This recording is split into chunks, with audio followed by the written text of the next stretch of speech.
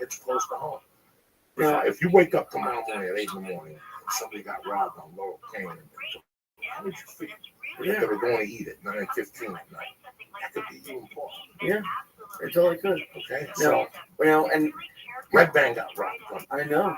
Yeah. In Burbank, California, the home of Disney, where Disney pays for undercover cops and helicopters and fucking cameras on every block. The Black Wizard came and robbed him. You know? No, I'm not saying you pull the gun on and you play Charles Bronson in Death. Yeah. I'm saying that at least that fear. You know what it feels like to get robbed? You have any idea? When something goes down 2 blocks from you and you're seeing a gunfight, what your heart happens to your heart, and how fear takes over. It's a horrible fucking feeling. But I know if I got a fucking gun in my strap, and that motherfucker comes 10 feet close to me on my daughter, I know I'm gonna fucking unload that thing. I'm gonna catch with one bullet. I'm gonna tell my daughter and wife to fucking run. In Spanish, so the guy don't hit. You follow me? I mean, listen, I'm just talking. Well, I lived in Israel for 6 months, and their solution to it is there's a lot more there's like military everywhere. And I know people are getting upset like there's too much police everywhere and stuff like that. So I don't think they'll go over here. But would that be like another solution? That girl got shot in Maui. What girl? The girl that just got shot last week. Oh, the yeah. comedian's girlfriend. Where were the cops when that guy shot that girl? They're getting a bunch of steam right now in San Francisco. Lou. What's up? Oh my God, we just got off the phone with Joey Filato. Jesus fucking Christ. How you doing, Lou? I'm doing all right, buddy. What about you? Good. Did we ever cross paths? Excuse me? Did we ever cross paths? Do I remember you? No, I don't think so, Joe. I left New Jersey in July of '85. This last week was my 30th anniversary, and by that time, you guys 85 hours. 85 hours in the camp. Okay. Yeah, so I didn't. You were more friends with Darren and Joey. I was more friends with Joey. Joey and Joey and I brought Danny in because Danny owed a bookmaker money, and the guy sent me over there to talk to. I said, look, you guys are nice guys. You want me to look? Why don't you come with me on a few things, and you'll be able to make the money, get this guy his money, and get back on his feet. They said, all right, let's go. And the rest is fucking history. Yeah, it's we were so crazy at that age with the blow and the fucking this and the that. Oh my God, it was fucking insane. It was like we had a license to do it. I mean, it was crazy. We didn't care. We used to call it Stender Tuesday. For some reason, I had my father introduced me to this DEA agent, and this guy was actually giving us the scores. He was bringing us scores, and we were doing them in there. And it always happened on a Tuesday for some reason. He would call me Monday night and say, get your boys, meet me over here. And we'd go. He gave us search warrants. He hooked us up with bulletproof vests that said DEA on the front, hats. We told us to wear jeans and a t-shirt and white sneakers. We looked like the DEA. I used to walk in there and I spoke a little Spanish, so I was able to help get over it. The people were flipping out. They couldn't believe it. I said, wow, si no quiere para una serie, yo te voy a matar. ¿Tú entiendes, huh? They were flipping out. Where'd you grow up at? Patterson and Wayne. Jesus Christ. Patterson and Wayne. I went out with a girl from North Jersey. That's how I met Joey. Oh my God. You think back of, I was telling the podcast and Lee, how there's nights, I smoke pot and I sit there and I think about the times you could have got shot. And how lucky you really fucking are. And a bullet didn't go off. I got shot, sure. I got shot. Oh my God. I was over there with the DEA agent, and he said to me, come on, we're going to get this guy. I go, this guy knows us. 7 times we got him. He knows me. As soon as he sees me, he knows we're not cops. I'm going to get shot with this guy. He goes, no, listen to me. I found the stash. I know where the guy is. Everything's good. We got this. So I'm in the truck sleeping in the van. It's 5:30 in the morning. He gets me up at a halfway house. I was still in the halfway house. I'm sitting there in the van, and I'm sleeping, and he goes, he's gone. And around the corner comes the guy. We used to call him Goldfinger. So he had big rings on every finger, with rings on every finger, and he had a Mr. T starter kit around his neck. So here comes Goldfinger up in the corner. He looks in the van, he sees me, and he goes, "Oh my God!" He turns around, walks back around the corner. Now I have one eye open, so I look at him and I'm saying to myself, "Did he recognize me? No, too far away. He didn't see me." There he comes back around the corner with two guys on each side of him. They all got their hands in their shirts, and they start firing. They pull out guns and start firing at the van. I put the van in drive, I put the thing in drive, aimed it at them, jumped out, and I was running behind the van. I went to get to a tree, and my knee gave out. I got shot. I didn't realize I was behind the tree. I looked down at my knee and said, "Oh my God, I've been hit." It was blood from the knee down, was all blood.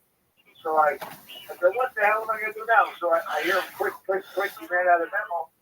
So I come out from behind the tree with a gun. I go, "Get on the ground, oh, you DEA." Guy goes, "You ain't no fucking cop." And he got up and ran away. He goes, "You better get out of here." And I said, "Oh my God, now I got to lift out of here." I started lifting away. I hop over a fence, and behind this building, I see Harlem River Drive.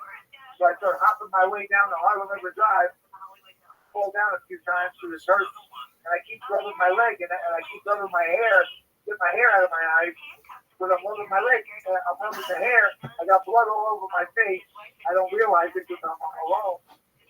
And the guy, the DEA agent my father told me was a killer. He had the killer cop. He'll be there for you for everything.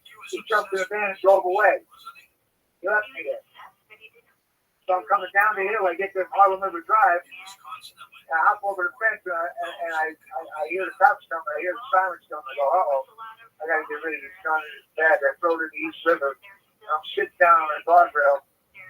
And 2 minutes later, there was like 6 cops there. And they, get over here. I go, "Maybe you're not looking real good. I've been shot. I got shot in the leg. I can't get over there."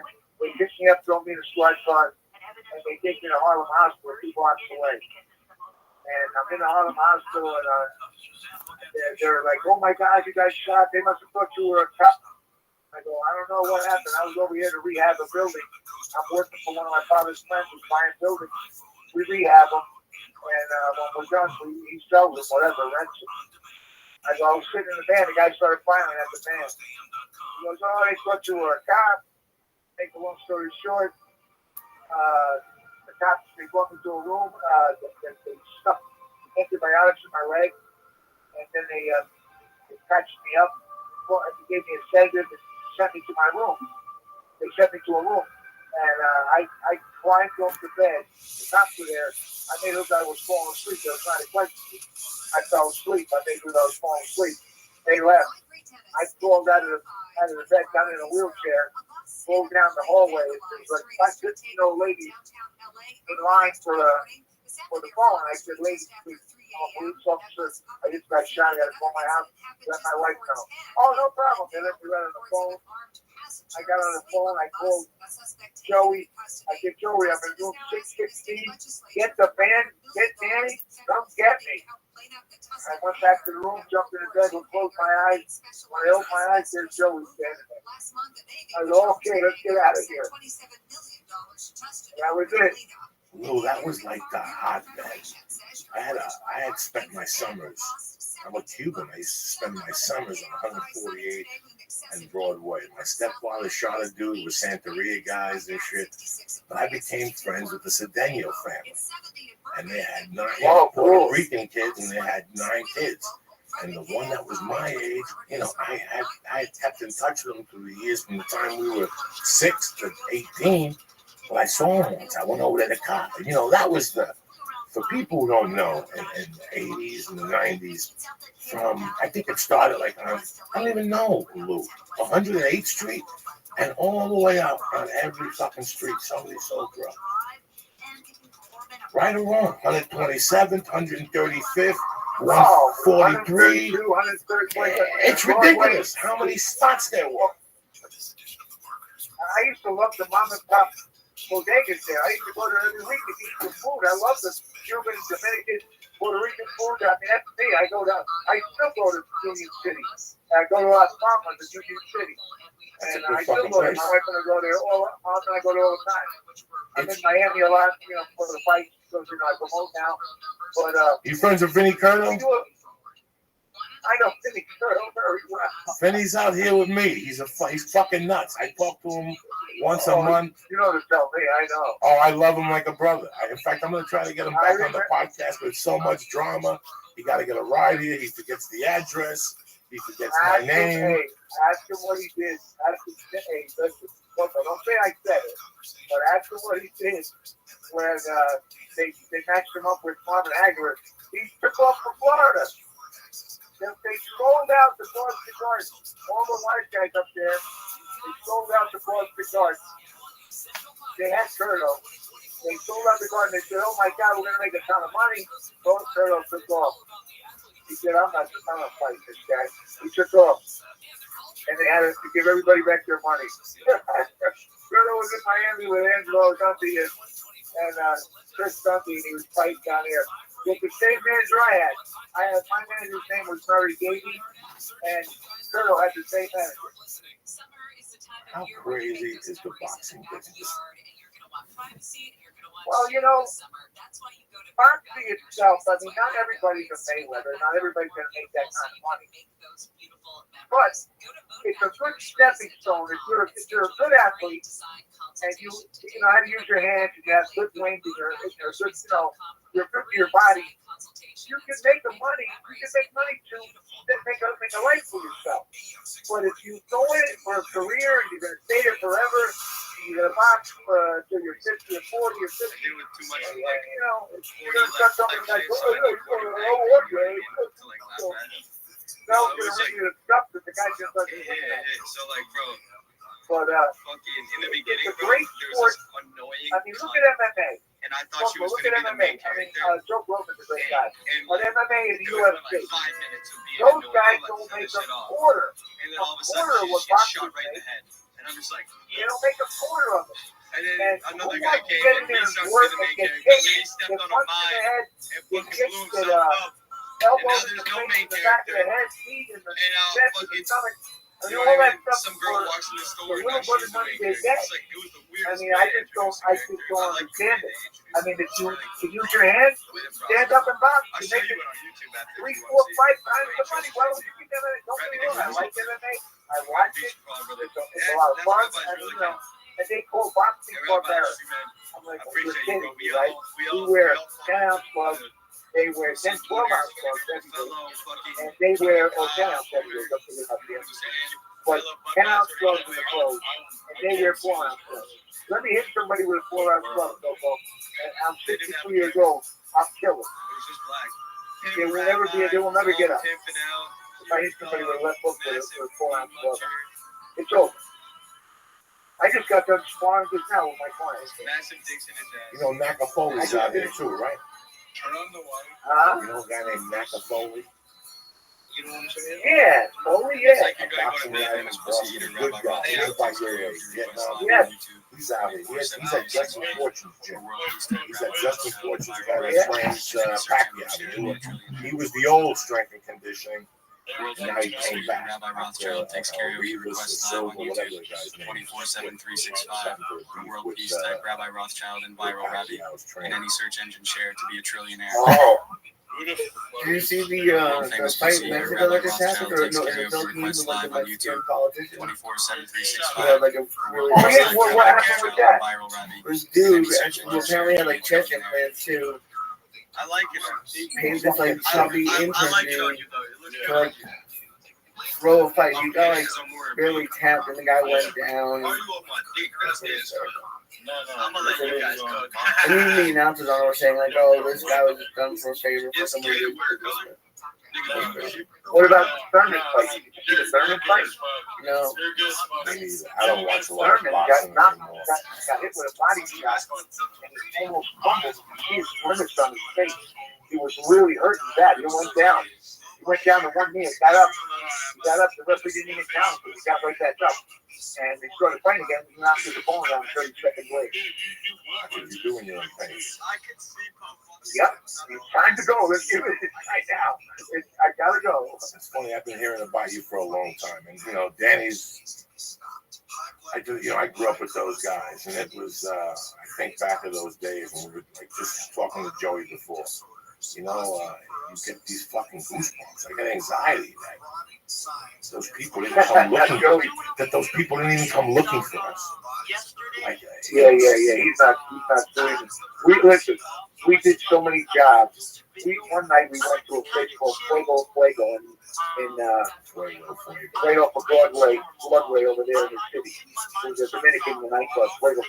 But right the same morning, we were out in Dominican. We got up to like 10 keys and about 80,000 in cash. So we got rid of the stuff and we. What's up, Buffalo Munchers? It's everybody's favorite pimp here. Next up on Rabbi's Big Board, we have Necro Cat Games. Necro Cat Games. Hey, everybody. Rabbi Rothschild. Upper Manhattan before the bridge. And we're dancing. I'm dancing with this How many girl, and all of a sudden, times do you think this person right. has liked my clips? Maybe too many. I go, oh my God. I see 1, 2, 3. Excellent taste. 4, 5, 6, 7, 8, 9, 10, 11. 11. That's amazing. Terrific. Oh my God, Terrific. they ran out of the place. Terrific. All right. I want to know everything about you. I go, listen, Joe, never let them not think we're cops when we leave. You make them think we're cops. Oh, did you log out? We're not going to arrest them. We're taking their stuff. We're not arresting them. And they'll think that. And we're cool. I played a cop. All right. 2 times. I could never play a cop. Well, I was telling Joe. hey, I'm Necro. Welcome to my channel. I'm a full-time content creator, game developer, and musician. I love animals and have Savannah. Have a Savannah cat named Simba. He loves trees. We also have 2 mastiff dogs, Haley's Comet and Cosmos, and some chickens. Kicklet. Necrocatic Games, powered by Kicklet, push the panel above to elevate your stream. You may also recognize someone on the front page, LFG. Click the above image to check out our games. These fine titles, The Towers of Wowers, Cars, Fucking Dragons, and a bunch more. Merch, PC specs, slots, stream team. You have the longest about of anyone. Congratulations, you fucking win Necrocatic Games Rabbi's contest for who has the longest about thus far. Phenomenal. Terrific. Terrific. Oh, this YouTube is phenomenal. This shit is crazy. Cray in a good way. Oh, look at that follow. Earn him a follow, son. Look at this TikTok, son. Discord. How haven't I been in your Discord? OMG. Necrocatic Games. Necrocatic Games. I love Necrocatic Games. Everybody loves Necrocatic Games, except Tim Cook because he sucks. He sucks. Necrocatic Games. I just clicked on your button, and now we are looking at your announcements. You're probably like, Rabbi, why the fuck are you singing all this shit? Because you logged out. And thus, your shout out became a musical. Well, I'm not allowed to. I'm not allowed to own a gun, so I'm not worried about it. In all seriousness, I'll save you from any more of that musical. Look at your Twitter, dog.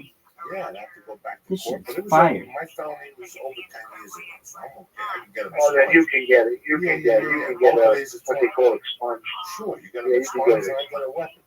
Excellent. Very good. Programmer, singer, musician, painter, verification driver. I don't know who shot him. Amazing. All right, well, I don't know. Necrocatic. Lou, I gotta let you go, but I want you to call again when we have more time. Oh, it says now you're online again. I definitely will. Necrocatic. All right, I love you. We'll be watching for you Friday night this on is Showtime. phenomenal. Tell them what time. Rabbi, I love you. I'll be there around. I think it's around. The fight started 7. TV probably go on around 9:30.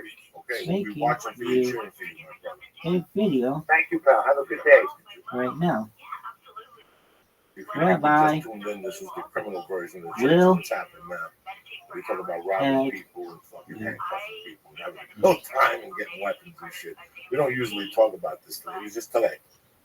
once I got a complete, couple emails 2 weeks ago and last week about it. this is phenomenal. All right, dog. Let me get some shout outs. Oh, shit. Shout out to Necrocratic Games. Shout out to Rabbi. Shout out to giving shout outs. I'd like to formally shout out the shout out. Shout out people who ever have shouted out people known as shouted outers. And shout out to the world. Shout out to Necrocratic Games. Shout out to Rabbi. Shout out to being silly. Shout out to being serious. And shout out to Peace on Earth.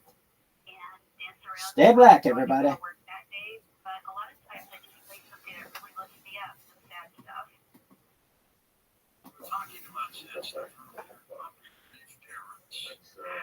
John Wolf G, I love you. Brandy Lynn, looking better and better. I'm going to see you in a few weeks. Gavin Christensen, Ali Vaz down in Australia. I haven't heard from you. Got me worried. My man Dante Rosini always writes. This guy writes more letters in the Declaration of Independence.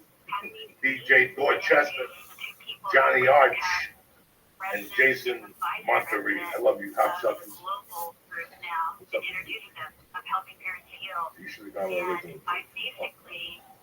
That's right. Every time you go into San Jose, San Francisco, you gotta go past one meal. I got a really great burrito. Fucking fantastic.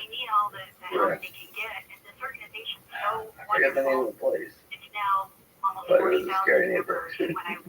But it was delicious. What type of burrito? Carne asada. You got that carne asada. And she got like quesadillas pizza or something.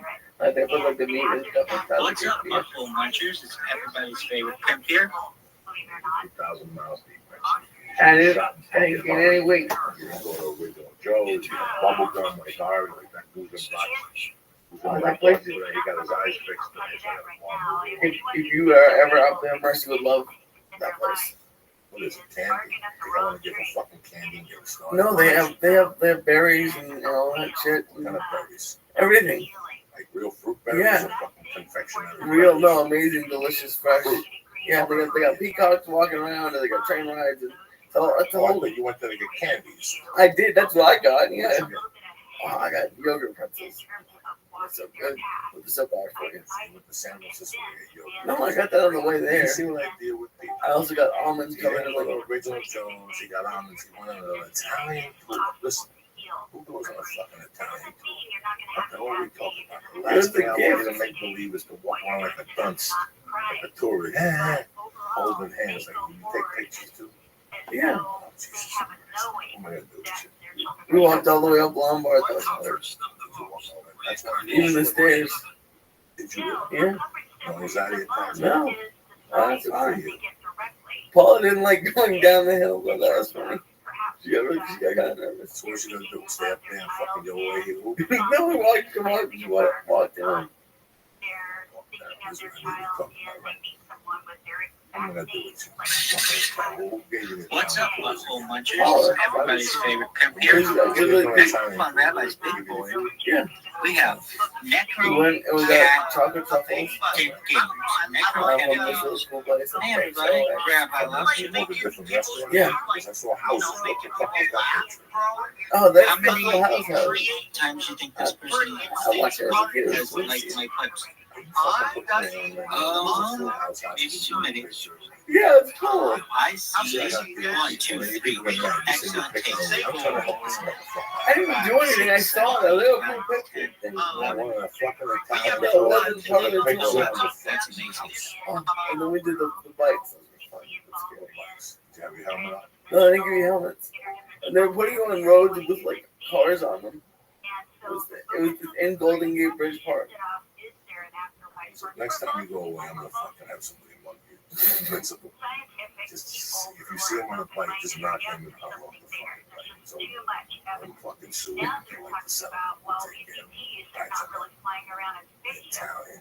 What else did they feed you? Yeah. What kind Pizza from this place. Okay. It's apparently really good. It's across the street from Original Joe's. We got pasta from this other place, and then we got cannolis. How many years you been with her? 2. Look at you. When I first met you, you had fucking stomach. You were asking she was sleeping. Now you've been with this beautiful Mexican girl for 2 years. You're going to get money and propose this business like a half a five. No. I kind of want to live with someone before I propose. So you live in St. Like, well, what do you? Yeah. I think it's important to see if we mesh living together. What do you think when she comes over? Yeah. What's the smell like? Fine. Can you live with it? Yeah. But it's different, man. It's not different. That's it. They come over, they shit, you see how they live, they do the dishes, they leave them there, they leave shit out, you gotta clean up after all those things that matter. You have to fucking tell them, I'm right here. You know, this is in your fucking nature to clean. Get it together. I gotta bring a lady in for $40 a week to clean for your fucking ass. Get up, clean this fucking house. The vacuum, everything's waiting for you. Well, that's the problem then. That's the well, how you gonna live with it? That's not gonna go well with it. Because you don't want to give the person coming in. No, there's no person coming in with a woman who lives in the house. That's just a natural thing. What woman's gonna after you take a shit and you leave that shit thing? What woman's gonna leave that in? That's your home. No woman that lives in a home. Listen, a man could be a filthy pig. A woman ain't got time to be a dirty fucking animal. What woman cannot see that? What woman, if you did something that was there for 2 days, you're gonna wait for some lady to come in? That's what you're trying to tell me. What? Well, a lady comes in what? Once a week. No, she come once in like every month and a half. Right. So what does this girl do for the other month and a half? Just let the laundry pile up and everything pile up? Oh no, we do laundry. You gotta clean. You gotta underlay, mop, and get the fucking vacuum, and you gotta do the room and the fucking shower curtains, and there's a much that you could do. But if you don't tell them to do it, they're never gonna do it. Then what are you gonna do? You're gonna live around a clean lady. Men could be fucking filthy pigs. Women cannot be fucking pigs. A woman has to pick up that piece of paper if she sees it, even if she doesn't fucking do it. You know what I'm saying? Or she could tell you to do it. Yeah. But that's the number one thing, that they fucking clean a little. Everybody's got to chip in. If you're going to eat Doritos and leave the dish on the table, I got to pick it up for you. I don't want you around. Right or wrong? Yeah. I don't want nobody around that don't handle their shit. If you're a woman and I go out to fucking, I was talking to somebody the other day, I was going through a divorce. And he said that what bothered him the most was when he got home, there wasn't dinner made. Because how can you live like that? Your man's out. Your man's doing shit. I don't give a fuck, Well, I've started to think about that, man. And I just it's like, how can I expect, what if Paula wanted to, that'd be great, but I don't know how to ask someone to expect, yeah, if we're living together, you're gonna cook. I don't know, you got it. What the fuck? Weird. That's what women do. What, they can't go to eat out every fucking night? Listen, let me tell you this story. I'll tell you a very important story that hurts me every day. Because I miss this kid more than you'd ever know. When I first got it, I used to be friends with this fucking Samin kid, Gavin. Gavin had a half a normal friend named Keith. And I like Keith. He came down here to be a comic. And he used to hum. When he think he'd hum. So we used to call him the Hummer. And he was insecure, and he had his insecurities. So I'm insecure, so I know what it feels like to be insecure. And I took a like him. I loved him. He was a freak. But he was the nicest guy in the world. People always took advantage of this fucking guy. In fact, he let girls stay at his house that he was in love with, and they weren't buying. And then the girls would move in guys and fuck in front of him. It was horrible. The guy was a stepping stone.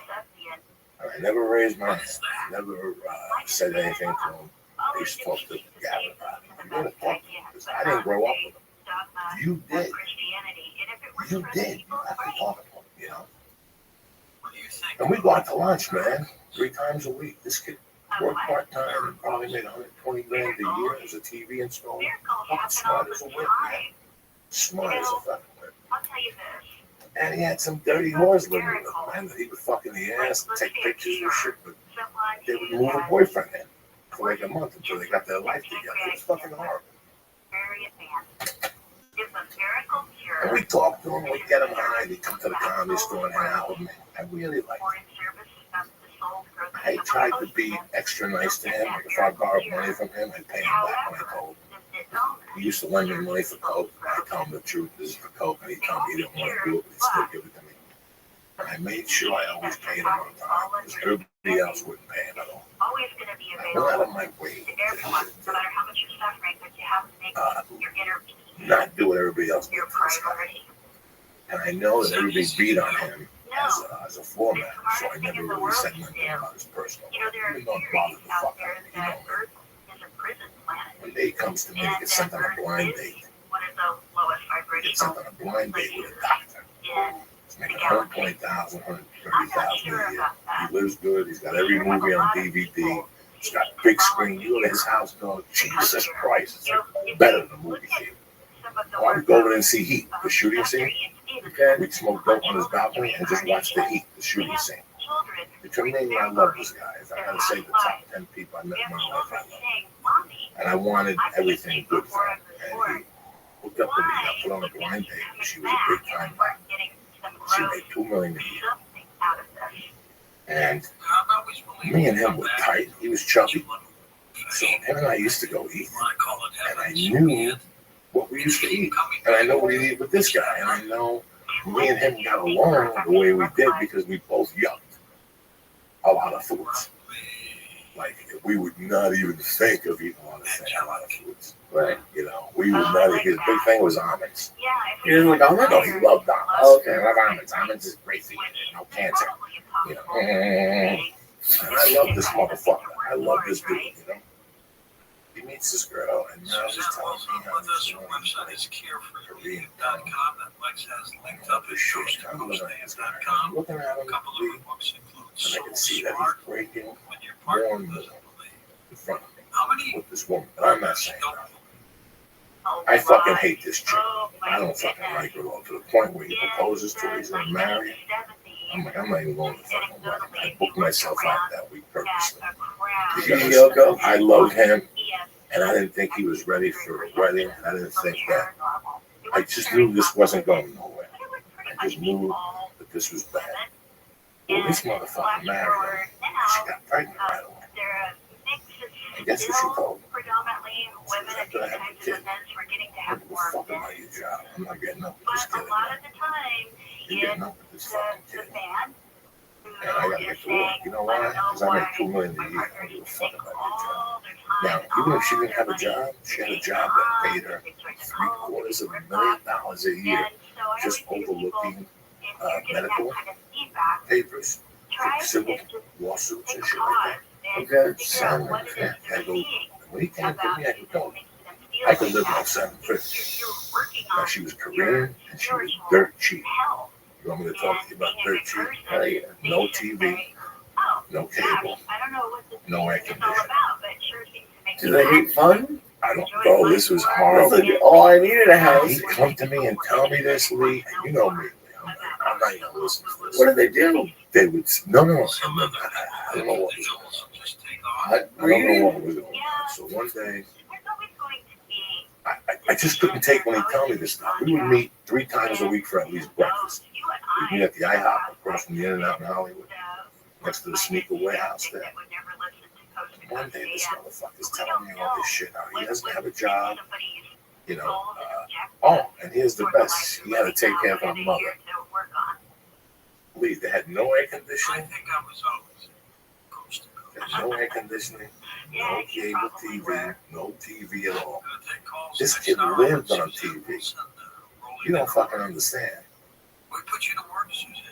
He had to watch the kid at night, change the diapers, and then watch the kid in the daytime until a nanny came at 2 o'clock. Then he could work for 3 hours. But if the mother needed to take a bath or something, you have to bathe the mother. Lee, this was, my insides were on fire. And one day, I told my friend that was closer with him, but this time I had a relationship with the kid. I think me and Ralphie might talk. A little week later, he stopped talking to Ralphie May. A week after that, he stopped talking to me. Because we told him, Lee, you gotta get some type of Lee, you gotta get some type of semblance in your life. You have to catch this. This is getting worse. You know what he's doing today? What? She divorced him, left him for a doctor. And he lives downstairs in the bottom apartment with another loser buddy of his who was still writing Mrs. Doubtfire too. Because he was waiting for fucking Robert Williams to do Mrs. Doubtfire too. They live in the basement. He got his TV business going again because he got a nanny for the baby. But he pretty much has the baby 24 hours a fucking day. And he has to live downstairs and listen to his wife getting fucked by another fucking man. He sent me a message. Find out more about tonight's guest. You know what that Log on message to was? coasttocoastam.com. I should have listened to that. Sorry, I haven't heard back from him. I haven't told anybody at all. Not even my wife. I haven't contacted him because that's what happened. I talked to him. He got mad. He got dick control somewhere. If you don't tell this person that you love, what you feel, and you expect from them, it's not going to work out. It's going to happen 10 years too late. You follow what I'm saying to you? You're going to back like a butcher. You have to stick up for yourself in every relationship. If you got to fucking live with it before you marry him, what the fuck are you marrying for? You want a demo drive or some shit? I guess. No, she's giving you a demo drive right now. Yeah. She can't, she can't move out this cigar or anything. She's going to have expectations from you, and you're going to have expectations from her. That's no relationship. But if you don't raise your fucking hand, you know, Lana comes over Mondays and Fridays to watch Mercy. We'll tell you what happens. Okay? Okay. We think things out. Food get cracked. Like the dishes just stay there, and the kitchen just leave it. Oh, yeah, of course. You know, you just can't sit on the couch and vegetate. Everybody got to kick in here. No, Bob the dishes, and everybody got to cook because you can't do 40 a night every night. Right. That's 280 a week, 40 a fucking night. So somebody's got to get a cookbook, and somebody's got to learn how to flip those fucking tacos. Because if not, what's the use? What's the fucking use? What am I getting fucking married for? You follow me? You know, a man has to respect a woman, and a woman has to respect a man. You know, and they have to make it fit somewhere along the line. But, you know what? If you don't know how to cook, don't give a fuck. You gotta fucking learn. You gotta do it. Right or wrong. You gotta, you know. And listen, my mom taught me how to do laundry. So whenever I see my baskets filled, I pick it up and take it downstairs. So I'm not doing my wife's fucking laundry. It's a bitch. You follow me? Yeah. We both kick in, so everybody gotta kick in. You just can't sit there and fan. So I've never been this far into a relationship. oh, I know you have, but you have to raise your hand during the time, and you know, I ain't going for that. You know, I got off the phone with you, and you're not gonna believe this.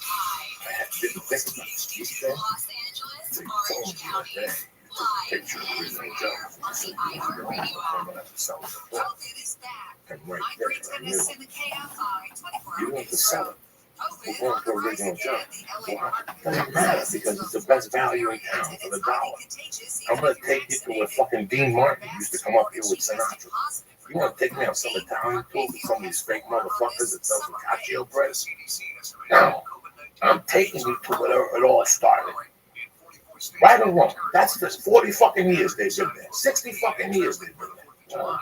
There's no convincing. You just go, let's go. Where are we going? We're going to go inside and eat. But nothing. Let's sit down. There's someone in a chicken parmesan, a French fry, something. But you got to eat here. You come up here for 50 fucking years. You know what I'm saying? I'm not a savage. Every day tonight.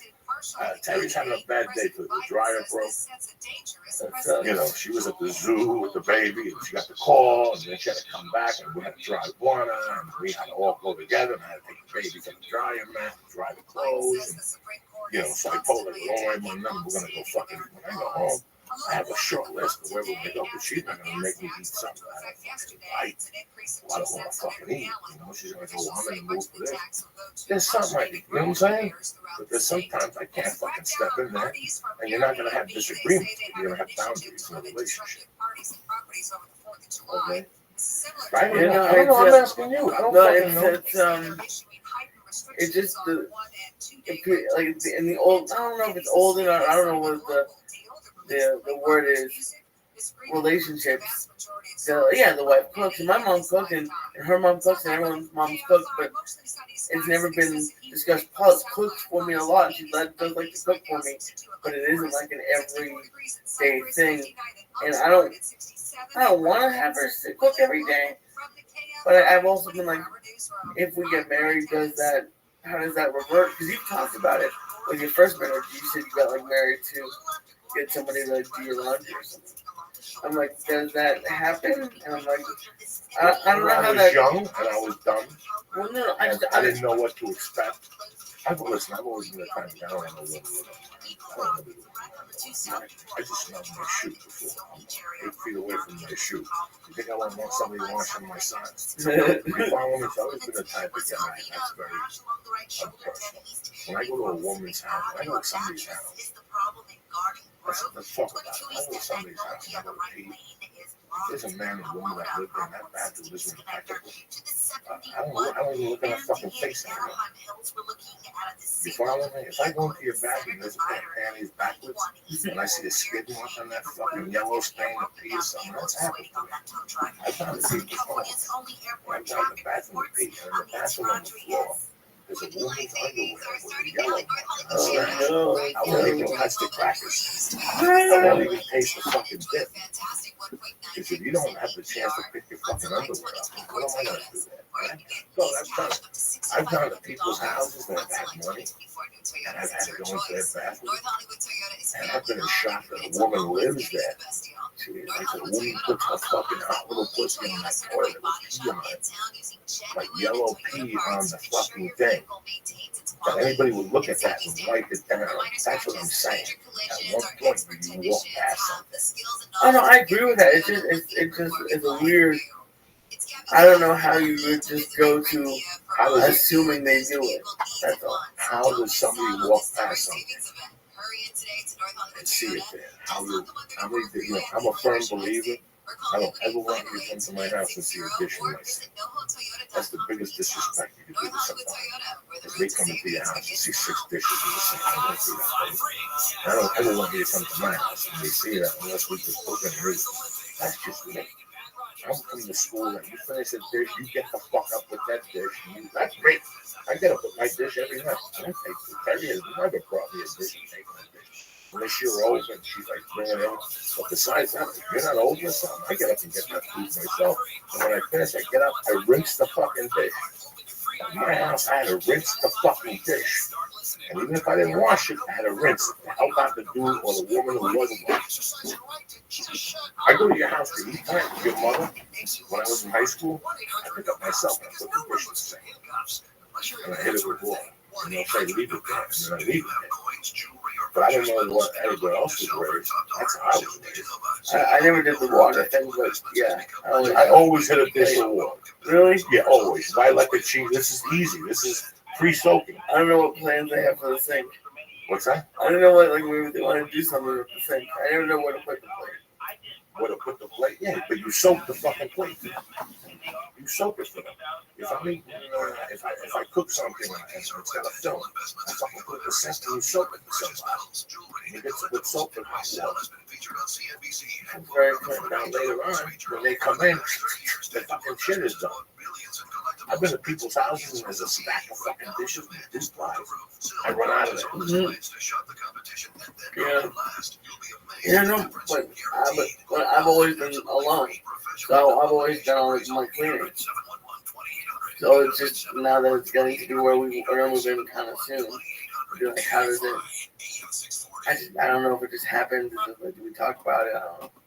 Well, next week when she comes over, fucking put some dishes up. She's gonna pick them up and we have a talk. What the fuck? You sat here for 3 days and then pick that fucking glass up? What are you doing with your life? Right or wrong? When you're showering, she should come out, throw some coffee on for fucking Lee.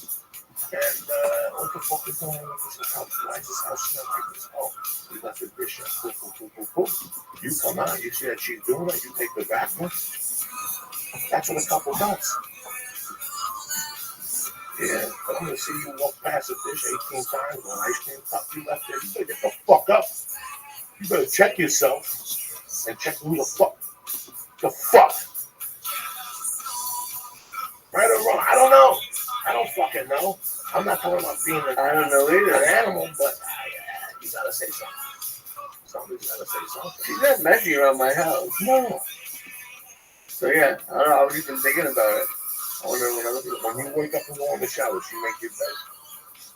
No, I don't make the bed. You gotta make the bed. That's number Who one. makes the bed? That's what somebody on the match would do. I don't make the bed. I just fuck with my fucking bed. I'm making that bed without, you know what I'm saying? Right or wrong? I don't know. I never care about the Yeah, bed. you gotta make the bed, bro. The bed's gotta be made. You wanna jump into an unmade bed? Hell yeah. Oh, that's disgusting. Why? Because it's fucking disgusting. It's a bed. No. Well, let me ask you, do you wipe your ass after you shit every time? Yes.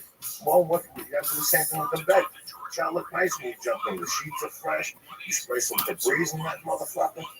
When I get up in the morning, after I wash my little monkey and I do the tweets and shit, I turn around, I put the bed back up, I fold it over, you move the pillows, you get them nice. You did a little bit more seriously than I did. Absolutely. You want to live like a factor, right? I have good sheets. Listen, man, I've been poor. So the two pillows I had to make work all those years. Yeah. So you fucking fluff them back the fuck up and you spray some Febreze on those motherfuckers so you can get that pillow with bad breath all over again for you fucking hours. Relationships are tough. You have to say something. Those are disagreements. It's not what you say, it's how you say it. You can't say you fucking animal clean the house. Yeah, but you can say fucking animal clean the house in different ways. You know what I'm saying? Anyway, our sponsors, let's give a big shout out to Honest.com, the fucking masters in the tropics. That's the fucking word. I always get stuck with it. You know me, I'm no fucking topic. Complete earth-grown nootropics with Alpha GPC, AC11. Alpha Brain is really making it happen. The thing I love the most about this whole company is with Alpha Brain, they give you 100% money back guarantee. And when somebody has that type of guarantee, we don't want the product back. I believe in it, okay? It's like Michael Jordan. Even if Michael Jordan scores 40, you defend against the other four fucking morons. And Michael Jordan's always going to score 40. I don't even know what I mean by that. You gotta eat what I ate today. I was with you, buddy. I don't know. You wanna eat half of that cookie? No, we already ate half of that cookie. Onion has the best stuff. The best thing to do with onion, that's like something. We have your certificate the first print that I'll be switching back to sauce.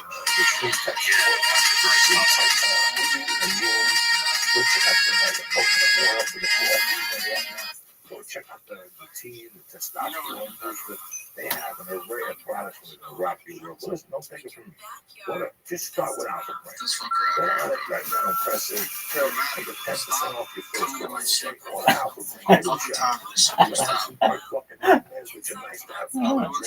So that's the solution.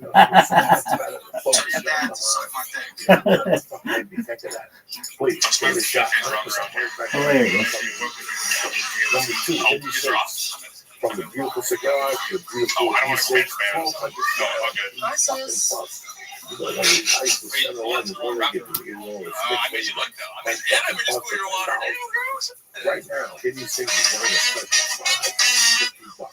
That's $10 a fucking piece. 1,200 This motherfucker. I'm very excited to see how people react. Now we just sit and we wait. Yeah, bro. Look at the clouds on blown. Like Bob Marley. You understand? What do But we don't have fucking here? take it from me. Go to Hitty 6 right now and press in. And get 5 for 5. So what I do is you get 5 for 50. You get 2 cigars. And you get yourself a 24 milligram cigarette. Got some I got so many juices the same that I don't even wear. Just cut the 8 out away from the front. And you fucking whatever. And the 2 cigars, you hold on to. You go to Vegas or Atlantic City, you can blow smoke in bitches' faces. I didn't expect to crank a shot. Anybody can blow smoke. Blow that hit E6 fucking blow. You smoke in some bitch's eyeball. See what happens to it. Fucking starts twitching and shit. Convulsions. Anyway, go to Hitty 6 right now, press in. Boom! And get yourself 5 for 50. And to my fucking goombas from fucking Western York, New Jersey, my Cubans, I love you, motherfucker. Why you gotta ask me like that? Long life, those boomies are mono. Whether it's the Goomies or the little fucking white chocolate patties they gave us last time, you're going down. You understand me? You're going fucking down like Rory McDonald, like fucking holding on to your head. That was a great fucking fight. But anyway, go to nailedinlife.com and take a look at all the stuff, the vapors. Take a look at their vapor pen. They have so many great things on that webpage. They're the master of the dab. You understand me? If you like dabbing, these are the motherfuckers you want to run with. Go to nailedinlife.com and press in Joey Diaz. boom, and get 20% off your vapor pen. And also, go to Iron Dragon TV for classic martial arts. Press in Joey. boom, and get 2 free films on the fucking cover from Iron Dragon TV. All right. Besides that, we'll be back Wednesday for our 300th episode. We'll be at 2 o'clock Pacific, 5 o'clock East Coast. Wait, who? Sadiq. I love you guys. Stay black. Have a great fucking 2 days. Thank you for listening to this. Come on, gentlemen. Let's get this party started. Let's go ahead. Huh? Where's your We're doing what? Give the shit. Can't even fucking call. I really can't. It's crazy. That's crazy. And 100 with Felicia, so 400 really under my fucking resume of podcasts. Plus however many ever you've done. This is a lot of fun. Ali, what's happening, baby? Man, I'm sitting here still grooving to this Marvin Gaye. You know that's my favorite artist. Oh my God. Oh my God. You know what the not the E Hollywood, Behind the Music was on, the remastered, but maybe 4 weeks ago. I cried, man. I fucking really cried. Like there was something about him, man. He wore that little beanie. There's a YouTube tape of him. He's gotta be fucked up. And he's singing this. Yeah, but the band is playing and he's on a couch. Yeah, laying sideways. Have you seen that? Oh my fucking God. And he's singing like, this is me. I'm just singing from the couch.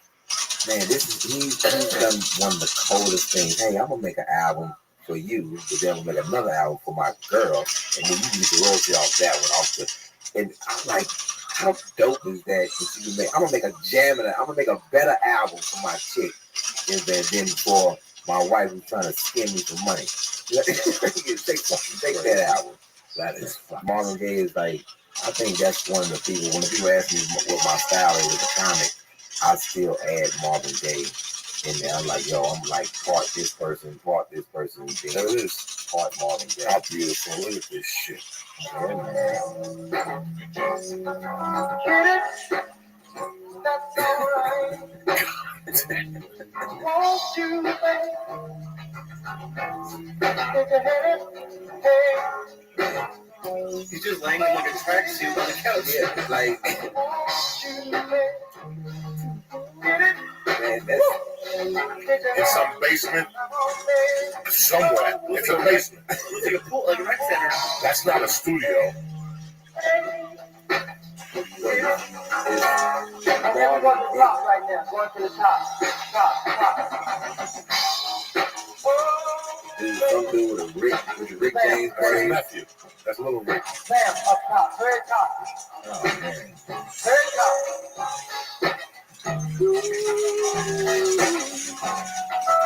This is the type of shit that inspires me. Like a guy like him in a fucking basement with a tracksuit on. It's just the mystique of this guy. Just, hey, I'm practicing. I do it anyway. Man, you sitting up like, hey, man. It's not even the actual performance. It's what this is practice. They're just warming up. Getting ready, warming up. They're just getting their fucking heartbeat going and getting their timing. And now they're about to set it off. That's how you write music. You can set it off like that. I don't know. I watched the Hollywood, whatever, the fucking Behind the Music. And like, he is for 2 years. Didn't he go like Luxembourg? Yeah. He went to somewhere fucking that nobody thinks of going. Did blow, took a big bag of coconut and a hat. This hat that everybody's wearing now, I think they're bad. He took a hat with him, a coke and a hat. And he went over there. And I mean, I don't know. It's always fucked with me too. Like, when I came from Cuba, that was the first music I really was turned on to.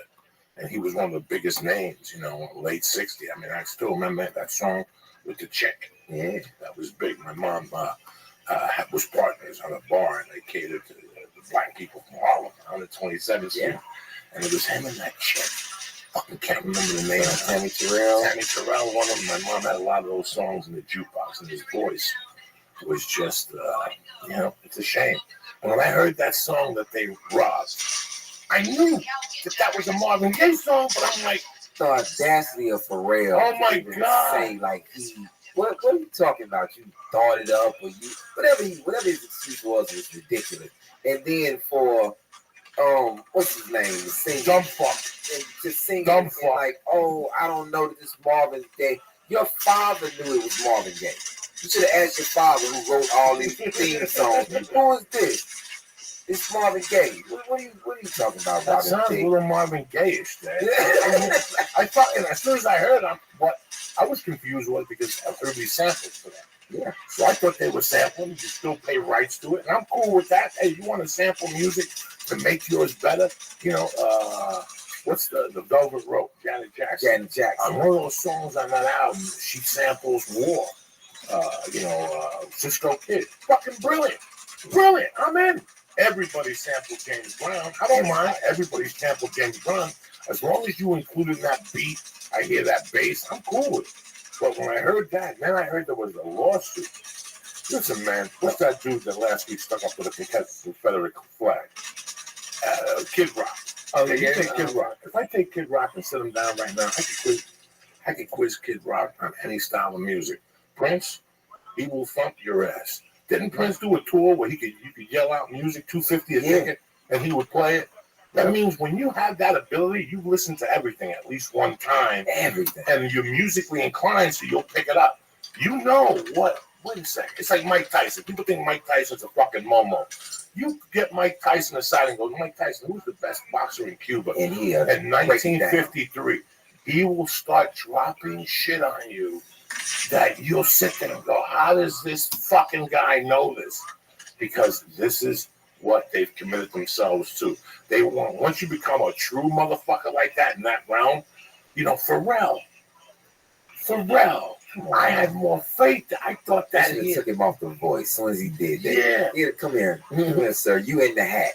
You in the fucking hat that you stole from Marvin Gaye, from his fucking, you even took the idea from Marvin Gaye wearing a cool hat. Because if you really look at it, Marvin Gaye wore the Charles Bronson cap in the 60s and looked cooler than a fucking, without the gold tee and the gold earrings, just a fucking Bronson hat. There's even a picture of him twisting that motherfucker in a white neighborhood.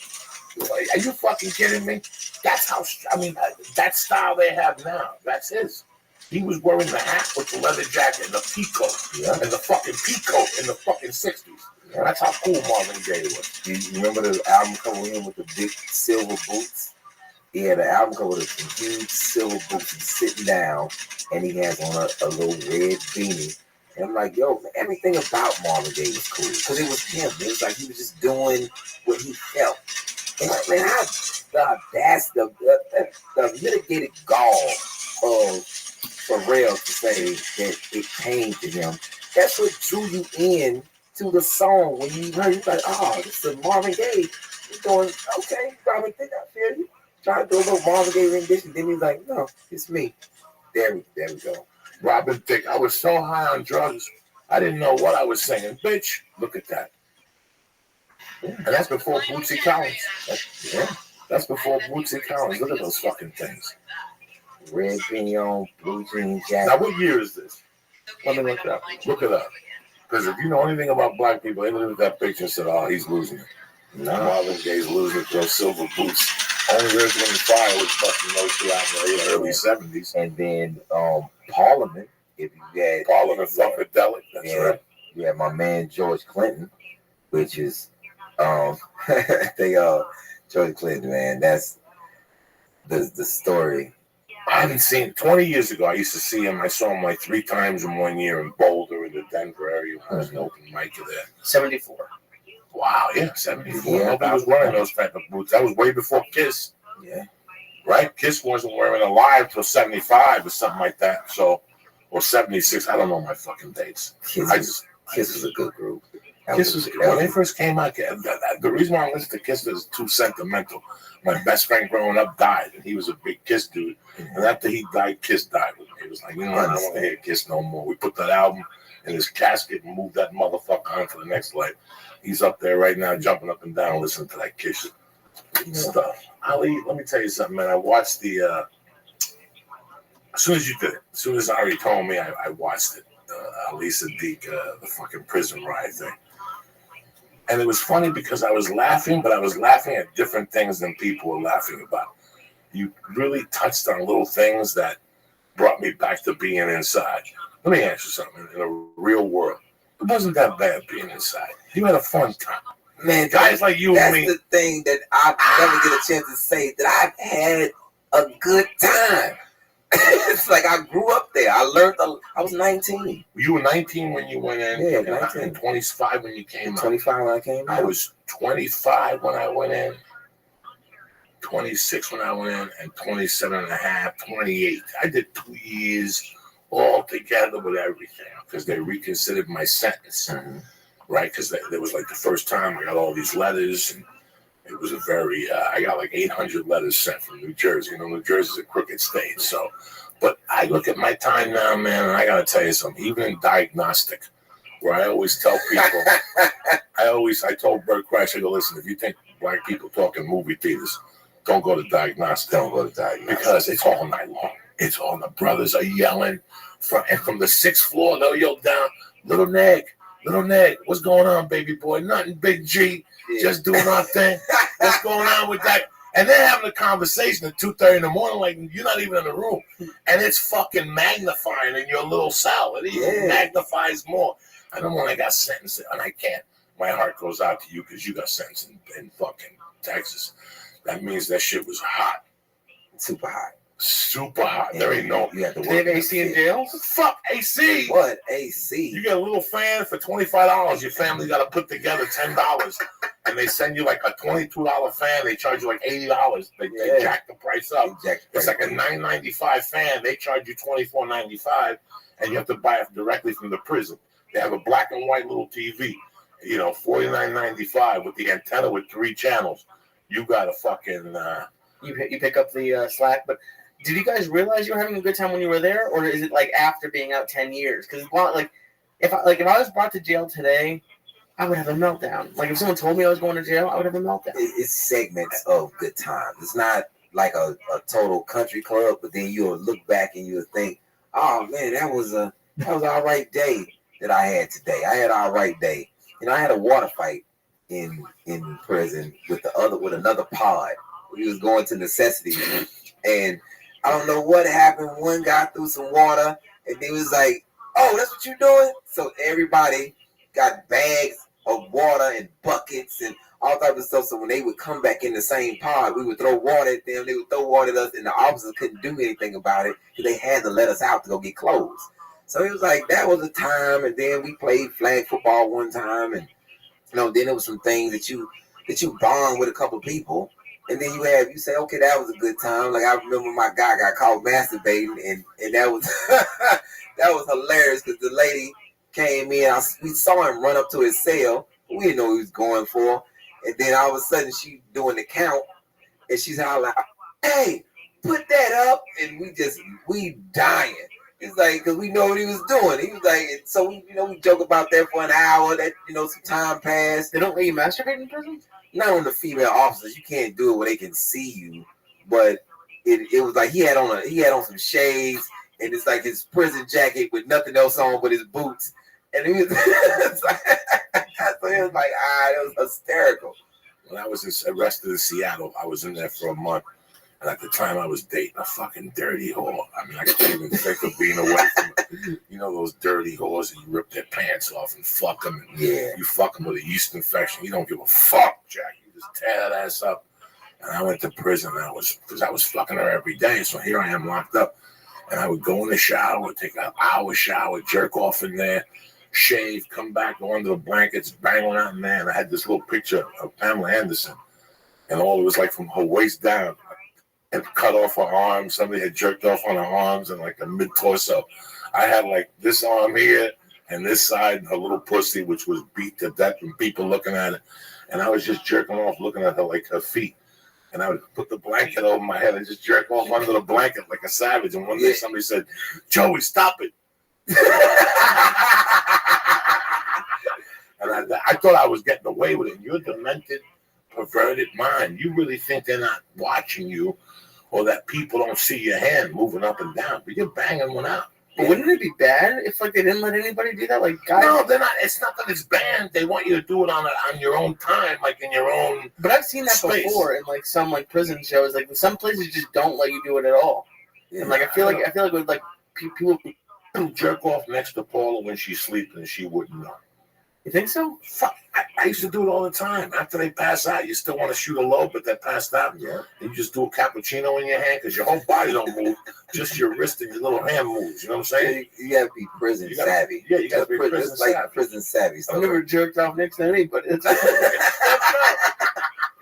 fucked up, Joey. Fuck yeah, you got to jerk off next to mama one time. You got to be real. You know, you got to get all this. This is just a little hand. I had a buddy once who told me that he used to have to masturbate in the bathroom. No, it was just when smartphones came out. He's like, I go and I do it in the bathroom from my phone. I do it into the toilet. I'm like, that sounds terrible having to do that. Like, where do you do it?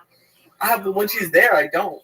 But then when she doesn't, when she's not in my house, I don't have to. Living room out in the open with the shades open? No, I do in my bedroom. Okay. but she doesn't live there. Like candles and shit? Sometimes. I mean, if the mood strikes, I could. Put on Lil Marvin Gaye. You know, it's fun, but I want you to describe for them the first 30 days after you get sentenced, because it's not that it's not fun. It's that you're at different places, but you have all the doubts in your head. Once you get settled, it becomes something else. But if I see him on Tuesday and he says to me, baby boy, say a prayer for me, I'm going to get sentenced on Thursday. I got this. And all of a sudden, I'm like, dog, I'll see you Saturday. We're going to do that thing, right? Yeah, I'll see you. No worry. God's going to keep you out. When he goes in on Thursday to get sentenced, that's it. Sometimes you got a good attorney that can keep you out for 6 hours while you get your shit together. But 9 out of 10, once he sentences you, that's it. So you've got all this stuff left. And then when you go in there, now you have all this doubt. I mean, this poor guy was 19 years old. I was 25. In the back of your mind, what are you thinking? A lot of doubt. You think that you're tough enough. You hope that you're tough enough. But you have to rely on things that people taught you or people said to you that were in the county with you that been down before. And I relied on everything that my uncle told me, my Uncle Alfred and my Uncle Mac, everything they told me, I did. And it was like, it went like clockwork. It went just like they said. It's like, yo, when you get in there, don't go straight to your cell. Go in your cell, put your stuff down, come back out, close the door to your cell, and stay in the day room. Because if you don't do that, people won't think you're not tough. They don't think they can take advantage of you. So had this whole mentality of, yo, I'll do whatever to defend myself. You know, and you say you got to get away from what you think is civilized in the world. That's what we call it, the world. You know, once you inside, everything else is the world. This is your new place, is being inside this cell, being inside this block, inside this prison. And whatever you think is savage, it's probably the norm here. You know, like, I remember getting in a fight and I couldn't leave it like that. I knocked the dude out and then I filled the mop bucket up and I went up a flight of steps and I dropped the mop bucket down on him. You know, like a savage animal. And my shirt is off and I'm telling the officer, y'all come in here, I'm about that too. And I really wasn't about that, them officers, because when they came in different. It's like 8 of them and they beat you up real bad. But it's like the mentality was for everybody else to let it be known. If you cross me, this is why I'm going with it. You know, so it's hard to even look at a fight as a fight in there. I'm trying to get you as close to death as I can get you, you know, without killing you to catch a free world case, you know. But if I can get you close to death for you to think about it and your friends to think about it and your comrades and whoever else with you, because there's some other people that are trying to, oh, he from my neighborhood, so I want to defend him. But you don't even know this guy. You don't know what he did or whatever. But I got to stop that too. You know, it's not just about this person in front of you. Like I remember this guy, man. He allowed this dude to do something to him, and I said, "Hey, man, that's gonna be bad if you don't respond to that." And dude was like, "Nah, I think it'll be okay." Then the next time I see him, he's sitting next to the pisser in the day room, sitting right next to the pisser in the day room, and people coming peeing while he's sitting there. He has no respect. He's reduced to nothing because you allowed somebody to get away with something in there, and I can't let you get away with an inch, not an inch, not even nothing. Like it's like you're a savage because you have to maintain. Hey man, if you cross me, it's something bad gonna happen to you, and I'm talking about now, like ASAP. It's not gonna happen tomorrow. It's gonna happen right now. How long did it take you to get into that mentality? Probably 2 weeks. 2 weeks because I was sentenced and I was getting ready to go to the prison. I was in the county, and this spot called 10B3, and everybody 10B3 was like a place that you heard about in the streets. You in the streets, you hustling. People like, yeah, I was on the 10th floor. You know, I was in 10B3, 10A2. These are all corner tanks. So it's like you come in the corner tank. It's like this room having another part around the corner that the officers can't see that you're in. So you in more danger in a corner tank. So I remember being in process, and I'm thinking, okay, they already said I'm going to the 10th floor, and I'm just sitting there like, just don't let it be a corner tank. Just don't let it be a corner tank. And the man gets right to me and says, 10B3. I was like, oh, Lord have mercy. So I get to 10B3. I'm sitting in the little vestibule area, and I'm holding a sandwich. They give you a sandwich like a dot of peanut butter in the middle because you're coming from processing. And I'm sitting there, and some dudes come up to the bars and like, yeah, that's him right there. And I'm like, yo, what part of the game is this? Is like, yo, that's him. That's the one who slapped my sister. I'm like, I don't even know his sister. I've never even slapped a woman. And then I went back to what my Uncle Alfred said. People gonna try to get pumped up to see where you at. You respond to that with savage force. And I'm like, then my mind clicked in. Yeah, I'm the one that slapped your sister. And when I get in there, I'm gonna try to murder you. Hopefully you already sentenced. And dudes is like, yo, what's wrong with this dude? Like, yo, man, I'm too small to allow somebody to think they can do something to me. You know, that's my whole thing. I'm way too small for a person to think that you got any type of inch with me. And it was just getting into this, and it's like coming from war when you get back in the streets. Now I have to try to go down, take it down a notch. Right, I remember that. Yeah. Take it down like several notches, because I know for 6 years I'm capable of murdering anybody. Even though I was a non-violent offender when I came in here, I came in here for drugs, but I'm able to murder anybody in cold blood and just sit there. And just sit there and like, yo, whatever, because you did something to me.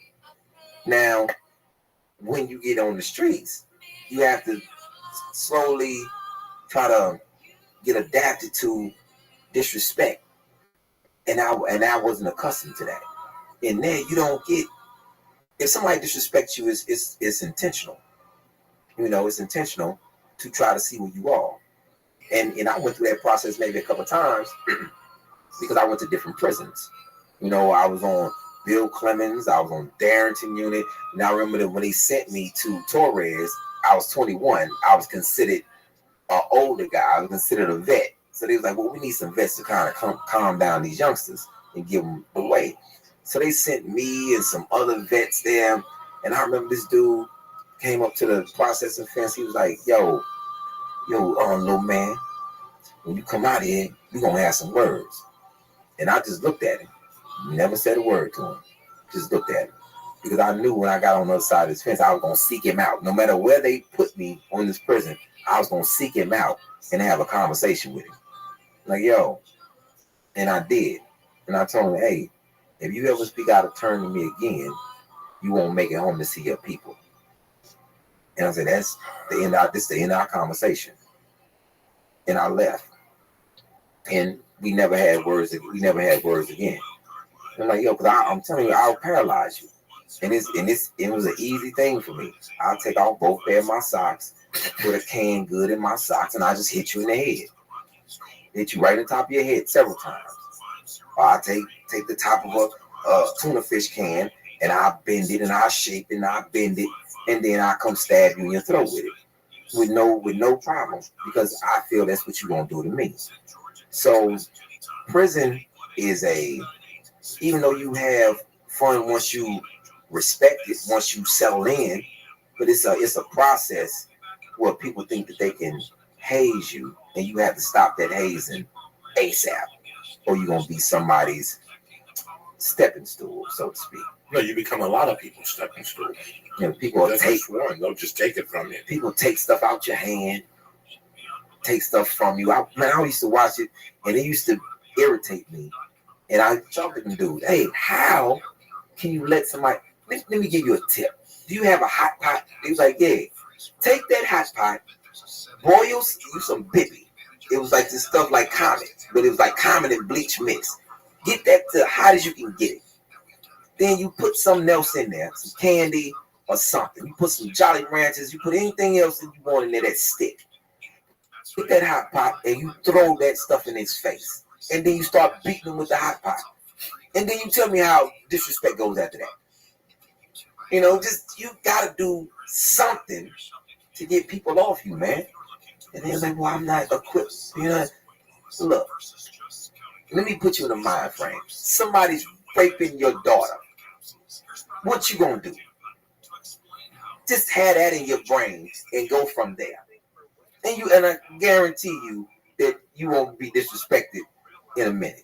I guarantee it. I mean, first of all, your uncle's like fucking Sun Tzu. All right, that motherfucker should write a book for people going in. He should. Sun Tzu. But a lot of what Ali is saying applies to life. In my world, I came from an immigrant mentality. And my mom had stabbed the motherfucker in Cuba who raped her little sister. My mom got out of Cuba. They helped her get out, came to the States, went back to Cuba with an alias. And then had me and my sister, and then came back here and kept the fucking alias. But my mother's thing was no, nothing. Like, there's no mercy in this life. Like, as soon as they disrespect you, you go for it. When I was a little kid, I mean, my mom used to have hand signals at the park. This meant knock them out, punch them in the face, you know. My mom was old school like that. I was raised like that. Once I got on drugs throughout the years, I mean, don't get me wrong. You don't get the first base around me. I always stop a motherfucker and talk to him. Maybe some people are very confused, especially when you get to cities like this. Yes. People are very confused when they get around four people. And they don't know that in my world, 4 people ain't shit because I'll hit you with a fucking bottle. He'll blow up. And those other 4 motherfuckers will piss their pants. I've seen it 1,000 times. Once the shit goes pop, and the motherfucker goes, ah! His little friends will piss their pants. And now you look at them and they melt. They'll give you their fucking wallet. They just give it to you. Yeah, man. We don't know this motherfucker. Fuck him. We hate him too. It's amazing how quick the tide turns. And I'm from that mentality. That's why people didn't fuck with me at the Comedy Store for a long time. Some people don't book me because I'm old school. I come do a job, you pay me. That's it. There's no, you know what I'm saying? I don't leave without my fucking check. There's a lot of things. Now, Lee and I were talking about this, that, you know, what Tony said, you have to set your marker and enforce it. And that just goes to street life. That goes, and it's really weird. When I got off the coke 8 years ago, it changed my career. It changed me as a human being because I always had that fear that I was going to go to prison if I stabbed you in the fucking head and I wouldn't be able to do my cocaine. That little addiction held me back at times. Not that I would think about it, but somewhere in my psyche, I remember when I got off coke, like the first 3 months, I just went and talked to people and straightened them out. And they were like, what are you talking about? Let me tell you what I'm talking about. About 8 months ago, one Friday night, you made a remark as I was getting in the car. You didn't think I heard it. I just drove away because I know better. You're a piece of shit. You ever say something like that again, I will fucking hit you with a sewing machine. They would look at me, dog, like they didn't know what the fuck I was talking. But my life changed because that's how I was raised. I was raised like that. I didn't have You know, I went in diagnostic. It was a little real in diagnostic. The 10 days I was in diagnostic, motherfuckers were getting knocked out. People putting fingers in people's foods. That was a fucking jungle there. That was a jungle. Once I got to where I was going, I had a beef with a biker dude. He just thought he was cute around his friends, but I caught him by the laundry machine one day by himself. The laundry room was next to the HIV ward. The HIV ward was brand new when I got locked up. They didn't know. You know, Rock Hudson declared HIV in 85. I got locked up in 88. They just built these motherfuckers with whole new wings. Brand new microwave ovens, refrigerators, and you weren't allowed in there. You know what? They were human beings. So I would go in there and eat with them, and I'd hide my drugs in there, and I'd hide my betting slips in there, because they never did. The cops wouldn't even go in there. They were scared to touch anything. So everybody would hide shit in there. It was amazing. I sat in there one night, and I caught that little motorcycle motherfucker going into that laundry room with a bucket of clothes. The first thing I did to him was I stole the American cheese thing from the kitchen, and I put a piece of shit in there. I took a piece of shit, and I put it right in there. I took the shit in the toilet, I took it out, and I took the American cheese flag that was in the shit, the flag, and I stuck it in the shit, and I put it in his drawer. The dude was always cute around his little fucking biker dudes.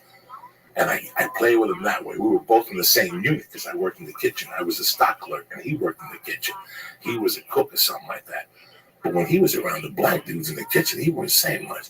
Because deep down inside, he hated black dudes. He hated Spanish people. When he was with his boys with long hair, oh, you should have seen him out there without his jacket on and shit. And I just made him. I go, I'm going to make an example of this motherfucker. This motherfucker has no idea what I'm going to do to him. And after I took the shit, he knew it was me. But he didn't have the balls to come up to me in that kitchen ward. See, he was going to get me when he was around his little buddies in the daytime. But I caught him that Sunday night while he was doing laundry, Ali. And I got him by his hair. That's why I don't wear long hair. I don't give a fuck what concert you're going to see or what revolution you want to go. There's a lot of things real motherfuckers don't do. They don't have long hair. They don't put earrings on with a loop. No earrings in your nose, because a motherfucker like Ali will rip that fucking earring out of your nose. You know, you think you're cute at Starbucks. You ain't going to be no cute with that hook fucking nose no more. All right? They'll rip it right out. And you don't wear fucking flip-flops, because I will step on that fucking toe. I'll break that big fucking toe and the bone that it's attached to before you even get up off your fucking foot. I will step on that motherfucking. You have no idea what it feels like. You ever stub your toe in the middle of the night? Think of that 300 times when I break the socket with my fucking heel. So you want to keep being cute with your fucking sandals. That's why I don't wear sandals. I leave with Adidas, the fucking hard shell. I sleep with these motherfuckers. You understand me? Adidas. Shit. Old school. We're ready for the fucking revolution. You always got to have one step ready for the revolution. I don't trust sandals, man. No. When you run, you fucking one flies off, and now you're like fucking, you know. Even if you get in a fight and one come off, you lost. And Joey Karate, listen, that's great. You can get kicked with a foot, it hurts. You get kicked with an Adidas size 13, that hurts a lot fucking more. It was, you got me all fired up, because I remember the mentality I went in there with. And I went in there with that same mentality, because in my world at that age, I thought I was going to end up there anyway. I thought that was going to be my final stop. So I was waiting for a motherfucker to throw a fastball at me. And when I got in there, I teamed up. When I got to my destination, I teamed up with an old mobster that was selling gambling things on Monday Night Football. And he said, I can't get to the blacks and the Latinos. I said, well, I speak Spanish, and I'm half black. I'm Cuban. It's the same shit. And guess what? He went from selling one card on Mondays to 3 cards. They say he's running the football pool. On the football pool. But I got him running on everything. You know, in prison, you get motherfuckers gambling. If you build it, they'll come. If you build it, they'll come. And Uncle Joe, that's Uncle Joey's specialty at building bookie operations. You give me a couple days, I'll get some dice in this motherfucker. We'll put, and that, listen, and I always try to say, I have always been, I'm racially insensitive. But my heroes, Julius Erving and Richard Pryor, straight through, combined. That's it. That's it. Julius Erving in my world. A lot of people who say, no. Julius Erving. No. Dr. J. Nobody knows. How does anybody just skip him over when they say, oh, Jordan was better than him? No, Jordan was more marketed than him. But how is he better than Julius Erving, man? Julius Erving got all his moves Dr. J got all his moves. I mean, Jordan got all his moves from Dr. J. Besides one, he could never do the move when he went behind the rim on the Lakers. He did this on the Lakers. The Lakers. Julius Erving. Yes, Yes, this he on did. the Lakers. All his best moves were against the Lakers. The three moves. The dunk in Philly. That was on Cooper. That was on Cooper. Yeah. I was at the game getting 1 point in Philadelphia. I was a college kid snorting coke, robbing jewelry stores, and I was down at Glassboro State. If they scored 125 points to Sixers, you got a free hamburger. If they scored 125 points on the way out, you took your ticket stub to a hamburger joint. They gave you a free hamburger, and we drove down there getting a point and a half. I remember driving down going, "This ain't right." They got Moses Malone. They got, that's a friend of mine. Who's that? Moses Malone. That's a good friend. You send him my love. You tell Moses Malone when he played for the Houston Rockets in 1978, 79. I took a bus from North Bergen, New Jersey, got it to all the way to New York City and switch. I Port Authority. I went all the way to Piscataway. And I tell people this all the time, and I'm going to get smacked in the mouth for saying this, but I'm going to come out.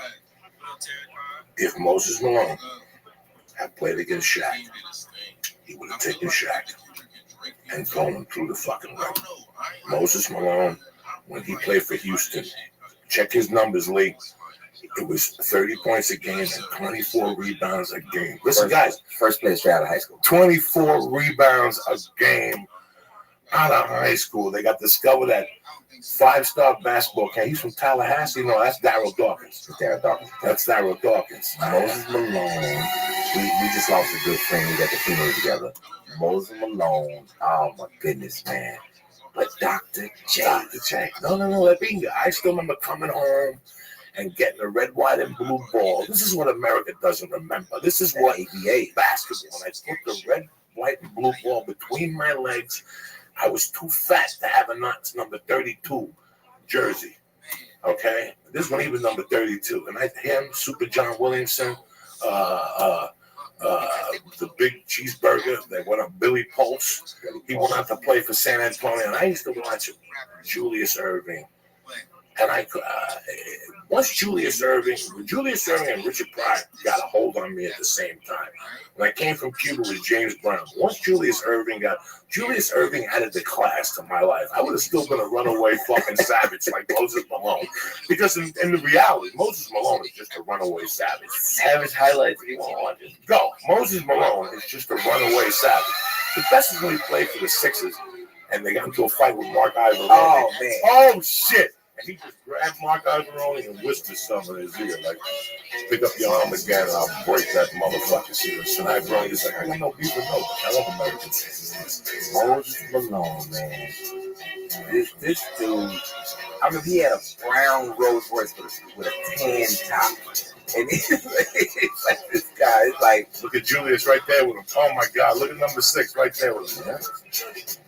And oh man. You know he's the originator. Like people don't even know. They wear Air Force Ones. They don't know this who actually wore them. Like what I know, Kareem brought the shell toes out. You know he played in shell toes, but that's who played in Air Force Ones. Moses Malone.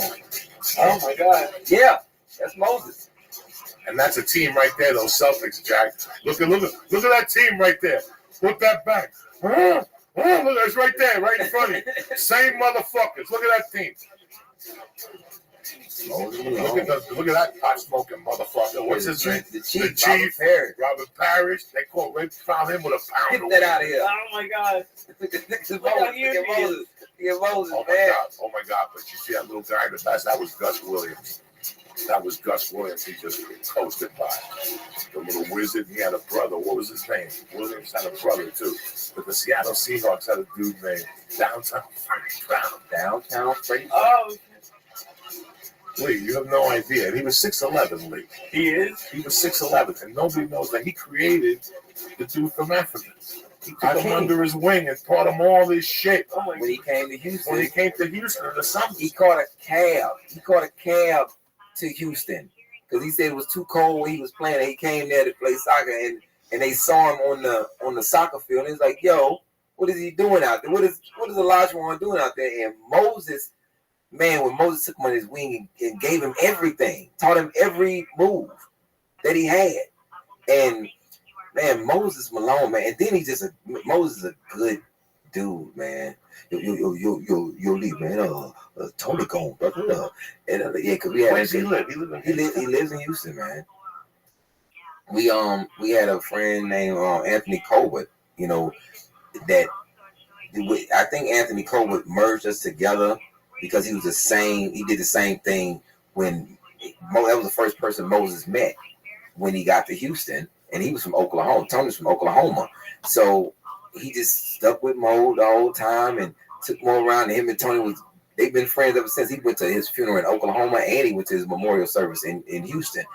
And the same thing that Anthony Colbert did for me. When I first started doing comedy, you always need somebody to try to help you, and that was the first person who, got me headshots. If I needed to travel somewhere, he would loan me the money because he knew I would just give it back to him, and he just really helped my career as just a person. Even when I used to get, struggling through something, I would go in his office and be going off, and he would just sit there and listen. And then as soon as he finished, he'd give me a story that has nothing to do with what I just finished talking about. But it was like, yeah, and then he told me this story. He said he asked Moses one time, could he play ball with him? And Moses told him no. He said, hey, man, we friends. Why you won't play basketball with me? He said, because all you can do is hurt my game. You can't do anything for my game, so I won't play you. I only play people who could elevate my game. And then that taught me only be around comics who can elevate your game. Always.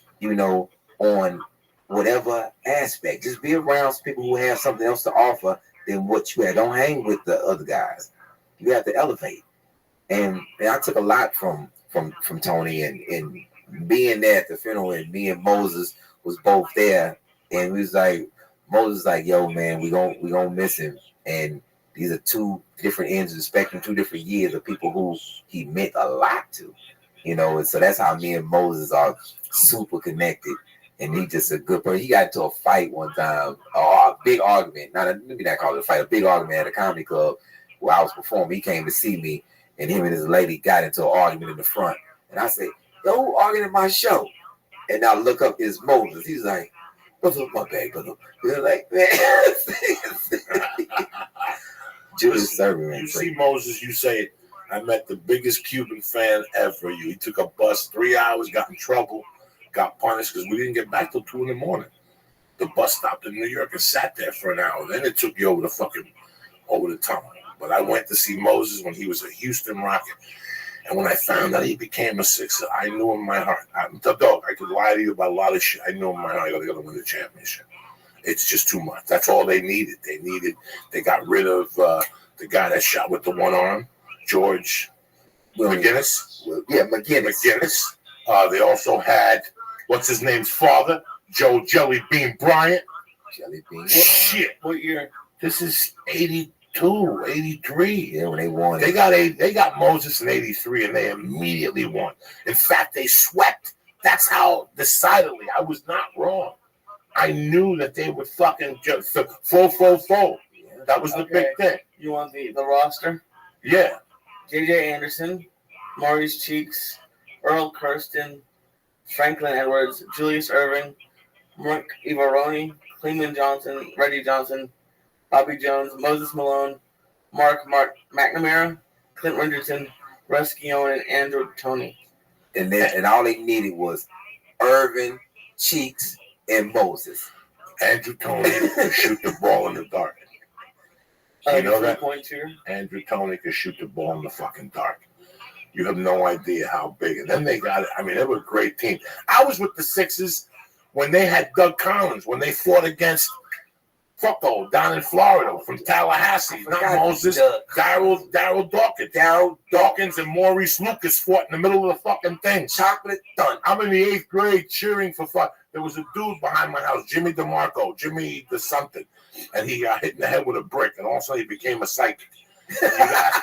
You'd ask him, who's going to win the game tonight? I had like $50. I asked him, who's going to win the series? I says, the Sixers 4-2, 4 games to 2. I'm like, fucking, I'm betting. I bet like $200. I was like in that fucking 8th grade. I was half retarded. When the fucking Sixers lost, I went over there and I go, Jimmy, what the fuck? The Sixers lost. He goes, My psychic ability was off that day. He goes, no. He goes, I meant to say the wrong, because Portland beat them 4-2. But Julius Erving against the Portland Trailblazers had a slam dunk in the face of Bill Walton. When Julius Erving, when it came to realization, he was not. Do you remember this? When he came to the real, he had 2 great slam dunks against the Portland Trailblazers. But when Julius Erving came to the realization, put it on, Julius Erving's top 10 dunks, he came to the realization that he was going to lose to the Portland Trailblazers. He took the ball 3 quarters down the court lead, and he slammed it so hard in Bill Walton's face. I'm talking about in his fucking face, that Bill Walton was calling for an offensive fucking foul. It was horrid. All right, right there. And you hear the music is tremendous to this. This is the same one. All right, watch this fucking dunk right here. Okay, this is nothing. All right, this is just a regular one. They're just getting warmed up. This is trying to get the Lakers. Oh, shit. Lee, watch this. Learn something. Watch. Look at him, Lee. Look at him. Underneath and against a tremendous team. Watch this one, Lee. Here we go. Awa. Baya. Look at this guy, Lee. Look at. Why you jumping? Why you even bought? Look at this one, Lee. Look at this one, Lee. Again against the Lakers. Boom. Oh my God. Look at this one, Lee, against the Lakers. Look how high. Oh, bam. That's better than the Jordan one. Watch this one. Boom. That one's a men's one. Now they're going to throw the heaters at you. All right, this is a good one. The Celtics. Oh, Jesus. Oh, Jesus Christ. And that's Cowan, too. That ain't no fucking walk in the park. That dude was 6'8" pounds, and he was a center. Yeah, look at this one. Look at this one, Lee. Here we go, Lee. This is the first one. Look at this one. Walk. Look at the walk coming in. Watch walk coming in. Watch this, Lee. Oh, look at him call for offensive foul. See, he's calling for an offensive foul. Look at it against Bobby Gross. Boom! Are you fucking kidding me, Lee? Look at this. You're at home at your mother's house. Your head would fucking explode. And here's the one. Getting the 3-point. Getting the point and a half, Lee. Rocking the cradle. Rocking the cradle. And he had nobody Look to at block him. look. It's still amazing. Lee, nothing but class. You understand me? Nothing but fucking class, Julius Erving. Listen, guys, I don't have no reason to lie to nobody. From 80 to 84, the only thing that kept me alive was Julius Erving. I would go to the games. I would yell. I would go to the games and stand under the basket and go, Doc, I got you big. I'm not against the Nets. He had to cover Albert King. And they were given 4 points, and the fucking Nets beat him at home. I used to go to see the Sixers against the Knicks on Christmas motherfucking Day. That's how lucky I was. I was very lucky. You have no idea. So for me to watch basketball now, I just it's like it's cool, but when you watch Julius Erving, when you watch Iceman, George Gervin was smooth. 6'7", 6'8", really, because they lied. Because San Antonio would score 150 points on you. Yeah, Seattle would score 150 points on you. I think I'm kidding you, though. I'm saying, y'all talking about these people, Denver would score 150 points on you. Please show America downtown Freddie Brown. Just show America. See, this is a chubby little dude that sat at the end of the bench with a brown bag, drinking a couple beers. And they tell the coach, listen, I don't know about salary caps. I don't know. I got a little house. I got this little skinny sister. She's banging. I just want to eat and drink and score like maybe 12 points a game. I'll come in, I'll shoot 6 times. I'll get 12 points on a motherfucker. Right? This guy was tremendous. Look at him, like, he had a little body. No, but see if they find one of his videos. And he would sit at the end, and they put him in like with 2 minutes left in the first quarter. He'd always relieve somebody. Like, look, I want to see him talking or him playing. Playing. I want to see talking. What do I want to see talking for? Right here. Let him do the talk. Look at him. Yeah, this is crazy. This guy could fucking destroy you. This is why they were scoring 150 points. Bam! And look at his body. He was no Little guy. He's a little guy. Oh, shit. There's downtown. Look at him. Shaking him. One hand. Bam! It was automatic when he got the ball. And he would tell the coach, I don't want to do this. I don't really want to play defense. I just want to listen. So right here, there you go. Boom, there you go, Lee. Popping him one-handed. Look at the net, Lee. Look what they did to the fucking net. 21-40, Sonics up 5-1. Their biggest lead 6. The Lakers' biggest See, lead the 4. thing is, that's why like Steph Curry's the best shooter ever. Nah, there's people that was out there that was silk, man. Watch this guy. Wow, this is crazy, Lee, how this guy played the game. And he wasn't a starter. Jumper. Look at that. We just saw him throw in 3 shots in a row, and that's what he would do. That's it. That's it. That's all they needed him for. Yeah, 10 seconds. Go ahead, give it to him. Look at him, Lee. Look at him. There he is, Lee. And they weren't even covering him. No, they knew. You could put 8 guys on him. It don't matter. It don't matter. You got to guard everybody. Look at that one. Look at that one. Lee, it was all Papa's. And he didn't start shooting. Remember, they caught the 3-pointers late in his career. They knew he would kill that. They're like, we can't give it to a little chubby black kid. Look at him. Look at him. Look at the net. Any side of the fucking floor. They don't do that no more. All right, so now when do you get released? Got released October 21st, 1997. And then I actually got really released 2007, October 21st. Okay, so October 7th, you go move back with who? Mom, uncle? I actually moved. I went to Houston with $100. Had no really place to go, no place to stay. So I went to my mom's house. And I knew I wasn't going to be there for very long. I was like, yo, 2 weeks tops. I'm out of here. And I went to a man's apparel store. I had no clothes. So, and I went to this store. It was called Mosa at the time. And this dude named Reggie Ballard was the manager. And I went and he's like, yo, we're not hiring. So I went the next day. He's like, yo, we're not hiring. Then I went Friday. He said, yo, man, I told you we're not hiring. Yeah, cool. So then I show up Saturday. The place is busy. And so the place is busy. I'm just sitting in there looking, inconspicuous. This dude's like, yo, can you go to the back? Because it looked like I was working there. Can you go to the back and give me some mock necks? I'm like, didn't know what a mock neck turtleneck was at the time. So I just went to the back. I'm like, yo, what are mock necks? And so the dude's like right over there. So I took some to the front. And then I just ended up working the whole day. And then Reggie was like, yo, we had a great day. You guys on fire. And he looks at me and said, man, didn't I tell you we wasn't hiring? I'm like, yeah, you said, but I've been here all day, working. So he told me to come back Sunday. I was a top salesperson there for like 2 years. And then it was another place called the Sunglass Hut. I worked in the Mosa and the Sunglass Hut in the same mall, Sharpstown Mall in Houston. And I started doing stand-up at this place called Just Joking Comedy Cafe in Houston on Richmond. Yeah, Juan Villarreal and Arnez J was the host for a while, and Bruce was the host for a while, and Tony Schofield and all these guys, Jamario. That's what I was just going, and it was a Apollo night that I went, and I had a phobia about Earthquake for a long time, performing with Earthquake, because the first time I ever went up, that's when I learned very, very good lesson about your audience, who you're in front of. So it's college night. It's the night that I'm going. They let all the amateur people up.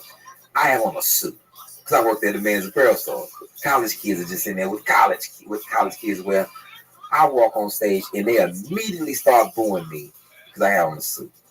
And as I'm getting booed, Earthquake walks in, and I'm like, yo, I just got booed in front of Earthquake. So I waited like 2 weeks, and I came back with some jeans on and a t-shirt. Walk in. I didn't say what I was going to do. I just put my name on the list. And I went up, and a month later, I was the host of the Apollo night for like a year and a half. And then they tried to pay me $35 one night with super packed house and said, hey, wasn't no people in here. And then I left. And then ever since then, I just always had a room in Houston where I could go and work on my craft and whatever. So for a lot of times, like, Earthquake would walk into place and I'm like, I'm not going to do good because Earthquake's here. And then finally we started working together. I worked on a couple shows with him. Yeah, that's why I started, man. But it's once again learning from taking something from prison, knowing your audience, knowing where you at, and then adjusting. That's the start of me. When you went to your mom's house, was stand up in your mind or was it on the horizon? It was on the horizon. Like me, it was on the horizon. When I walked out, I was like, it's going to be a tough sell. I couldn't sell it to myself at that time. I didn't know the basics, and I kept dabbing with it, like just watching movies, watching specials. Well, when you get out of prison, don't you have to get a job? So don't you need to have something? Well, I went right to a halfway house because I got reconsidered to community corrections. They elongated my sentence to string me out. Yeah, I got sent to like a little pre-release unit, and man, I got in trouble there, man. Yeah, I couldn't believe it. It's very tough, very tough. But I knew why I got in trouble, and something. Oh man, you develop. This is what, and maybe it was just me. Maybe you did as well. I developed a different appreciation for women in prison. It doesn't matter to me what you look like anymore, because in prison, it's like this. The old female guards used to wear their pants tight as they could possibly get them, and it just, oh man, as you only around men, you start looking at this older woman, like her face is all wrinkled, she's a guard, but something about her body is like, yeah, I think this is hot. So then I'm at a pre-release, man. I'm about to get out, like, I know I like it 6 months. And there was this little female guard, she had to be maybe like 60. But she still had this cute little bubbly shape, and she was a lot like she worked in a law library, and her pants used to be so super tight, you could see everything, and I couldn't take it. I just wrote her a letter one time. I was like, and I was locked up in prison and never did that. But I was like, yo, man, I had on free world clothes. You couldn't. It was too much, man. I tried to talk to that lady. I was like, yo, man, I'm sick, and still to this day I see older white women, because that's all that really worked, because you're in these small country towns, and it's like you see these women, and you're like, yo, man, this is crazy. Why do I develop? Like, I wouldn't work at an old folks home. I'd probably get in trouble there. I don't know what I would do. Like, yo, I need to pay your mom again. I don't know what it would do, man. The first pre-release I went to was possibly one of the craziest situations I lived in. Like, I wasn't there a week already, and I was selling blow. Yeah, I was lending money out because I got a job right away. I got a job selling cars right away, and I asked for a fucking $500 fucking to get me going. And then somebody said, "Dog, there's a bunch of people here that you lend them $75. They don't, because you got to pay your rent on Thursday. The system knows how to fuck a motherfucker. You got to pay your rent on Thursday, but 90% of people don't get paid till Friday." So I developed a little gig lending out 75 for 102. I don't even know what the numbers were about. But people lined up, and I was making $25 a head, $27 a head, and they paid me no problem. I went nuts. The chicks were hot in there. The guys were hot with nobody. There was a white, tall, skinny chick that one day came in, and I was weighing coke, and I put it in the ceiling. And when I went to get the coke, you know how you put it in like a bindle? Yeah. It opened, and all the coke went all over the floor. And she came in, she goes, "What's all this stuff?" I'm like, "It's falling off the ceiling." She goes, "You guys got to get a vacuum. I'm going to write you up." Write us up for fucking. She thought it was spackle from the roof. It was like a roof like this, like a ceiling. Yeah. It was really coke rocks and shit that fell out of it. If she would have bent over and tasted one of those things, then we would have fucked her. Yeah. She would have. But no, dog, I went into the hammer and I started smelling a little coke. And there was a little white chick named Patrice from Michigan, real cute and shit. And she always had a boyfriend who was locked up. Him and her got locked up together type deal. But we talk, you know, we get meals and talk and shit. And that pre-release, you paid $50 a day for groceries, and they gave you a bag of TV dinners, burritos, frozen orange juice, They gave you just the worst food in the fucking world. Mozzarella sticks, white bread that was old and shit, cold cuts and the fucking thing. So I started bringing in my own food, but they would search you. If you had more than $40, you go to jail. Yeah. You had to hide your money outside or hide it in the car because they know that you're planning something. Why you got more than 40 cash? They want to know your bank accounts. It was crazy, Lee. It was fucking crazy. And I started selling a little coke in there. I found, and all of a sudden I get there one night, and when I go to sign in, there's a note that people could leave your notes. And there was a note from Patrice. And she goes, come to my room. So I went to her room. I knocked. What time you got to get out of here? 3:30? No, I'm just making sure. Yeah, 3:30 we'll get you out of there. And I knocked on her room, and all of a sudden she opened the door with not a bikini on, but with a see-through thing that was naked underneath.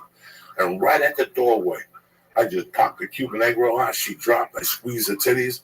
While she gave me a little sucky. And that was it. And that's when it really went off and popping in there. Because that's when I realized the lady Invicts were fucking the Invicts. The first floor had the women. The women were upstairs. They'd kill those bitches upstairs. The women were on the first floor, and the men were on the second and third floor. So if anything had happened with a woman, they'd catch you. But there was a TV room, and the woman, and that's how you got hand jobs from the chick. And then you could both sign out to 7-Eleven and make out with and suck her titties. It was fucking craziness, Man, your house was way better than mine.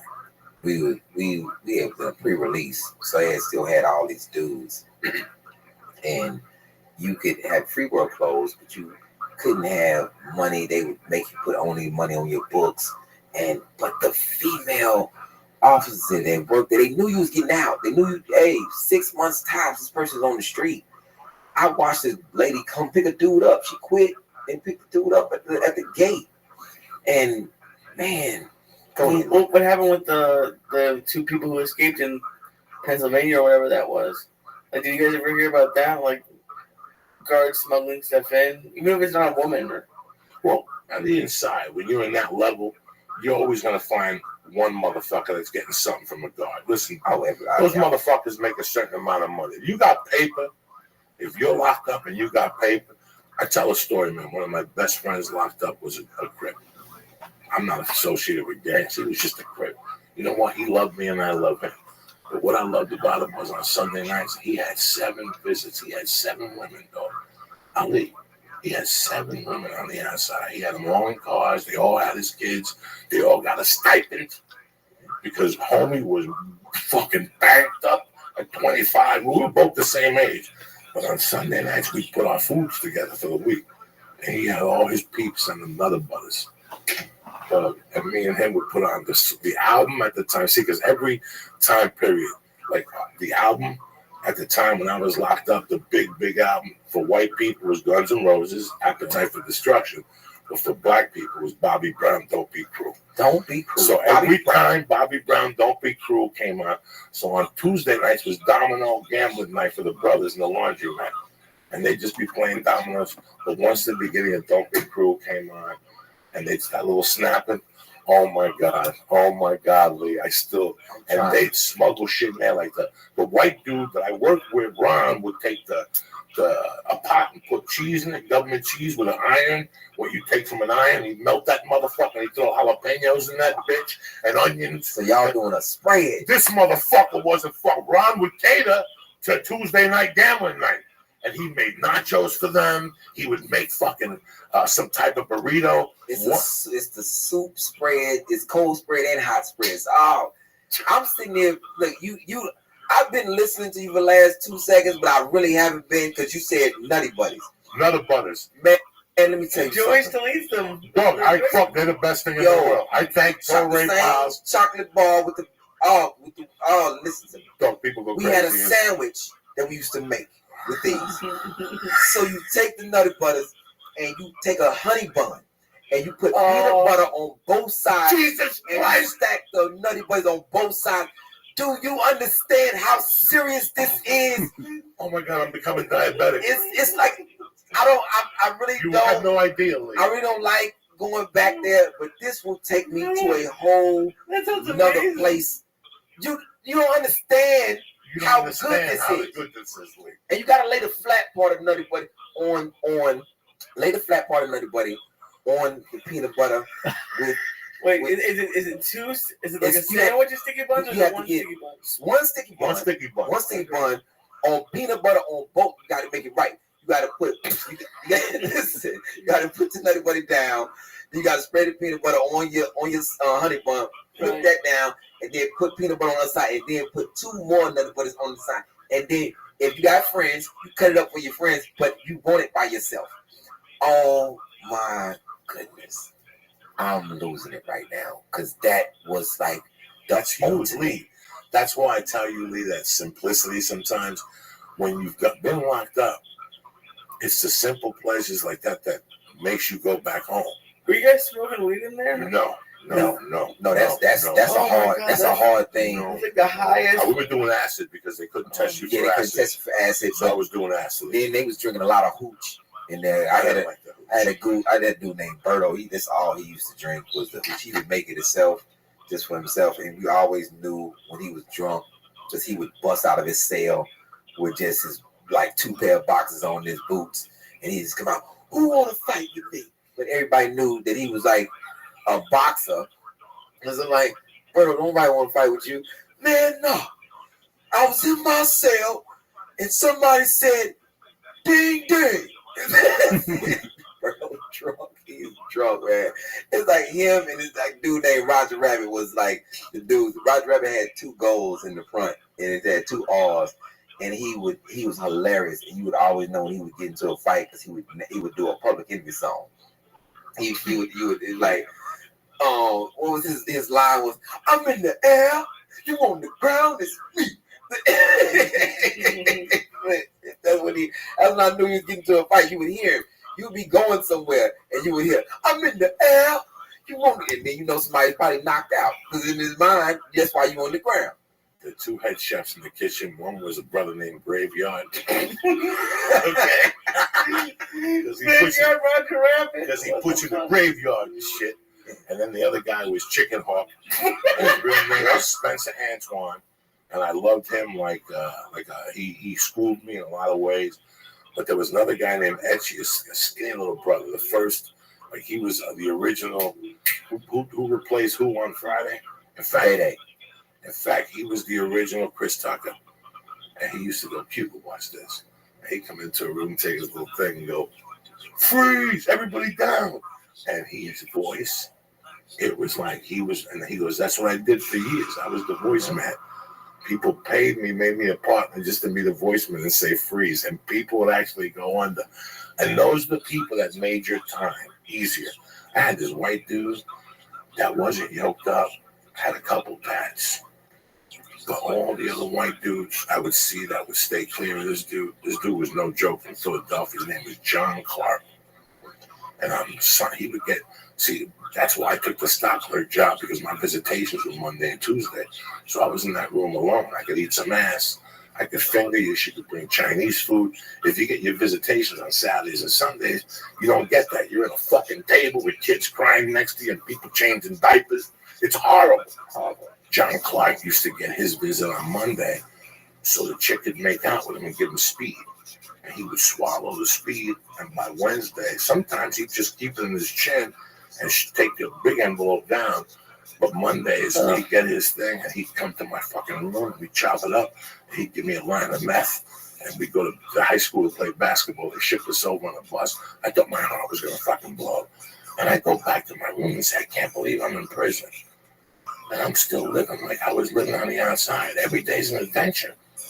Like I was the stock clerk, so I hit steroids and drugs in the stock room. That was off the thing. They never brought the dogs up there. Yeah, I was fire safety clerk. Okay, I was fire safety clerk. You in the front office, and you had access to probably everything. I used to sit in the little room, and I used to try to make out with this teacher all the time. You up front, and the teachers were like right over there, but you spend so much time with them because you by yourself basically. Scarborough. The officer that was supposed to be over me, the fire and safety man, his name was Scarborough, but he was never there. It was like I was like on my own.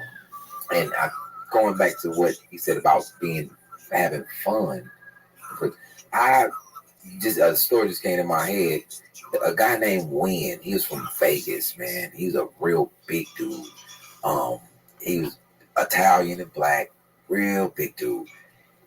We used to, man, because a lot of times you can't get to sleep, and you just be sitting there, and I would hear this dude just out of nowhere, yo, Win.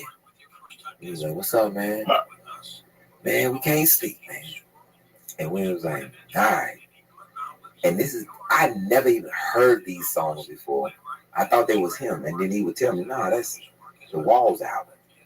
He was just out of nowhere. Hello, hello, hello. Is there anybody in there? And I knew the whole song from him.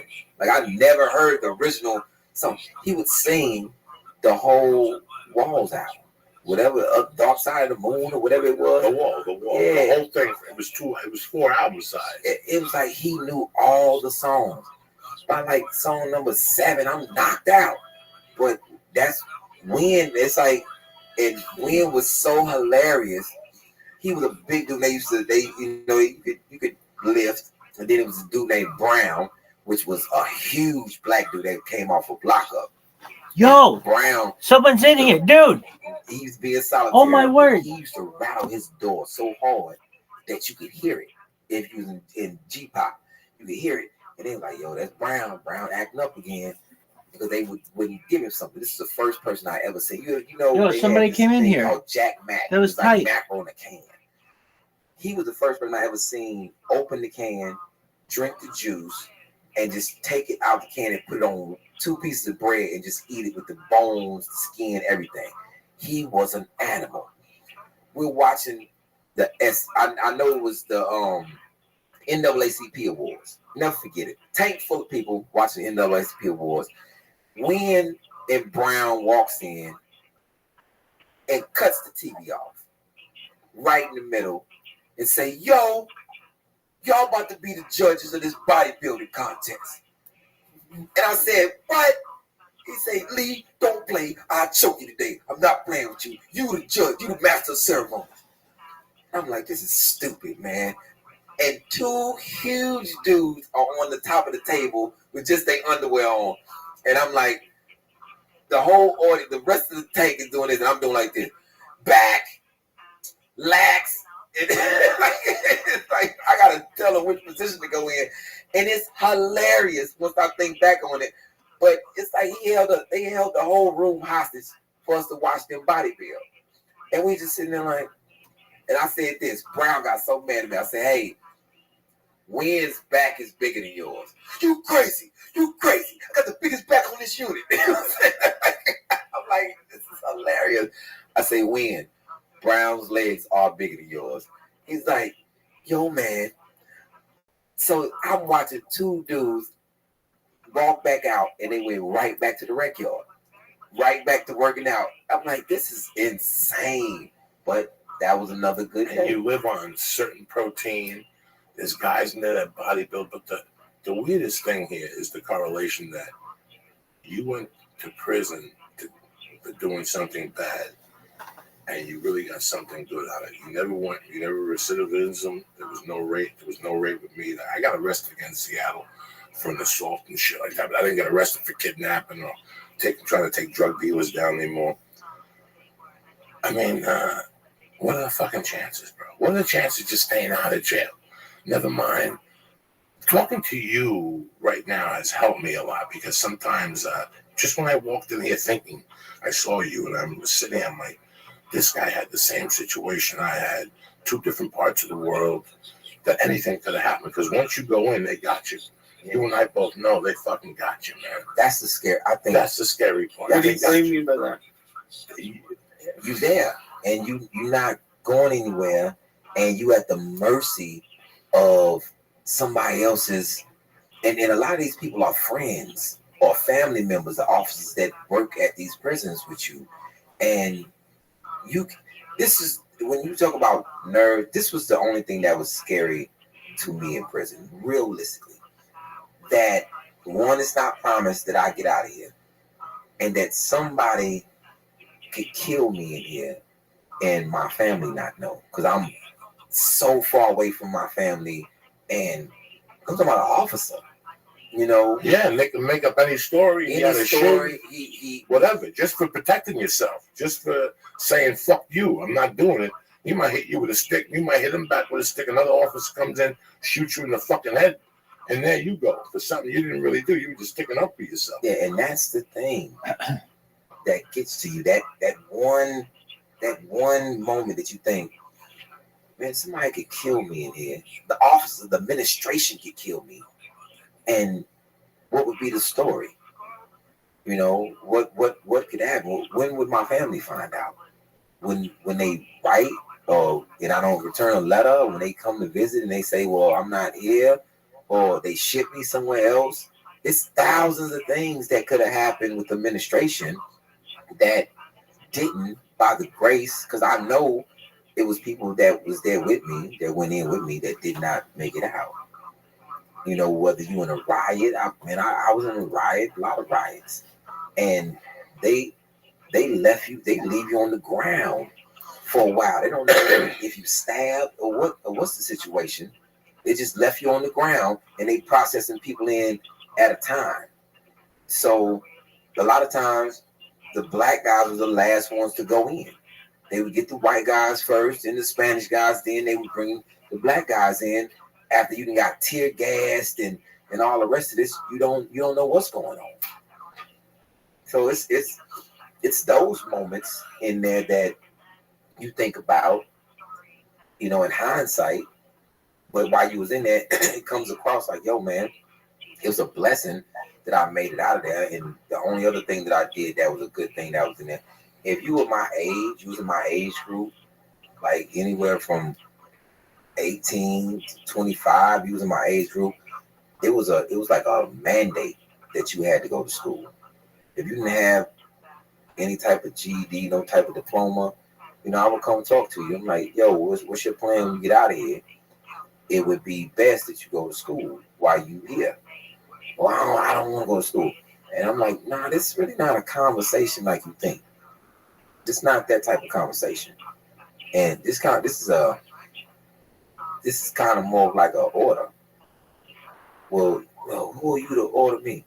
Well, if you don't go to school, you will see. Because it was broken down. I was considered what they call a convict, a vet, because even though I was young, because of the unit that I went to, and it was all lifers a lot of times. So I learned from them how to conduct myself in this environment with what my uncles taught me, and then the environment of being in there with them. When did your uncles teach you that? Was it like growing up? This is the crazy thing. This, you know, uncles are strange beings. Your father be like, yo, you'll never do this, you never do it. But your uncle sees something different in you all the time, and then he start giving you tidbits of what to do in life. Like my uncle was the first person that ever told me, hey man, if you can't beat them, you pick something up and you put it in their head. You bust them in the head with it. My father was like, yo, you know, you fight. But my mom she reinforced what my uncle said. Like, yo, she's 4'11". My mom's 4'11", and you will never be bullied. That's what my mom off the rip. You understand me? You will never be bullied by anybody. I could get in a fight, some kids would jump on me. My mom, we going back down there. And you're going to fight each one of them kids one-on-one while I'm standing here, because they're not going to jump on you. And if anybody does jump on you, I got my hand in my purse, and you know what that means. So we going from there. But I used to be embarrassed about walking the fights with my sister and my mom. But this is one of the most brutal women you could ever possibly come across. Like, yo, you got it twisted. You think you're gonna bully my son? My mom walked me into a couple of fights. She fucking threatened the shit out of me. Let me give some shout outs here. We'll get you the hell out of here. Listen, man, 300 episodes. It's all because of you guys. So I'm giving all you motherfuckers a shout out. I love you guys to death. Thank you for keeping us alive. Paul Lynch, Freddie Correa, Diana Mateo, Delusional Thomas, Dead Squad Nashville, Danny Cheeseburger, Jesse Wright, Gomez and Escondido, Anarchy Edibles, and Raymond Mandy. I love all you motherfuckers. If I didn't mention you, it's because there's too many of you cocksuckers that I love. All right. It sounds like a mob lineup. And I'm telling you, I got these people here that fucking Sounds like the prison names. It sounds like everybody who still runs bookings somewhere. Like, yo, like they run horse races. Tony Montana. Illusion of Commerce, Diana Mateo. Now you gotta give these people up, man. I still They've got more kept the time. motherfucking lights on, and I got 30 more minutes. I still got more oh time. no, I gotta pee though real Oh, quick. I was gonna do something here. I don't fucking know. I gotta pee real quick. So Jesus Christ, you know, you try to lose some weight and be healthy, but then you gotta pee. You drink water. You think anything. Jesus Christ. So where are you gonna be, Ellie? Oh, I'm gonna be at the Brea Improv tonight, and then headed back on the road. Me and Bill Bellamy would be in at the Arlington Improv, and this is a great thing, man. I'm happy to do all these podcasts, especially anything that Ari suggested I do. Well, after you were on his podcast, like listening, just especially when you hear prison, just because it's so foreign to like most people. Like, oh, him and Joey would be good together. But you don't want to have it be too close, too right next to each other. But I don't know how long he's been talking to you for, but ever since the show and he's blown up, it's really cool. Yeah, it's been a good thing. Like this about prison is a lot less intense than me and Ari's, and we've both been there, so it's like going to a different place of the fun and the other things that can happen in there. It's like, man, the Nutty Butter thing, when he mentioned it, it just paused me. Like I didn't even hear anything else. I just like, yo, How often would you do that? Man, like as much as you could. It was like Jesus, that's like the creme.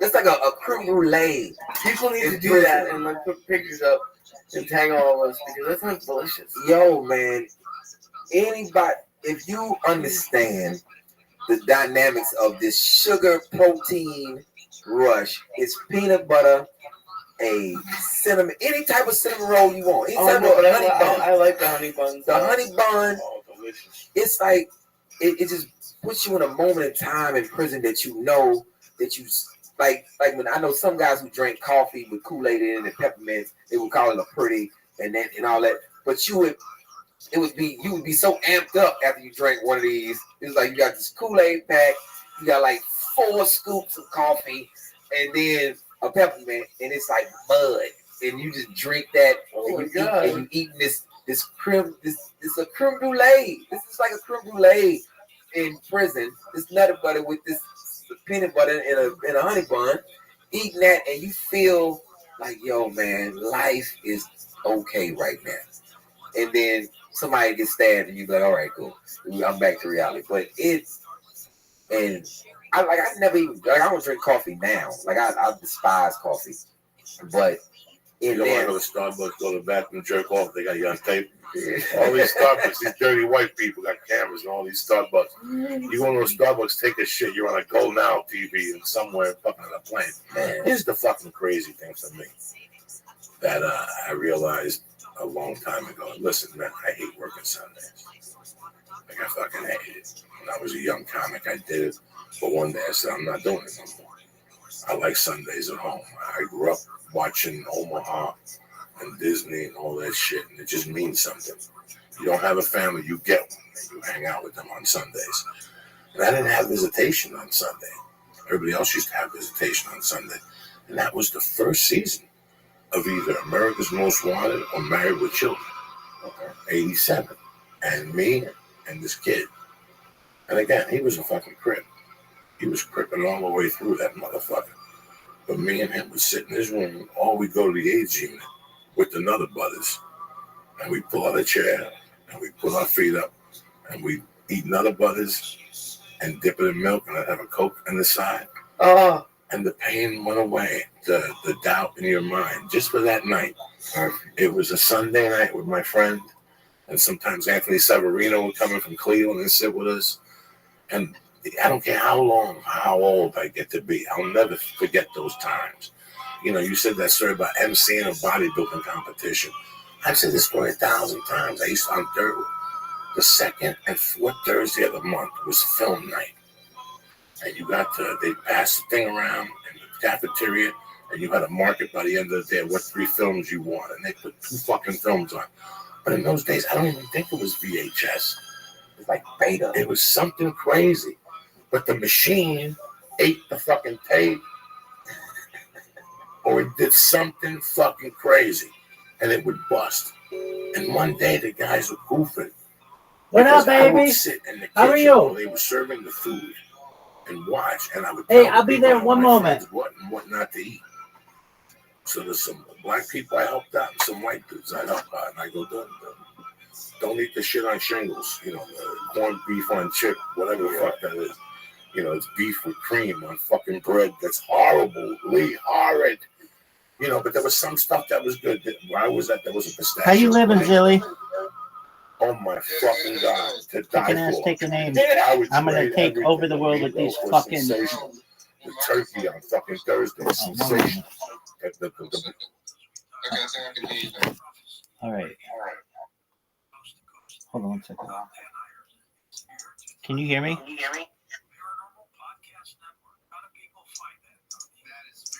Yo, dog, can you hear me? Hello?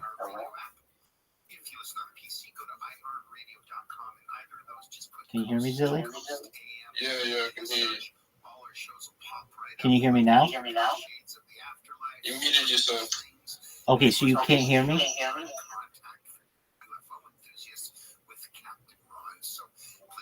I have another device right here. See where my finger's pointing? Yeah.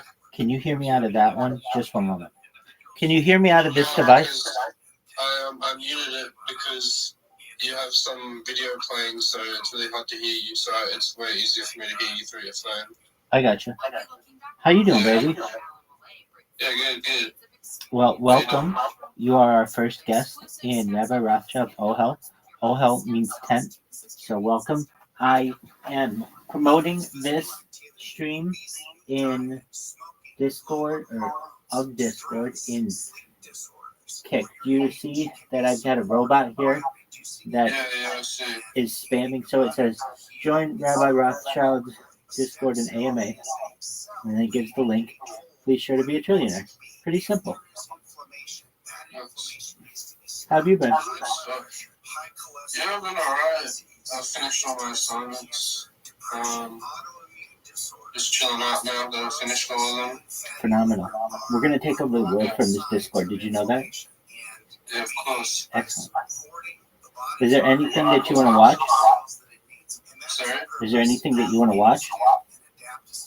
Have you seen the presidential debate? Yeah, I watched it. What are your thoughts? Well, I actually thought that President Biden did better than he did exactly what he's been doing for the last 3.5 years, which apparently to some people is really, really bad, but it's literally exactly the same guy he's been the last 3 years.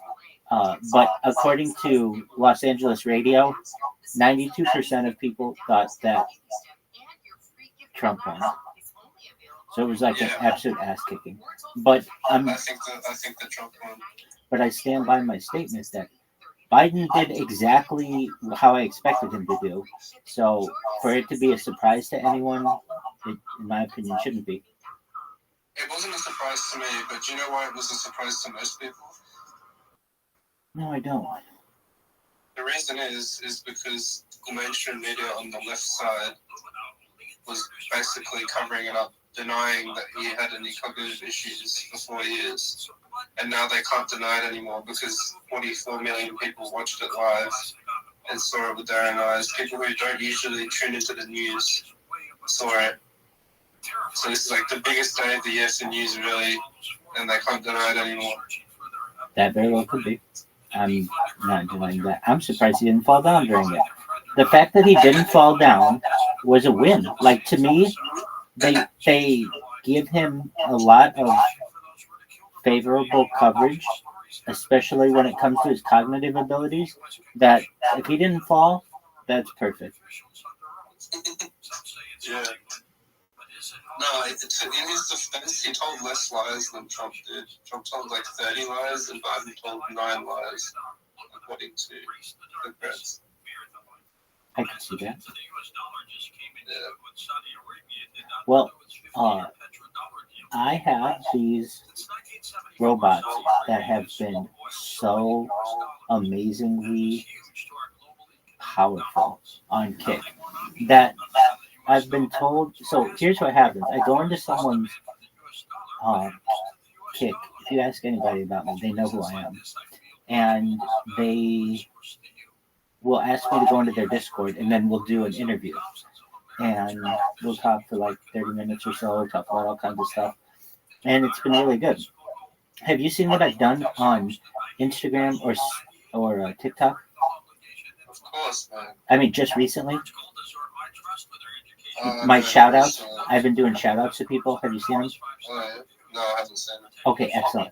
So go to Instagram, go to Rabbi Rothschild on Instagram, and you'll see these things are really good.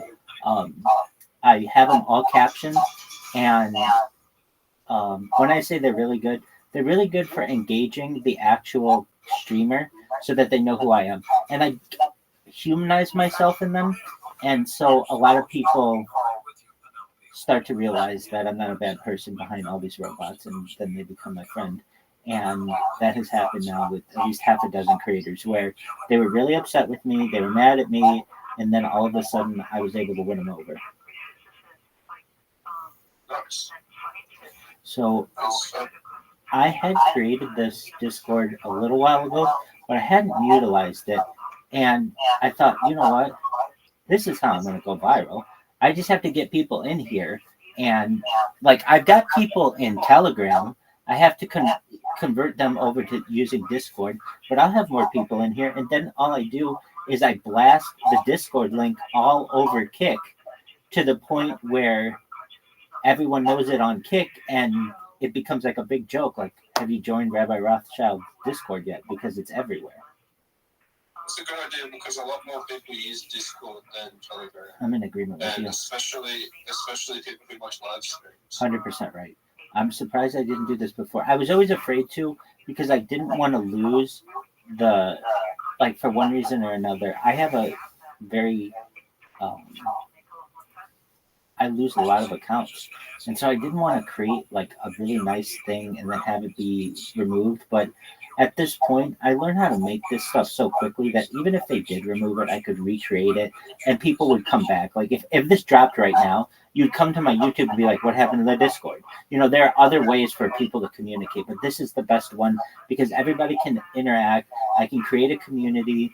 So I have a friend of mine who's going to be joining later today, and he's going to basically live in this thing with me, which will be cool. It'll be more and more people in here. Wait, who's going to?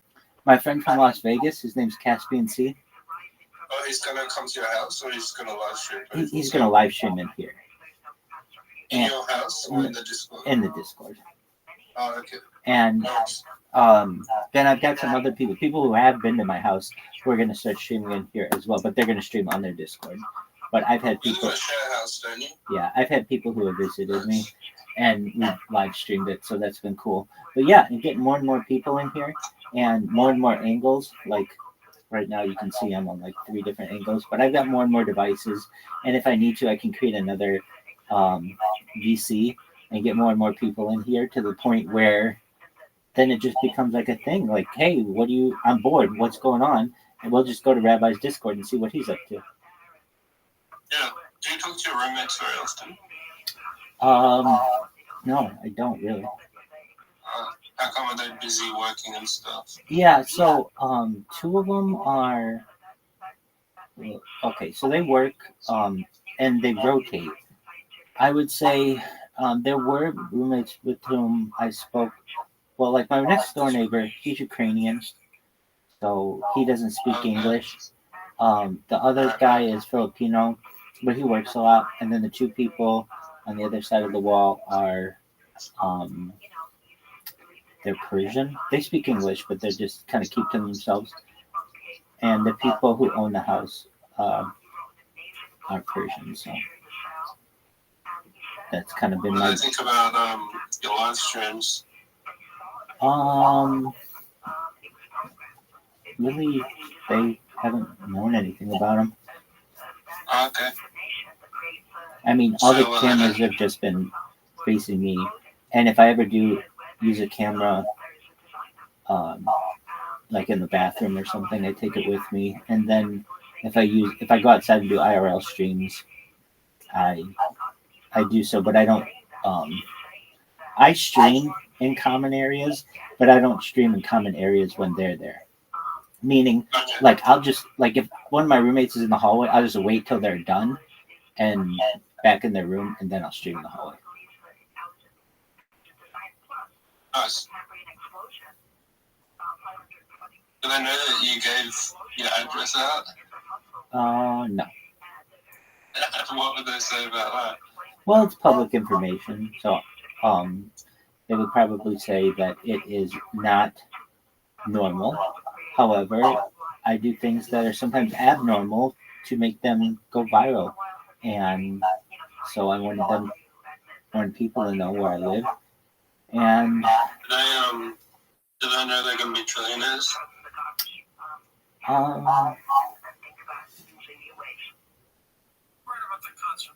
One of them, I think, does.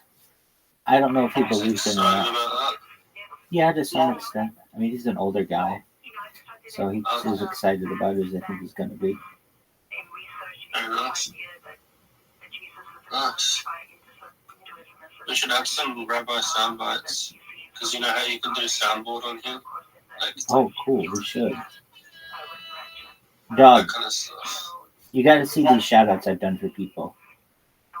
Yeah, I'm having a look right now. Yeah. I'm going to start building out this Discord with, like, where you can get all my links, where you can always watch me on YouTube. Make it a really nice thing. And you'll see what I do when I do these shout-outs to people. I go to their Discord and I check it out. I go to their Instagram, I check it out, TikTok, Twitter, all that shit. And then I do shout-outs to them. And then they become much, much more positive about what I do than when I don't. Because, let's be honest, it's very annoying having someone come into your stream and literally just spam your shit 24/7 with just whatever, like stuff that you don't want. Whether you think it's beneficial or not, you don't want it there. I agree. Who's Nifty Swifty? Oh, that's one of my accounts. I would go into a couple other Discords, and so it didn't look like my account was alone in there. I would add other accounts that did not look like a rabbi account. Yeah, right. That's a good idea. I have an idea for you. What's up, baby? So you know how you're worried about your Discord getting banned? Not too much. Or, you should give admin to all of your alt accounts that are on here, so if one of your accounts gets banned, the rest still have control over the server. Oh, that's an excellent point. But I thought if they ban the server, they ban everybody. Well, I don't know if they would ban the server or ban you. But... Exactly. So I've had my own accounts banned. That's a good idea. I'll do that. But my worry was this. Like, what I was going to do was go and create a whole bunch of... I mean, I have a bunch of Discord accounts, but just spam the shit out of this Discord link on Discord. If I do that, they will ban everything related to me. So don't do it on... Discord. Yeah, exactly. Do it on alternate platforms. Exactly. So that's what I'm doing. And just, basically waiting for people to come. And so are all the accounts on here your alts, including like Isabella, Caspian, C? No, those are real people, actually. Isabella is a woman. She's a woman, but she's younger. She's like a college girl. And someone just joined. Oh, tight. Who? A guy called Resonant. Oh, tight. That's fucking great. I don't know why I didn't do this before, but this is how I'm going to go viral. So I should have done it long ago, Zilly, but this is how we go viral. I mean, even this, we don't normally have this much interaction in a month. You know what I mean? Like, we're building more camaraderie. We're building more of a community this way and getting people interested in what we're doing. And the other thing too is I have the power now that I can go into anybody's kick and get them to join, like get the influencer to join. Not that they're going to stream in here or that they'd even hang out in here, but I can at least get them to join. Every single one, no, but probably a good amount. Like I'm looking at my computer right now, and I could probably get at least half of the people I'm looking at, so 50% of people in. So that's a good thing. And then, once you're in someone's Discord, then they're going to just continue to see you there and see that people are active. And I really should have done this a long time ago. Why didn't I? I don't really like how Discord works. And I had Discord accounts banned in the past. And so I would not do this if I wasn't spamming it on Kick. The fact that I'm spamming it on Kick is great. A lot of people on Kick use Discord. Otherwise, if I need a personal channel in which to speak to someone, I do that on Telegram usually. And that's just because the Telegram cryptocurrency in which I'm a member has donated so much to me and kind of become that community for me. But at this point, just so many more people are on Discord. There are so many more features that you can utilize with Discord that I should use it. One thing about both Discord and Telegram that I can't stand is they don't have very good search functions. So if you wanted to just search all of the Discord that have to do with Kick streaming, or search all of the Discords that have to do with cryptocurrency, you can. There is a search function, but it's not available on all platforms. It's generally only available on desktop, at least on iOS. It's not as easily available. And also, it's just not a great search function. When you want to dive into, like right now, I want to know what are the most popular Discords going right now. I can't tell you that. No, probably Aiden Ross. No, it's absolutely not. I've been in Aiden Ross's Discord 24/7 for the last 2 months, and many times I'm the only person in there. It is not that busy in Aiden Ross's. No. Has he ever joined? Not while I've been there. Okay, I just searched up what the most popular ones are. Mid Journey, the AI. Yep. No, That's the most popular. I do know what they are. There's Mid Journey. There's Roblox. There's when I'm looking at like the IRL or the chatting ones. Yeah, exactly. You'll get those for games. Fortnite gets in there. Minecraft gets in there. All that kind of stuff. But if you look at IRL, like chatting Discords, there's Dad Scored, there's E-Girl Paradise, there's the Camp, there's Camp.social, there's Lo-Fi Girl, there's Study Ones. So I've been in all of these, and I have been banned from a lot of them. Why did I get banned? Originally, it was for self-promotion. Like I'd go into the study group ones and study in there, quote unquote, but I'd have like a huge banner above my name that was like, go see Rabbi on YouTube. So I got kicked out of a bunch of places for that. But some of them have just been absolutely random. That girl Isabella who joined, I met her.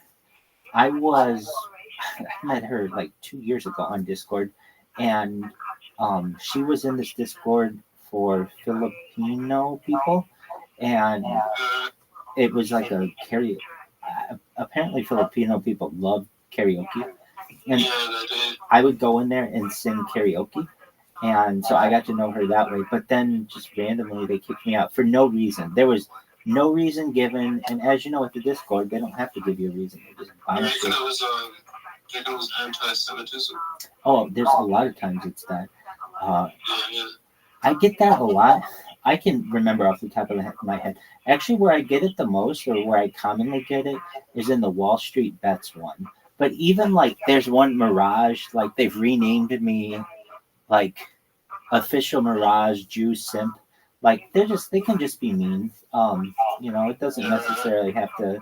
You don't have to be mean about things, but I do my best to just let it roll off me like water on a duck's back. and move on. And usually when I can get past all that and actually speak with people, we can have a very interesting and beneficial conversation with both sides, I think. I agree. I've got an idea for you. What's that, So, baby? categorizing your viewership is kind of important, right? To try and figure out who. Actually, that is not important to me, believe it or not. Here's I why. don't think so. No, here's why. I'm not going to get viral by little a bunch of people, or I'm not going to get viral by little a bunch of people start watching my YouTube videos and it becomes like an organic thing. And, like 1 month I get like 3 people watching, and the second month I get 8 people watching, and the third month I get 12 people. It's not going to happen that way. And here's why. Every time I create a YouTube account, I only have it for about 6 months, and then I create a new one and replace it while storing the first one's archive. The reason why I do that is in case I ever lose one of my accounts, I have the others on backup. So instead of me having the last 3 years only on a couple of different Google accounts, I have it on like 100 different Google accounts. And the reason why. How did you get like 1,000 subscribers on your first channel? Yeah, I have one with 1,000 subscribers and another with 2,000 subscribers. I How bought did you manage that? I bought them. Okay, fair enough. I bought Did that get you more viewers? Yeah, definitely. So when you have more subscribers like that, it legitimizes you more, and then just people watch you more. But here's what happens to me. It's really unfortunate. Particularly that one at Rabbi Rothschild, which is a great one to have. That's my name, and that's what I want. That's what I want to be when I stream seriously in the future. It'll be on at Rabbi Rothschild. Actually, it'll probably be at Rabbi, but nevertheless, I would find that I would stream on it for 6 months and then archive that footage and go stream on another thing for 6 months. Okay. When I go back and log in and see what's going on with those channels on which I haven't streamed in maybe a year or two, they're getting strikes for weird reasons, like health misinformation. Why? Because I'll be watching some Joe Rogan or Joey Diaz when he's talking about doing cocaine off a hooker's ass and eating Quaaludes, and like that's obviously it goes against the World Health Organization's health protocols. So you get a strike whenever you have anything like that, and they detect it. So even though I hadn't used the account in 2 years, it's now the World Health Organization has changed their protocols. And now when before the videos were not in violation, now they are in violation.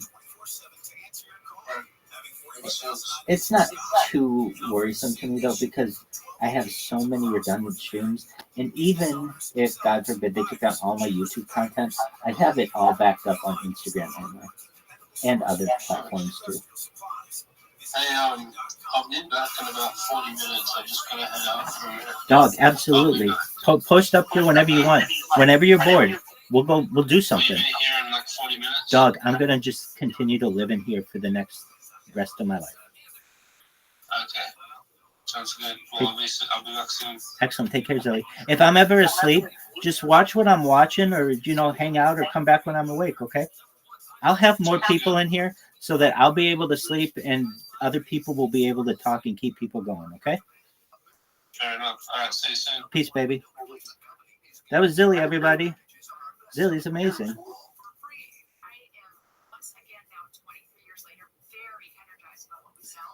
Yo. Okay, so that one can hear me. Yo. Hey, can you hear me? Everybody can hear me on that one? I think so.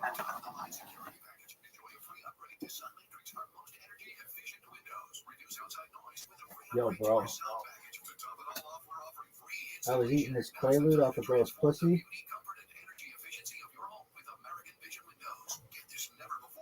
It was fire.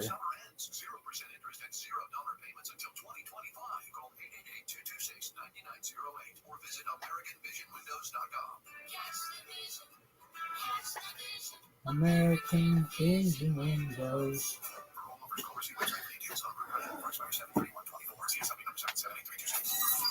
Hey, cat lover, can you hear me? Cat Lover, are you there? Hey, if you can hear... Hey, who's this?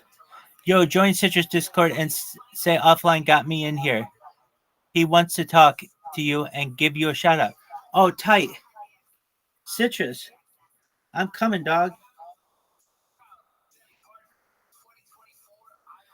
Citrus. I'm coming right now. That was 1 minute ago. All right, so here's how we fucking do this. CITRUS. We're gonna get in that Discord. Go ahead, use my code. This money. Remember the Brett Pearl? Yeah, she is fucking Dog. the fuck up. I remember. I might need to request what this Discord link is. Unless it's just straight up citrus. Florida citrus farmers might have this bitch though. Join. Who got us here? Offline got us here. Is it Citrus SMP? You a cool ass retard citrus. What the fuck? You can just say a cool dude. Citrus, what's your thing?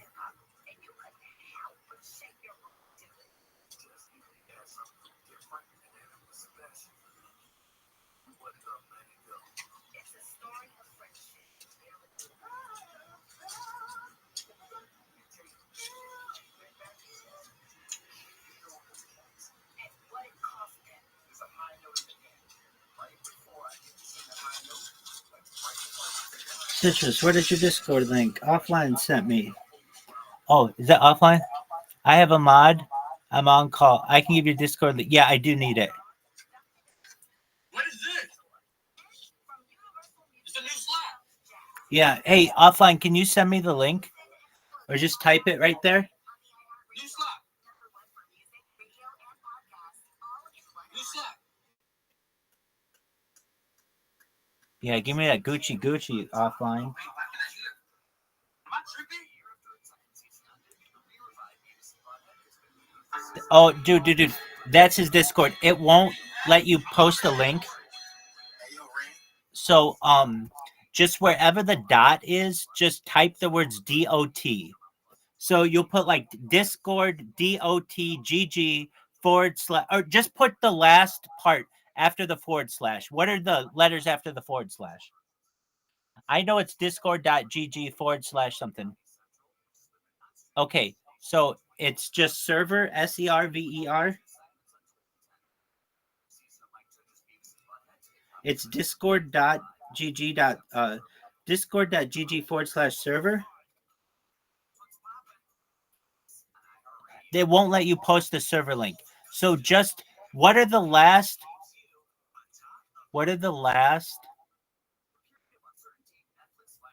letters after the /? It's discord.gg / what?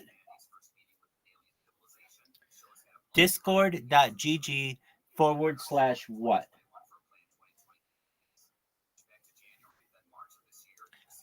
If you're typing it, it won't come through. Links don't come through. So type just it. I know it's discord.gg / what are the letters that I need? That's what I needed. Perfect. Just for a moment.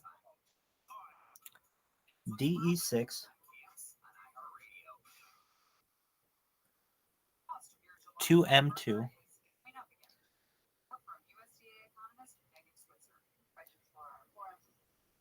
Q B H R. Excellent. Citrus server. Perfect. Put offline. Put your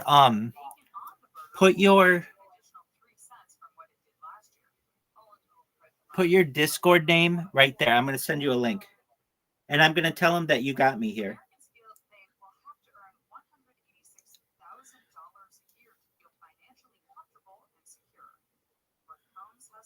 If you can, let him know I'm in the server.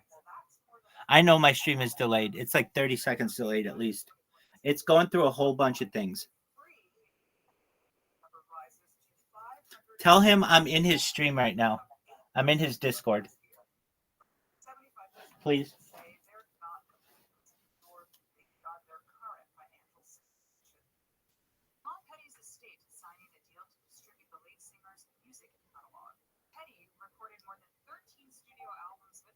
Yo, what up, pimp?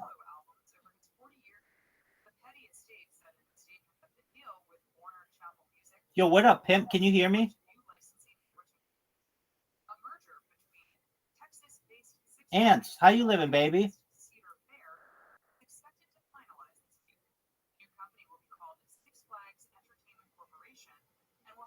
How you doing, Ants? Can you hear me?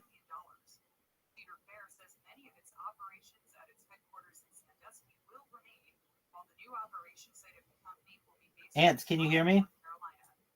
Ants, can you hear me?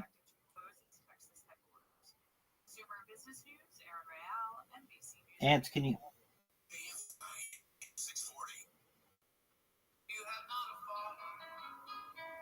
Ants, can you hear me? Ants.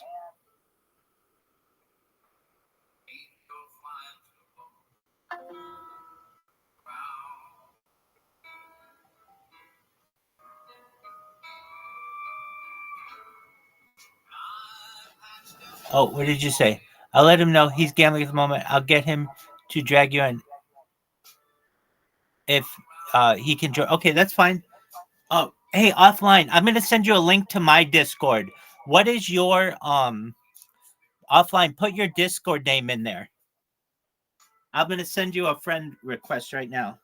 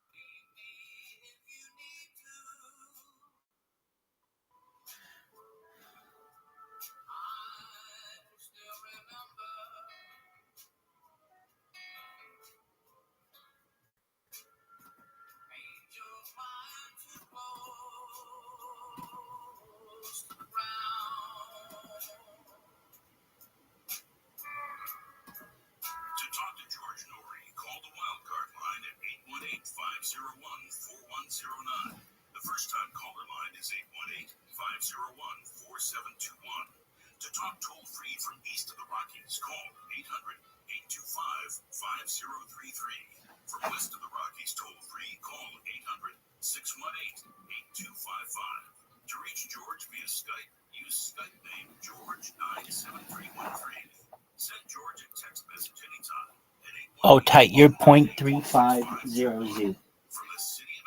What's up, pimp? Can you hear me?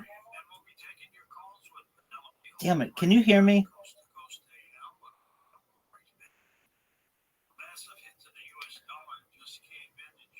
Yo, dog. Damn it.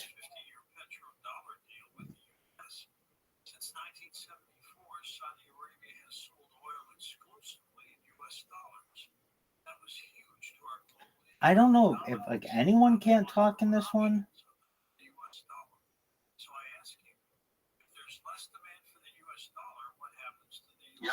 Yo.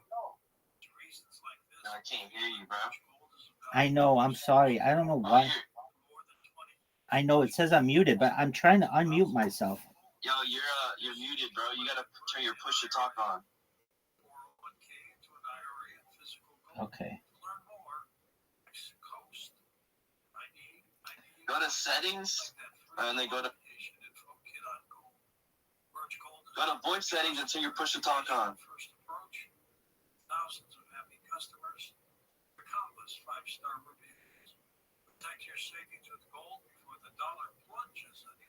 You know how to do that, bro?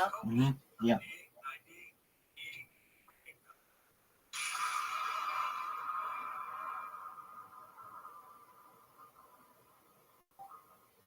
Can you hear me now? Yo, dog, can you hear me now? Yeah, you gotta press the mic now. Are you on mobile? You gotta press the mic on the bottom. How you living, pimp? Yo, are you the real guy? Hell yeah, baby. Thank you so much for your assistance. I am the one, the only Rabbi Rothschild. I'll give you a tour if you like. No, because I'm a mod for Citrus, so you want me to let them know in chat? You did. Absolutely, please do. Alright, but I don't know what the fuck you are or like who the fuck you are, so I don't know why he would want to like. All right, well, I'm Rabbi Rothschild. I stream my life 24/7 for world peace. I have a good heart. I have complimentary things to say to Citrus. Have you seen my shout out to Citrus on Instagram? No, I don't. Okay. I don't even follow Citrus like that. I only just watch him when he streams because I'm his mod. But you kind of remind me of Nardwar, like that type of like huge cock, like, cool person. I get you. I get that all the time. Yeah, I'll do my best to get him in here, but he's gambling right now, so I don't really know if he's gonna pay attention to chat. I'm gonna DM him on Instagram though. I'll try to get him in here. You're good, baby. I will be here all day for him. I'm a patient man. Don't call me baby. Don't call me baby. That's kind of too far. All right. What would you like to be called? Call me daddy. What else would you like to be called? Okay.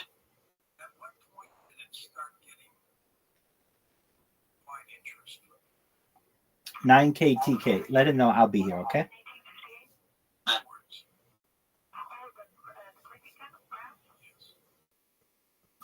Yo, I just talked to that person. Okay, 350Z. That's who we want to get.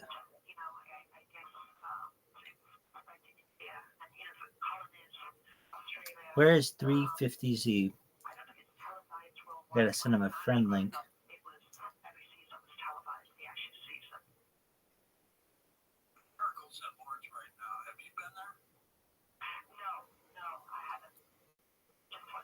Three 350. Oh no, it's 350Z.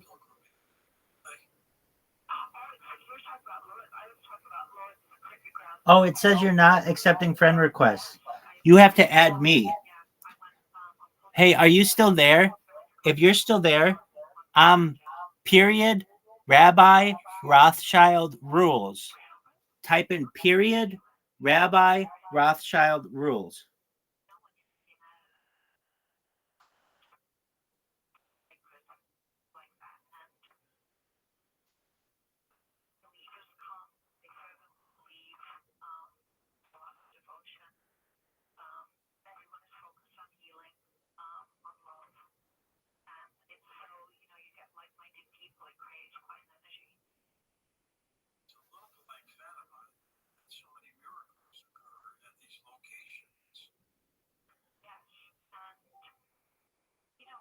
Heyo, what up, babies? How are you?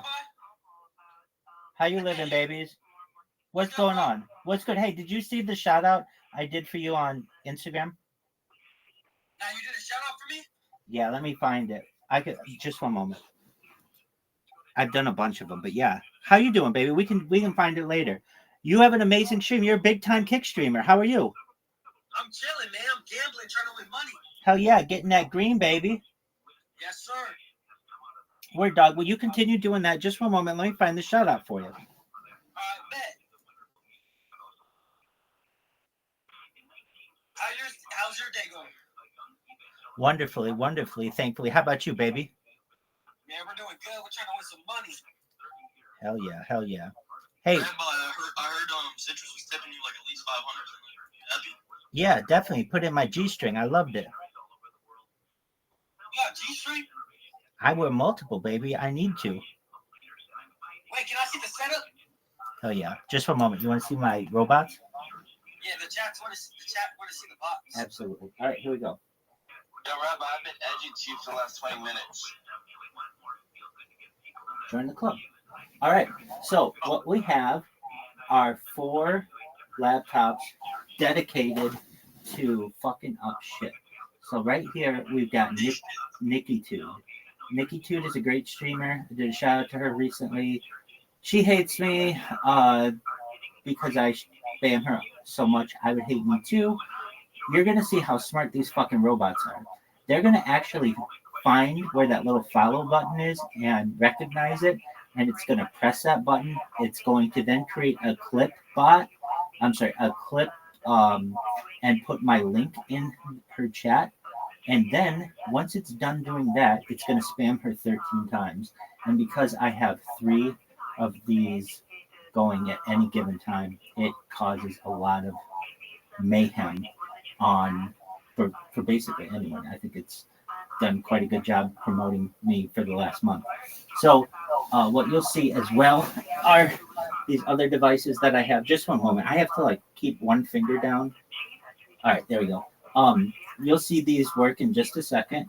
Some people are offline, and of course, if they're offline, there's not too much we can do about that. I was in the middle of putting my, so I just joined Discord, or I shouldn't say just joined Discord. I just created my own Discord, and so I'm gonna start spamming my Discord link in everybody's chats, and hopefully that gets a lot of people in here. So what this thing is gonna do is just press the follow button. Now it's gonna make this full screen, and it's gonna create a clip. The little clip button's right there. You'll see it. Create the clip, and then it's going to entitle the clip linktree.com/Rabbi Rothschild. It's fucking hilarious. Look at your favorite streamers. I don't care who they are. If they've been streaming recently, search the streamer by the clip by date. Look at their clips, search by date, and dollars to donuts, you'll see linktree.com. You're a faggot, dude. Thanks. Come on, man. Listen, Rabbi, I think this is a little bit of harassment. I really feel like this is harassment. You are the biggest virgin on the Kick platform, bro. This is harassment, man. I appreciate that. I appreciate that. Well, if you wanted to know how I do it, that's how I do it. This is just kind of like harassment, you know? Like, come on. That's okay. I do it for world peace. I want everybody to know about my streams. I like the grind to me. Thank you. Really, streams do not promote world peace, faggot. All right. Thank you. I appreciate your opinion. Cool story, bro. So then, as you're gonna see, Yeah, this is a family-friendly stream. Nick ain't there to not tolerate any of this cursing. This guy's just a loser, bro. cool, dude. Thanks for your opinion. So then you're gonna see this bad boy ban. Trouble from this. You're just cringe, dude. What trouble can you get in? What, you gonna tell the teacher? Rabbi, if your house burned down right now, nobody would care, bro. Let's be honest. No one likes you, dude. Dog, all of these things are true. Hold on, let's take them on one at a time. If my house burned down right now, no one would care. That's absolutely probably true. I would care. Thank you. So we have one person that would care. Excellent. And then excellent. No, dude, I am against that. No, I'm against that. It's just so cringe. Okay. Why do I do it for world peace? Years old doing this, bro. Like, no way, man. There's just no Dog, way. if I were 50 years old, I'd be doing this. Do you know how much attention this gets me? Do you know how much attention this gets me? Yo, can you harass one of my exes? Are you Jewish? I am Jewish. Everybody else must come. Absolutely. Even here in my tefillin. Okay, I appreciate it. Wow, I came in here to talk about nice things. I didn't come in here to get harassed. I'm tired of banning you from people's chats on God. I'm tired of it. I'm tired. Dog, are they paying you to do that? Are they paying? For real, are they paying you to be their mod? Are they paying you to be their mod? I don't gotta explain myself. I don't gotta explain myself. No, I don't know who you are. Please, who are you? You're a couple manager. I don't really consider you. Okay, I appreciate that. Do you have anything else to say to me? No, you don't, dude. Just get off the platform. Nobody. Yo, Ringer, I heard you got $3 a rate back from Rainbat. Dog, I'm not on the Kick platform. They banned me. I don't gotta worry about my rant. It's so annoying. Oh, I know. It's good. It's good, isn't it? No, it's not. It's really good. You get one viewer on crappy YouTube streams that nobody likes. Dog, I'd be lucky to get one viewer on my YouTube stream. You're a faggot. Shut up, bitch. Thank you. You're Thank annoying. you. I like this. Come on, keep it coming. Come on, keep coming. What else? First time I could agree with J-Mac on God. Okay, keep talking. What else? Okay, Rabbi, that's not an insult, but have you ever heard that you look like Bubbles? You're 30 years old doing this. Oh, God, he looks like Yeah. a Wait, is that one guy? Hold on. Is that guy from Trailer Park Boys? Yeah, you look like Bubbles. Yeah, exactly. Nobody's told me that, but I think that myself. Yo, he's like laughing right now, but like I know he wants to like kill himself like right after this, dude. Like all he's doing is he's coping. You're just a loser, dude. You're just a loser. Wait, Rabbi, are you a virgin? No, I lose track at 42. Whenever I look at his one viewer streams, he has like 30 like tripods all propped up on his shitty bed that has like no covers on it. It's grease stains everywhere, coffee stains everywhere. You're a faggot loser. Thank you. I appreciate it. Rabbi, Dog, I have a fan. Can you hear this guy? I have a fan. This guy like actually can describe my streams pretty accurately. I have a fan. Dude, nobody likes you, dude. I know. You is spam. That's not motion, dude. Okay. You are kind of a viewer, though. On that, I wouldn't be able to. Yeah, Exactly. Like I'm like, wow, this guy. He's writing a book report about me. This guy's phenomenal. You're annoying. Okay, you've told me I'm annoying and you think I'm gay. Anything else to tell me? Oh hell no. Come on. Caesar, can you turn your camera? Caesar, can you turn your camera, please? Wait, what is this? I'm seeing like sex and jizz. Yo, J-Man, you're a bitch. Damn. You just said your mama like is retarded type shit. I'll take that. Yo, dogs, I'm gonna follow everybody in here. Nigga, That's do really not mean follow a lot. me. Please don't follow me. Hey, Louie. Got your real name so I can file a restraining order on you. You fucking faggot, dude. You're so annoying. Yo, J-Man. Dog, my real name is Michael Rothschild. My ID is on the internet. Oh, no one gives a fuck, faggot. Just so You're crazy. Rothschild? He's obviously not, you retard. I guess he's a Rothschild. A Rothschild is body. Yo, Rabbi, are you Jewish? Yes, he said he was. He just held up like a fucking Jewish thing. You kind of scared me. Tell me your circumcised dick right now, little nigga. I'd love to. You're muted. Oh, nah, bro. I'm bro. I'd love to. I don't understand how this is satisfying you. Yeah, that hurt because shit. And then, man, I'll fuck with this heavy. Thanks, baby. Wait, Rabbi, have you ever done it in Aiden's chat, or did you like implement it before? Like, I mean, after. Louis Bear, you're so Yeah. fucking huge. Oh my god. Louis Bear, let me see your black ass neck, you diabetic fat bitch. Wow. You're muted, retard. Louis Bear, you gonna let him say that? Wait, Bro, he's so retarded. He doesn't realize his push is he's so autistic. wait, everyone in this call, do you guys like my streams? Hell no. Citrus on guys, you're getting fat. Like you're not even sipping walk, you're like sipping over the counters. Right? Was that J-Mac? Yo, Citrus, you pop like an iPad kid. Alright. Citrus, let me eat that dick, nigga. Yo, my nigga, hello? Yo, Louis Bear, you fat bitch. Yo, you gonna let him talk to you like that? Nigga, suck my dick, nigga. Eat my dick, ho. Yo, Louis Bear, you should slap us. Yo, Louis Bear, if you show me your neck right now and it's not black, I'll cash out you $1,000. Yo, get that neck. Let me see that neck, fat boy. Yo. That nigga Louis Bear. Let that BB gun away, little boy. Okay, there's a laser on it. Let's see the barrel, buddy. It's gonna be the side of a fucking barrel. When is Citrus gonna stop sipping that fake ass lean? Not fake. Yes, it is. Not sip and walk. I can tell you that for sure. It ain't fake. You're not getting anything, nigga. You're sipping green, nigga. He's not even sipping green. He's just sipping straight comedia. Yo, baby. That's the average Citrus fan right there. Hey. Oh, hell no. Hey, Louis Bear, take that rag off or I'll take that shit off, little pussy ass nigga. Here we go with the dick suck. Keep that Caesar! Hey, Vance. Hit the babe. Let's see it. Oh, one time. Punch yourself in the head real quick. Here we go with the dick suck. I'm going on Alright. Oh my god, you're Wait, like. he actually is Caesar. Oh, no. Wait, alright, bro, we gotta kick him. That was getting too bad. Sometimes give a look, see the angels, but don't really put them in our thinking too much on average.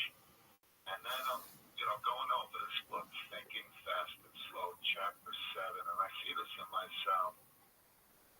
His theory is, your system 1 and system 2 thinking, fast thinking is system 1, where you're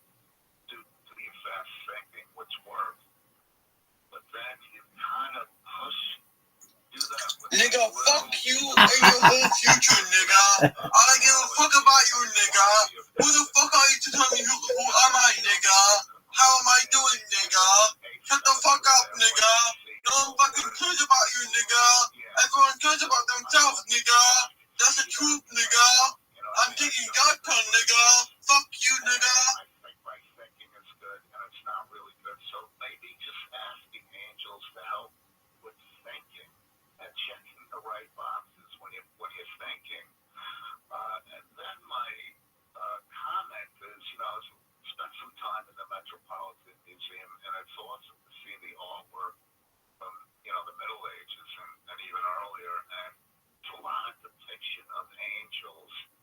And I wonder if they were more conscious of angels back then in their thinking, in the sense that now maybe people are overly invested in, say, technology, television, and it's like generates maybe a false sense of security where we don't really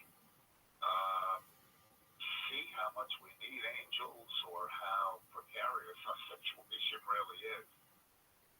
I think you're absolutely right, and I think that when they're dangerous words, aren't they? Angel, God, UFO, because there's so much association around them, and it's like I almost dare you, right? I almost dare you to believe in angels, and so I think that in itself prohibits people. It feels dangerous. I shouldn't go near it. I shouldn't contemplate it. I think Thomas Aquinas said, pray about everything. If you don't understand something, pray to understand. Open up your thinking. Your thinking is a closed loop, whether it's system 1 or system 2. Open yourself up to letting something else come in. And that's why I keep referencing Bernardo Castro, this philosopher who has a PhD in computer engineering. He worked at CERN, that Great Hadron Collider. He was a dyed-in-the-wool materialist. And the more he studied philosophy, the more he began to realize that everything rises in consciousness. Consciousness is the fundamental. And so he, allowed his scientific rigor. So when I listen to these guys, I think these are very brilliant people who've proven themselves in the scientific community, who are thinking along. Bernardo Castro is talking about UFOs. What's the origin of them? Why are we aware of them culturally? Why do some people see them? Why are they there? Instead of just swatting it away, let's explore this. So it gives me a great deal of comfort that very brilliant people like Bernardo Castro and Donald Hoffman, even though they take a lot of flack in their own community and they're called pseudoscientists, they are, Bernardo Castro talks about the Big Bang theory. He says it's just a convenient fiction. Everything that science creates to explain is just a convenient fiction until they move to the next level and they have a deeper understanding. So, we take these things as gospel, but they're just theories. So, I agree with you. I think I try to not fall into the trap of,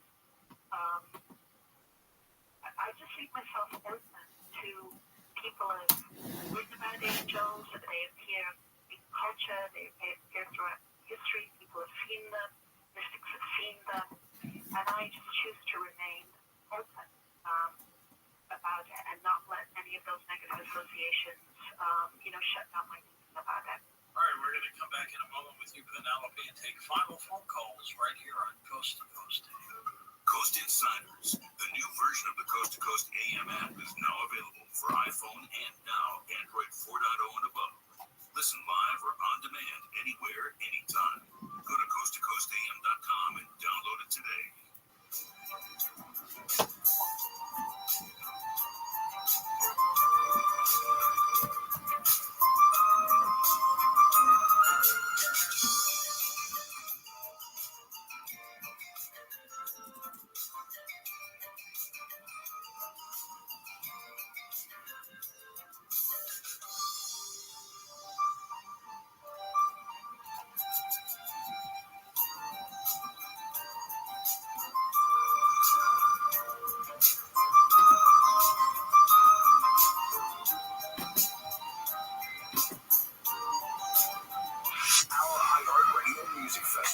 presented by Capital One. Coming back to Las Vegas, September 20th and 21st, streaming live only on Hulu. A weekend full of superstar performances. Tickets are on sale now at AXS.com. That's AXS.com.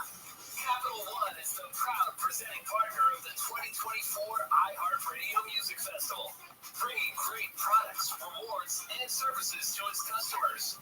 What's in your wallet? Taking them on their first real roller coaster. Hey, buddy, come on over. I don't know. Let's measure. Okay. Just tall enough. Yes. Getting back to the moments we miss starts with getting informed. Get the latest info about COVID-19 vaccines at getvaccineanswers.org. It's up to you. Brought to you by iHeartRadio and the Ad Council. Here's this week's iHeartRadio countdown of the top TV streams. Here's what you've made popular by Get Your Stream On. Starting us off this week, the Hulu docuseries Perfect Wife, The Mysterious Disappearance of Sherry Papini, followed by the new season of Mayor of Kingstown, starring Jeremy Renner on Paramount+. Season 2 of Interview with the Vampire on AMC+ is in at 8, with the Netflix drama Eric falling back to 7 this week. Orphan Black Echoes on AMC+, starring Kristen Ritter, is up to 6, followed by the sci-fi drama Dark Matter on Apple TV+, falling back to 5. And House of the Dragon on HBO and Max is in at the 4 slot. The top 3 starts off with the new Star Wars series, The Acolyte, on Disney+. The award-winning dramedy The Bear on FX on Hulu leaps up to number 2. And for the second straight week, the new Apple TV+ crime drama, Presumed Innocent, starring Jake Gyllenhaal, is your top streamed show. And those are your top TV streams of the week on iHeartRadio. Fire up your DVR. It's time for your TV tip-off. On Monday the 8th, the third and final season of the college football drama All-American Homecoming kicks off at 8/7 Central on the CW.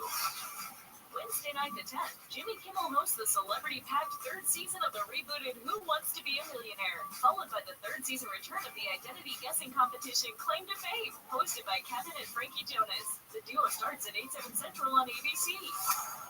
Also on Wednesday the 10th, learn the hidden histories behind pop culture's most popular franchises in the docuseries Icons Unearthed at 10/9 Central on Vice Channel. Thursday the 11th, it's the 32nd Annual ESPY Awards, celebrating achievement and excellence in sports, hosted by Serena Williams and airing live at 8/7 Central on ABC. Saturday night the 13th, it's the annual Kids' Choice Awards, celebrating the 25th anniversary of SpongeBob SquarePants, with its 2 main characters acting as hosts. The winners get announced starting at 8/7 Central on Nickelodeon. On Sunday the 14th, Grantham Coleman, Tiffany Mack, and Forrest Whitaker star in the mystery thriller The Emperor of Ocean Park, debuting at 9/8 Central on MGM+. I'm Lex Hohen, and that's your TV tip-off on iHeartRadio.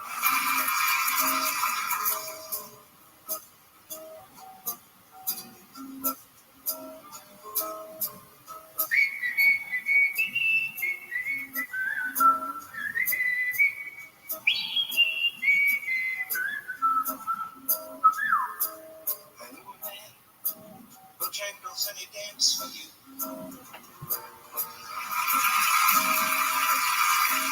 In ordinary shoes, silver hair, a ragged shirt, baggy pants.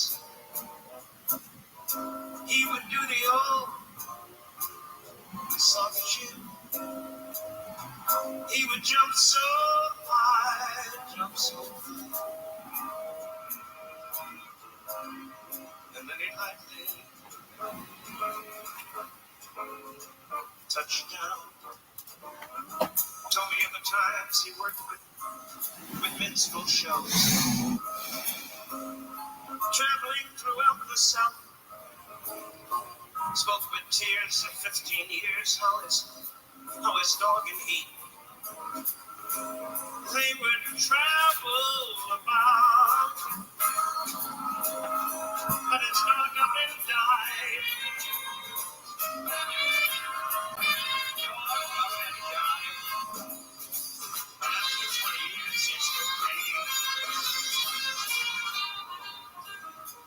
To talk to George Norrie, call the Wildcard line at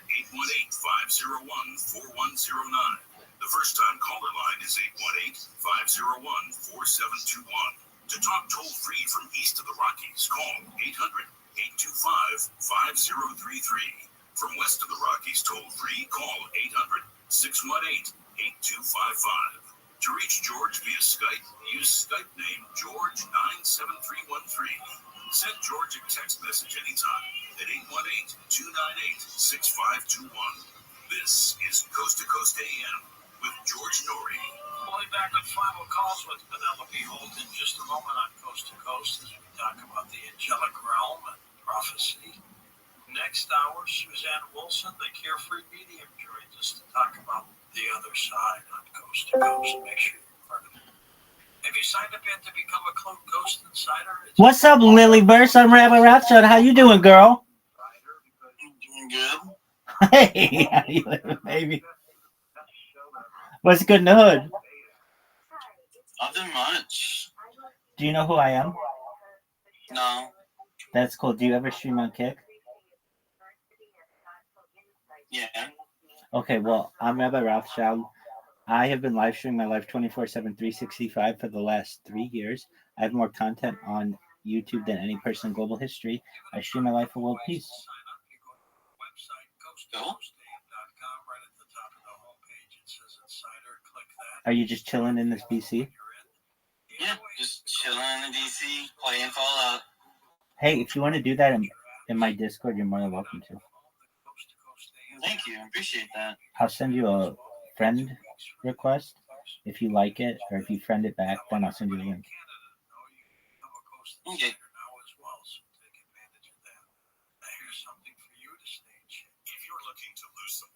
Learning the science of weight loss versus just counting All right, I just sent it to you. True secret to weight magic drops and capsules. Here's product creator Dan Putnam to explain how insulin management is the key.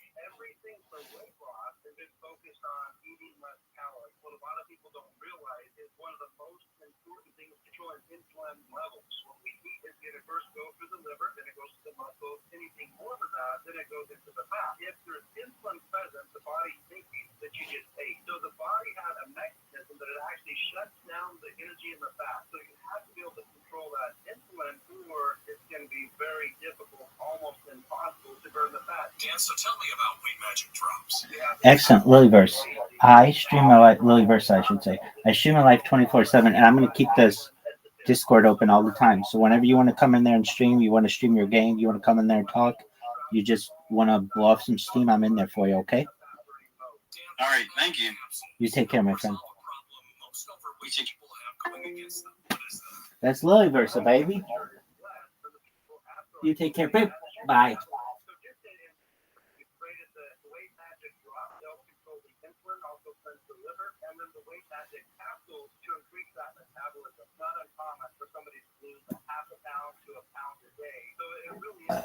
Hilarious. Oh, gay kids, their parents are taking shots and throwing them off the boat.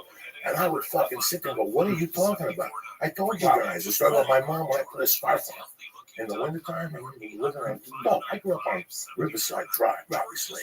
Then we moved to 205 West 88th Street. It's beautiful now. And then after 73, no, it's not. Somebody sent me a picture of Twitter. Okay, on 88, West 88? Does it still smells like my dick on that block? That's something right. But then we moved to North Bergen, which at that time in 1973, North Bergen, New Jersey was still considered New York City. That's what people Yo, dog. When you made money. Right. When you lived in New York, what would you tell us? Oh, we moved to Jersey. Oh my God, we're in North Bergen. Next to Hoboken was a dump then. Jersey City was Hoboken for Gentiles. They drink coffee and they go down there. To me, I go to Hoboken and I see what it used to be. Like a beautiful old school neighborhood. Still a couple of great Italian restaurants. That will never, ever come back. I've been to 10 million cities in my life and 10 million towns. And the love, I used to go to Hope. I get goosebumps. I had a place on 9th and Washington, guys, that I fucking ran. You understand me? And not as a 20-year-old, not as a gangster, as a fucking 10-year-old. My friend's dad owned Mr. Big Sandwiches. They had it since the 50s, guy. Don't fucking tell me. And we go down there, we help him with sheetrock up the hill because he bought the building. The Benders bought the building in Hoboken in the early 70s. You know what that father sold that for? You can imagine. You could just say he bought the whole block in the 70s. So his father used to say, "You want a job? Come to my fucking place and carry." In those days, we used to carry 4x8 as sheetrock. They sell it in 4x8 sheets. We used to carry 4x12 upstairs as 10-year-olds in the summer. Mr. Bender would give us 25 fucking bucks. But it wasn't even about the 25 bucks. It was about the Italian hero. Come on, we eat the sandwich. He tells us about growing up with Sinatra. And how this is where this guy got shot down the corner. He got $3 down the corner. And he wasn't even Italian. He was Lithuanian. You understand? Yeah, you know, there's still neighborhoods like that in the Bronx. I still go back to the Bronx. So I go to New York at least a couple times a year. And I go to the Bronx. I have still some favorite pizza places. I see the pictures. Yeah, I go to the, born in the East Bronx, Bronx Park East, right by the Botanical Gardens and the Bronx Zoo. And there's still some really nice neighborhoods. Go to Arthur Avenue.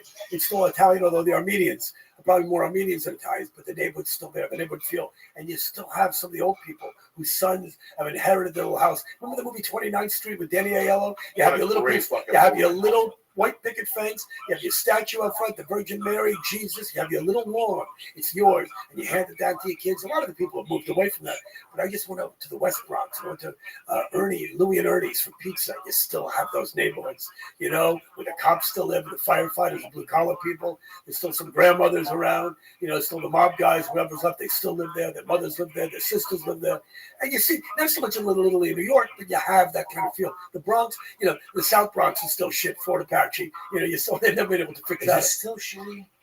I haven't been there, but I mean, there are parts of the Bronx, everything's gotten gentrified and things. I just went to Harlem with my wife, and it's still Harlem. There are still blocks that I didn't walk down, but there's some of it that a lot of gays have moved in, white people have moved in, upscale black. Still some great restaurants. Clinton had his office there right by the Apollo Theater for a long time. I heard they changed a lot of places. Hoboken got flooded so bad after Katrina. A lot of people. Oh, you mean after Sandy? After Sandy, I'm sorry, Katrina, Jesus Christ. And then, that's how bad it was in New Orleans. It got him in Jersey. They got him in Jersey. That's how bad that Katrina was. So a bunch of neighborhoods have opened up that would never in Brooklyn. Right. They say Brooklyn is completely different, except Canarsie is the same. Right. Canarsie is not changed. It's a dump. And Williamsburg used to be the most dangerous place in the world when I was a kid. In the 50s, Williamsburg, and then the Hasidim moved in, and now it's all, you're lucky if De Niro can afford a place. I remember in the early 90s, the Hasid Jews went to war with the blacks. I mean, went to war. Lee, war. The Hasids were like, fuck you. This is our fucking neighborhood. You want to fucking get rough, cocksucker? We invented fucking rough. And they got down. There was something going on in New York. The cops had a show a couple times. Like a street battle? Yeah, the Hasids don't fuck around up there. They've been there since Jesus left Chicago. They're not giving up none of that stuff. They don't fight. They hire Italians. Yeah, they hire. They got money. I was gonna say it's hilarious. They hire guys with beards. They bring in the Puerto Ricans. They have diamonds. They trade you. One of the greatest voice messages I have ever had to this day was the one you left me on Christmas, inviting me to your home, wishing me a Merry Christmas. But you're not probably picking up the phone because probably you're back with your family in the Bronx in some two-bedroom tenement with 20 Puerto Ricans living there. I was listening to this Bobby Slayton fucking hour. But no, I came out crazy after my mom died. I'm not going to lie to you guys. You just don't become crazy. I had the crazy already in me. I just need a little fucking push. But it goes to show you that I went from being a very spoiled kid. I mean, all my life I had a refrigerator. I had an air conditioner in my room. I still remember going to my mom and going, I want HBO. Because the Groove Tube was coming on, and the tip was Groove Tube. And I told my mom I put it together for a fucking thing. And when it came out, well, I talked my mom into throwing my stepdad out. I was the final push that said, you got to get rid of this guy. And then she broke his head, and then she goes, I'm taking your advice. He's gone. I know, and I did that to take advantage because I had it by the balls. I could tell my mom whatever I wanted, guys. Like I said, I got left back in the 7th grade. And sophomore year in high school, she still didn't know I had left back. I could tell my mom whatever I wanted. Was that something I was proud of? No, I love my mom. I listened to my mom. I respected my mom. She beat the fuck out of me. She spoiled me. Well, like I said, she chased me with a bounty roll on fire. She hit me with a stick. She showed up at my friend's house. Was going to jump the pool and beat me up. My mom wasn't no Johnny come later. Yeah, 2 days ago, I called a buddy of mine. I was looking at the date. It was July 17th. You ever sit there and go, something happened July 17th? You ever sit there and go, what the fuck happened in my life July 17th? Yeah. And I called my buddy, you know what happened July 17th? I was in love with this girl, Lisa, I had for 3 years, Bobby Slade. And one day, this dumb bitch at a bar, we were just goofing around. I looked at her and I go, you know, maybe. And she looked me straight in the face, Bobby Slade, sophomore year, and said, I will never, ever date you. You're too close of a friend. You know what? Telling me never, never, never means I'm going to work extra hard. It took me 3 years. And like 2 weeks after we graduated high school, I finally nailed it. I got some blow, and we went back to a house. And I knew the date. I was like, I'm going to save this in my mind. This is how crazy I am. Wow. Because I waited 3 years to bang her. 3 years I worked this little onion. 3 fucking years. No date, nothing. And one day we were having a conversation. I said, let's go out for dinner. She agreed. I took her to Piccolissimo. The Monday night was Lobster Fry Diablo night for $16.95 in Fort Lee. Are you kidding me or what? You remember that day? I took her to the back of the Binghamton where there used to be a movie theater. There was a boat, the Binghamton boat. You went on and they served you dinner and you sat on the boat, but there was also 2 movie theaters back there. I saw 48 Hours back there. I saw a ton of movies back there as a kid. I took her back there. I had a package. I had like an 8-ball of blow. We were doing a couple of lines. We started swapping spit. I ate a monkey. Oh my God, it was tremendous. I asked if I could put a Coke Rock on a monkey. And that was like Thursday night. Friday night, we went out to dinner somewhere. And then Saturday, we went to my buddy Avillo's house. And that's another thing. So let's go back to your place. The family had a house down in LBI. So I took her back to Guttenberg, New Jersey. It's 3 blocks of North Bergen. It's like the fucking true story. And I gave her a stab at 6 in the morning. I remember walking home going, I cannot believe. That was my first lesson in sticking with something. Was getting that girl to stop. It's great you remember the day. So here's the beauty of it. While I'm talking to him, he goes, inspirational stuff. He goes, how many parties did you go to my house? My friend asked me this. And I went to a lot of them. He used to throw good parties because he had older brothers. Was he the comedian? No, this kid's his name is Steve Avila. Oh, he'd be a friend of mine. Just when my mother died, I hung out with him. He used to have a back shed. And he had a guitar, obviously, and a drum set and a bass. And he had an amplifier. And he had a stereo hooked up to it. So we would put on Shattered. And not knowing what we do. We get all toked up and fucking drinking. And it was just a shed that will always go down in my soul. When I'm in that casket, I'm going to be thinking about that shed. No heat. Oh, by the way, no heat. No heat. That's so East Coast. No heat. Just snow on the ground. 20 inches of snow with light bulbs, beers. But the first party I went to was invitation only, my freshman year. The brothers had saw me at the New Barbarian show in April. My freshman year, I went to see the Stones without Mick Jagger, Stanley Clark, Watts on the fucking drums. The drummer was still there, but the bass. But Ian McLaughlin was playing the fucking organs. Ronnie Woods. And I went to this show, and all hell broke loose. And on the way out, I saw the Avillo older brothers, and they were like, "Look at this fucking guy. He's here with you." And the younger Avillo was there, and we all started talking. So the brother had this party in like July. That was the first party I got invited to. It was big time to get invited to those, especially as a fucking freshman. There was only 4 freshmen invited to this party. Everybody else was seniors. So we walk in. I didn't do bloating. I smoked dope like an animal. I snorted THC crystal. But the brothers were crazy. So what they did was they got a garbage can, and they put a garbage bag over it, and everybody had to bring a bottle, and they put everything in there. They put 50 bottles of booze in there, whatever it was, and they put like 2 jars of cranberry juice. Then they threw a bunch of dead bees in there. Flavor. They threw like 100 dead bees in there. I had no fucking idea. And you had to drink the punch if you went to the party. I was 14. Man, I'm lying to you. I was about 15. I don't drink, Bobby Slade. In those days, I used to drink booze for him. Yeah. I would split an 8-pack between 3 of us. I was a pot smoker. Oh, yeah. Did you eat the bee? Oh, fuck yeah. You had to eat the bee. That was part of the initiation into the boys. So I fucking drank like 3 of those things. Guys. The next thing you know, I'm getting fucking woken up. And I'm on the front lawn. I'm in Anthony Sansulo's front lawn. And I'm getting woken up by this cop named Ray Onesto. That when I was in the 8th grade, we used to play basketball. He always wore colored socks. And it used to drive me crazy. We'd have sneakers on and we'd wear black socks. But he was a good basketball player. And finally, I went off on him in the 8th grade. He was a cop. And I told him, Ray, you can't keep showing up with fucking colored socks, guy. You got to wear sweat socks because if something happens and your foot gets cut, you're going to die because the ink gets in your fucking ink. That's how retarded I was. And he's like, are you stupid or what? But anyway, he goes, thank you for reminding me about that. That's a funny joke. This is all when I'm 14. About a month later, I'm passed out. Who waking me up with the top light spinning? Ray Onesta. And he picked me up. What color were the socks? He had black socks and he has police uniform on. He's like, Coco, what's going on with you? I go, no, I had too much to drink. He goes, come on, let me give you. It was 6 in the morning, guys. 6. I was supposed to be home at maybe 1. And he put me in the cop car. He drove me home. He walked me up the stairs. I had puke all over my shirt. The whole fucking package. He knocked on the door. My mom answered. My mom didn't even listen to him. My mom said, thank you in Spanish. And he just grabbed me by the shirt and fucking dragged me in and gave me a couple smacks. I was at 15. You follow me? So as spoiled as I was, Bobby Slayton, I still caught a fucking beating. You know, my parents, the only date I remember when I was that young was Friday the 13th. It was April 1972. I was 17 years old. I was selling coke in high school. What I did when I say selling coke, not like I'd buy what would I buy? I didn't even think it would be a full 8-ball. It might have been an 8-ball. It might have been 3.5 grams, and I'd break it up into half grams, and it was probably even less. I didn't think I even had that kind of money. I think I bought much more than 8-ball, 16th ball. Anyway, I'd buy some coke, and I remember getting some coke from some guy, and instead of returning it to him, because it was really horrible.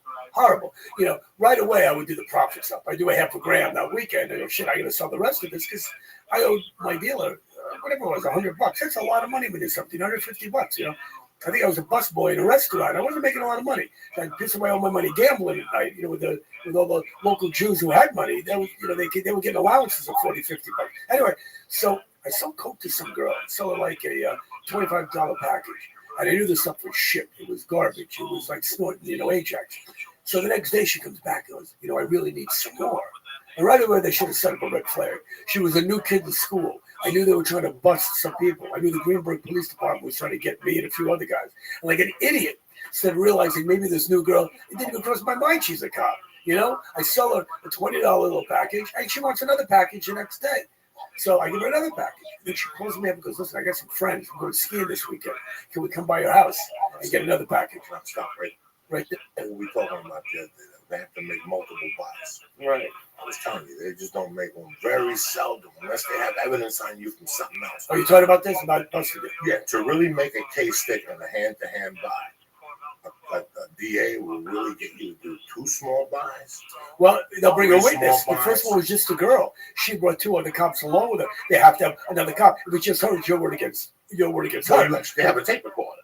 Yeah, back then it was no. I don't think they had. We're talking about 19. 72. It's not like there was Mission Impossible and James Bond where they had all these wires and stuff. So she brought a couple more cops. But like I said, like an idiot. I should even though I was a dumb 17-year-old, you should have set up a red flag right away. You're coming back from more of this crap. How stupid is this boy? And she's a new girl in school. We went to a very small school in Westchester. There was 700 people. That's junior and high school combined. 700 people, 7th to 12th grade. So everybody knew each other. You didn't know each other. Everybody knew. I don't know that kid, but I know that kid's sister. I know the kid's brother. Everybody it wasn't that big of a neighborhood.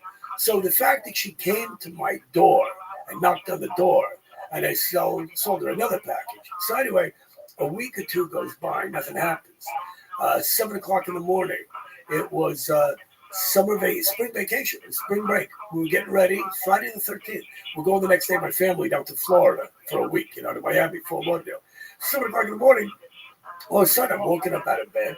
I see these 2 guys standing over me. I don't know what's going on. You just wake up. I recognize the faces. It didn't hit me right away. They were detectives from the Greenberg Police Department. So my mother and father are standing by my bedroom door, and the cops started reading me my rights. And I had no idea what's going on because it was probably a solid 2 weeks that went by. I hadn't done anything. It didn't cross my mind, that I sold some coke. As they're leading me out of the house, I said, look, we're not going to put you in handcuffs. It's a suburb. We're not going to embarrass you. Just get, let's go. Let's get in the car. As we're walking outside, my mother says to one of the cops, what are you arresting him for? And they said, selling heroin. I've never done heroin. I never sold heroin. So I knew right away, this is bullshit. They got the wrong guy. I get in the back seat of the unmarked car, and I said to the guys, what is that all about? They said, you sold some coke to an undercover officer twice last month, remember? I said, yeah. Well, you tell my mother heroin. They said, we were just trying to shake you up and scare the hell out of you. Meanwhile, they scared my mother.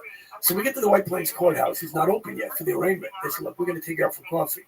You know, you're not gonna. You take me to the diner. They said, "Look, you're a good kid. You try to run away from us. You know, you're fucking dead." I said, "I'm not gonna try to run away." So the cops were really great guys. You know, they threw me in jail with a couple of black guys with bullet holes in their side. Nicest guys in the world. And I'm freaking out here, you know, because I did sell coke. It was literally 2 weeks before Nelson Rockefeller, the mandatory drug law in New York State, you know, mandatory prison for any kind of drug offense. I would have got to prison if you're 17 years old or younger. I turned 18 in a month, but 17 or younger, you go to fucking jail. So the law hadn't been in effect yet. So I get the arraignment. My lawyer shows up, one of my father's best friends, and the judge says to my father's lawyer right away, "Mike, we haven't played golf in weeks." Right away, I see the judge is best friends with my lawyer. "Yeah, I've been meaning to call you." You know, they you know. Anyway, they put me out. They let me out on probation. I got 5 years probation. I was a hero at school.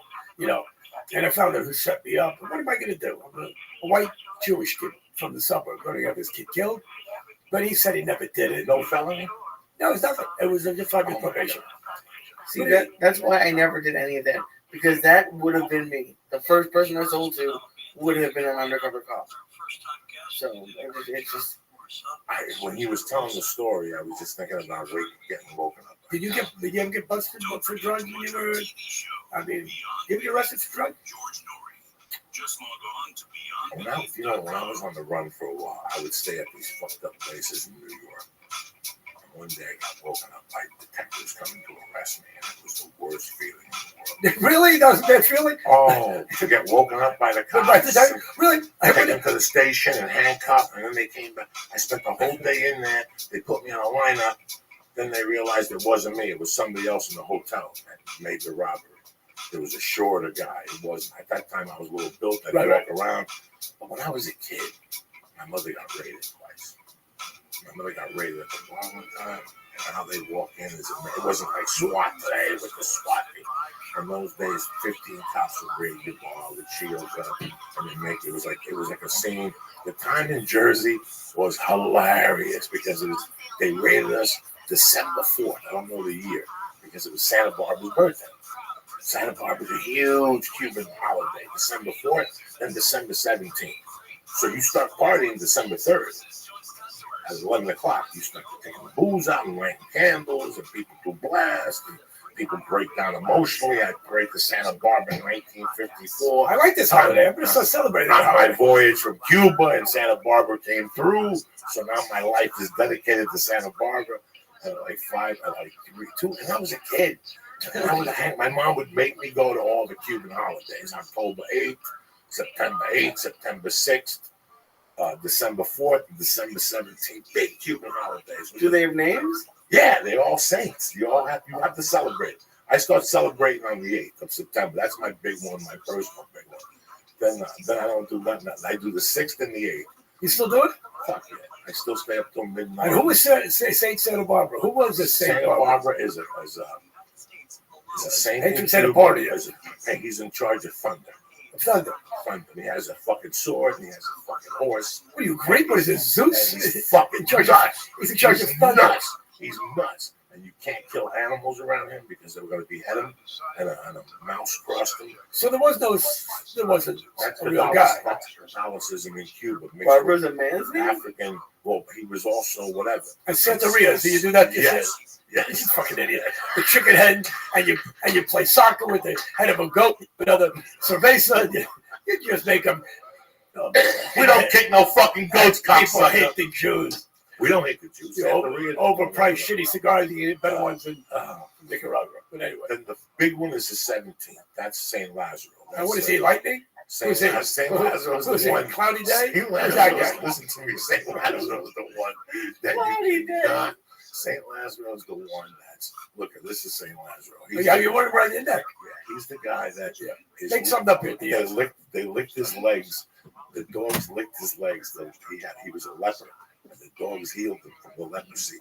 So Really? that's why you're not allowed to hit dogs around him. You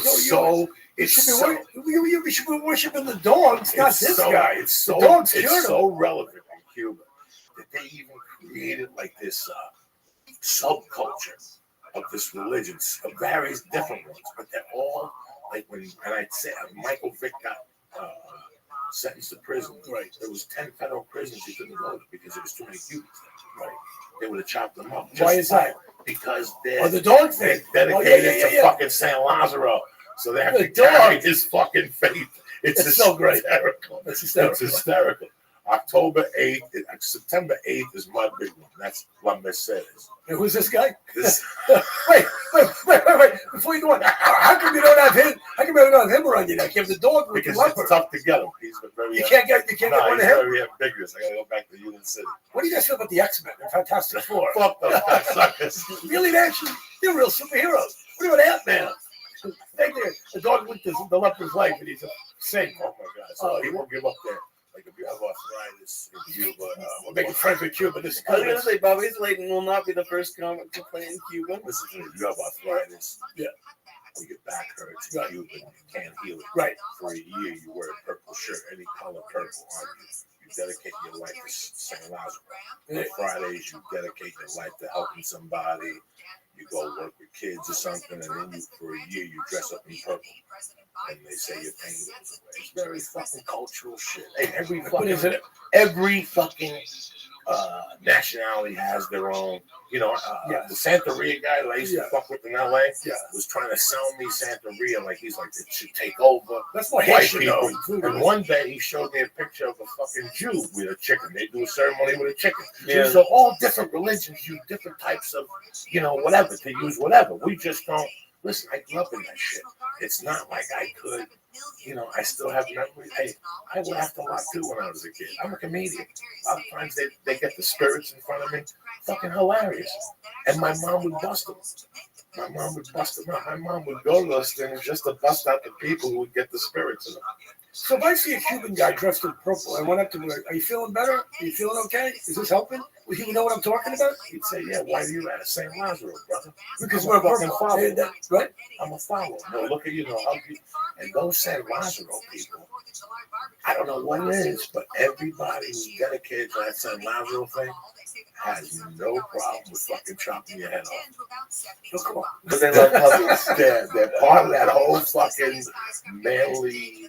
The Sopranos had an episode about you couldn't eat pussy because a lot of men that believe there's a society of men that believe that if you suck a woman's pussy, you'll suck a man's dick.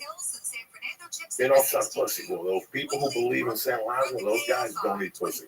Really? Yeah, they don't eat pussy. So I'm kind of dedicated to Saint Lazaro. I eat pussy. You know what I'm saying? Where's Tony Bennett, cocksucker? Break this motherfucker up. Bobby Slayton's in the house. We'll get to a little comedy in a second. Here you go.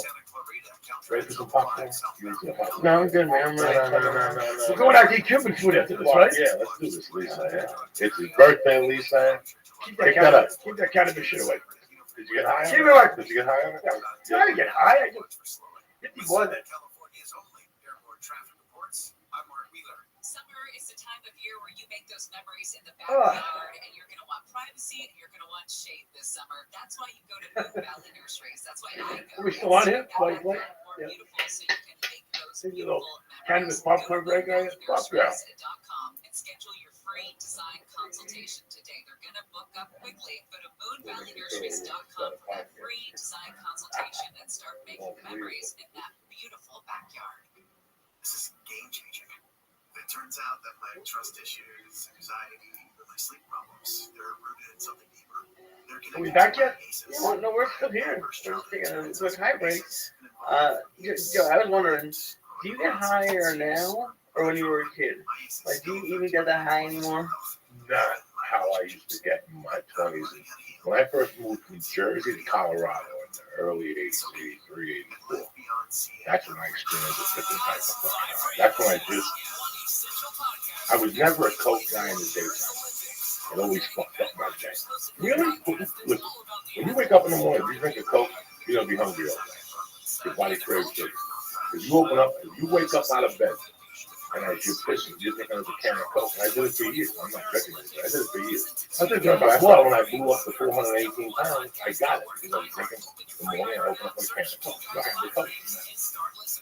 When you open up, when I would do a bump at 2 in the afternoon, it would ruin my day. Because that means I ain't stopped. Hey, sex always stop. I always use it as Really? And if I bump into another team like me, we can take this motherfucker to the floor. We got from 83 to about 97. And you're a big guy and you smoke cigarettes too. At that time. Yeah. But I only smoked from 97 to 2007. Because that's when I first met you. We were hanging out. I think we worked together. You and I were doing some wines, a lot of wines. And then you'd be smoking. You'd even been drinking because I was drinking. You know. You're a kettle guy? Oh, a little kettle, a little goose, a little Belvedere, a little Stoli if I have to. If I'm in Miami, if I was at that Miami club, yeah, my fucking room was across the street. Right. Listen, those days I went on the road. There's nothing like knowing for 3 days. You're gonna go somewhere. And you're gonna smoke your own 3 nights. No, see, I didn't do that. I just did a little. I used it as a tool. I do a couple lines before the late show, sometimes a little after, and then I'd wake up in the morning. I'd go to the gym. I'd try to work out. I'd have my little protein shake. No, I didn't know that. Yeah, I know that. No. Or these days, 90 days. No, I still work out now. I work out. But when I first started going on the road, it was 97 when I took it serious. I moved here. And I used to go on those fucking Michigan runs. Yoda, I would go everywhere. You know what I mean? In those days for $600, I'd show up. $500. It's the only way you get better. Right. The only way to improve in this is to keep fucking going on the road. Right. And getting shit. You get different defenses thrown at you, and you learn how to fucking overcome these defenses, and eventually you get money. That's how a comic. And as bad as somebody was still better than nobody. Yeah. I still take gigs now. My wife is. I'd say this is horrible money. Because, if you're home, you're not making any money. No. If it pays an electric bill or a water bill, $150. I remember 4 cents a night when you lived in San Fran and you first started. Yeah. You did 3 cents a night, Bobby. No, it was much different. You played one club. I mean, you didn't.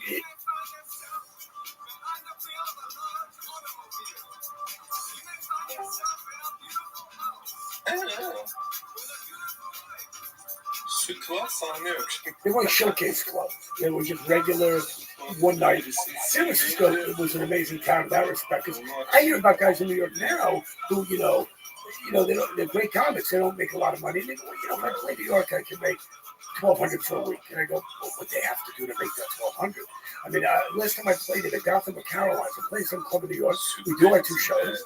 And whoever was opening up for me, he said to me, I won't see you after the show. I got to get out of here. I got a set. I go, wait a second, you're not on until midnight. He goes, yeah, but I got 2 more sets tonight. I go, well, yeah, because I got a set at 12:30 in the village. Then I go back in town. I got a 1:30 set at the comedy store. And it's $25 here, $50 there. These guys, I mean, it's every night hustling. They try to pay their rent. Well, couldn't it be like, Joe, you went on the road and did all those gigs. It sounds like you could just move to New York and just do a whole bunch of gigs in one area. Like, is it, how's it? Well, in those days, the money for me was a lot different. It's like now a comic would die. Let's say you work Healy, which I love the club. They don't put up features.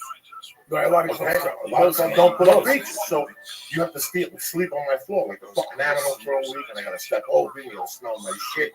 When you're a comic, you bump into other comics, and they let you crash on their couch, and it's great.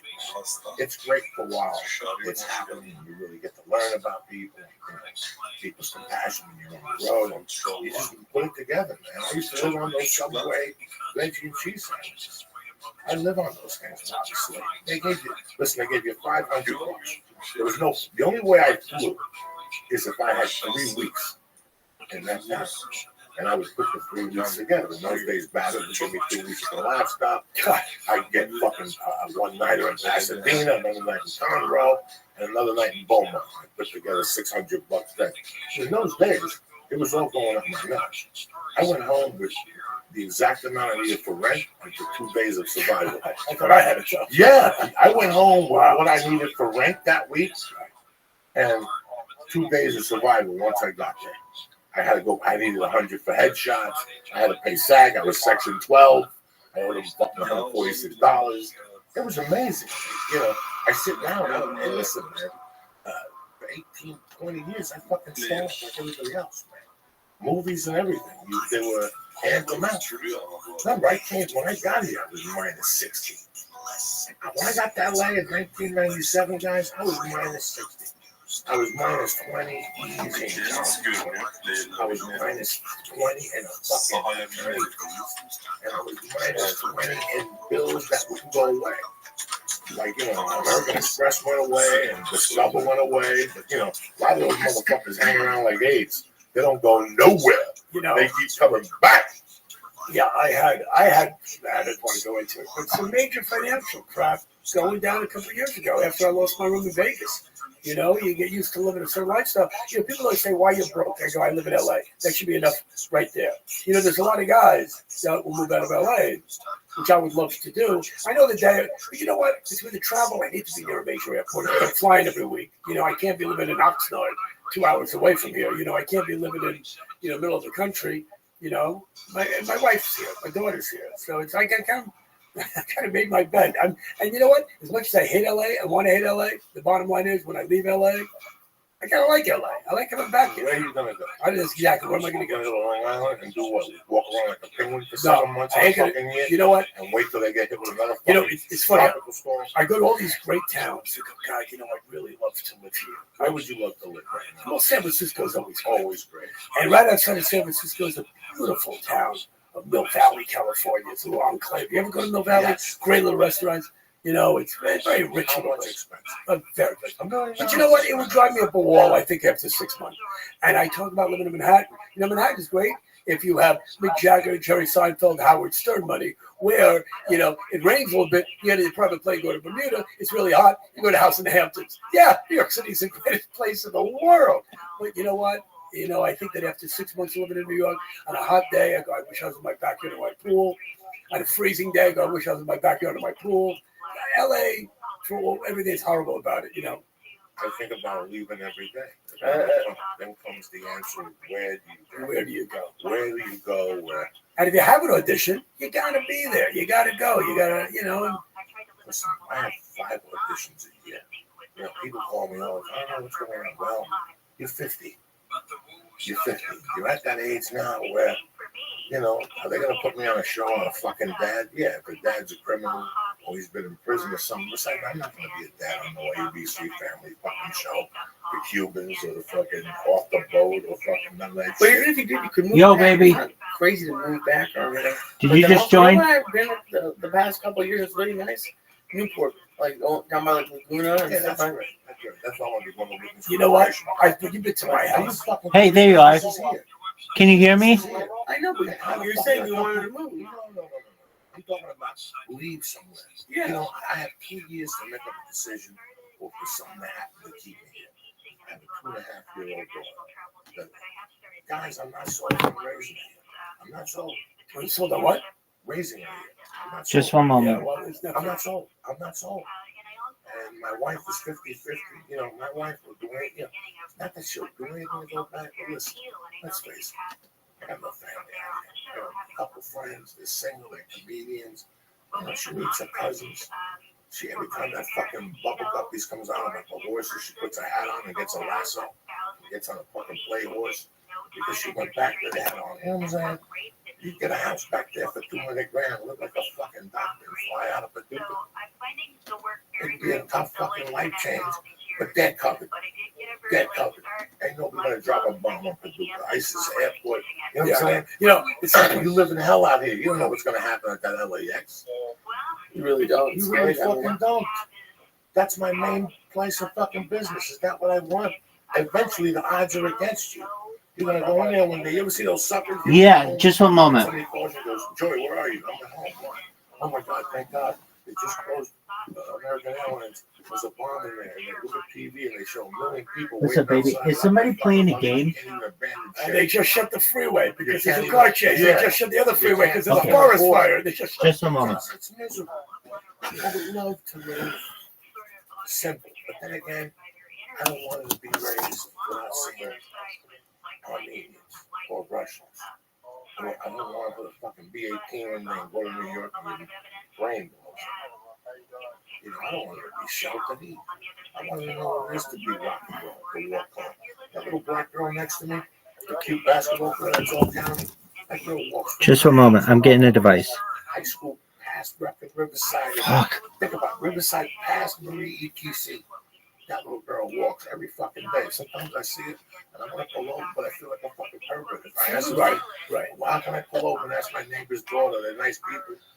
So, What's up, babies? Your daughter established that shit. Where's the? How's Sacramento? I've never been up there, but it's Right. Can you hear me? I don't know. Can you hear me? I can't hear you. You still can't hear me? Sorry, no, I don't think. Okay. I'm very Oh, no, I can hear you. I can hear you. fucking 2 years old. I grow my own weed. Okay. Hey, how are you guys? I smoke more than anybody I know. Kicking ass, taking names, baby. Be honest, if you're gonna be a normal person, with the amount of Excellent. week Welcome. given to you at shows now, you could probably live on. How are you? In between gigs. If you were gonna just take it from there and go home. Brez, how did you hear about us? What about like I feel like Vegas for you. I lived everywhere. In my mind. Oh, Vegas is horrendous. Oh, I lived everywhere. What'd you say?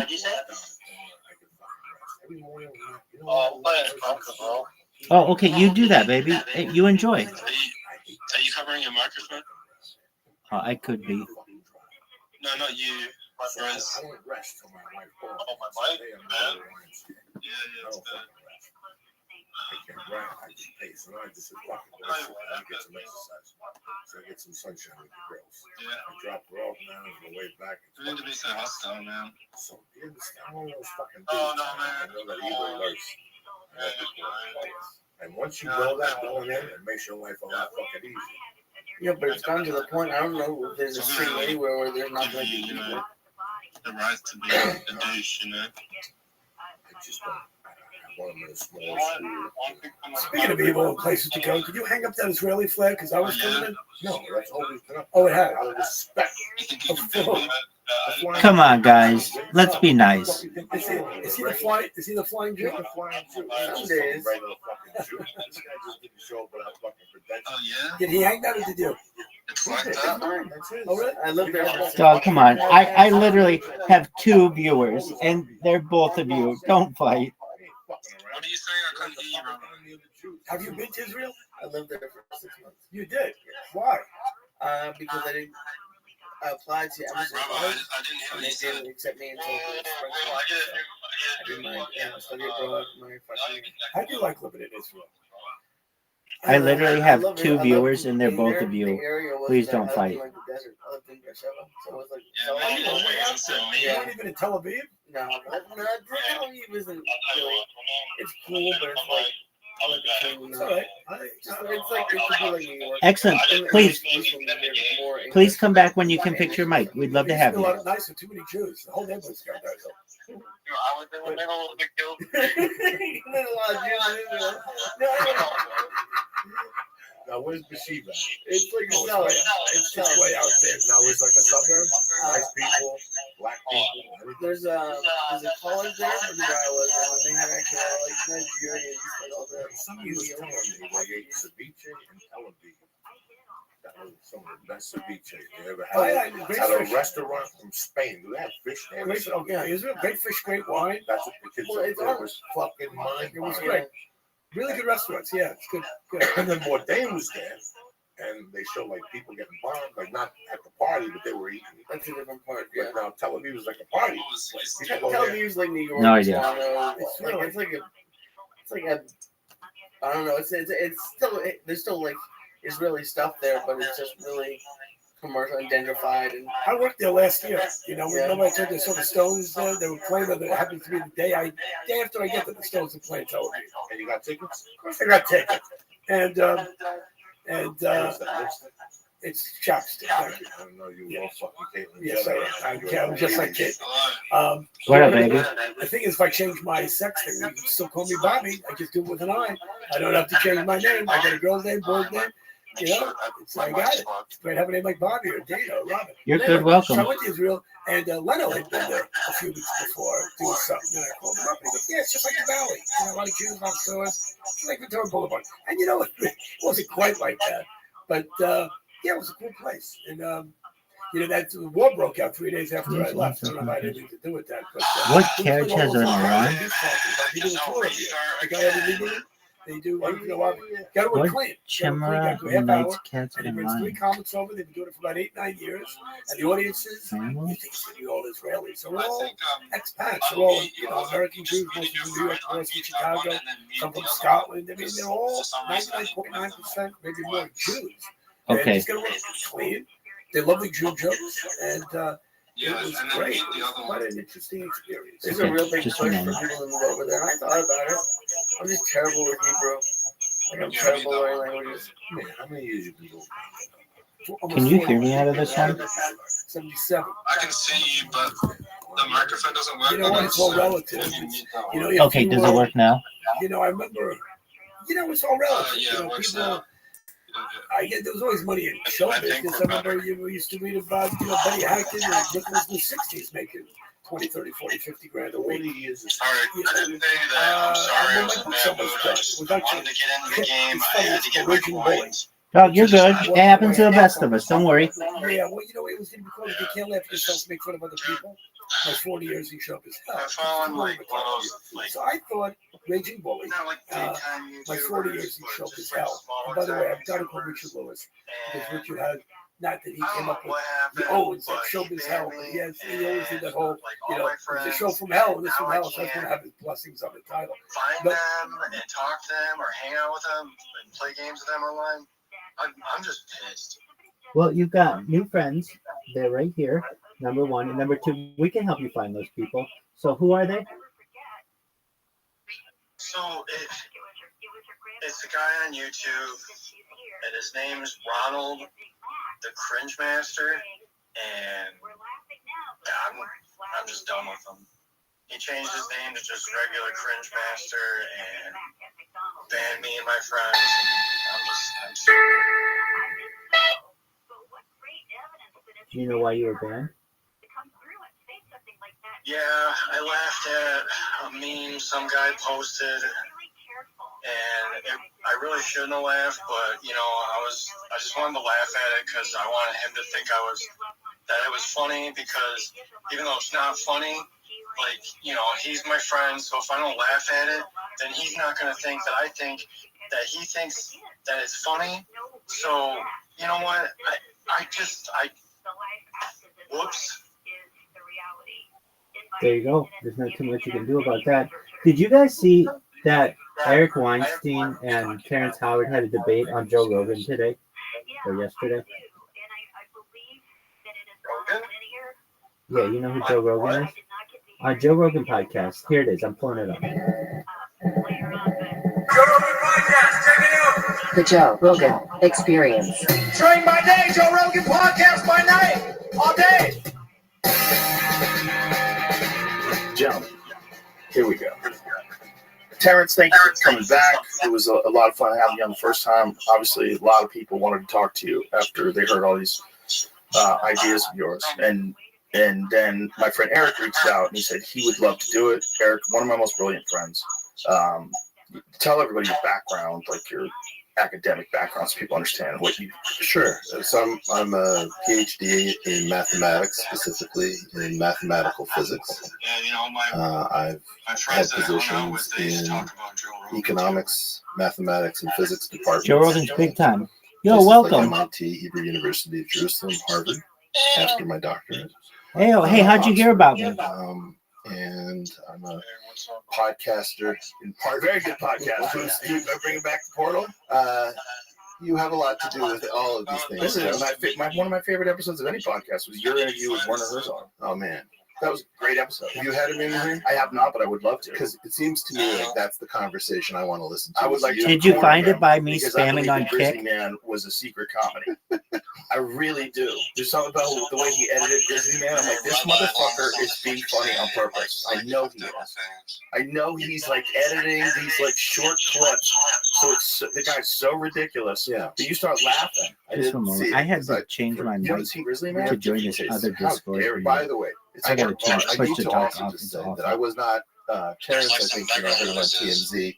I was not looking for. No, I'm pretty debate. sure I wanted that's to mine. make sure that Yeah, Terrence we're watching had a his position podcast. steelman, so that anything that he didn't know how to do within mathematics that was legit, gave a chance to put his best foot forward before he got like reviewed. Is it true Joe Rogan's only like I didn't ask, well, you asked to have me on. I'm happy to do it because he's like 5'4". Well, you reached out about the episode specifically, and I felt like if anybody could talk to Terrence and actually understand what they're talking about. Yeah, and after I watched the interview with you and Brian Keating, I realized that you weren't trying to eviscerate me or anything like that. You actually wanted Friends, to hear.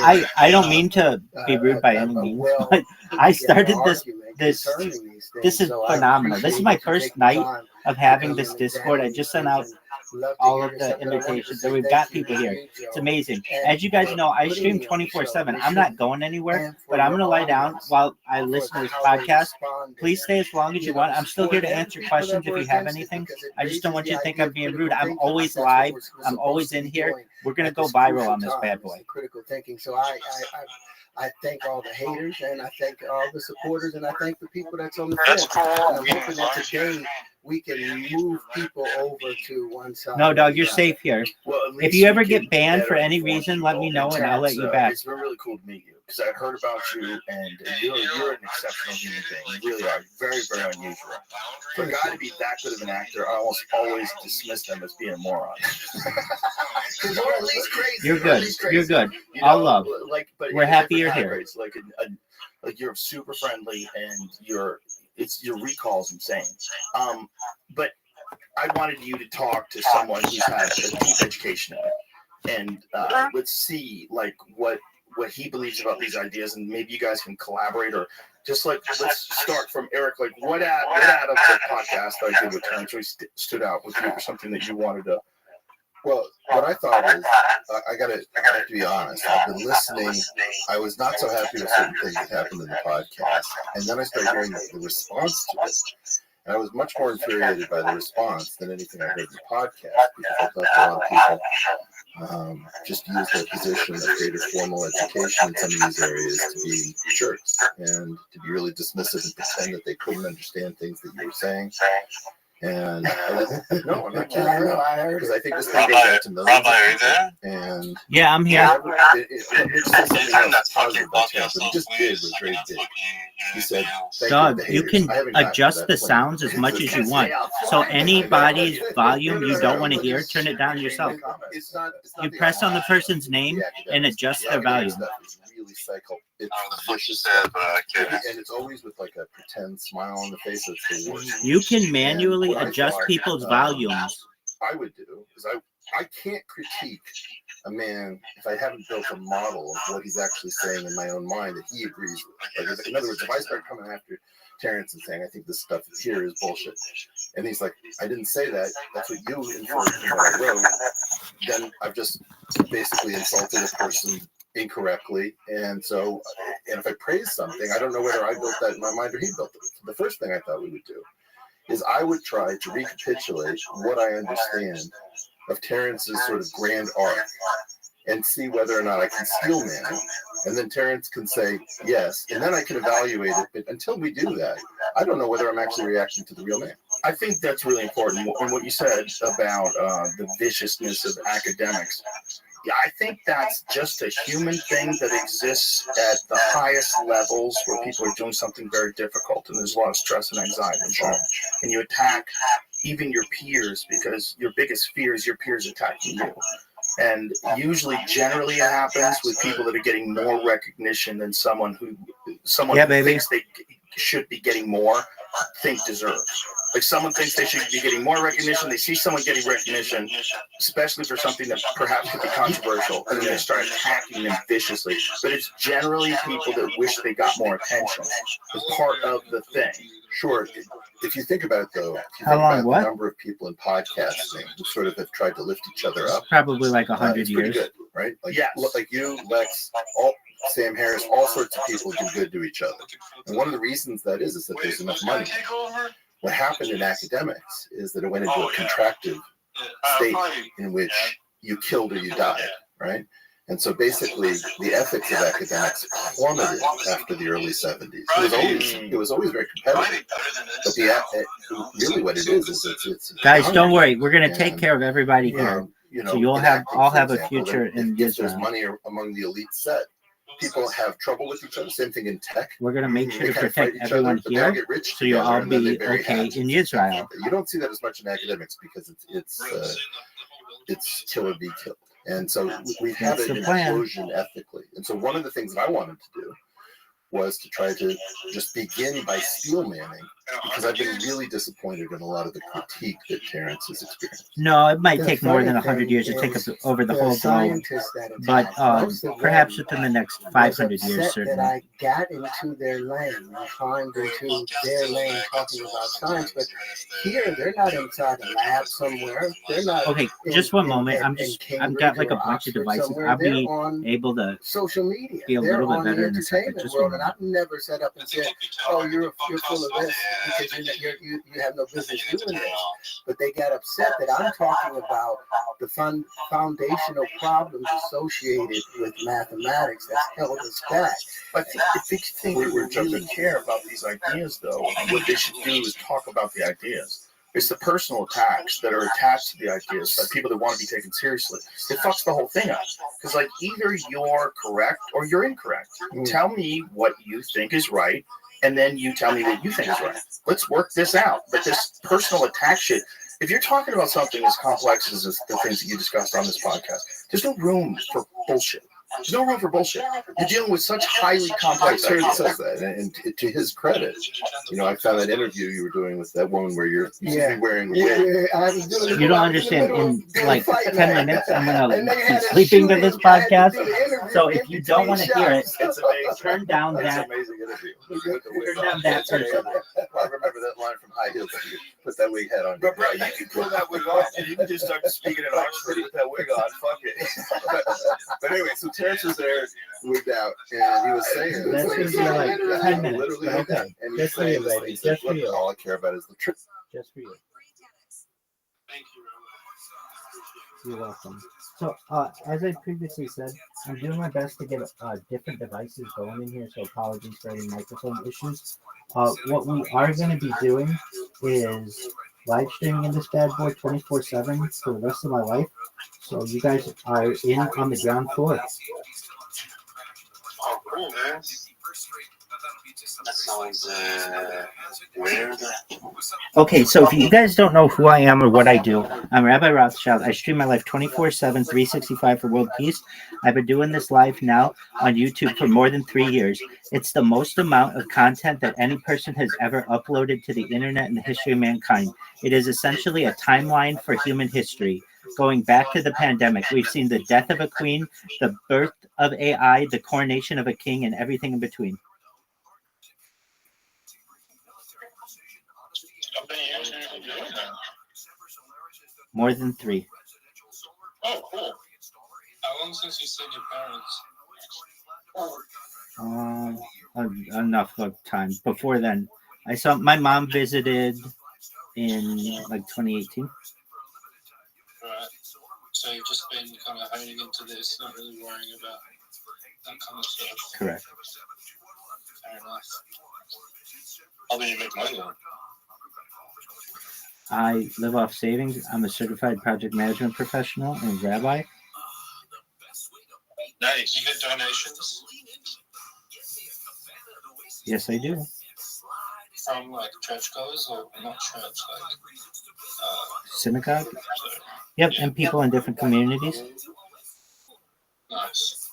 Okay, just one moment.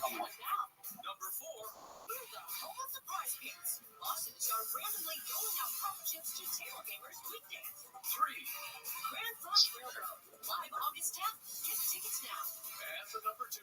Brunching is the best. There's no better all-you-can-eat gourmet brunch than at the marketplace. Weekends, 11 a.m. Rabbi, I have another question. Go ahead. Tell me when you're ready. Can you hear me? Can't hear you right now, but yeah, tell me when you're ready. Okay, I can hear me. You should be able to hear me on one of my devices.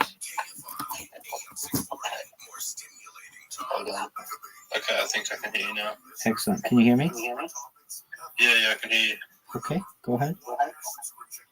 Alright, can you tell me about like a bit more about the plans for Jewish domination, like how that's gonna pan out and How are they going to achieve that?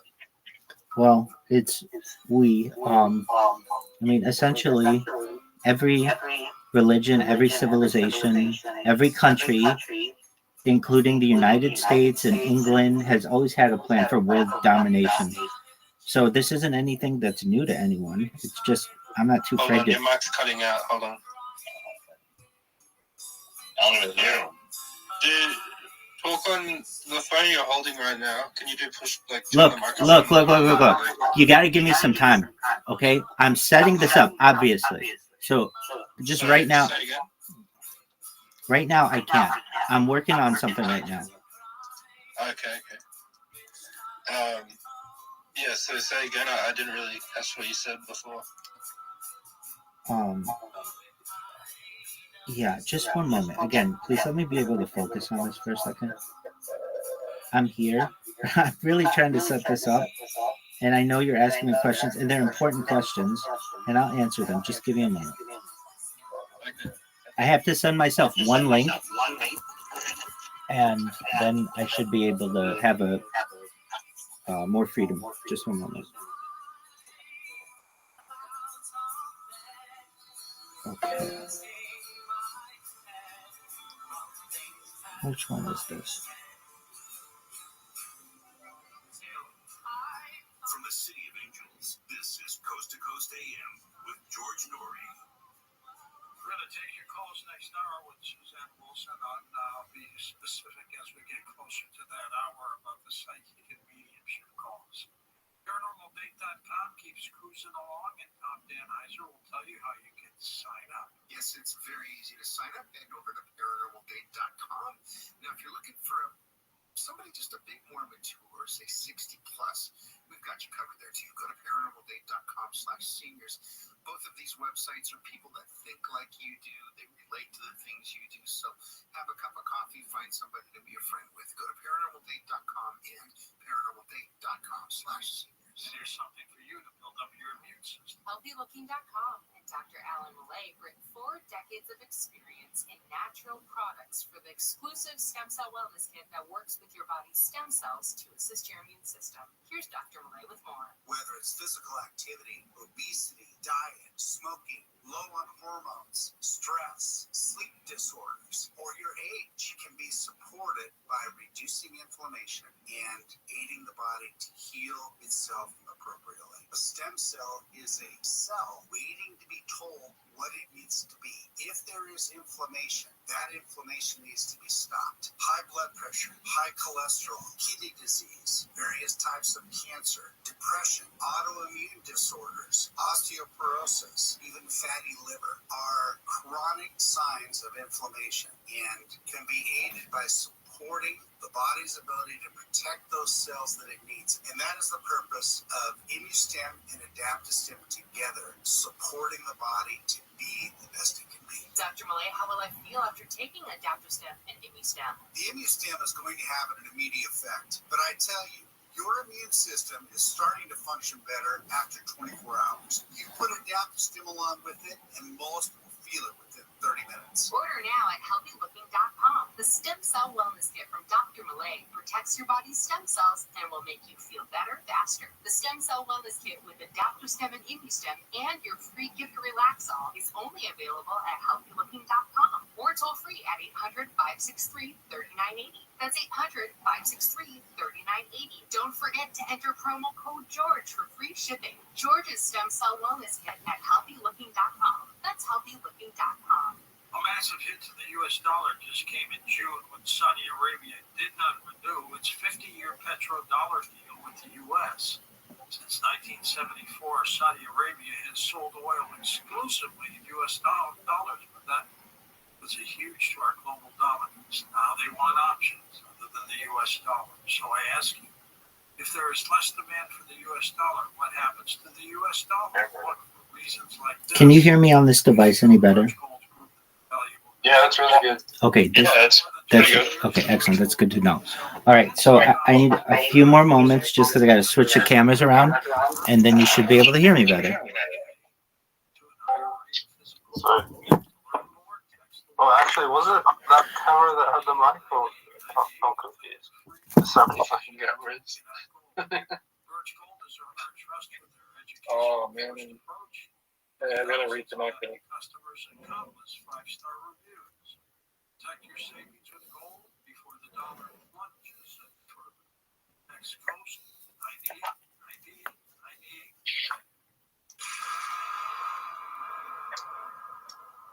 Rabbi, do you have any do you think tablets are any good? Cause I don't know, my phone kind of sucks. Can you hear me? Yeah, I can hear you. Yeah. Yeah. Okay. Let me see what device. Can you hear me still? I was just wondering, in general, if tablets are faster than phones. Yeah. So it depends on the You get tablet. it on everything now. Okay. I'm not me. Thing is, no, not you. Okay. Thank you for letting me know. Okay. You want me to mute? No. You're fine. Can you hear me? Yeah, I can hear you. Yeah. Excellent. So a lot of tablets are defined as what's known as e-waste, and so you want to stay away from those. What is e-waste? Basically, it's a type of technology that is being sold that is underpowered, specifically with the amount of RAM that it has, and thus, when you're trying to perform actions on it, you will run into a lot of issues such as underperformance, lag, crashiness. And so I would say that you want to make sure to check reviews when it comes to your tablets. Is there one in particular that you're that on which you have your eye? No. So I was looking at Windows tablets, and then I was like, oh wait, Android tablets are half the price. Yeah, so that's true. Okay, so do you have a budget for what tablet you want? Under $300. Excellent. So you can go a couple of different routes. You can go the Amazon route, which is probably the route you're looking. You can also go, depending on how long you can wait, the AliExpress route. Have you considered that route? Yeah, that shit's cool. I like their stuff, but I've never bought a big thing from them. I just buy like little cheap stuff that you use around the house. Yeah, no, definitely. Okay, so I'm in agreement with you. Number one, that their shit's cool. It's cool as fuck. I have bought stuff on there, so let me give you this advice. You're going to be taking a major risk, and it might be too much of a risk. In my opinion, it's best to stay on Amazon. I've bought a laptop on AliExpress, and I've bought phones on AliExpress, and I've bought tablets on AliExpress, and I bought 3 phones on them, and I had issues with all 3. I bought. I'm sorry, I gotta mute for a second. I'm listening though. You're okay. I bought a laptop on there. It went out on me in 3 months, and I bought a nice tablet on there, and it was underpowered. So I can tell you all the electronics that I've had on there that were of a higher cost, I've had issues with. Now, you can always return their shit, but what's gonna cause you some issues are hey, if your laptop or if your tablet fails 6 months from now, it's probably not under warranty. It wouldn't be with Amazon either, but perhaps there's some type of manufacturing warranty that you could get if it's perhaps in the United States. So what we can do is look at what you need. I mean, let's go to Amazon for $300 and see what kind of. I'm going to go to Amazon right now. Hey, Rabbi, yes, sir. I hate to interrupt, but you didn't answer my question that I had before. Can you stop interrupting me, please? Sure. Regarding okay, let me answer his question just briefly. Regarding any kind of global domination, look, the British had a plan for global domination. The Roman Catholic Church had a plan for global domination. What the fuck, bro? Every civilization has a plan for global domination. Shut up, loser. Okay. As for your tablet question, I might check out AliExpress for it. So but, you want to be careful though, because that shit can break on you, and then you don't really have a backup. When it comes to the Windows tablet versus Android tablets, I personally am more a fan of the Android tablet. It's a more versatile system. Yeah, it's a more versatile system, and it is, like you said, about 50% of the cost. So if anything, if it's really of interest to you, you could buy 2 tablets for the price of one. What I would do is probably buy a higher priced Android tablet that isn't $300, maybe like a $250 Android tablet. And but the thing that I would check most first and foremost is check the reviews. Okay. And if you do go the AliExpress route, basically just know that it's like a 50-50 chance that you're wasting your money. But I mean, that can have a really good payoff. I've gotten some really great stuff on AliExpress, so that's why I mentioned it. Now, another option that you have, and I haven't had the opportunity to use it yet, is Temu. Do you know of Temu? Yeah, I do. Excellent. So, Temu's another one you can look at. Shop like a billionaire is their slogan, and perhaps you might be able to get a good deal on there. I wouldn't necessarily, I don't know, but I haven't heard about the quality of Wish's tablets or anything like that, but I wouldn't necessarily take too much of the risk. What I would do, though, is probably compare AliExpress versus Amazon, and then look at the features. So let's talk about features for a second. What's important to you and like, why are we saying tablet versus phone? Is it a size issue? No, I just thought like it is bigger, so it might have more room to like cool down and like process and RAM better. Yeah, so you would. I completely understand what you're saying, and you would think so. But what happens is it's more for it to power, and can cause, in fact, the opposite issue. So it can be really laggy because it has to power a huge screen, and I mean, just the bigger it is, the more it has to do. So what do you want it for? Do you want it for reading things? No. I want to do like I guess drawing and then like editing pictures and Doug, stuff. you want an iPad then?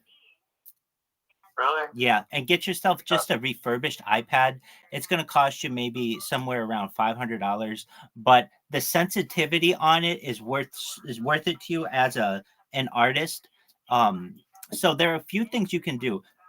They just came out, I think, with a new. Oh yeah. They came out with a new iPad that is really amazing. It's really, really thin. Now, I'm not saying you need that. I'm going to look up just what a refurbished iPad is. That's all you need. And if I were you, I would look at perhaps, like, you can get them for like $300. And I would get an iPad and the iPad Pencil. Okay. And you're gonna be able to, and then I would also in my mind have maybe like $50 to set aside for software that I would buy on the App Store. Rabbi. Yeah. Thanks for the information, but I hate to interject, but would you be able to answer my question that I had for you before? I did. I'll finish it by saying. I kind of cut out. So. Okay, I'll finish it by saying, look, all civilizations, all religions, all people, individuals at a certain core want to take over the world. It's what the Tears for Fears song was about in the 1980s. It's what I Came, I Saw, I Conquered, Vidi Vidi Vici of Julius Caesar. That's what humanity's about. To say that there's a plan, a public plan for a greater Israel is very true. Look at the Wikipedia entry. Just look up Greater Israel. It's from the Nile to the Euphrates. Right. I think it's kind of poetic too, because I kind of think of that religion as being like the oldest, and I guess you could say like things come full circle. So I don't know. It's kind of has its own story to it. It does. And it's kind of in its own way, if you understand the way in which I think. And look, this is what I'm telling you right now. If you're in here I really mean this. I'll say it with as much sincerity as I can. I don't think you're going to die. And if you're like, Rabbi, what the fuck do you mean? I don't think you're going to die. With mind uploading technology, with life extension technology and mind uploading technology, we can create digital immortality. So I disagree. Do you want to know why? Okay, go ahead. Because your brain is in your body, right? If you upload your mind, you're just uploading a copy of yourself. It's not you. You're not gonna. Your old body is not going to transfer. You're not gonna remember. It's just gonna be you, but a copy of you. So it's gonna be a different person. Oh, I mean that's all arguable. What I'm saying, I uploaded my brain. I'm not gonna. It's not gonna be the same. Like my consciousness is gone. I don't exist anymore. And these are arguments that philosophers have been having since the dawn of time. Whether it's you or not, that's up for you, other people to decide. What I can tell you is that science is going to be able to take every single atom in your body and be able to replicate it in a machine. There are different types of these machines, one of which I really like the name of this. It's just easy for me to remember. It's called a Santa Claus machine. SANTA space CLAUS. And essentially, it's a machine that has every single element in the periodic table of elements connected to it. And you tell it whatever you want. You want to make a dog, you want to make a human, you want to make a car. You essentially can 3D print it with the Santa Claus machine. So you'd be able to take your body and replicate it. Now, I know you're saying, I don't think that's going to be me. I think that's a different entity. That's all to be debated. What I'm saying is science will be able to replicate every atom in your body. It's just a matter of time. Well, joke's on them because I'm kind of a scrub, so copying me would be kind of a waste. Dog, we're gonna raise your self-worth. We're gonna raise your self-esteem. You may see yourself as a scrub now. Trust me, you're part of the world's biggest movement. You won't be a scrub in the future. Sorry. No, you're good. No need to apologize. No, it's just nerd. I was kind of cocky and arrogant when I first came in. Dog, this is the home of cockiness and arrogance. There isn't a more cocky or arrogant motherfucker on this earth than I am. That's so true. You're in good hands. You're in good company, my friend. Well, that's good. Absolutely. Well, so in answer to the question about Israel, you just have to understand that every civilization has a global domination plan. Every single one. Especially Jews, right? Not necessarily especially Jews, especially everyone. China has one. The United States has one. There's a Pax Americana that's been discussed. There's American colonialism. There's the British imperialism. These are all stated facts, and there is a plan. It is debated within Jewish circles of Greater Israel. Some people want it, some people don't. Can I say something that I really respect about you guys, though? You know how to get control from the inside, and that is how you're going to achieve the domination that you see. Yeah, you know how to lie and fucking deceive people. It's quite admirable, and I hope it succeeds. Well, it's just a matter of time. Somebody's going to take over the world, so why not us? Exactly. And you guys are going to be first to it because obvious reasons. Like 80% of the big media corporations in America are controlled by Jews. Yep. That's going to help you guys a lot, I think. Because if you control the public opinion, you control the people, right? Right? Yeah, generally. Yeah. It's pretty cool. Yeah, very cool. I think, yeah, you gotta get control of like a lot of offices and stuff.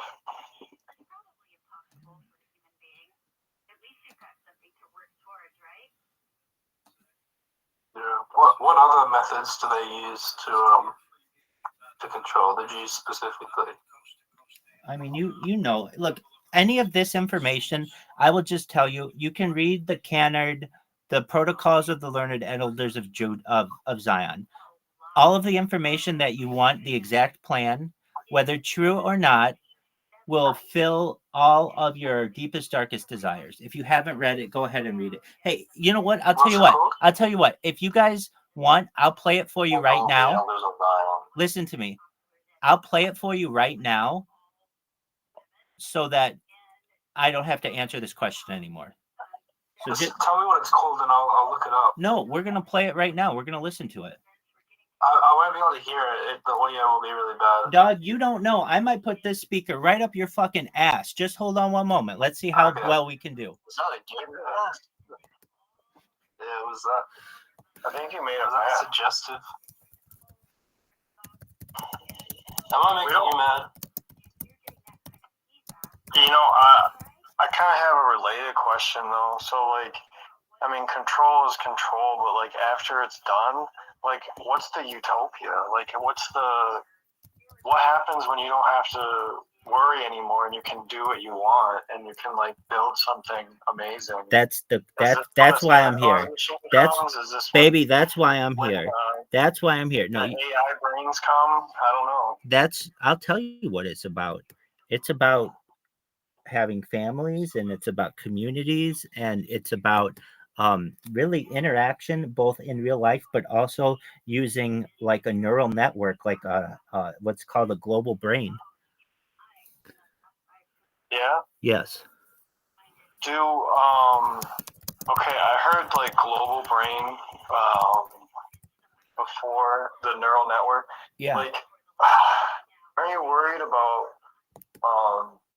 like, I don't know, like there's gonna have to be a lot of like experimenting happening to like get it to wire up right, and you know it's gonna be kind of like barbaric, I think, at first. We don't know, and there's the old adage, you never know until you try. Have you heard that before? Yeah, it's just I don't know. All right, friends, let's see if this works. I'm worried about the human experimentation, you know, just like how some people might be worried about animal stuff or whatever. Yep. All right, friends, if you want to know, I am the head of this. You watch. I'm going to be able to use my position with the data as I have online. Data is the number one resource, and this data is very important to the powers that be. And trust me, they want me on their side. And in a lot of ways, things have been set up for this to occur. So if you want to know, is this my personal plan? No. Did I come up with this plan? No. Yes. Did I personally? No. This has been around for at least 200 years. And anybody who knows anything calls it an anti-Semitic canard.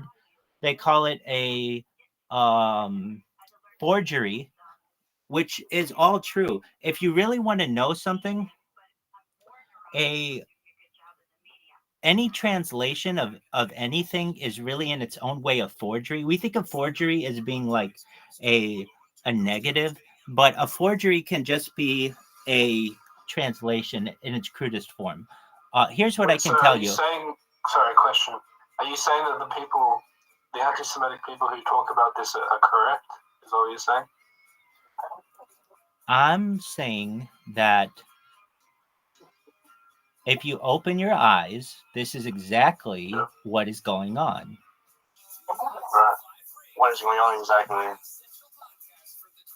This is the Protocols of the Learned Elders of Zion. And I'm telling you, at the very end of this, they talk about one leader, a global leader of it, and I'm doing my best to be that motherfucker. Here we go. You want to be a world leader? The world leader. Now, let's see if more data on the internet than any other person in global history. And what does that mean? Means that people can learn from me more than any other person before. I have more to teach the world than any other person ever. What you is that you stay in your room for years at a time. You don't know what I've done. You haven't watched this for 3 years. You don't know that I have a lot of IRL content. Where? On Instagram. Oh, where did I go? That. Where did I go? As far north as Santa Barbara, as far south as San Diego, Beverly Hills, Disneyland, Santa Monica. Really cool places. If you haven't been to the fucking Wailing Wall, I'm not interested. Okay, well that's fine. You should go to the Wailing Wall and fucking cry on it. It'll be funny. Okay, well I plan on going there on this stream. Real nice. Absolutely. Where are you going? When? Yeah. Whenever this goes viral, tell all your friends about it, and we'll go. I have no friends. I have zero friends. That's why I'm here. Hey, don't worry. You'll have more. Bro, that's me too. My server's like gone. There's nobody. What happened to your server? I don't know. It was just that no-name YouTuber. Oh, that guy killed your server? Bad. Did that guy kill your server? No, he just started banning everybody because we all were making jokes and we just took it too far. Okay. I think he's deeply closeted, if you know what I mean. And we're making jokes about him. Yeah, and he didn't like it. Imagine being gay. That's fucked up, bro. That's unfortunate. I don't want to imagine it. I would kill myself. Rabbi, do you think being gay is a choice? Is it bad? Yeah, it is a choice. Basically, it's about options. So if I take you and I put you on a desert island and say the only way that you get off this desert island is if you fuck a guy in the ass, after enough time, you will be bored enough, you'll fuck a guy in the ass. Do we agree on that? I'd rather kill myself. Okay. I would love to be on an island. I think you're 6 of you want to fuck guys. No, I don't. I've only ever fucked chicks. I probably fucked more chicks than all the people in this room combined, and I put my number at 42, and I lose track after that. I'll say that after having been pleased and pleasured chicks, I can tell you that if you put me on a desert island and said that you can't leave this desert island for 1,000 years, but if you have sex with this one dude, you can, and then you can have sex with every other woman on earth. Okay, I guess. I don't want to live 1,000 years on a fucking island. I'll do what I have to do. But I think you want to justify your homosexuality. No, I'm saying no. It's not that at all. I've only had sex with chicks. That's all I want to have sex with. But I'm saying that if I were in a situation where there were no options, I would be gay. I guess. So if I'd rather kill myself than submit to that. Okay, that's your own opinion, dog. That's cool. You're saying that your ultimate fantasy is fucking having a dude forcing you to fuck a guy in the ass? Is that what you're saying? Dog, you obviously don't hear well because I didn't say anything about my ultimate fantasy. My ultimate fantasy is every chick on earth who's hot. Duh. That's every heterosexual guy ever. I'm saying that under a punishment type of situation. What you said was I fucked 42 chicks and then I got bored and then I wanted to do it to fucking fuck me in the ass. That's not what I said at all. That's what I heard. Okay, well, that's why I understand why you aren't comprehending what I'm saying. What I said was that if under the circumstances where you're on a desert island and you have to have sex with a man to get off of it, or else you will not be able to leave that island. I think every man on earth, no matter how gay or heterosexual they are, will eventually end up fucking a dude. I don't know why you love talking about fucking a dude so much. I think you might be deeply confident, maybe. I don't know. That's cool. You're the ones who asked me about it. Let's go on to the next topic then. How about FJ, would you rather fuck a guy in the ass or get fucked in the ass? Definitely, I'd rather fuck a guy in the ass. Yeah, you would would be able to get hard to fucking out in the ass. No, Really? you said to me, of those two choices, I'd rather do the fucking than get fucked. Yeah, but you have to get hard to fuck someone. All right, dude, I'll fucking snort Viagra in this weird fucking place that you're in. Dude, let me just tell you this. I'm not the one talking about being gay. You're the one obsessed with talking about being gay. That's a simple question, and you're talking about getting fucked in the ass on an island. No, I think we all see here who likes talking about butt sex. It's this person. I think, okay, Rabbi. Yeah, all baby. Respect, you know that I've been watching you for 2 years. Everything. Okay. I love your content. Excellent. Keep that in mind. But, and pun intended, I think you are the one who's interested in that kind of stuff. No disrespect. That's okay. I mean, dude, No you've seen the kind disrespect. of porn that I look at, dog. It is only milk. So you can think that I'm gay as much as you want. I can. Yeah, that's what I said. You deaf motherfucker.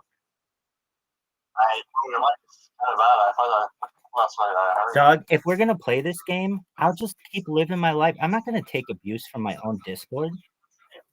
It's not abuse. I'm just asking a question, bro. I'm No, just curious. I don't support the way that he is saying it. True, because that freed me have to come on, right? Because Can you hear me?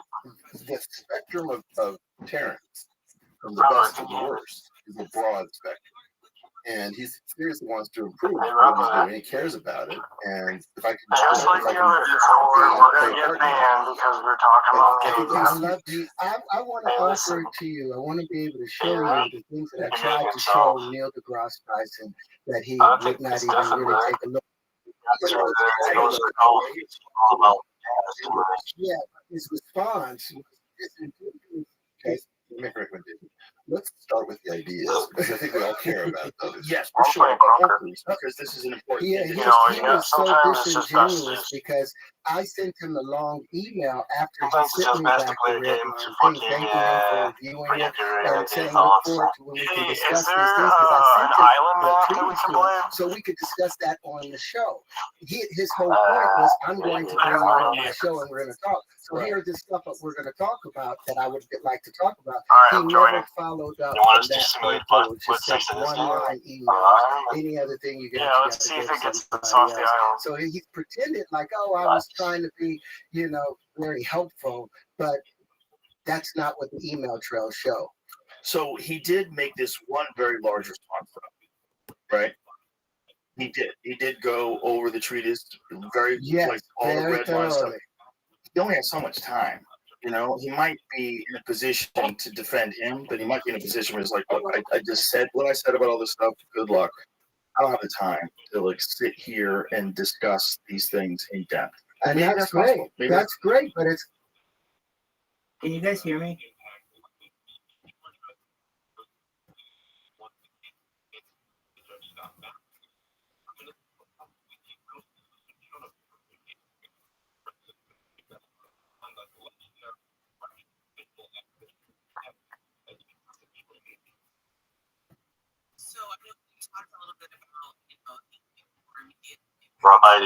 But it's like you invited me to come and do your show. I put this stuff together to come and talk to you on the show, and then there's no follow up with the show. Got it. I understand your perspective for sure. It's like, come on, man. Let's a thing where he thinks it's ridiculous and he doesn't want to engage it. Amen. And I believe that if you got 97, 98 patents and 4 supersymmetrical systems that you're claiming you have, and all you need is someone. Yeah, I can hear you. I don't want to do That'd be great. This isn't about politics. Yeah, this is about Tyson. And I love him. I grew up watching it. Hold on a second. Can you hear me? Yeah, I can hear you. You're good. All right, so I'm going to play it for you. You want to know the plan?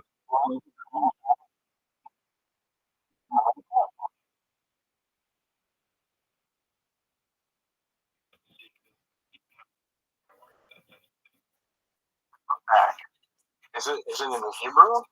No, it's in No, it's in English. English. Okay, good. Now,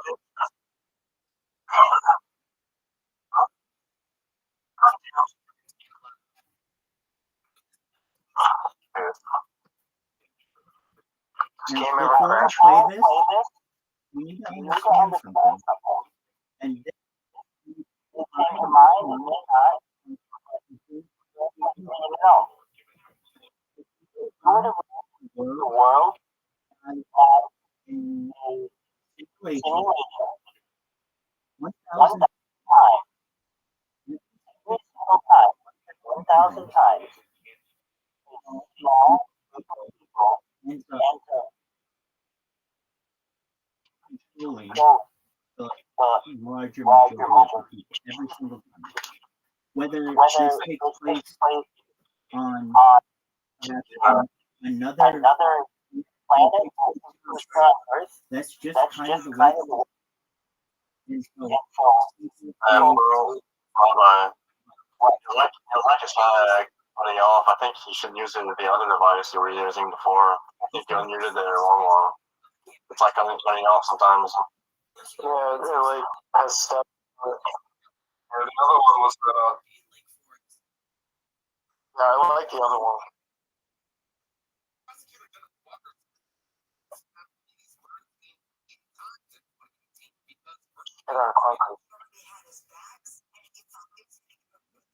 Clunk it up. Calls of the learned elders of Zion.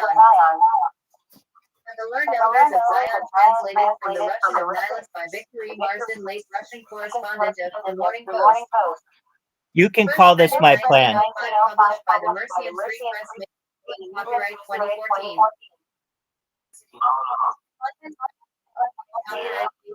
Author's preface introduction.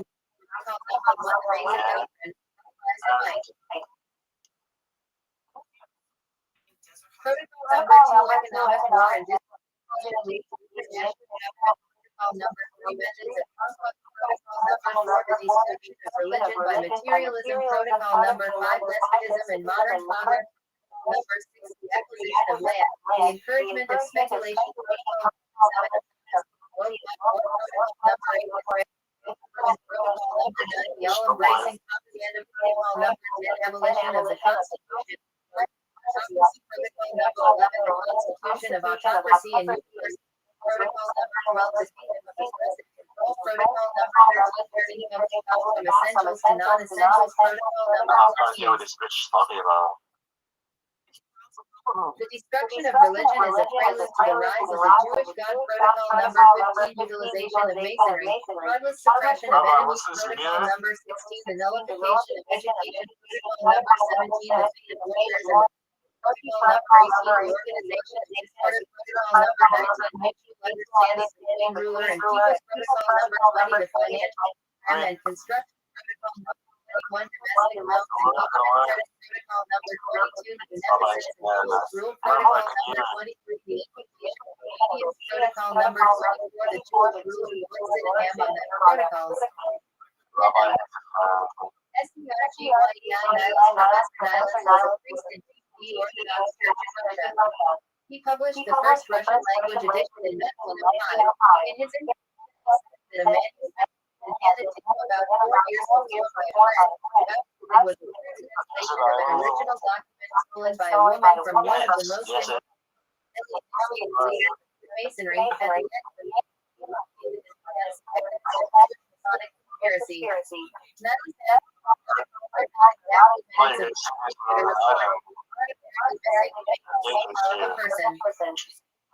Nihilus admits the impossibility of producing written or oral proof of the in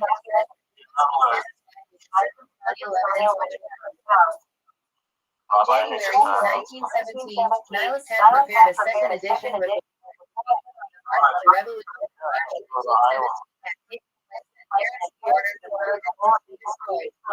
Later, Nihilus was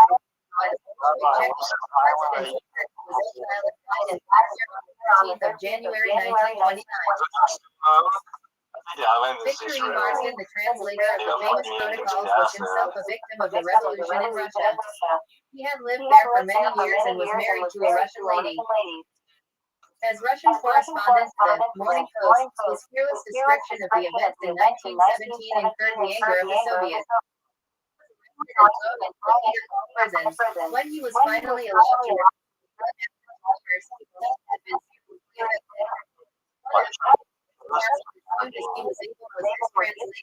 protocols, which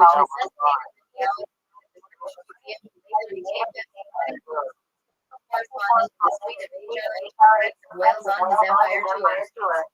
But within a few days of his on the tour, he might have a brief This victory, the author of this translation protocols was himself a victim of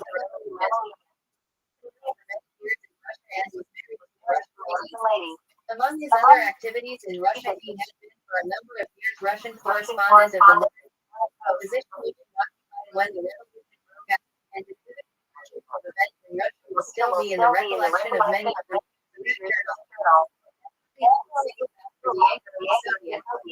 Captain Cromie was murdered by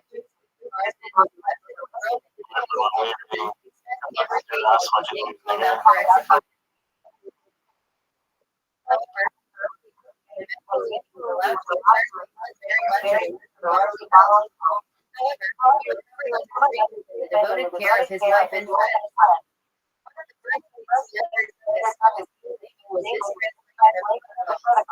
Mr. Marston was eminently well qualified for the work. His intimate acquaintance with Russia, Russian life, and the Russian language on the one hand, and his mastery of the first literary English style on the other, placed him in a position of advantage which few others could claim. The consequence is that in his version an eminently readable work, and though the subject matter is somewhat formless, Mr. Marston's literary memory is running through the 24 protocols.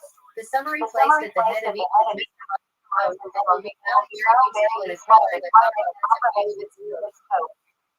That this work was carried out Marston's own life's blood. He told the writer of his preface that he did not stand more than an hour at a time of development in the British Museum as the diabolical spirit of the matter which was obliged to turn into a made with constant skill. Mr. Marston's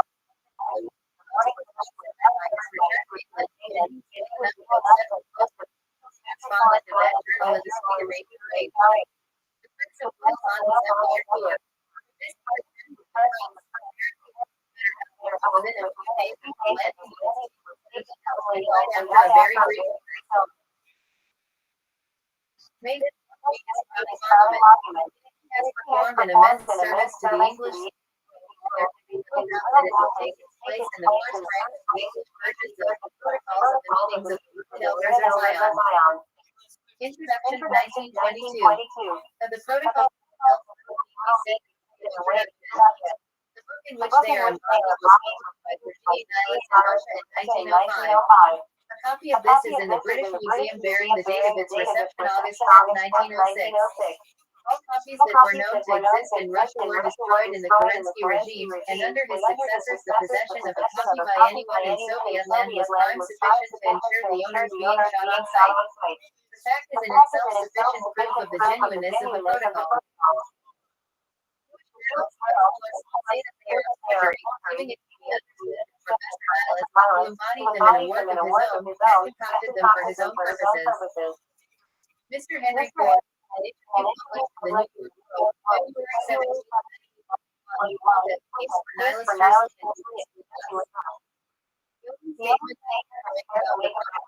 they fit in with what is going on. They are 16 years old. It now signifies of a document. In this instance, protocol minutes of the proceedings of the meetings of the learned These protocols the innermost circle of the rulers of through the ages and up to date.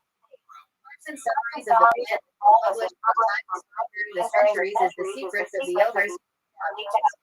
Claim of the Jews that the protocols of forgeries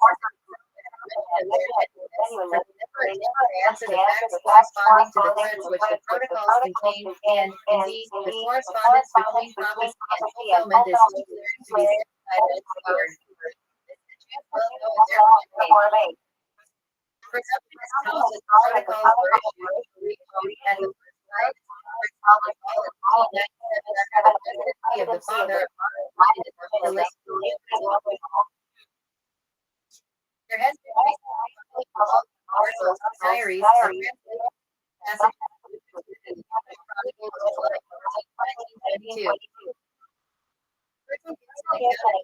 visit to England in 1895 and his conversation Jew nationalist all the time.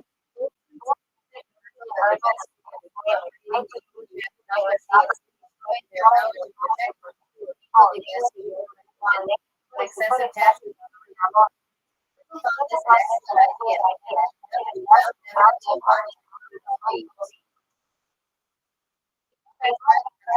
Diary is an extremely the existence of the protocols, but any his own experience and it is in the living comment translation of this text.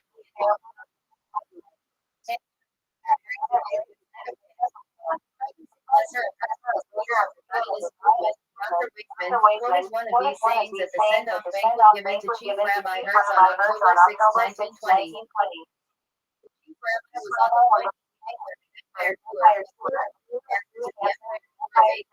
Prince of Wales. And this is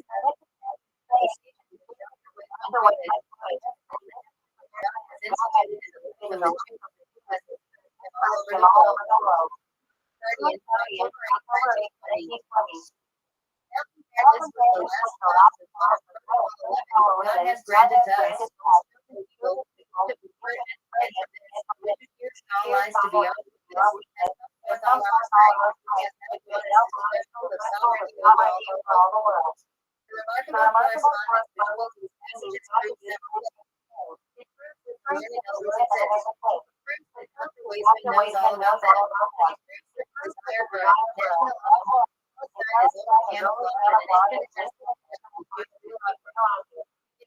the Jews of the world have no intention of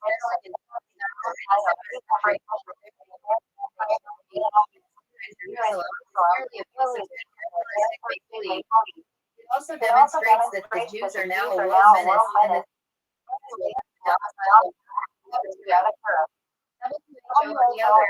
this has not been revealed. They are are not the Board of Deputies, the Jewish Parliament in England, or the Universal Israelite Alliance.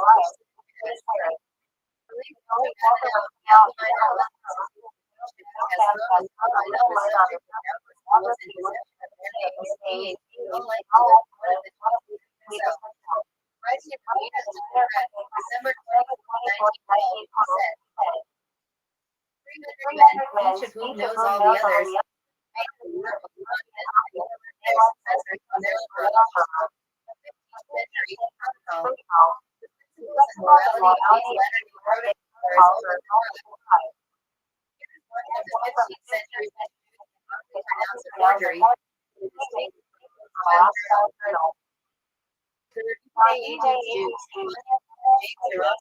Published in 1889, learned elders of Zion have been here centuries. January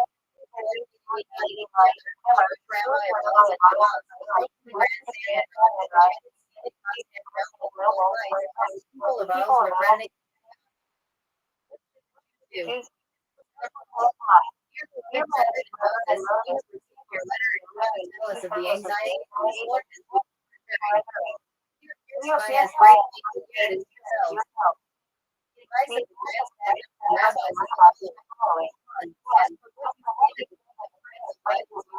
Christians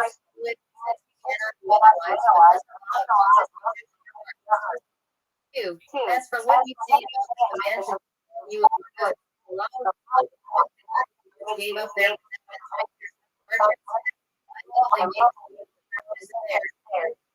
free. As for what you see out there, make your lives. Make your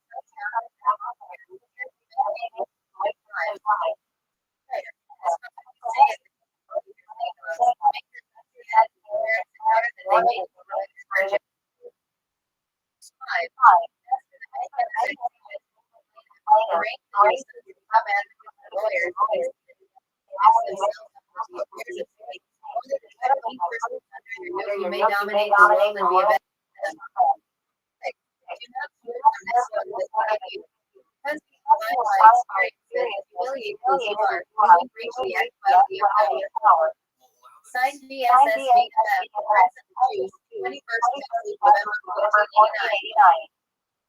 The year 1840, the Jewish Revolution of 1848, whose real name was Israel, who was a damn Baptist Jew, English novel, passage. The from what is meant by those who are not all Jews.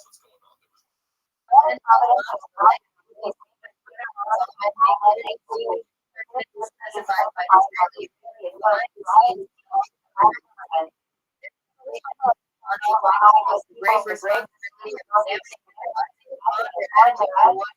grave responsibility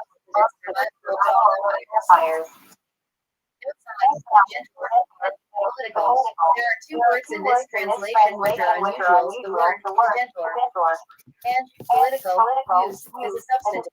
The gentor appears to be a word adopted from the original. It means a body of agents and agencies made use of by the Mr. Person means not the entire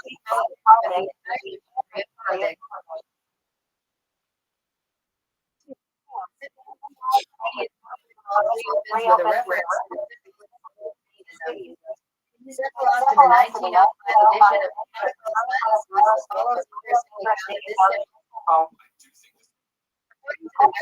secret Jewish scientists, Solomon and already in 949 as history developed,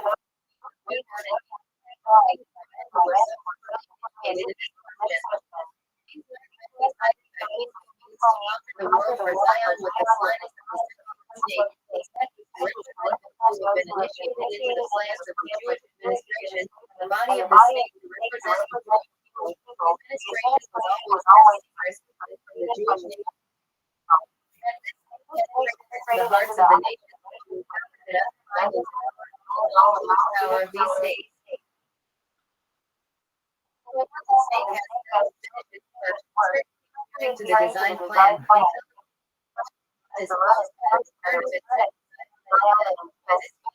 Snake has completed its job but hasn't settled it has encompassed the whole world. It is accomplished by using every endeavor to severely by an economic complex. The return of the head of the state to Zion accomplished after the power of all the sovereigns of Europe has been laid low. That is to say, as I mean to prices and wholesale construction back to demoralization and a moral corruption with the assistance of Jewish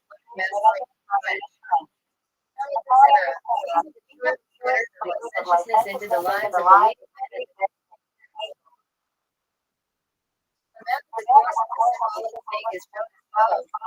stage in Europe, the time of Pericles, the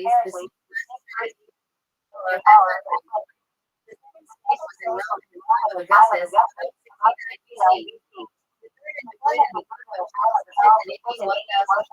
1652. The fourth in Paris, 1490, the 16th.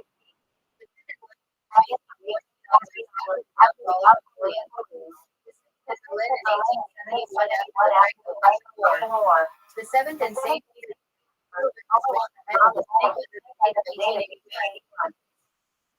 the snake reversed prevents foundations of their Germany, with its apparent power,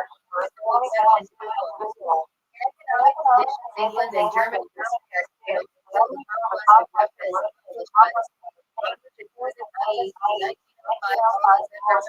concentrated. The course of the snake shown on this map, arrows indicate its next movement towards Moscow. It is now well known that the latter cities form the centers of the military trade. Constantinople is known as the last state before the Greek Jerusalem. This map was drawn years before the occurrence of the Free. The term Goyim, meaning Gentile,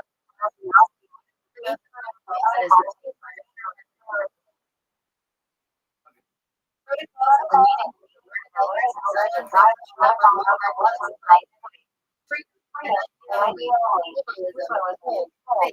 self-government, despotism, capital.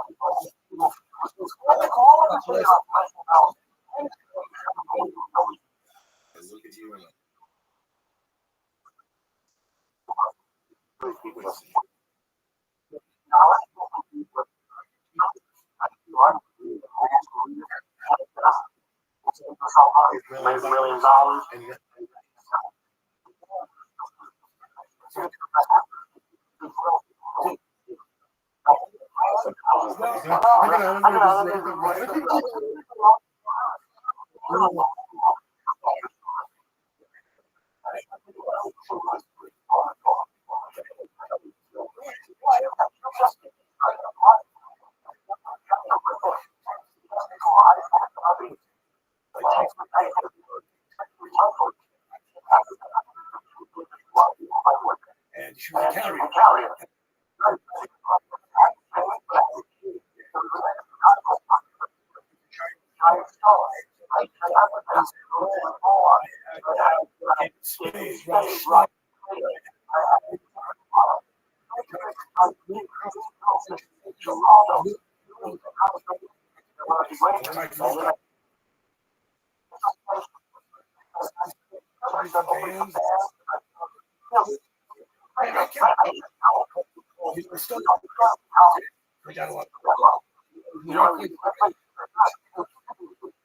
How do you get better?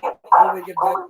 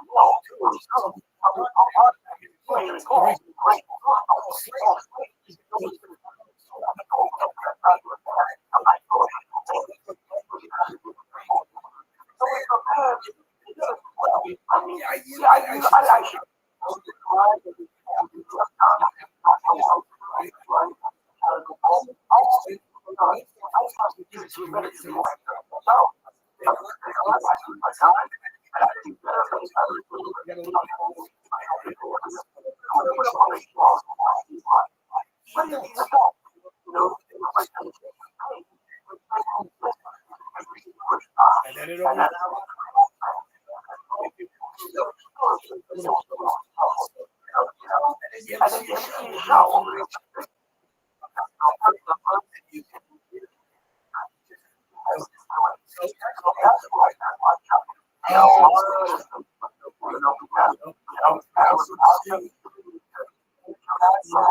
the Bay Area.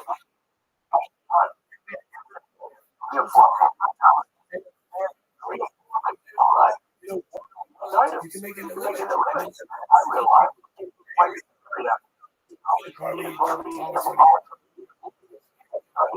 so you go to say the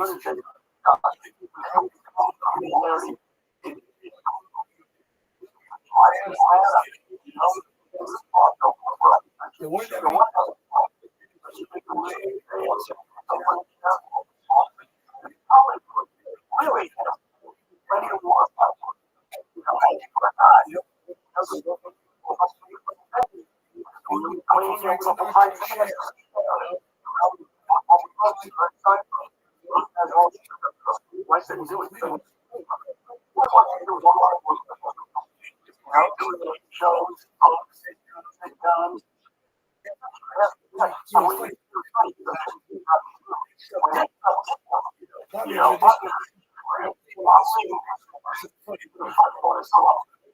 just put yourself in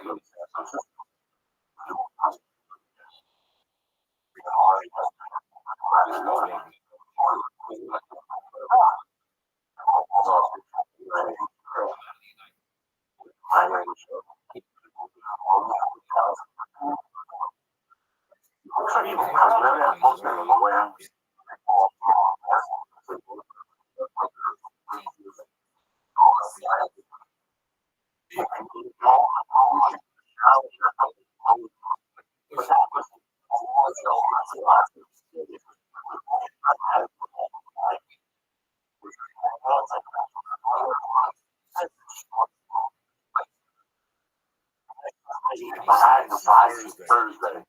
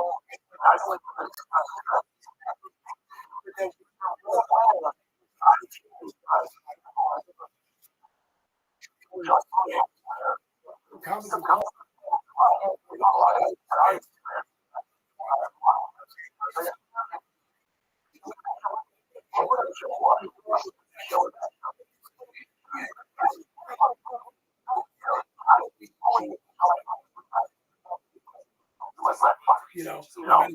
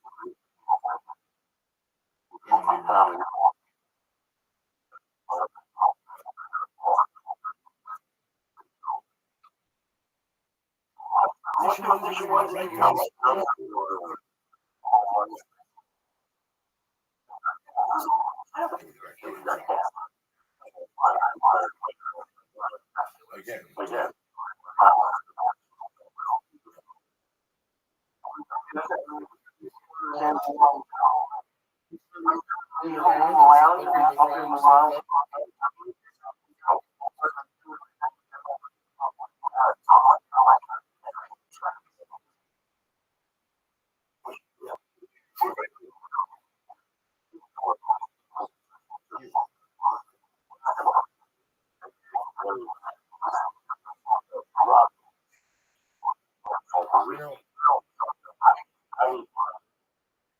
They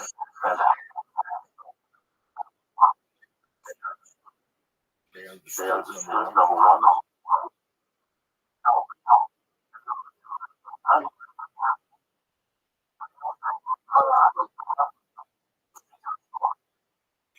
And God bless.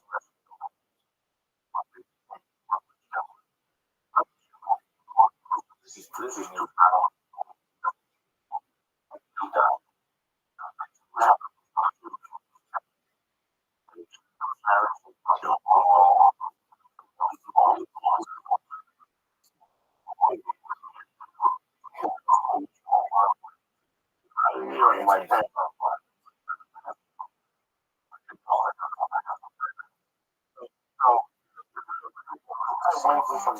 He's just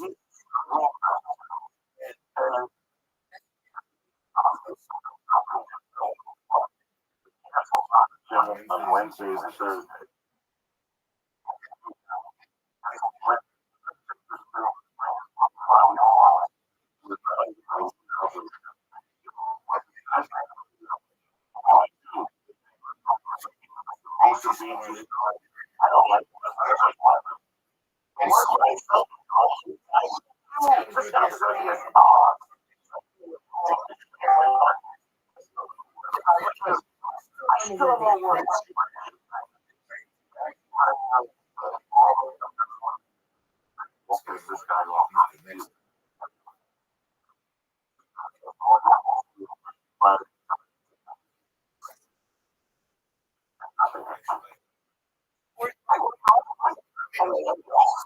stand up.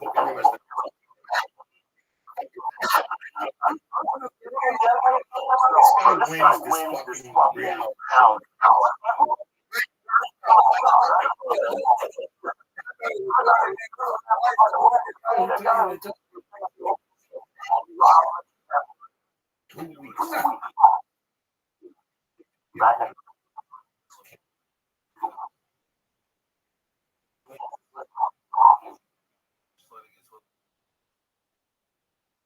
I didn't say it's because there's some coverage for it.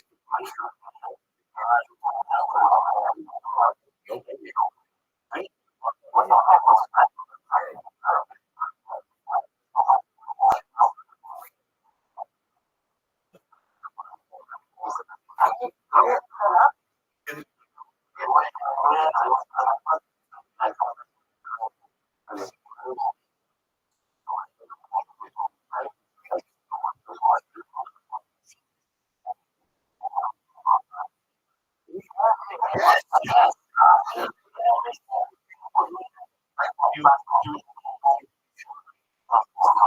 They treat you like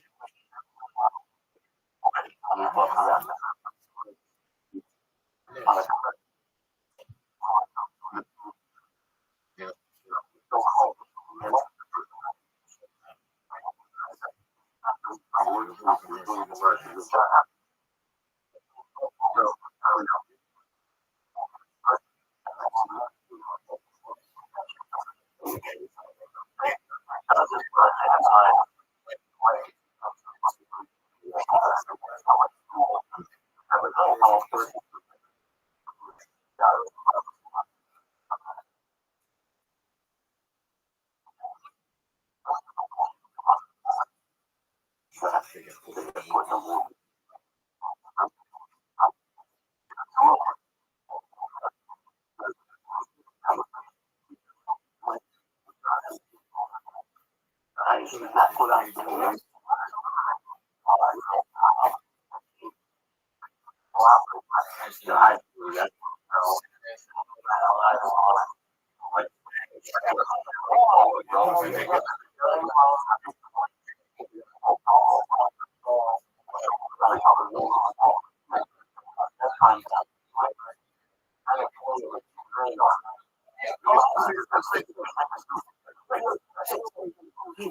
They do something on the internet.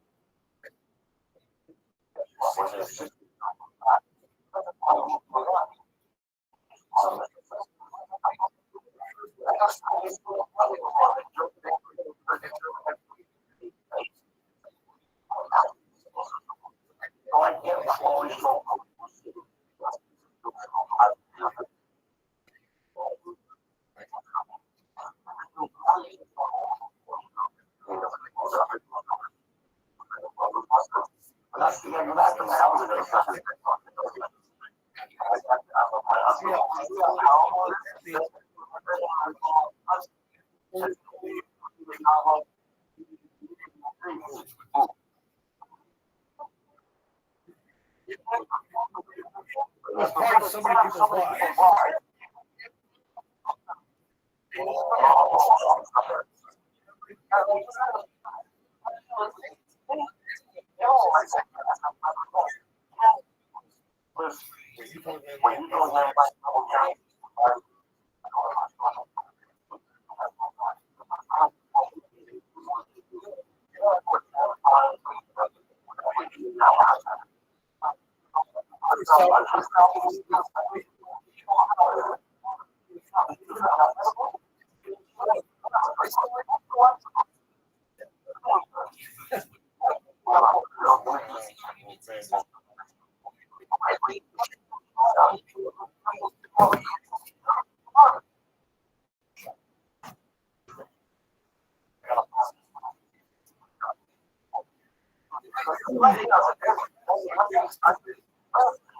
I went right for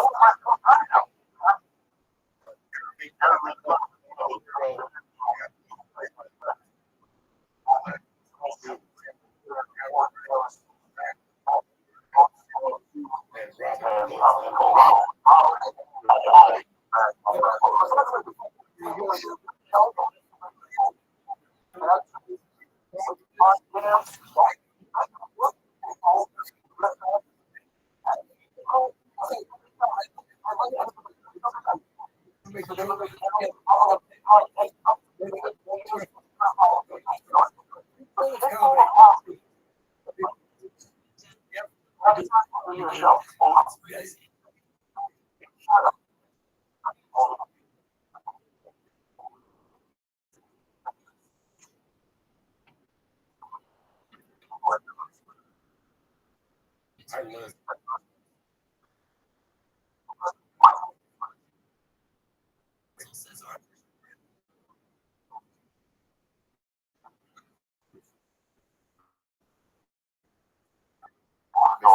Kids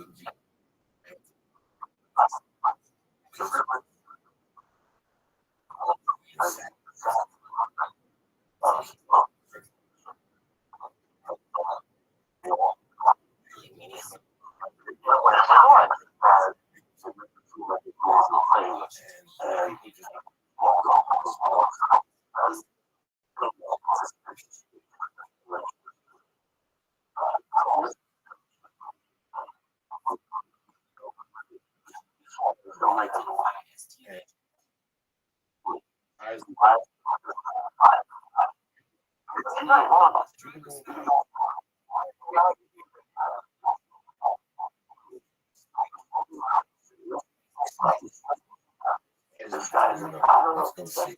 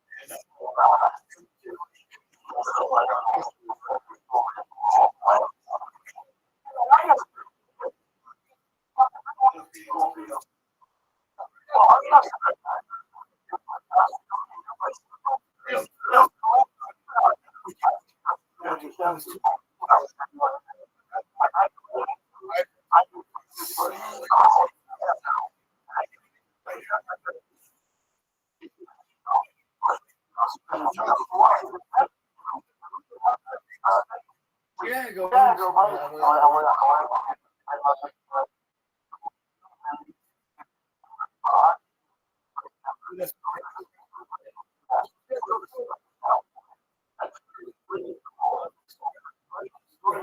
Your locals don't.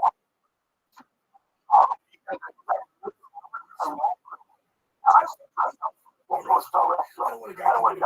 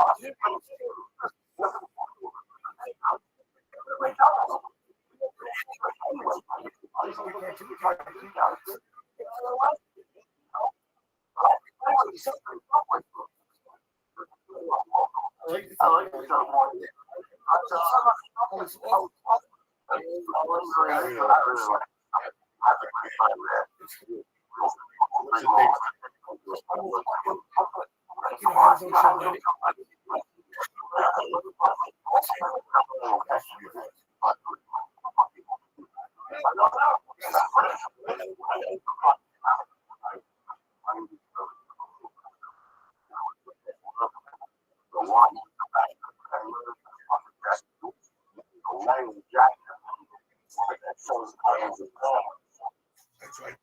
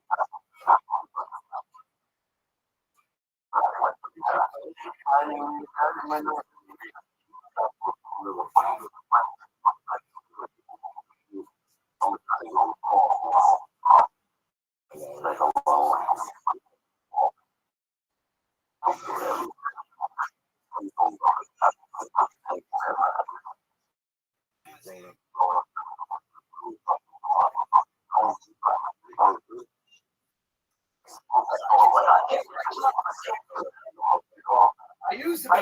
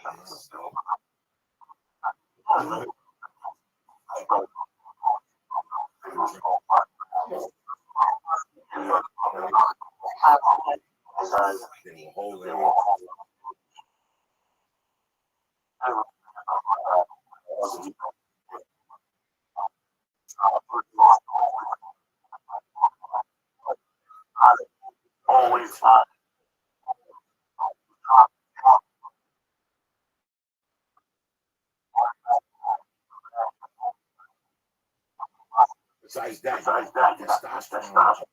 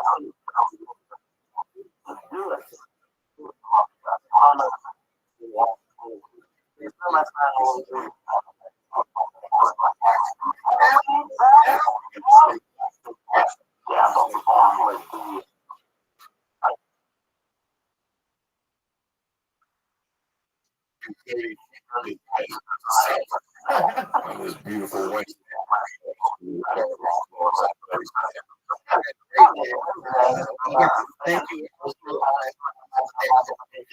But there was and it was a million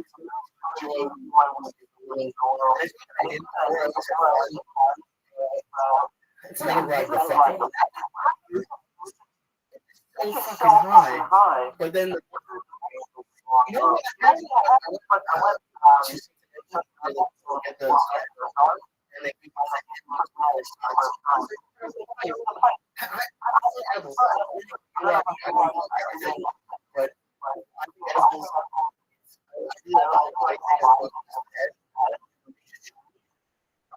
but they really do.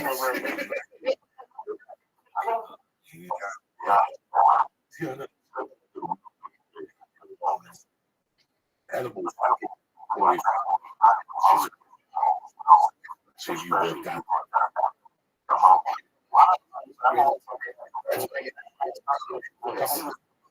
Like that.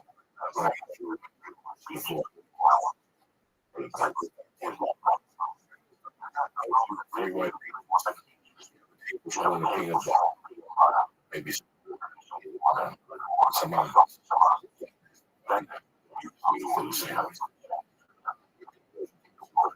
American cheese.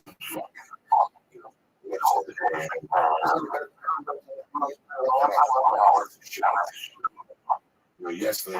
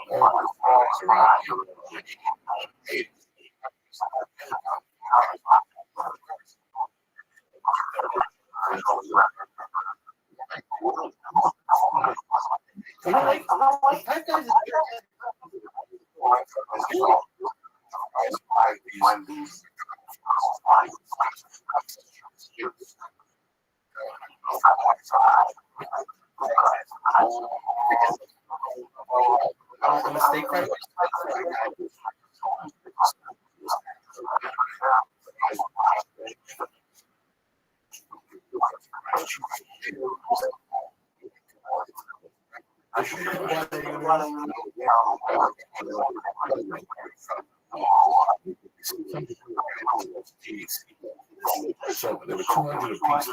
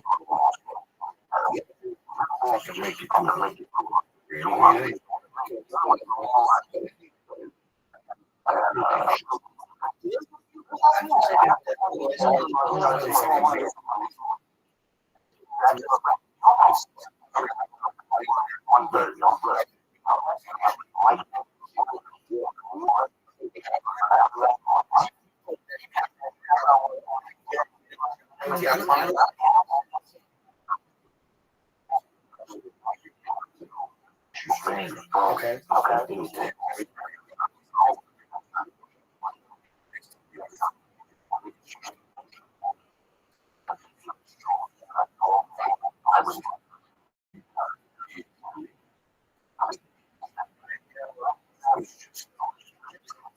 I'm ready to go to Chicago.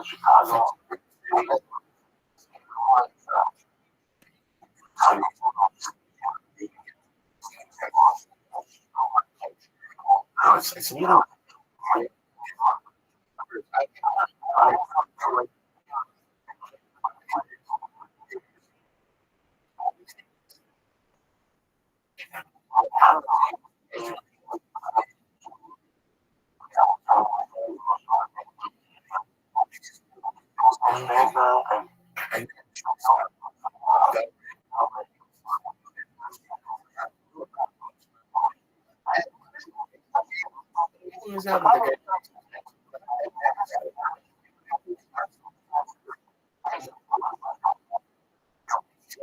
once you get there, I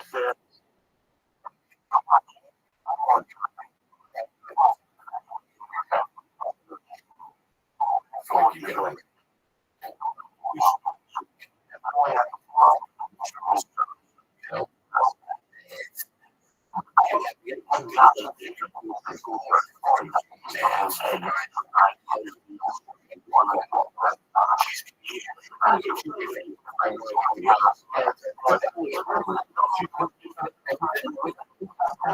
You can't be that good. Absolutely.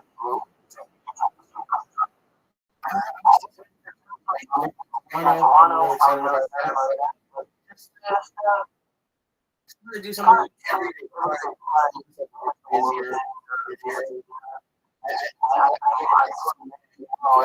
last week.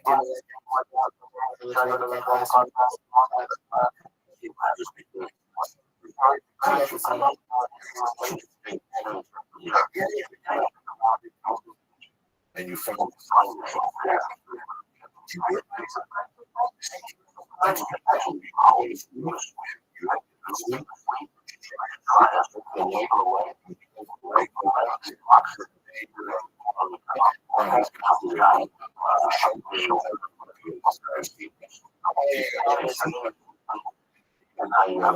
he's teaching you how to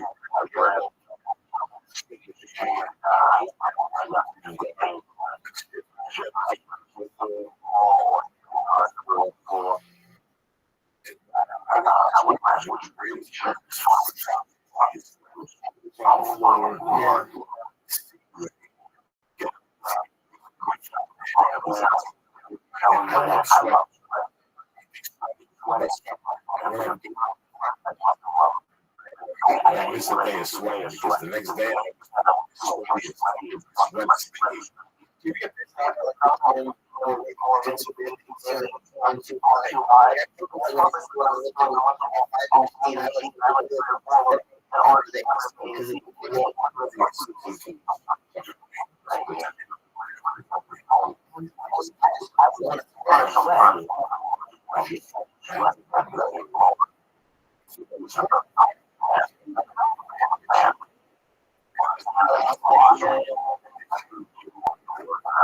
every 4 or 5.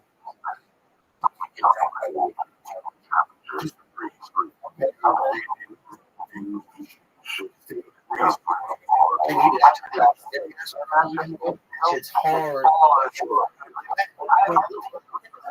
See, I do 15 minutes of it.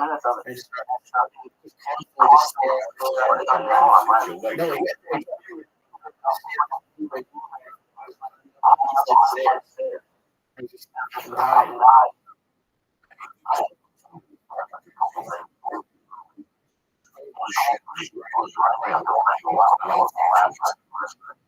I'm telling you guys, I'm having a hard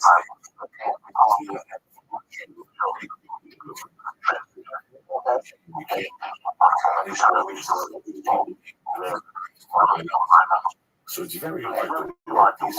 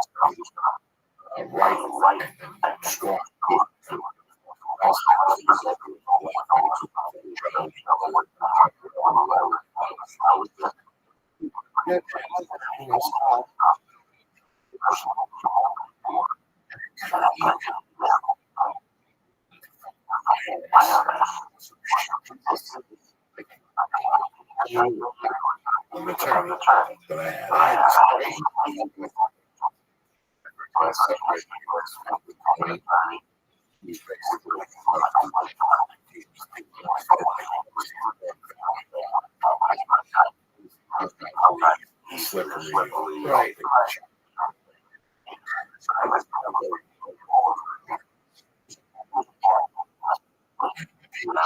I'm gonna put the rest of the payment on American Express.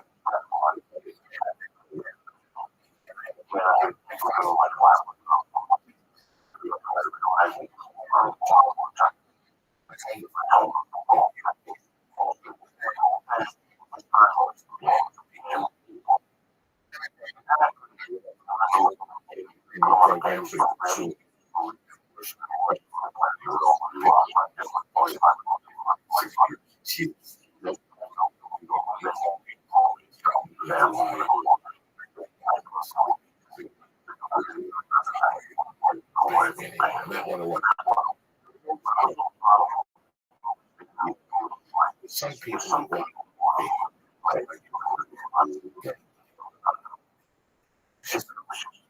I was going filled with Okay.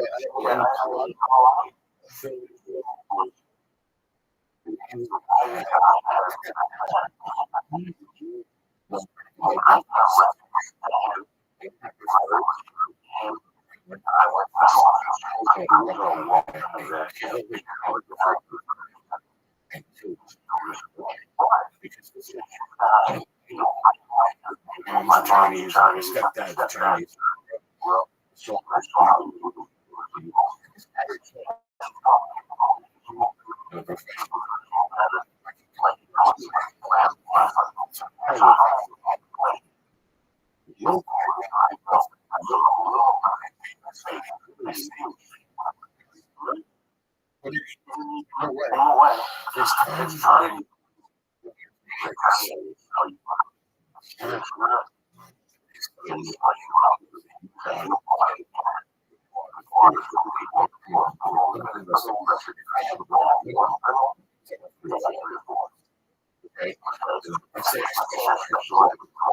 okay, I have 3 or 4 drug accounts.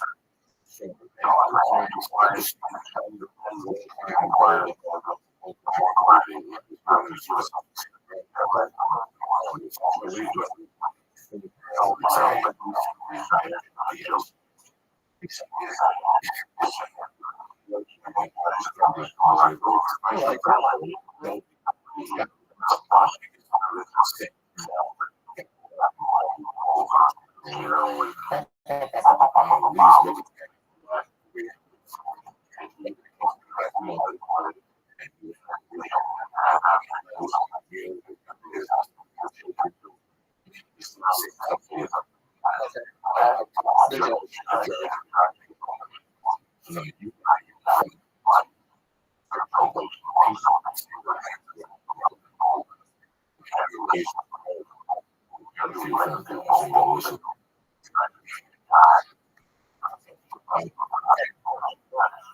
Joey B.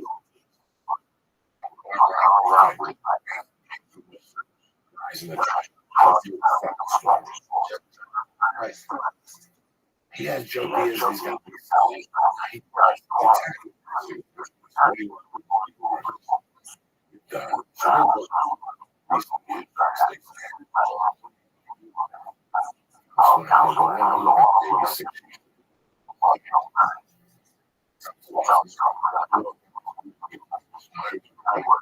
about 8.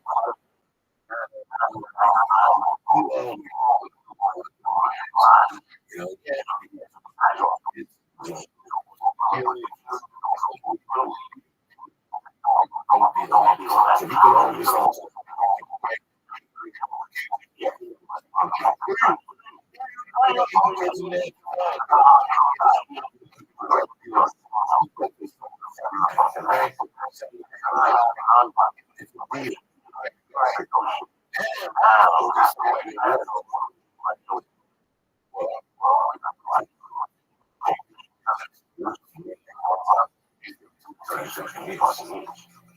let's prepare.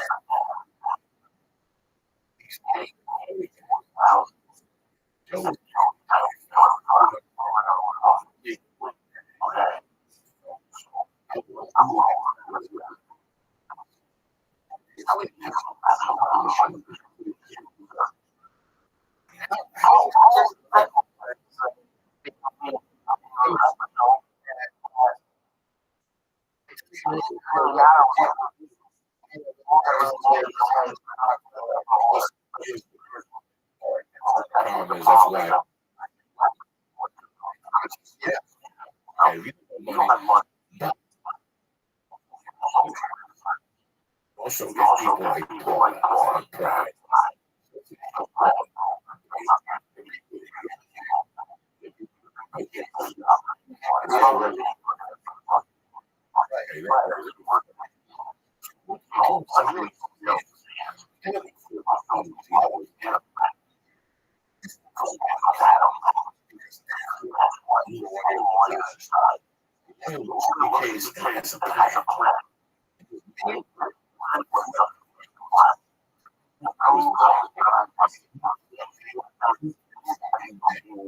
Because everybody see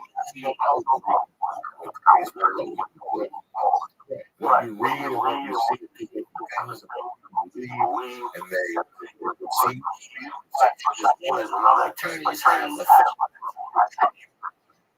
perception.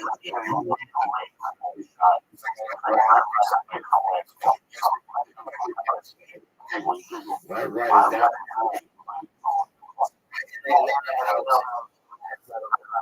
just leave some stuff out. Yeah.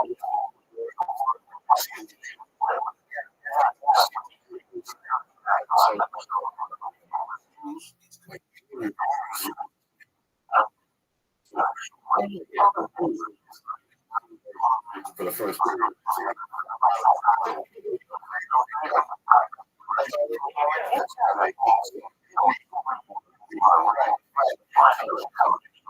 it's a Did it really?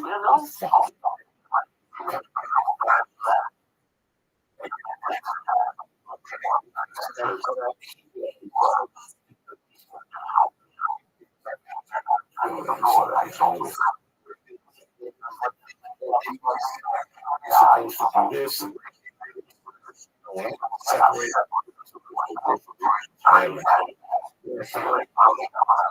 And then I found out.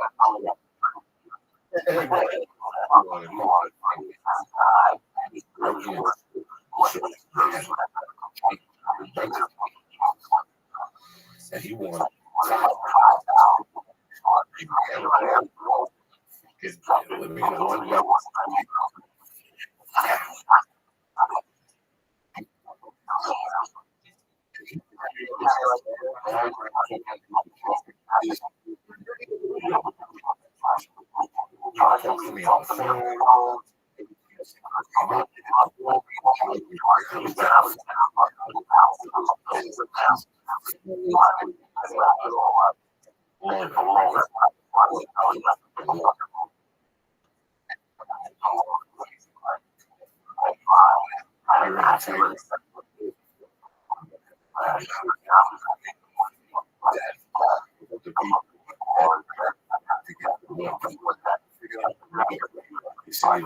checks. Yeah.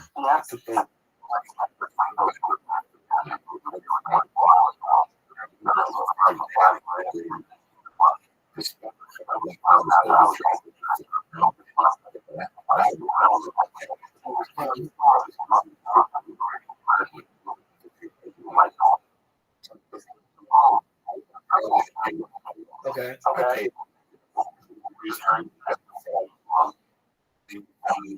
I made my last.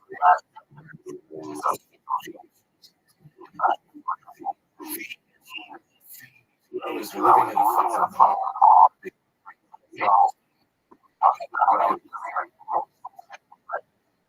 and there's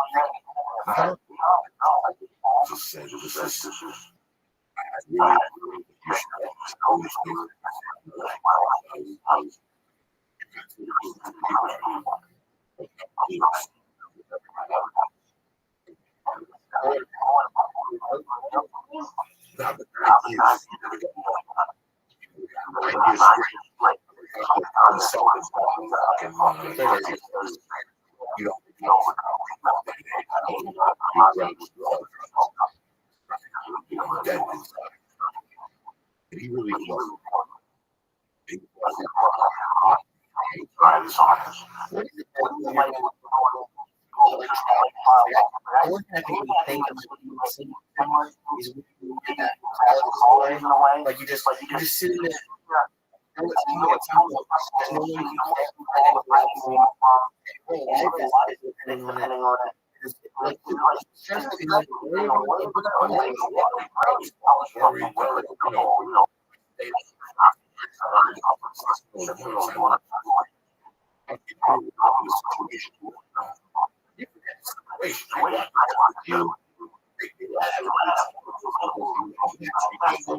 We go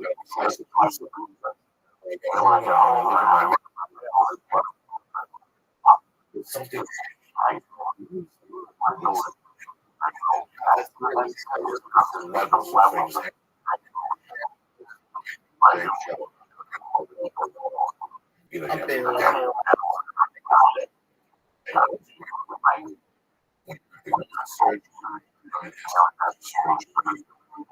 You're waiting for the result.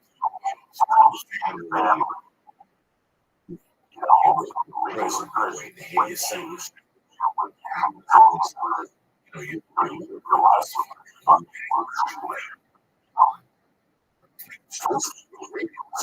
You're sucking weight.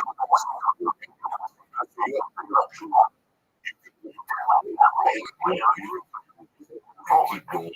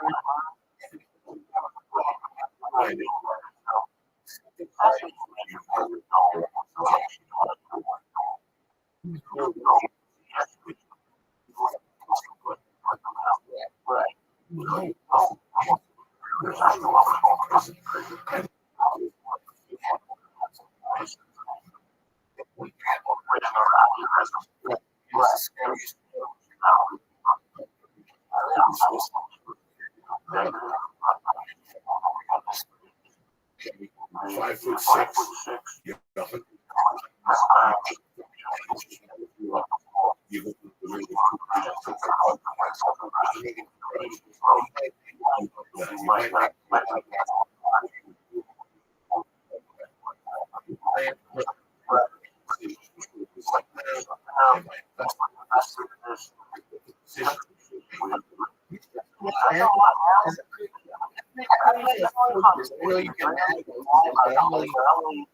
I don't really think I've ever seen.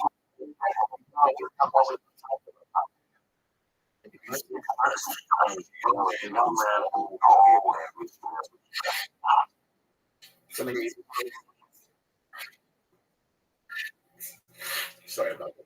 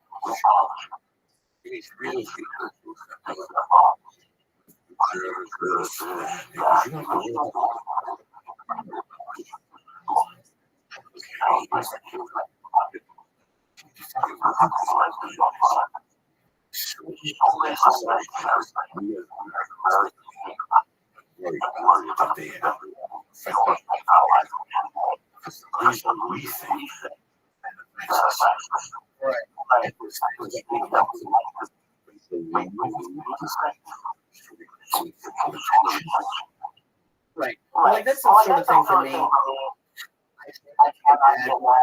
Whenever a flight gets canceled, as long as it's where I'm mad, so like I'm only like 6 months, and that's when I get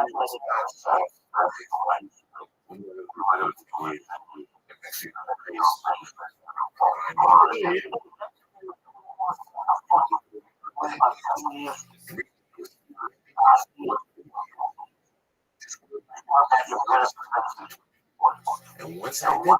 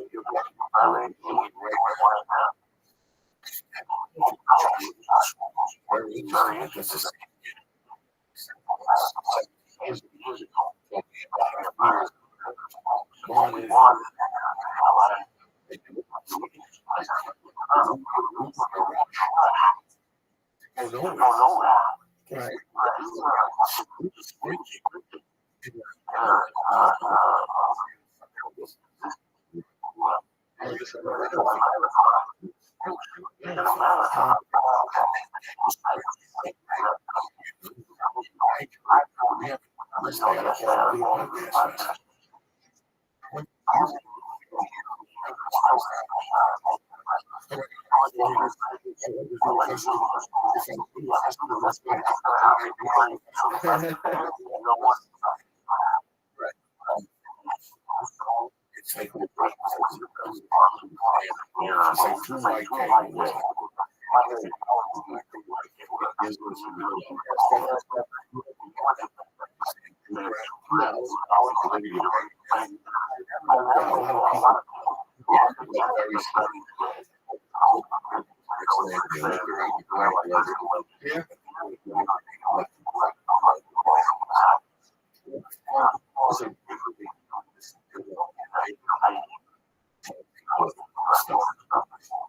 but sometimes the right way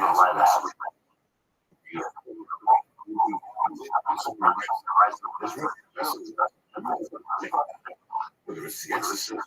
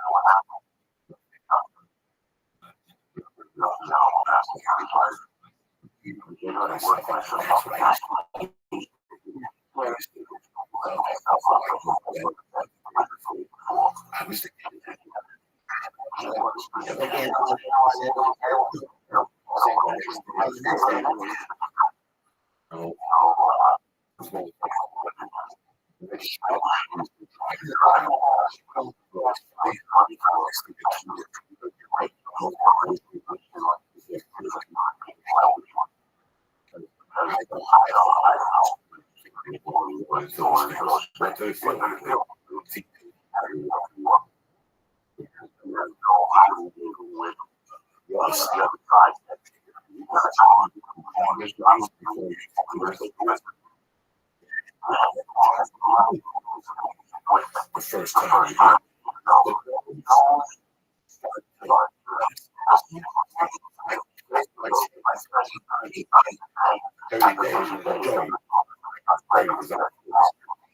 A lot of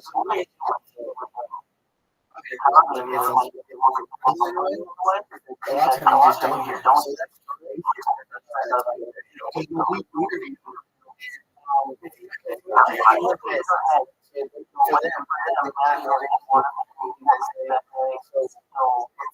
You always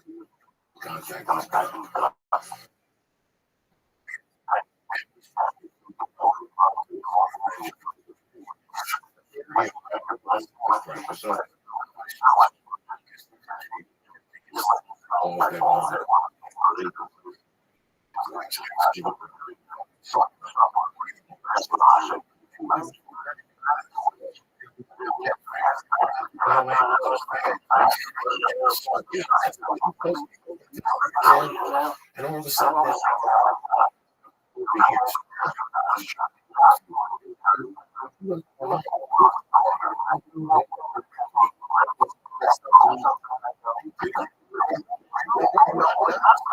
not only because of it, because you don't need to. I didn't get to I feel that almost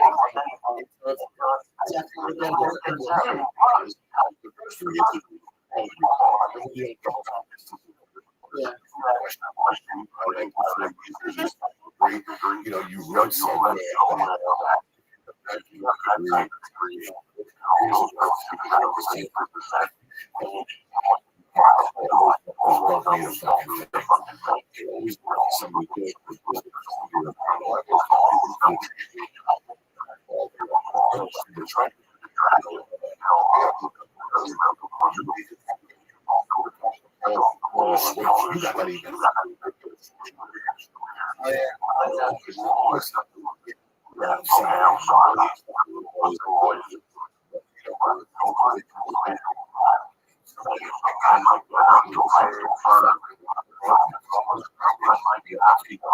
It's in my head.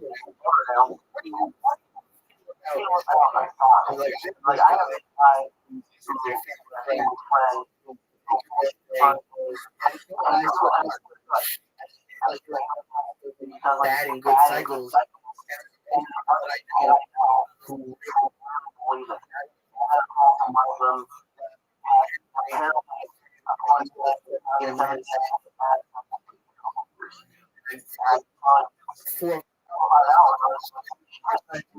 and then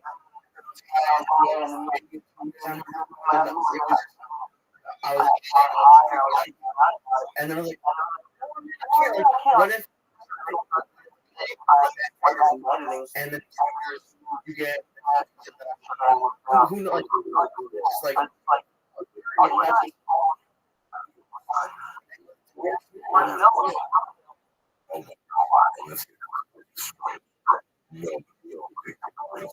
you don't think so?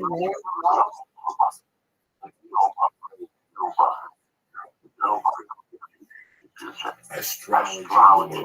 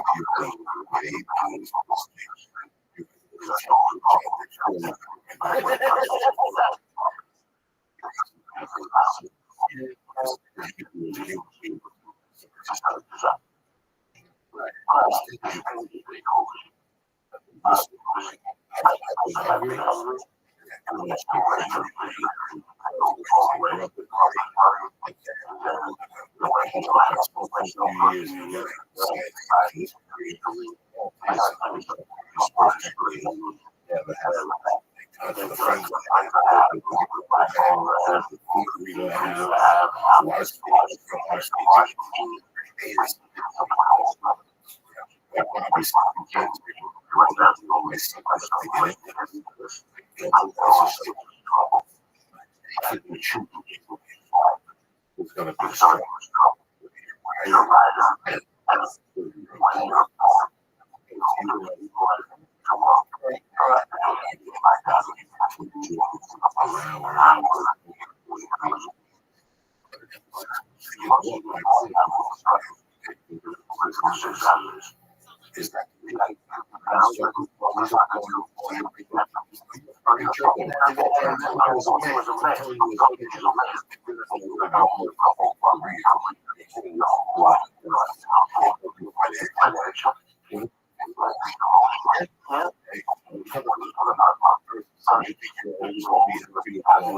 Do you think you're always going to be situation? Yeah.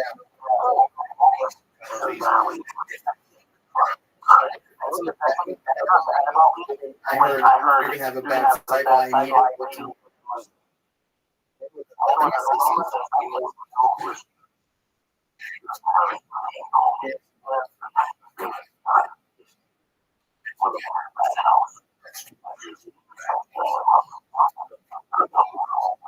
Things are gonna happen.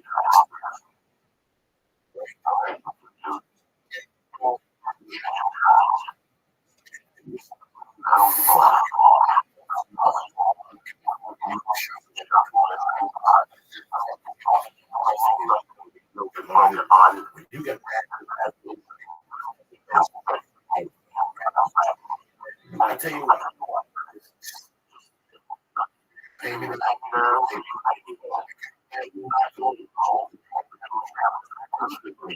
I don't care.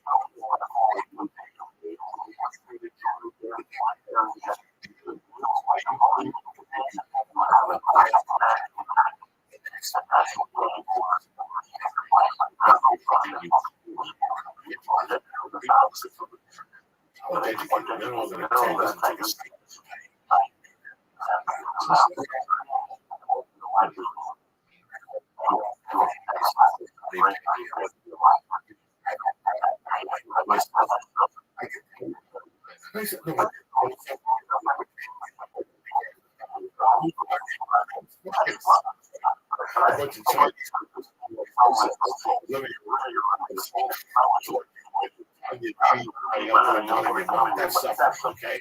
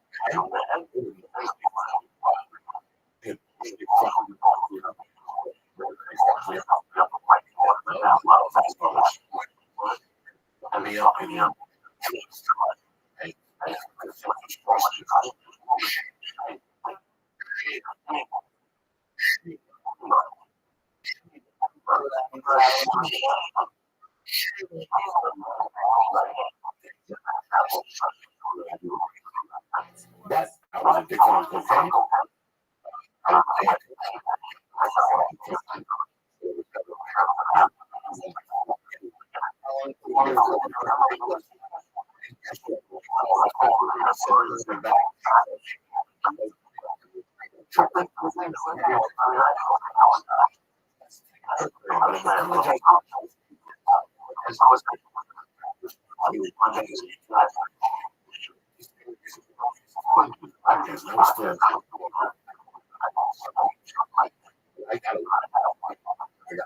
This shit.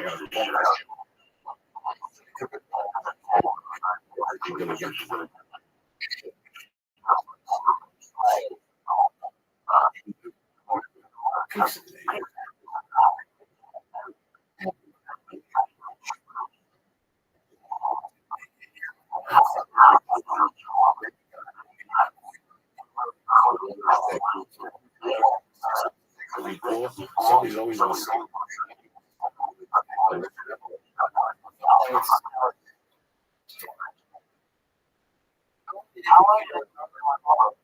like that.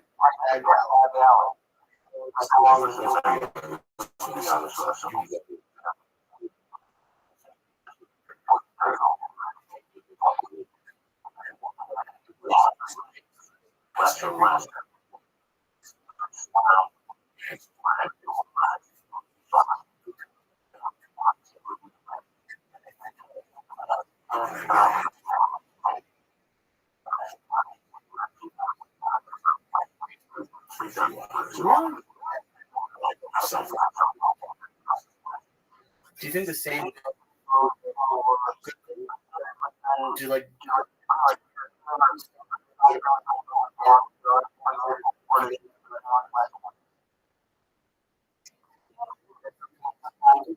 A lot quicker than that.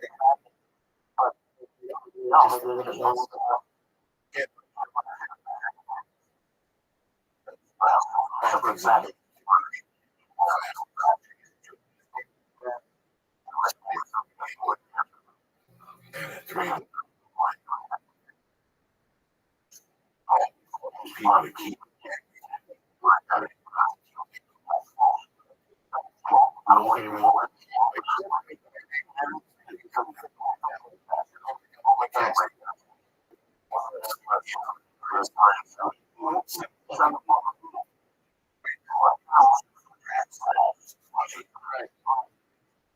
I'm happy I called that.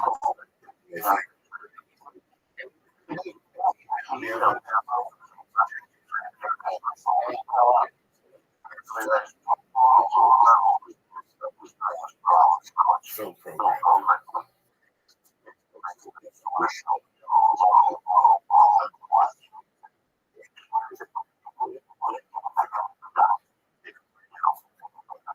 And what did he?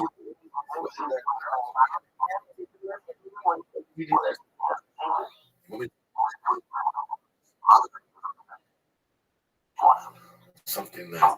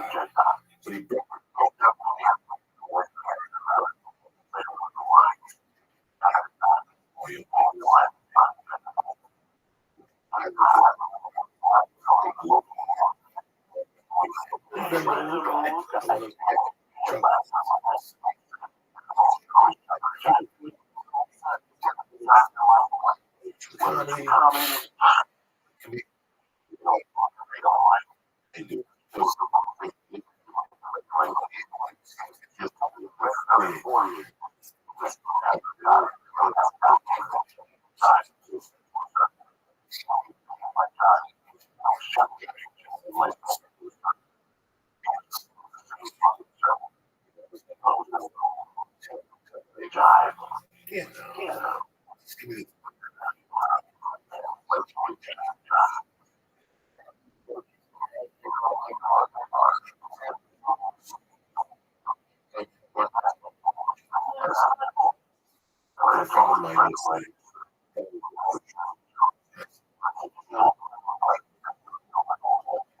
down there. I spoke to him a week ago.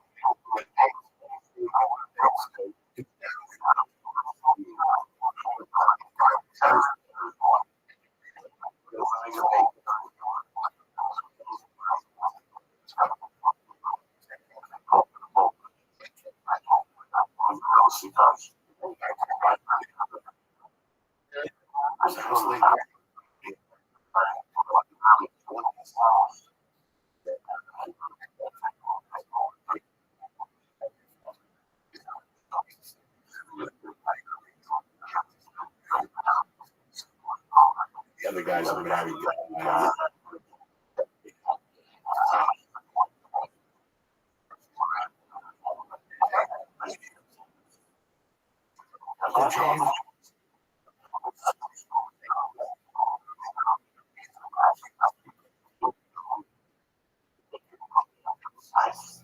I never wanted James.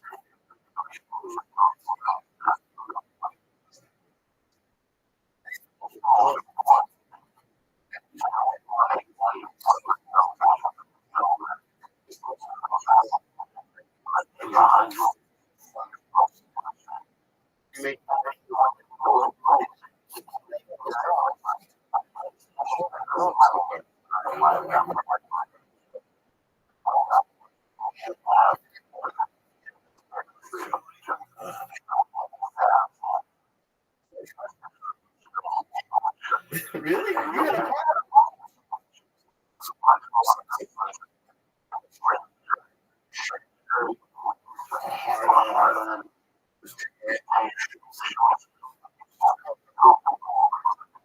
Great.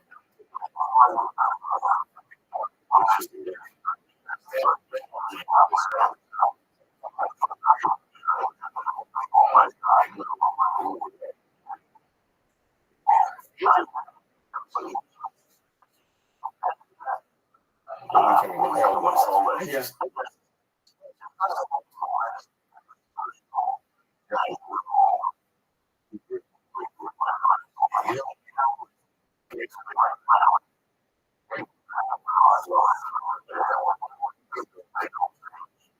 Was just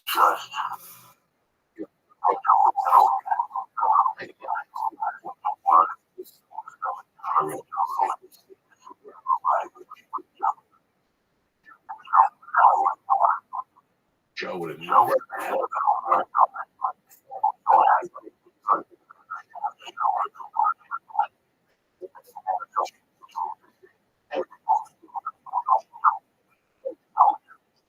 That's all we're doing.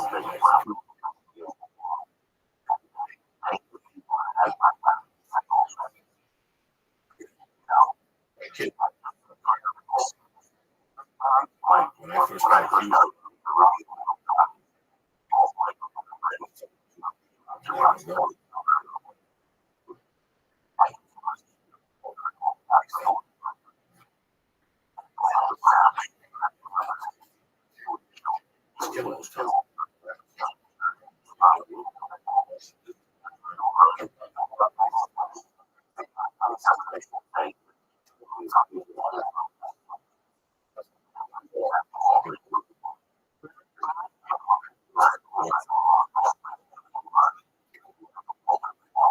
put that thing there accusing me.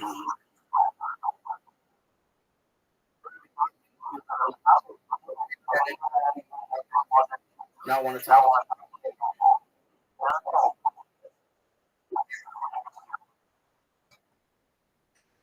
About 3 years ago.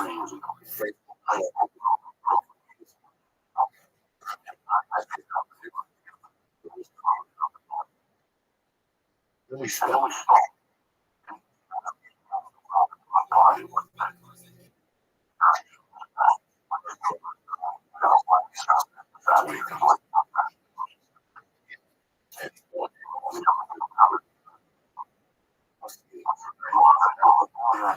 sometimes I walk in.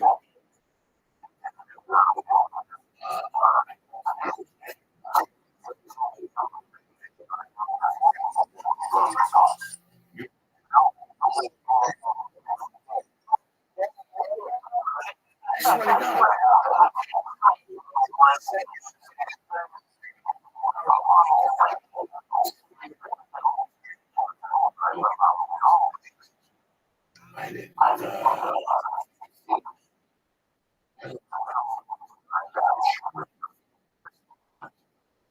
Because I thought about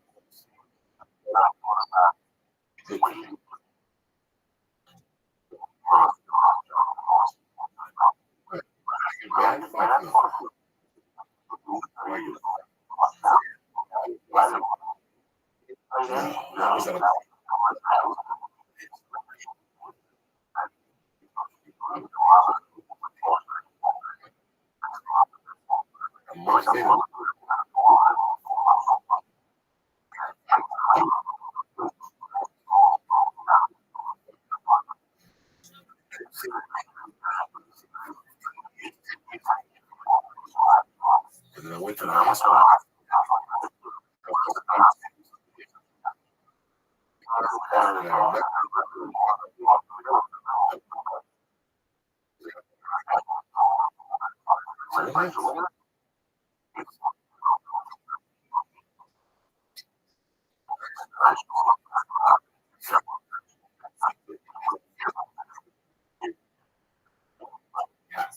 When you first started,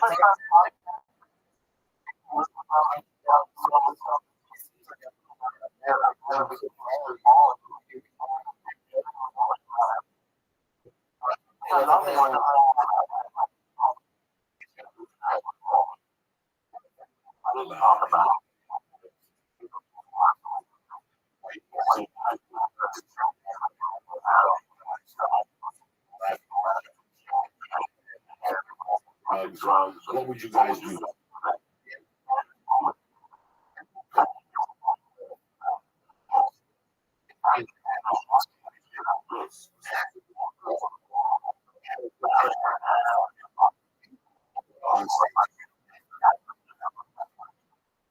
And just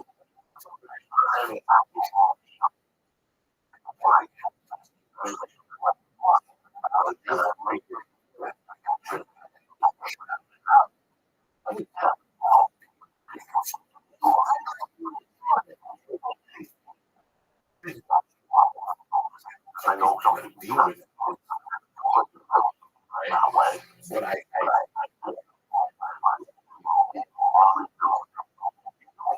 know.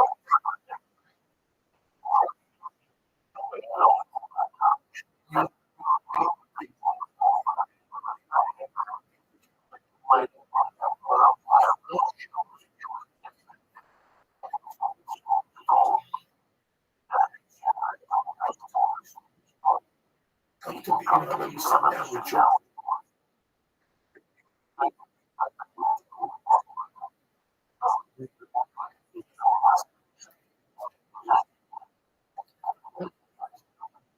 Let me some shit that was out. Let's go.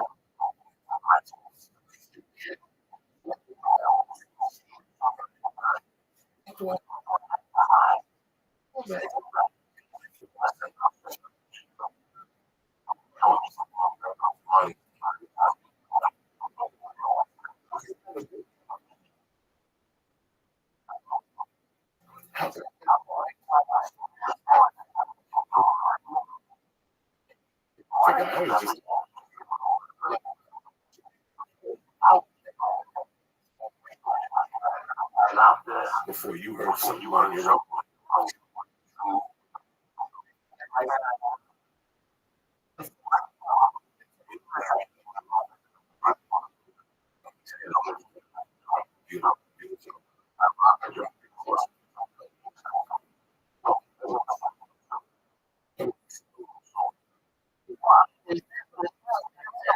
things are a lot.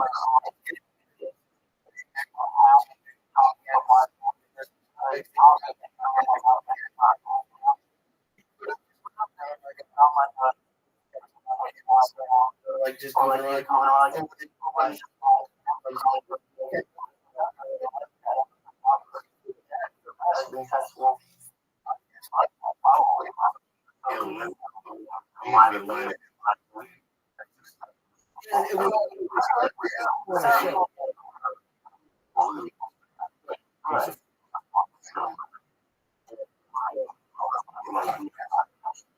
And I first tried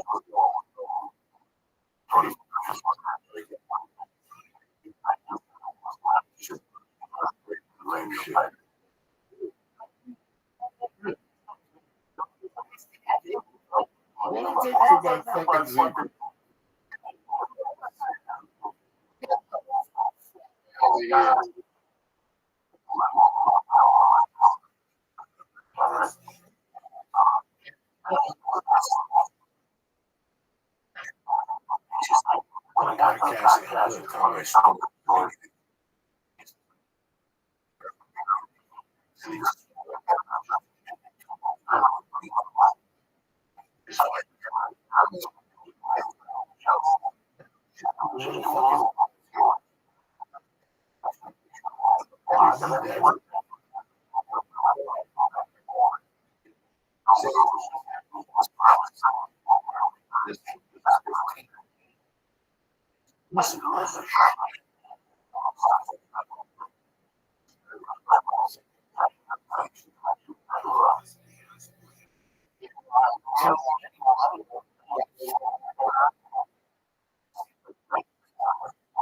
got into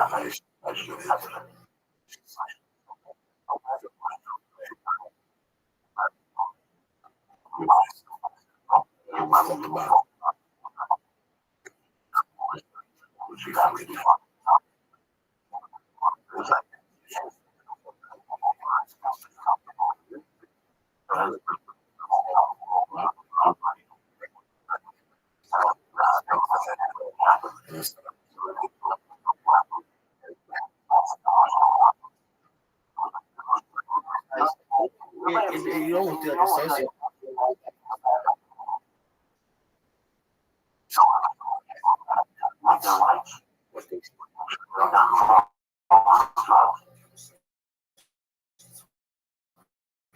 You know, they take this for a reason.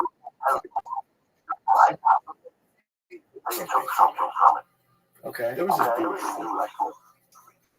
This guy was a scumbag. He's a worker. And he thought he was cute. That was a time when everybody was cute. Cocaine, he was cute, cracking jokes. One night he got even cuter. And I knew he was associated with these dudes. I knew these dudes were working the cover.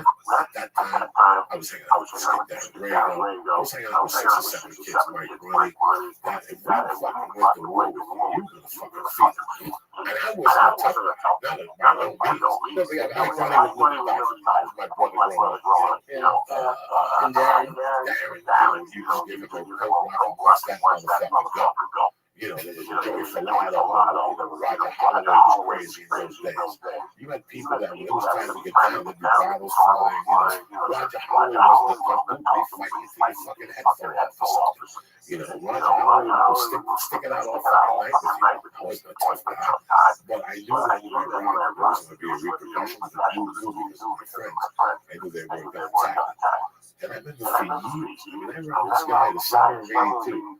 I bumped into him in '85 at a bar, and I was like, man, after you robbed me, the whole world got me. Until the end, I kept saying, no, go away from me. I did not fucking rob you. Because he blamed it on one of my friends, and then eventually he found out it was me. He blamed it on one of my friends, but he never really fucking knew. So I committed to know the whole time. Even till today, I tell you the truth because we're giggling here. Why do you rob people like 20, 30 minutes away? Like, it seems like it's dangerous to rob people in your neighborhood. Well, I wasn't robbing people in my neighborhood. I was robbing drug dealers second hand. Like I bump into you live in Sherman, right? And you go, oh my God, I'm going to last night. Like I got this fucking dude in Sherman, little Chinese dude. Let's go over there. As soon as we went to this place, yeah, I went there to buy coke, but I went there to check every day. Some places I just want to check out just to run my mind, just to see if I can break it in my mind. How can I get to this guy's house? There was a lot of places I couldn't get into, but there was a lot of places I could get into. And we just played it. We just played drug dealers. You know, you just went over there, go from there and see where they slipped up. Some of them don't slip up. Some of them do slip up. Some of them will hide coke. It's really fucking weird what you get to know these fucking savages. Were there ever be like an undercover cop who would try to bait thieves and like sloppy on purpose? Before I left Jersey, the undercover cop was going out at night and getting high with people. He saw he was undercover cop. He said this started in December of 82, and I left in April of 83. So in December of 82, this guy started coming around Joey Mary's and January. At that time, it was a fucking sad, depressing state of my life. I was living with Fernie in the basement, in a ping-pong room with those mattresses that just opens up with wheels on it. We shared a fucking bathroom. I was running numbers in the city for $100 a day. I was smoking pot. I was heartbroken. I had robbed a jewelry store, and I was walking around work, I didn't know what the fuck to do. What we talking about? And there was a cop. This guy said he would come to Joe Mary's, the bar we had 3. We would always go we would go to his place. And this was the creepiest thing. He lived in like 4 days, like a money building. So you get to his floor, which is like, I'm just exaggerating here, just telling you a number. Okay. Not exaggerating, but just throwing a number out there. 15th floor. Okay. We got to the 15th floor, the yellow door man. We parked 3 cars outside. And he was like a big guy, like sideburns and a mustache. And he was, that's why I don't remember, he was black, Jamaican. He was one of those fucking darker skinned dudes. And we go upstairs. When he put his key in to the door, he looked to the opposite door, in the hallway we have here, and he'd knock on the glass and say, Mike, it's all right if I go to bed. It's all right if you go to bed. It was the weirdest thing. It was like he had somebody watching his door all night. So if you open the door, he would knock on that door before Mike, I'm home. It's all right if you go to bed. And he would open up his door, he went into his house, and he had like a balcony where you looked into New York City. Nice. You could smoke out there cigarettes and pot, and you'd sit in this living room. And it would be like maybe 8 of us from Joe Mary's, we would invite people over there. And I think I might have had 2 or 3 times, but it was really fucking weird. It was one of the weirdest things I had ever seen. I had never seen it. I was doing it with my friends. I was going to the bars in New York, not like people think. It wasn't those things where you see on TV, 5 people giggling with a bottle of champagne and everything. That was not neighborhood bars. Those clubs in the city. Okay. I don't even remember. It was when it was 3 floors, all the way down right. I was sure it was because it was 60, 70 bucks. You know what? We had the same amount of fun in our bar for $10. Right? What we talking about? We went to this guy's house. He would do a couple of lines and they go, hold on. Go into his bedroom. Have a fucking bag. And he lay out on the line, and he'd go in his bedroom, and he'd come out with his jewelry, and he'd show us all his jewelry. You know, this guy's going to look at something wasn't right. Even at that age, even at the fucking creepy thief that I was then, something wasn't right. Like I just met you, and you brought me to your house. And then it passed. I think it was the winter. The winter was really cold. And then we went back up there, and I went up there and scoped it out again. I don't know. I have to get to the door guy. I got to get to the next door. I got to open up this one. In those days, I got to open up. All I had to do was read your lock. You find the time that you were at home. I had a mold guy. He got the mold. Really?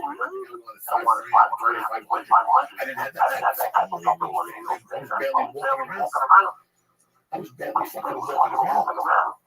So all I had to do was being like a guy breaking your window, walking your bathroom window. you know, kicking the door down. stupid shit that's third grade shit, you know. But yeah. So it felt too good to be true? Yeah, when this cop came up to me. So I didn't know he was a cop until like that summer or a year later. I was in Colorado. Somebody said, "When that guy was a fucking cop." And I was like, I knew there was something about that guy. It was too easy. It was too fucking easy. You know, you can drug dealers have some type of resistance. This guy was showing me everything he had on the first fucking day. It doesn't happen. Doesn't fucking happen. Jesus. We give some shout outs. Shout out to Anarchy. Yeah, you like those fucking stars and stars. It's funny, man. We do a lot of animals on the show. And we get great fucking animals. Like we're very lucky to have black people. We believe. Yeah, I don't know what doesn't call. You think I love for $20 a piece? Yeah, that's fucking $20. Like, you know, cheap and cheap for 22 a piece. When people at home taking that around here, jumping up and down, and you're gonna have a cheap and cheap party. 25 a piece, 22, 17 for the thing. You know, thank God they sponsor us and they help us out and send us some bucks. Even there, Chew and Chew and Corova and Anarchy Animals. You believe in the fucking word. We really take care of you. We really eat your fucking animals. And we talk about it. And that Corova was delicious. That's in the back of it. Okay. It's episode 302. Don Ragland, Frank Wilson, Alex Cole, Apollonia Rockefeller, Matt Seaver, Brandy Lee, I love you. I see you in Minneapolis, David the President, and Sarah. Who are you looking at? What's your name? Thank God, that is the dumbest thing ever. They've been around forever. They've been around. Well, that's what they're saying. Who knows if they're fake accounts or whatever. I never trusted anything like if you're gonna cheat, why would there be like a? I always thought that people could sign up and the same people probably sign up for like grow muscles and supplements. Yeah. Like they look at them, okay, I'm gonna sign up for Mary Chicken. You know, that's fucking ridiculous. I wouldn't even look. There's a lot of times like I have YouPorn and YouTube, right? And I'll go you, and all you gotta do is press YO, both come up, and I'm high, I'm clicking out the YouPorn. That's the first ad. Is actually asking you to take that kiss of death off because let me explain something. You don't want to be on that website. That website's not about fucking bad. If people try to defraud other people, that's all that is. It's fucking legal defraud. I knew somewhere along the line. And if your name is on that list, fucking shame on you, you dumb motherfucker. Yeah. I hope you fucking, they throw you out on your ass for being stupid.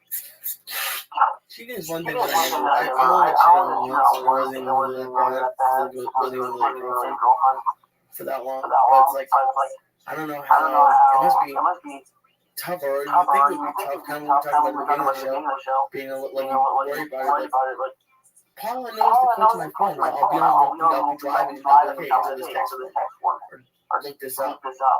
Like, if I had to worry all the time about someone touching my phone, I'd be like, it's a terrible way to live. Just break up with them. I wish I had 15.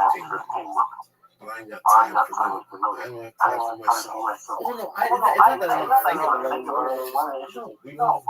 Yeah. I think I love women. You see other women like you see them walking the store. I was talking about all these songs. I got a fast with Josh Moore. There was a girl that was beautiful. I didn't say that. I don't understand. It was very nice to look at her because she wasn't like fake beautiful. She was very, just American beautiful, like white Texas beautiful. It was great to look at. Yeah. I know my limitations. There's nothing I got for her. I can't change her.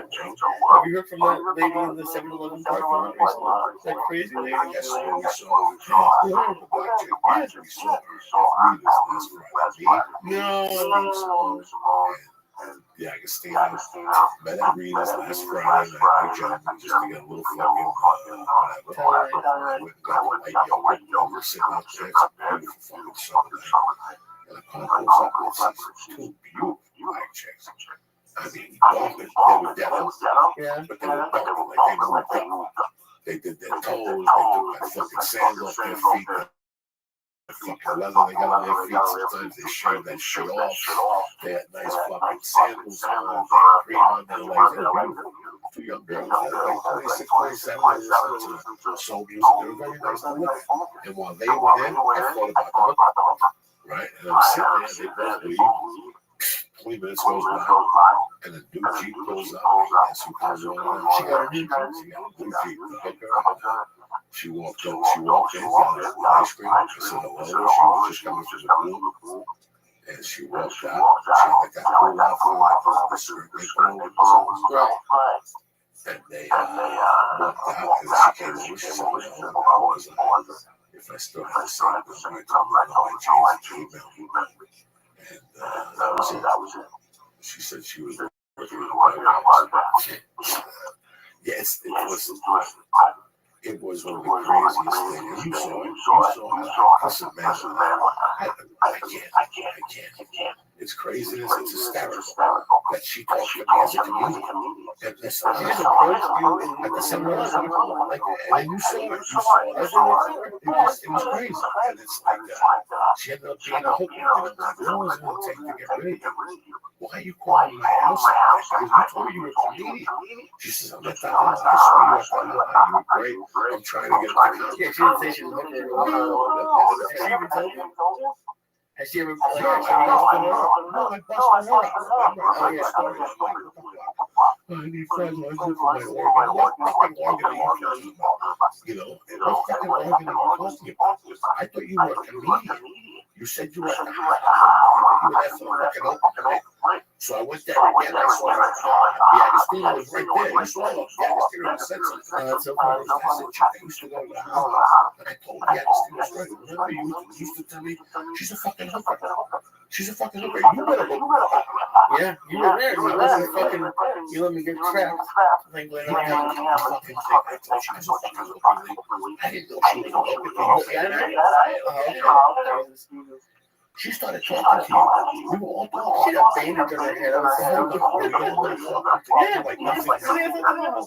Did she smoke with us? I think so. I think, yeah. It wasn't.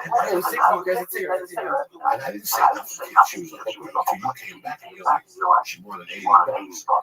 I don't even know how much she said, but yeah, that's what we live, people. That anybody can be a fucking hooker. It happened in Vegas too. I saw that for the first time I was there. Like just regular girls walking around, and it was when I went with you. I was in the MGM, and these two girls were like, "I want to party with me and my sister. Our time isn't free or something." And these two guys were hammering along and they were talking about it. I'd never been like approached like that. I know it happened in Vegas. Yeah, but in Vegas is fucking whatever. That was probably when I like the shit. 11 o'clock at night. You know, I met that black girl. And I went to the house 3 weeks later. She was there again on Wednesday night, like 11 o'clock. And we started talking outside. And she's like, how do you write? And she goes, do you mind if I take your number down? I always have these writing things. I gave her a number. I didn't even know the fucking name. I just gave her a number. I was embarrassed. I didn't think you were going to try to obsess with her. I didn't know at all. But then like 3 weeks later, she goes, hey, what are you doing? She's like, you know, I'm a DJ. And I'm like, yeah, the first time she wanted to borrow $2. You don't call it a first relationship, whether you're my friend or a fucking comic, and send me $2 for Christmas. And I was like, oh, why would I want to do that? I don't even know you. I said, well, I thought you would just help out a fellow. I don't even fucking know you. Number two, and I'm not going out. It was like December. It was like cold outside. Something was going on in my life. I'm going to do it. Like, some chick called you. Remember something? Who was it? Who called you looking for her? Oh, yeah. They fucking crazy. Listen, if I got rid of my pocket, it's fucking yours. But I don't know you. You just, I gave you my number and you said you were a comedian. Anyway, who gives a fuck about that? As long as you're aware that there are hookers out there. She might be going to your house with false pretenses. I'm just letting you people know right now. I hate fucking talking about this on the podcast, but I gotta talk about this. I'm listen, there's a list of things my wife used when they do. Cherry. I'm proud that my wife does this. I know she doesn't because it's tax deductible, whatever the fuck it may be, I don't believe in military. One got busted yesterday. They only give us 6% to the and I have my faults, whatever, but fuck it. There's been this story for the last year or so. My little boy who got tortured by his parents, beat up, a child. The state came, they inspected, assisted, 4 people got fired, but the head caseworkers appealed her job. Jesus Christ, I don't watch this. What? I live right up here. Oh no. All these fucking fucked up neighborhoods. I don't know what around here. So, I don't know. Some fucking where up here. They just did horrible things to this kid. They arrested the mother and the boyfriend for endangerment, murder, first-degree murder. Oh, did they kill him? They're going for the electric chair. They're going for he died. And this morning, I'm like, motherfucker, business, I get it early. I'm coming to my wife, I'm giggling about the baby the night before. And I go, all right, I got the computer. All right, fucking Google, whatever that name is, Yahoo, what's going on with this kid? I have this kissy group. So I click on it. It's been an interesting story for me. The state went over there and inspected this home, and they let the kid stay. And now all these reports are coming out like fucking they're under fire. And they discussed how they got all that. I read it, and then I cut the video. But I didn't have the volume. I had the earphones in there, so I had the volume before I put the volume on. Some disturbing images. And they showed that the kid was getting fucking abused. In fact, the kid made a Mother's Day. He was 8 years old. He made a Mother's Day card with all that. And he had a black eye. I was fucking nuts. I see him in scars. When he died, they did the autopsy. That's the video I saw. They were shooting with BB guns. They just did things that you can't even imagine. The mother was in the room. I couldn't imagine. He wanted to kill himself with social work. That's what I thought. Jesus Christ. So what they did was these women got together, an advocacy group, something Save Gabriel for their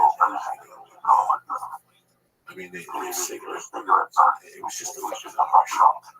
You sit there for a minute, you go, oh, you can't help the cat. And you go, where's the money? Where's the fucking money? I can see with some of these kids, you fucking demented. Where's the money? There's no room for burning the kids. So I restarted the Felipe's noise, and I think I'm going to benefit for this advocacy group. I had like a child abuse or whatever. His name is Gabriel Fernandez. The story just killed me. I followed it. How can this happen? Like, so what? You guys see this kid got scars on his head? It was just horrible. I didn't want to talk about it. I was broken up this morning because that's the first thing. That's why I don't fucking look at the news. That's why I don't fucking look at the morning. Sometimes it's hard to hear shit. But I gave a message on the group. I sent an email. I looked them up, the advocacy group. These women are flying themselves in. So I had to go to a place in LA somewhere and go fucking benefit festival before we get there. This is just, I'm telling you, it's just mind-boggling. I didn't know he passed away, but there's a lot of stories like that. Seems like every couple of months on CNN, parents fighting kids. I feel like they find kids in cages. It's like whenever I read them, I'm thankful they have like decent people in the cage and they're a kid was staring. I mean, I was a fucking animal. I was about 7 or 8. My mom didn't put me in a cage. I wouldn't have been mad. I would have told that story right now. I was such an animal. They didn't put me in a cage and threw bottles at me. Shots good. Like the what? Who the fuck does these things? So what do you got planned for the weekend? I don't know. I saw. You called me off guard. I saw Amy Schumer's movie. It's actually pretty good. I was high as fuck, but it was actually pretty good. Yeah, I laughed a bunch of times. She's pretty. I haven't really watched her show, but that movie was pretty good. Once or twice. One time she was with her boyfriend. I don't say much. It's her year, you know. Yeah. You should call her and say, what the fuck astronomy said in 2015. I wish. Nobody. I just wish Amy Schumer continued success. She's fucking doing it. You know, she replaced Louis C.K. right now. You think so? Or she's the female Louis C.K. Whatever the fuck they say. You know. That's very cool. And then I know you hate it, but I've been watching some Parks and Rec a little bit. Do you think there's like some people who are say they're comedians or do comedy, but are just meant to be some like are better actors? Like Aziz Ansari, I don't know. I haven't really watched his stand-up, but on that show, he's pretty funny. Right, that's it. So, like, do you ever think about, like, what do you think you're the best at? Comedy, stand-up, or, stand-up podcasting? What the fuck was this inside the acting studio? Sure. No, I just know that I can do all three of them. I'm very happy. I'm very happy. I'm knowledgeable, but I can do it. I'm happy that I can do it. You give me the call today, they get on a sitcom, they can do it. They write lines for you, and you know how to say your lines. You really know the fucking character. Very interesting. You know, we can always have somebody asked me one of my favorite TV shows. And I said, you know, I grew up on this, I grew up on that, I grew up on this. I said, but if you really think about it comedic as a set, as a combo, like a trio, what do you call it, ensemble, right? One of the greatest comedy shows, one of the greatest shows I've ever seen, where people really work together. And people don't disagree. Everybody's going to judge on Seinfeld. Seinfeld was very good for what it was. Let me give you some backstory. There was a show called News Radio. Have you ever watched News Radio? Yeah. I the beginning. I watched it. Okay. Once he died, right, it was pretty hard. But when he was on season 3, that was one of the funniest fucking sitcoms I've ever seen in my life. Andy Dick, the fucking boss, and Phil Hart were hilarious. The writing was great. You know, I read something about a year and a half ago. I never discussed with Josh. I always forget. It's like fucking minute. And it's a guy that left NBC. He wasn't disgruntled. He said he left, but he was in charge of marketing. And he said that NBC purposely didn't want other shows to grow, to be bigger than Seinfeld. Like they always wanted Seinfeld. I don't know if it's true or whatever. But NBC changed news radio's format 4 nights. 4 times they got that time to change. No show could survive that. They survived a few seasons, 4 or 5 seasons. Yeah, they went 5 seasons. After he died, they went to syndication just to get the 100 episodes. There's one there was like 3 or 4 episodes. I see there was a show for a while, I had one in the morning. I was watching, I would fucking die out. Listen, everybody has different taste.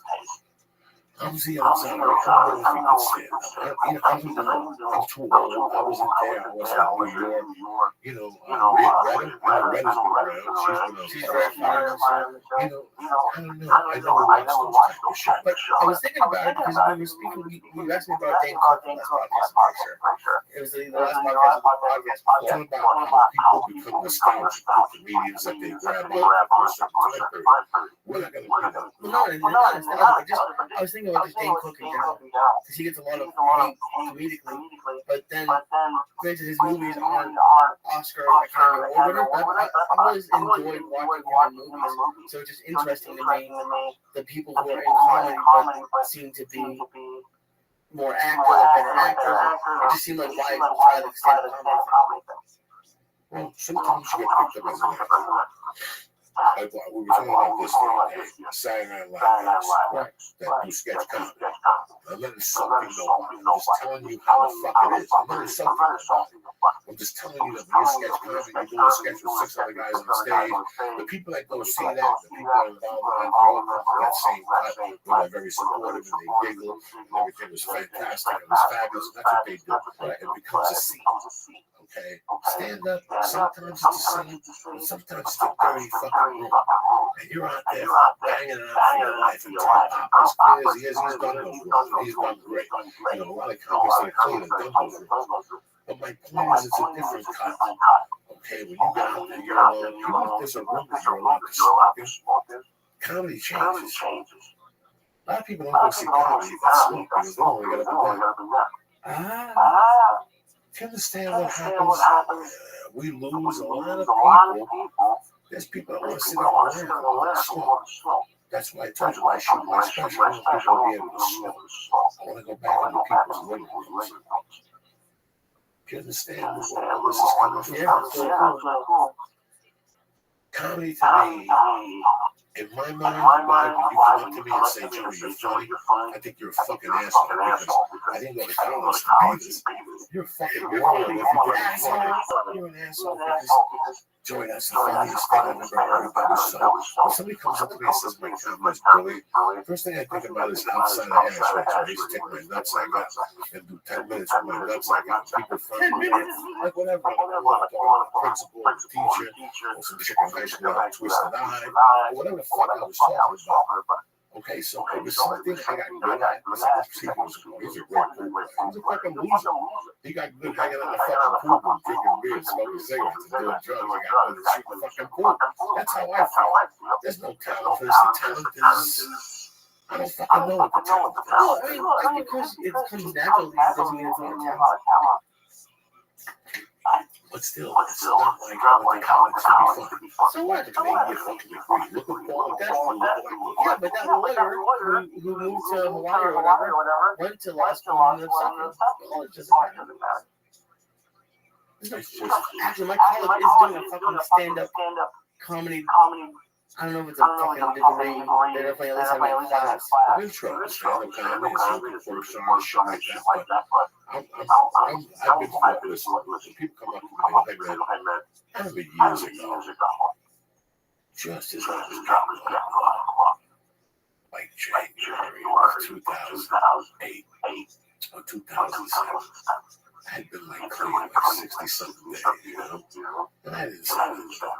I was just counting days in my head, you know? And I'm at a hotel in San Francisco with Rogan, Donkey, Red Band, Eddie, and I walk outside, and I'm outside smoking a cigarette, and some guy comes up to me. Now, I've never do this. Let me tell you something. The Exorcist, The Godfather, there's a bunch of movies, Goodfellas, you know,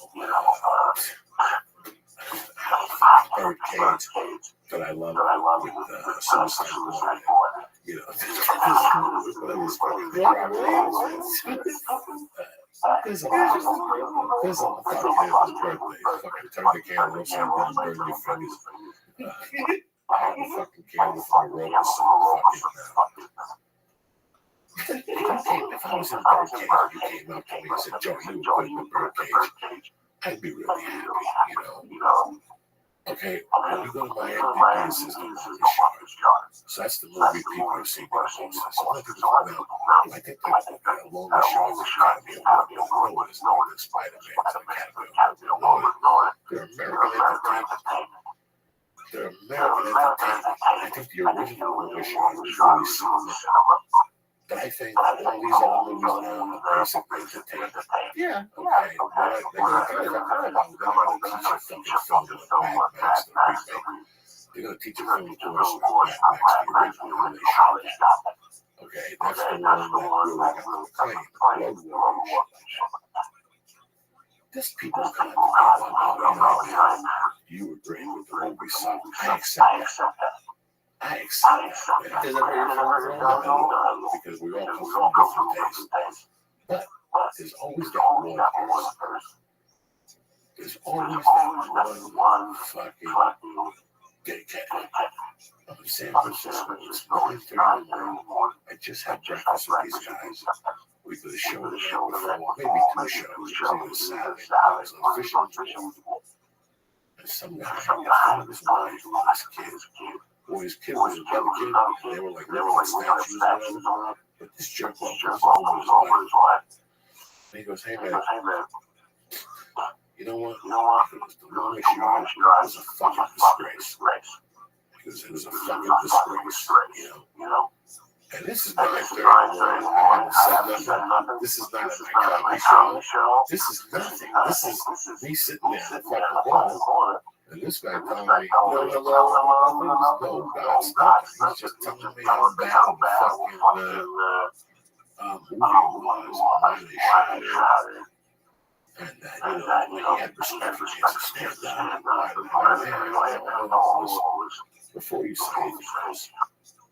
What the fuck have you done? How many fucking movies have you done? Where's your fucking IMDb?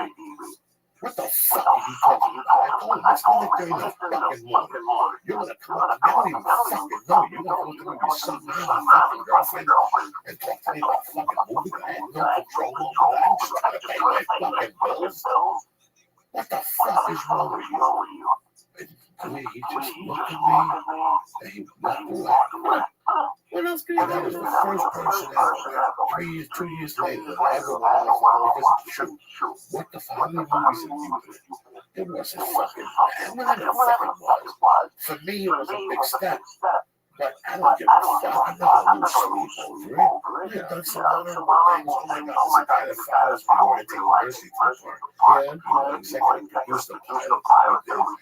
We did this thing in 2008. Every time I see this guy, he still talks to me. He says the things about that TNT. I swear to God. He told my wife that we were all there. And my wife was telling me, granddaughter, he's like, tell Joe we're still alive at TNT. You think I still think that thing is alive at TNT? One day you're going to be able to clown TNT. I play the clown. Did you know that I play a clown in this pilot? I'd like to make this my hair. Yeah, I was a monster in the circus and I played the clown. They told me this was going to be the biggest show in fucking American history. What the fuck? I'm sitting here with you fucking doing a podcast. I've done so many bad things, but to me they were just SAG and picture. You should gotta shoot a picture. It was a great director. I shot this thing on paper. It was so fucking good, I couldn't even finish reading. I don't forget why I forget. This is like a huge island, on a fox, about a circus.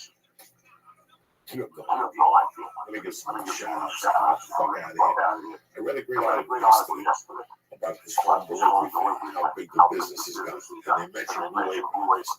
I'm going to tell you why they mentioned Blue Apron Boys. Because their fucking ingredients are fresh and they get delivered to your door. Okay, they have a great plan. They're the fucking cheap picture. They got a great plan. They got a 2-person plan and a family plan. Let me tell you what the menu was for this week. The menu was rice and beef stuffed fucking poblanos. All right. Con Gabby and Monterina, chicken bolognese. They got for the 2-person. They got rice and beef stuffed poblanos, and they got squirting pasta. You remember us talking about squirting pasta? Don't even make that shit. Squirting pasta, all right? They also got peanut basil and blue cheese sandwich. We love to get and then for the family plan, that's the flat iron steak, the chicken bolognese. Can you imagine that coming home and it takes 10 fucking minutes? Nobody wants to fucking cook afterwards. You don't want to go to the supermarket and get a fucking lunch. Well, when I was working, my entire thing was if I didn't want to get out of the car to get it. So, and the best thing, don't they send you literally everything you need? Everything. Blue Apron delivers more fresh ingredients and a recipe right to your phone. I always forget something. The things are fucking healthy, and you don't have to go to the grocery store. It's less than $10 a fucking meal. All right? And they send it perfectly proportioned, making it cook the fucking healthy meals easy. Each fucking meal is between 500 and 700 calories. You get some chicken meat at the library like it was stabbing. You get some fucking Blue Apron right off the date that you both take it out of the box. It comes right to your door, aluminum fucking wrap. Everything's fresh. Everything's fucking cool. It's got kid-friendly ingredients. The whole family can eat well. You have fun. You jump up and down together. All right? And they work around your schedule and they all have dietary preferences. All right? So what you do is you go to bluefuckingapron.com. All right? blueapron.com/Joe. Check out this week's menu and you get your first 2 meals free. Just go to blueapron.com. BlueApron.com/Joe. My treat. I'm not fucking kidding you. You're going to get 2 meals on me when you go to BlueApron.com. You get sent right to your house. You do this with friends. You know how Gentiles are. They come over. Oh my God. And so this could be you. You could be the life of the fucking party with BlueApron.com. Right? So do me a favor. Go to BlueApron.com and press on what? Joey, capital. And I swear to God, you get 2 free meals for free on the that's how I'm rolling these days. Also, you know, I'm always here when they run my heart. I don't fuck around. The protein I use today had that chocolate shit with a banana, a little peanut butter in there. About boom, 2 scoops, 32 fucking grams of hemp protein. You know, it don't clog up in my stomach. I don't shit a week later. No. And all that products are great. Whether you do the chocolates with the alpha grain, whether you need more energy with the shroom tech sport, or you're flying a lot, or you're mixed up with a lot of fucking Arabs, or whatever the fuck circle you hang out with, and they're breathing on you want to take the shroom tech and you know, listen, they got your fucking covered, is what I'm trying to tell you. Go to hunter.com right now, look at the supplements. If there's something you like, go to the box and press in church while you're checking out, you get 10% off your first floor. Who else does that? So I only mind taking care of you with your food. I'm also giving you some nootropics, and I'm also giving you some nootropics. I'm giving you some fucking tremendous protein, 10% off, all right? But here's what I'm also going to take care of you with nature boxes. The thing about nature boxes, every time I go to their fucking webpage, they had 3 or 4 or 5 or 6 new snacks. They're always about it. So sometimes we're here and we tell you about the cocoa melons or the fucking plantains or the garlic plantains or the granolas that they have. I mean, listen, everything is fresh, delivered to your door. Again, I'm not going to break your balls. This is nutrition at its top. Why are you fucking eating shitty for snacks? The shit that you eat in between your meals is the shit that really kills us. You know, you don't get fat fuck yourself. I know exactly what you go through sometimes. I know it's sometimes I get hungry. You open up a can of fucking Pringles. You stone, right? You eat that shit. Why do you eat the fucking Pringles? Because they're right there. I'll tell you what you do. You go to naturebox.com right now. Look at all the fucking snacks they got. If you look at them, they always see them. Which means you're going to send to your house, you get stoned, you open them up, you put them in your little bag, you take them to your knapsack, whenever you walk to work, you take them to work, and between 12 to fucking 5 after lunch, 12 to 5, you're fucking starving. So I line for you, and actually, they're all nutritionist approved, gluten-free, they have dietary fucking restrictions, but also, listen to me, I'm a moron. Do me a favor, go to naturebox.com, take a look at the great selection, here's what gets better. I'll give you the box for free, tell me, 5 free fucking boxes, 5 bags, how many big ones? I think one big one, of course, there you go, boom, free, I'm the fucking line. You don't really get, you don't pay for shipping, which is like $1 fucking something, but you're going to get 25 bag of free snacks from me. I mean, just as a sample, who else does that? I would not do that if I had shitty snacks with sesame sticks. You're going to order again. You're going to fucking order again. I'll be careful. Go to naturebox.com right now. Press on one. Go to naturebox.com/show. Press on one. Go to naturebox.com/show. Order it. Look at the snacks. I guarantee you'll love it. 5 free bags delivered to your house for free. And if you want to do it, you can pay for it on your own. They get sent to your house every month to your fucking door. You're going to learn. Why we start with that? You want to be comfortable? Today, the first thing I packed, because I know I'm working out, I'm going to do jiu-jitsu in Chicago, is I packed some underwear, some nice meal, to be comfortable, nice and warm. If you're in Chicago, hold my nuts, I can be at fucking ease on one little run. To be on these is the way to go. Go to meundies.com right now. Take a look at the great selection of women and men's underwear, t-shirts, shorts, hooded sweatshirts, they got some more. And it's not even the material and how it feels on your skin. It's fucking comfort. You know, your balls are never sweaty. It pulls the heat away. You know, all the moisture from your nuts. Like this time in the middle of the night, I scratch my nuts. Like I'm expecting to get sweat. I want to get a little whiff. There's nothing there to whiff because everything that me on these come together. I can buy you a pair right now. I got jeans on, but I know it's like a little bit of sun my ass. When I do 2 days, when I wear shorts, I wear my dick off from side to side. It's hot. I got me on these comfortable. Fucking they feel great. But why you listen to me? Go to meundies.com. right now, look at great selection of men underwear, all right? After that, if you want to order, you get 20% off and free shipping in Canada and the United States. You motherfucking Canadians, man, you guys ain't cheap, man. That's why I love you guys. That's why I told you keep 20% off in Canada, because you motherfuckers are savages. So anyway, go to MeUndies.com right now and press in. Boom! When you're placing your order, you get 20% off your order and free shipping in Canada, United States. I want to thank Onyx. I want to thank Blue Apron, their great selection of food. I want to thank MeUndies.com for their great underwears and t-shirts. And I also want to thank NatureBox.com for their snacks, raw nutrition. I want to thank my brother Lee for being here and being stoned this week. All right, cocksuckers. And that's it. Podcast is all I see in Chicago this weekend. Wednesday the 29th, me and Lee are doing a testament run through my Comedy Central story. And I'm taking my CD in August in DC and the special in motherfucking Vegas. September 19th to 20th at the South Point the resort casino. Fuckers. Have a great weekend. I love you guys. Stay blessed. I just put up a Find You Radio with Darren Carter. So if you check it out, I appreciate it. Restaurants, entertainment, and this has to do with a couple of things. One, mainly high inflation. So when I don't see him for a few days yet. On the weekends, I lose Thursday night. He rubs feet, he takes orders, he gets a bit snap, and I lose him. And it takes a couple of days. That to me on Twitter. And I gotta fucking feed him all this shit to bring him back in. And then he's good till Wednesday. I get on a plane and I come back on Monday. Fucking half a heavy. What's going on for you, little purple shit? Looking good. That's a Thank you. It's actually a sponsor for Find You Radio. So thank you. look at you with the stars. Canning They're Australians. Australians is a cool fucking I've never been to Australia. I didn't. really serious. There's something about Australians. I don't know what it is. They're nice. They're just nice. And you know, when you at the comedy store late night, anytime after like 1 o'clock, especially like during the week, because their vacations are like 2 months long. They go on holiday and they just like travel around the world for 2 months. If it's late night, there's 5 people left in the OR. All of them. Because the time difference, it's like noon to them, and Australians can drink till the cows come out. They're indestructible.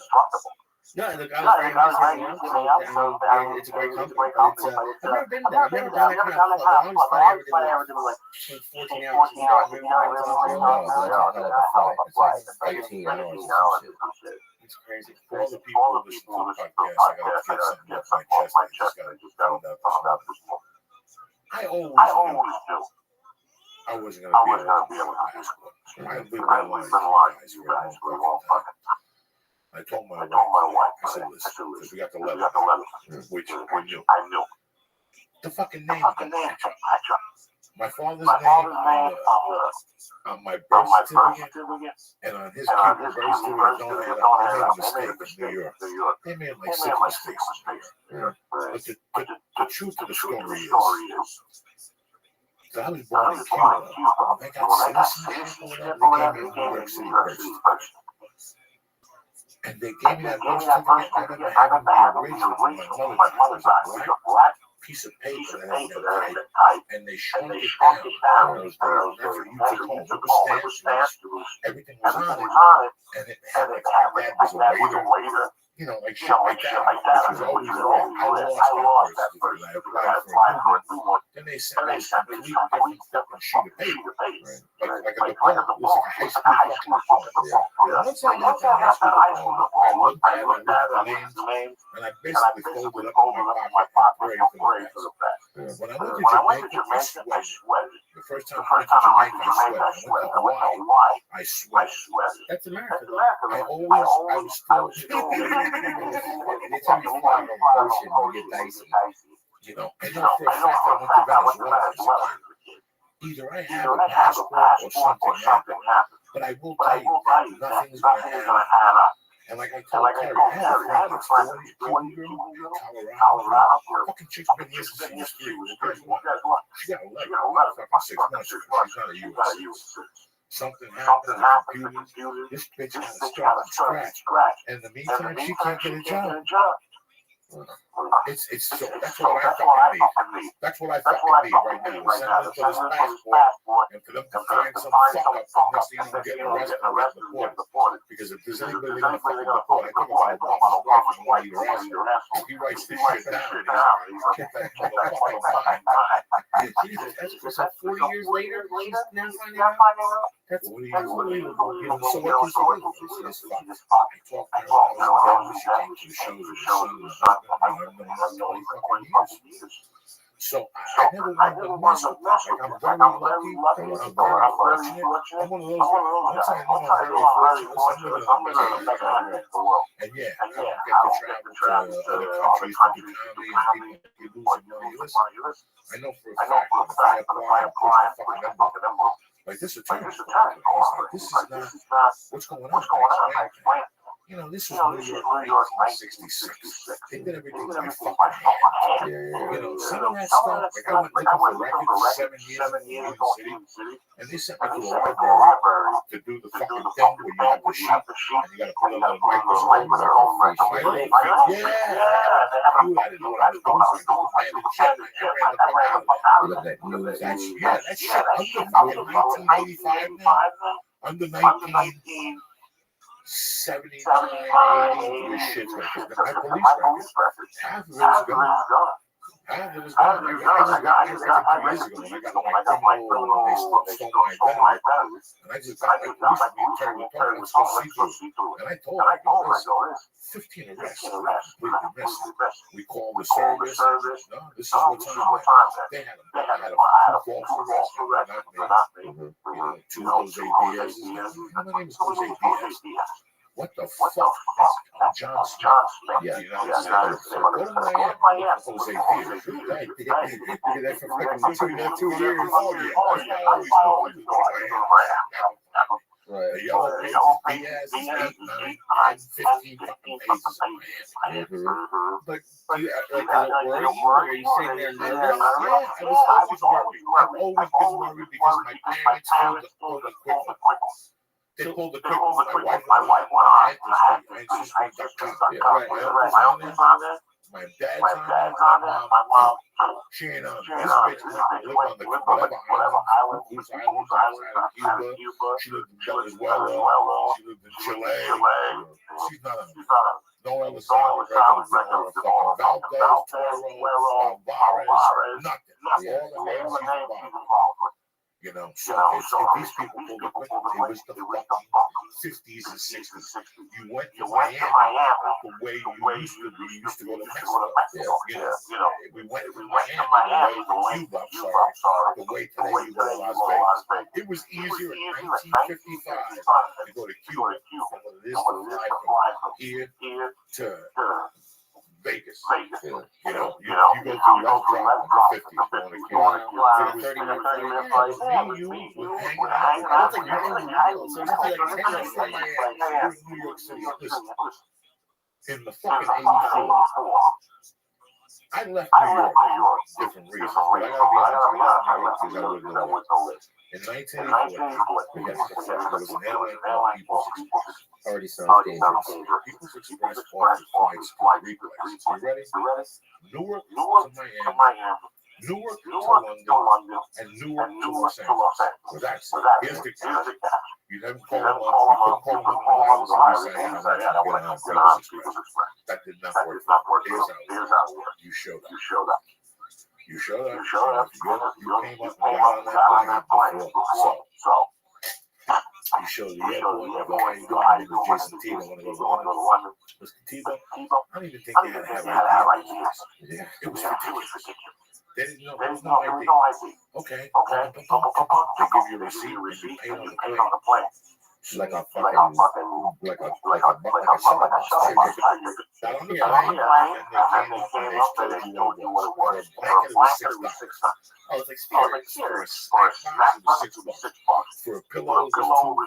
For earphones, with music, it was $5. So by the time you got off, you paid $80 extra. You know, the luggage was $15.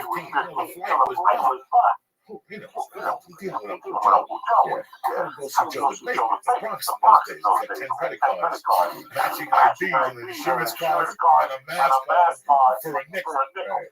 Do you know how much wear and tear I got out of those stolen credit cards? You get on the plane, I get on that plane and start buying drinks and bitches. Yeah. I was nuts in those days. Give her a drink. And they could take credit cards on the plane. They only put credit cards on the plane. So what they did was they wasn't it was the imprint. That's like fucking failing. Nothing. You know how many Chinese lunches because $25 check the book. Okay. So there was the book was that if you went to I was called the limit of credit cards in those days that they had to call in was $50. So if you went to a store and spent 42, they just imprint it. So if you spend 50, they had to call the imprint, call them Jason T. Gold 33456 expiration 626 $64. Okay. But if you didn't spend over 50, they're busy. You go to a busy store. They want to take it. So this is the whole scam. You went to a busy store. So you watch the lady, it's the busiest, you go to the thing, $42, ching ching. Yeah. It was like so I used to watch every day. In those days, we always went to lunch. Pick a Chinese lunch special. Me and you, even if it was $5.95, we'll side with the spirits, cokes, you know what I'm saying? So we became a little limited. That's what that was. It's the scummiest people in the world, but we had a great time. I like every 6 months. I think one of the most offices has a guy in there scanning the cards. Every card I get from Bank of America gets. I didn't even activate this one. I didn't even activate it. And they had it. And they were like, and they spend $5, but then they go and try to find one big one. Once they find out that it's active, then they go to find one big one. That's what the guy said. I'll tell you what, Jason T. So you meet a bitch in New York City. Okay. All right. You get out of work at the block. One in the morning, you're walking out, you're walking job, you're black bag. While you're there, some chick from Australia is talking to you. Right. And we didn't have to go out. Drink. So what do you call it? Drink. You have 2 drinks with chicks that's telling you, you know, she does blow 3 signs, but she really doesn't like it. Cool. You make the call right there. Listen, bring me a G-Roll. I got a lot. Yeah. You start giving this chick one. She's on. She's fucking dick. All right. 1 in the morning, those days, 3:30, T-Roll. I spent my fucking daughter in line. 3 in the morning, I can look at you little people. I got an 8-ball. I got like 600 leads. I got 8 bucks. Let's get the fuck. Let's go to Miami. We take a cab to work at 20 bucks. They ran on the top of the People's Express. They knew the drug addiction. They were the drug dealers. 24 hours a day. Here's where it gets interesting. From 8 to midnight, it was $69. But from midnight to 8 in the morning, it was $39 one way. So come on. In those days, $40 down. It didn't matter. You put on the chick's credit card. And so it's under a 50. That's what I got. No, ching.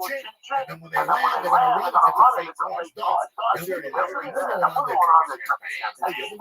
I think that has Boston to New York. Miami in those days. We waited there for 3 days for your money was spent. In those days, Miami knew what you were going down. All those, and especially those dingy, dirty ones, Motel 6s, they dropped their price to 15 because all the drug deals in the world were cutting those fucking hotels. I mean, it was crazy. You get on those planes, and I swear to God, it was 90 seats. Let's pretend. 60 of those seats. 55 of those people. Oh, yeah. Have it. Shit dripping down in there. Do you remember? I think it was like $99 one way. No. It was really cheap. That's what the rule was. It was, but sometimes you showed up, there was a line, and you had to stay there all day. Because now you have to qualify for the next round. So sometimes you get to that tournament, there'd be 4,000 people out there. No. Those were only fiends, vampires, and people with AIDS. Those are the people that were chasing Mel Gibson. Those are the people that were chasing Mad Max and shit. Those pale motherfuckers. It was different. And this is why, I didn't really, after I left that scene in 85, I knew I would never match it. I had mingled in Colorado, I went to Aspen, and Aspen was a cocaine capital. You know, the party I had lived through in New York was rich. When I was a kid, I was a place called Guy. And it was a bar with a pool in the middle. So after a few drinks, you tell me, this is crazy. And I went there a couple of times and went to jump in the pool. And next thing you know, they take their bottoms off me, fucking my finger in the pool. This is, and yeah, those are different types of things that I had seen. I don't think I fingered someone. I just heard stories. But when I left New York, the shit I saw, I was never but to me, like, I did go out. Like with my friend, my gas station, we went out some blow. Bathroom with 6 people in the store. You know, it's fun. That's why when I left for that flight, I wish I would have had a camera to show you. Even the steward. I was gonna ask what they were doing. And that's what I saw Smith on the plane back there. And I remember there was a plane that I used to take, United. From San Francisco to New York, it was a double decker. And in those days, the bottom was regular class, and they treated you like a human being. But the top was first class. No, it used to be double decker plane. And Midnight Express, when they go coast to coast, that's where the plane was. Miami, New York, Miami, LA, New York, double decker plane. You go upstairs, I swear to God, there would be, I'm not forgetting there was a pig in the plane. And people were picking off the fucking pig. Like really? With his mouth, with hors d'oeuvres around it. That's the time, Tito. And I went to first class. I got first class ticket on the night. I thought it was a gangster. I was bringing back guns. And I was taking guns from Colorado to Jersey. And 2 hours later, getting on the same flight going back to Denver. And then I would have a connection from Denver to fucking Aspen. But I would leave that. I would take over 6 a.m. Aspen, connecting in Denver, 8:05, and I'd be in LA, New Jersey at 11, and I'd be at the 2 o'clock flight from Newark right back to selling. And I was taking the guns back in the car. So I wasn't trading guns for guns, old school people. With the Miami Vice Coast, I was making it easy to listen to me. I would put the Miami, I would get there, and young cool and like 3 of us Spanish fans would be sitting on the couch, and I would be their model. And I'd put the Miami Vice Coast on with Don Johnson, with the fucking gun this way, and the 2 clips here. You know, just sit there. I was like a walking eBay. I'd say, make an offer. Where would you see it? I'd stand. They'd be like a house. I'd take through the whole thing, put the gun in the clip it, put it in, bring like a house, and his apartment. And his apartment was there. Next time I know somebody goes, would you take 8 guns? And I got the guy down to 500, and he threw in a box of bullets, and the whole silver retail, I think I was wholesaling 8 of them, 60 a piece or something. So my whole guns is 450. I think my whole cost on everything was maybe like 6, and I would charge 11. Okay. And I would take 8 guns because it would be 8,800. That's a quarter of a kilo. Okay. So I picked up 11 ounces for 8,000. And that was my usual wild. Tremendous. That had to be like an adrenaline too. And I get on those flights fucking lit. This is why I should be doing it for 20 years. And I'll never forget that one time we were playing the piano on this thing. They had the pig on the table, first class. Just hammered. It's been 3 days. Sure.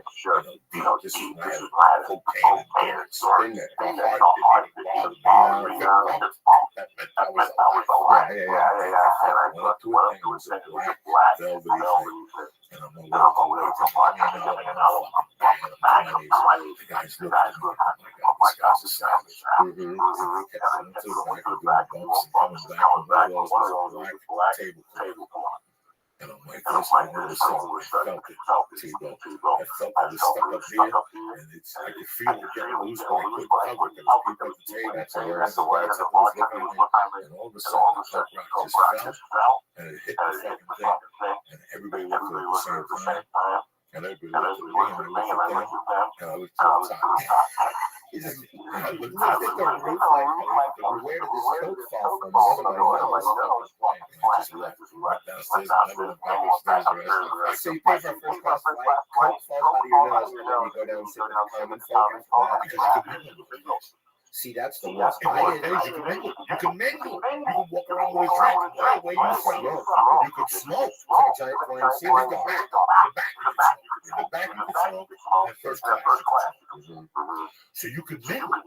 You know, in those days, a flight was a party. It wasn't sitting like this together like that. When you walk in the fucking coach, you go like this. That's what you look like. It's a punishment. It's a fucking punishment to fly. So in those days, people were loose, 2 seats.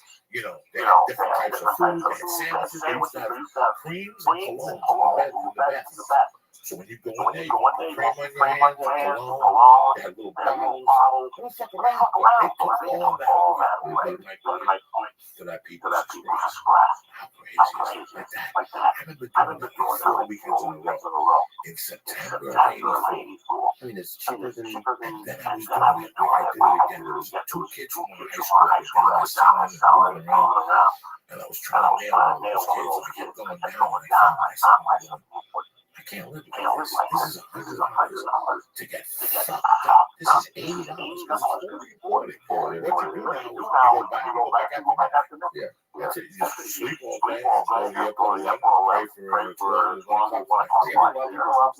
It seems like you could go back and forth and just like levels apart. That's interesting you said that. Of course you did. I got stuck one time. That was when I first met my daughter's mother. She was me and her were Your ex-wife. We had Rob. We were sat with the building. I was Rob. In this hotel, Virginia Hotel, downtown San Francisco. It's still there. It's up there. Fat Ron's coffee shop. Topless coffee waitresses.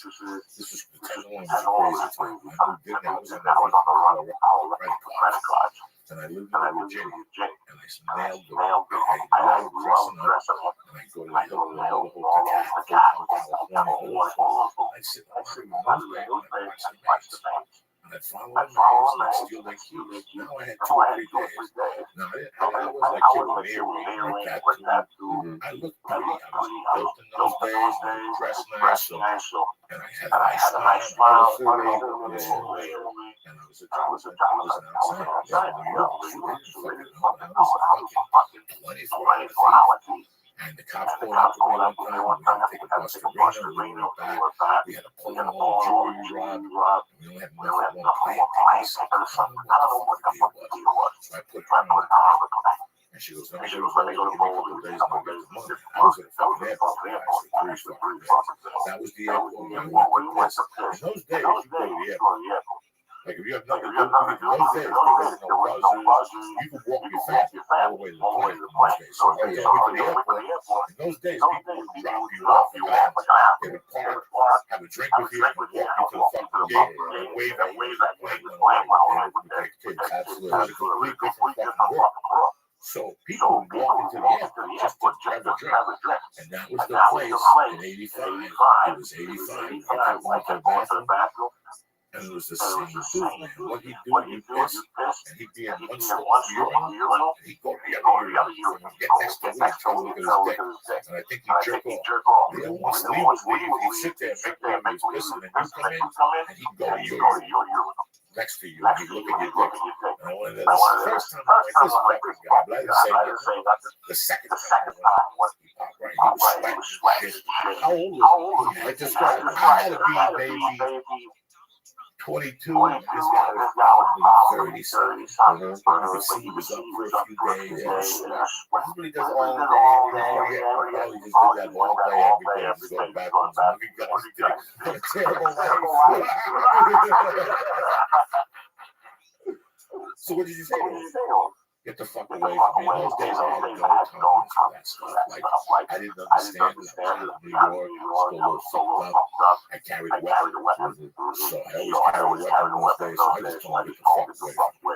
I don't know if I had a weapon on me that day or not, but that's when I carried a weapon. 85 in San Francisco, I carried a weapon.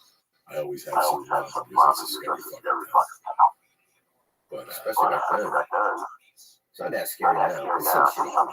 But Ted Nolan still has his weapons. He was up there. He says, I mean, there was some parts that like weren't great, but then like we were reading reviews from our hotel, and like it's scary. It's not scary. You just don't be stupid.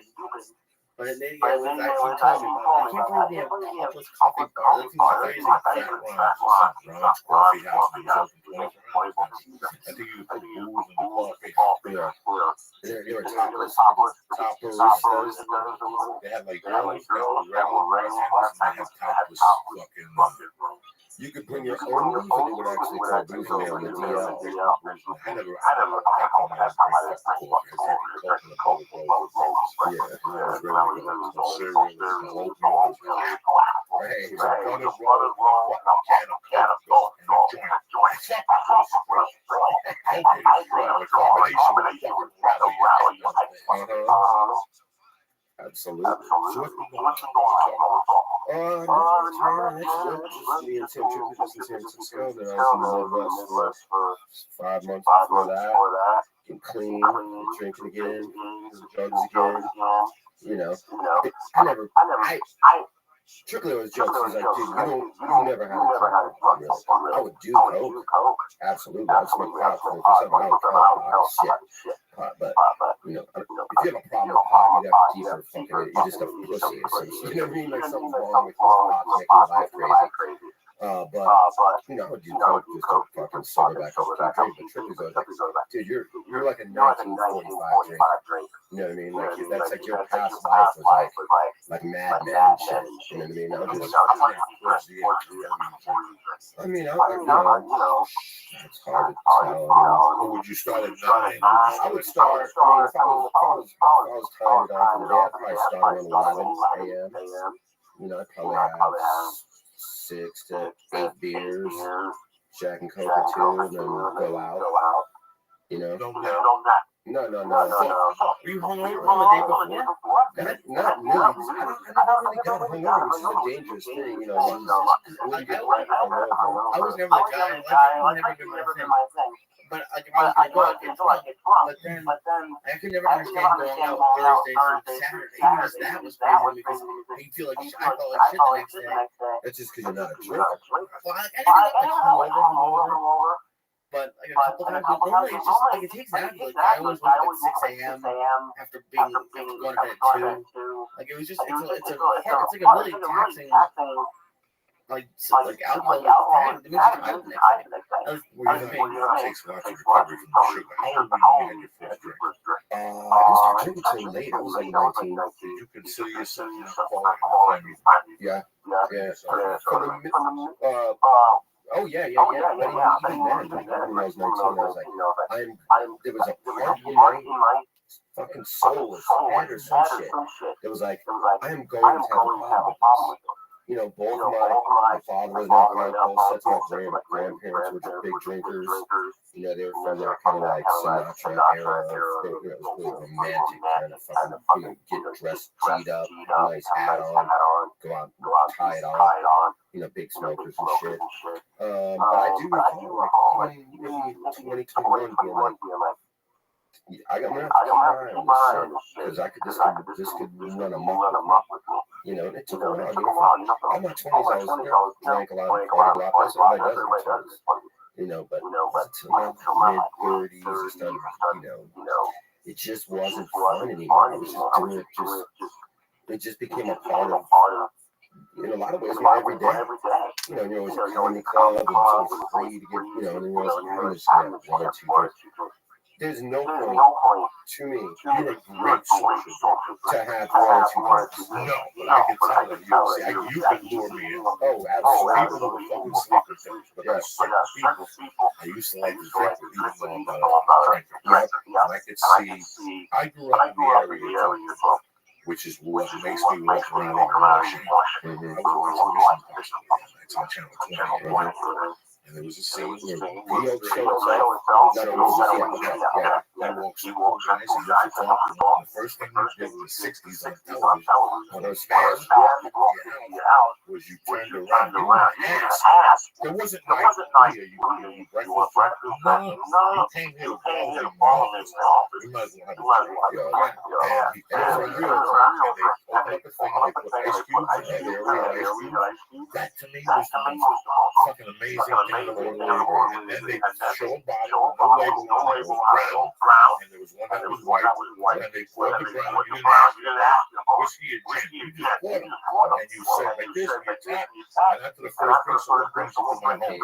Well, Jason Tebow, in that same scene, you the guy with the guy and one for your cigarette, and right there, you start smoking a cigarette on television. That's what men did on TV. I think it still exists, but for me, it's like having a car than I go to every day. Like, I feel ashamed sometimes. I grew up in a bar. Me too. And I saw the social drink, and I never liked the end result. I never liked the end result. I always enjoyed the let's get a drink. I remember the first time somebody asked me to go to social. I felt like I'm fucking 16 and a half, and he asked me to go to Luda. In those days, when somebody asked me to go to Luda, was let's go to Luda.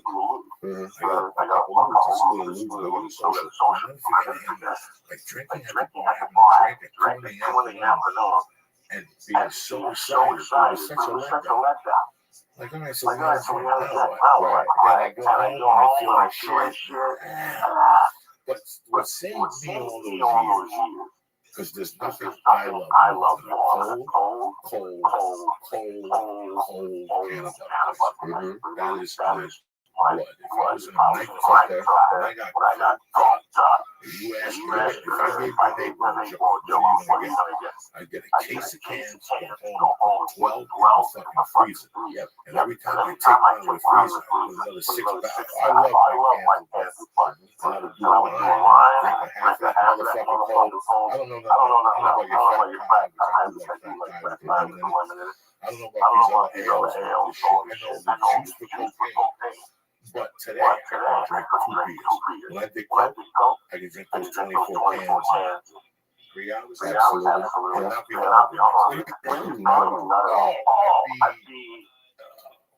I like the taste of that beer.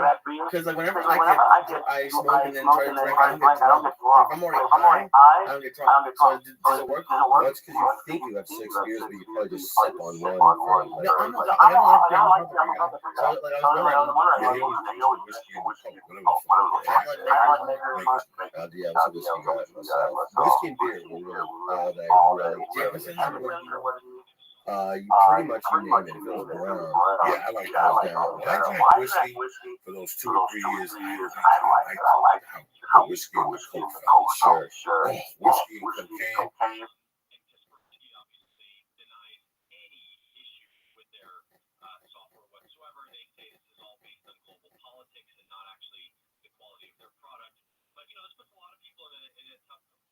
A stronger Irish cream at the time.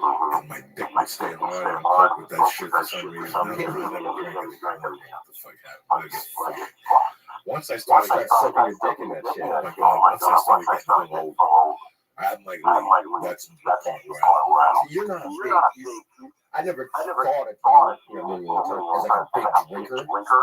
I know you had a big Coke past. I do remember some of your Coke days. But you give me 4 lines of Coke. Yes. And you don't. See, that's what I mean. You have alcohol in your house. It's done. Absolutely. Once I went to your house with 4 lines of Coke, you said, Joey, why don't you just hang out here? And I go, what do you have to drink? I got 2 cases of beer. I got 2 bottles of whiskey.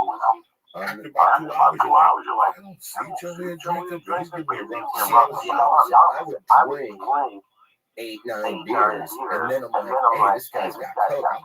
I was the opposite way. I would get hammered with Coke. I was a beer field. Now you would drink like water. Now I get like this with a dick in your hand. Yep. It's amazing. It really Once you have a gram of Coke in your leaf, you're basically drinking to hydrate, and the body just pisses it. And I would literally like be like at a party or something like this, and somebody would have a fucking gram or whatever. Yeah, before you're back in the toilet, top of the toilet, put a little Kleenex over it or something like that, like a couple bumps or something. And I would fucking, I'd be so drunk, I got a whole bottle of Jack Daniels in me, and I would stumble to the bathroom, and everybody would be like, oh, that guy's probably gonna go in there and die, puke. I would do a couple bumps, and I would come back out sober as fuck.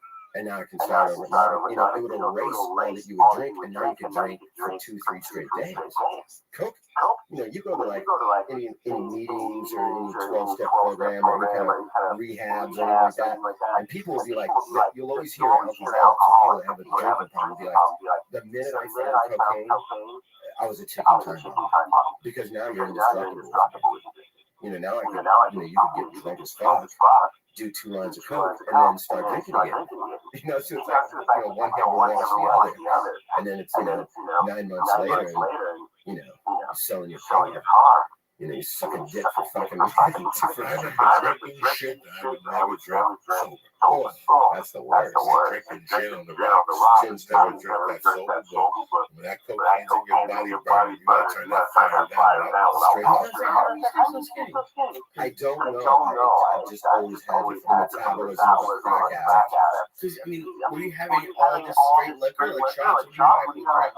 No, I would usually go like Jack and Coke, whiskey neat was another one of my go-tos. Just put it in a glass for a face. You know what I mean? No ice. I don't have time for that bullshit. I don't have time for the sugar from Coke. After that, I'd be Scotch neat, whiskey neat. But for years, I was pound beers. Absolutely. Bud can cold. I don't even want frosty mug. Take that frosty mug and shove it up your ass with the ranch dressing. Give me the fucking can with the fucking napkin around it. I want my skin to stick to that fucking can. That's how I want it. That's how cold I was. I'm 39, so my belly bourbon or any syrup that as long as you have cash, any syrup. They used to give you those beers that look like a keg. Heineken's are those fat ones.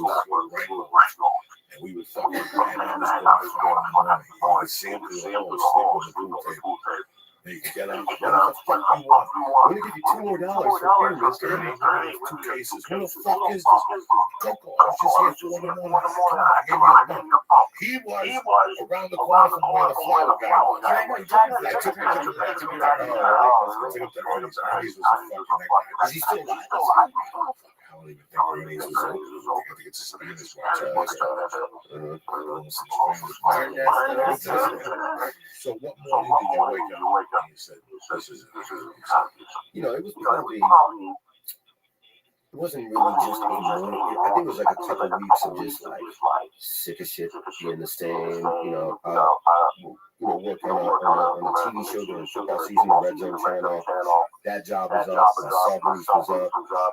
So I was like, I get a new apartment, and I was crashing it, on Triple's couch, crashing my girlfriend's batons, I was just kind of like in this limbo. I was going to like the store, and the Improv, and the Ice House every night, just because I knew I could knock down a bunch of free booze, just pissing through cash.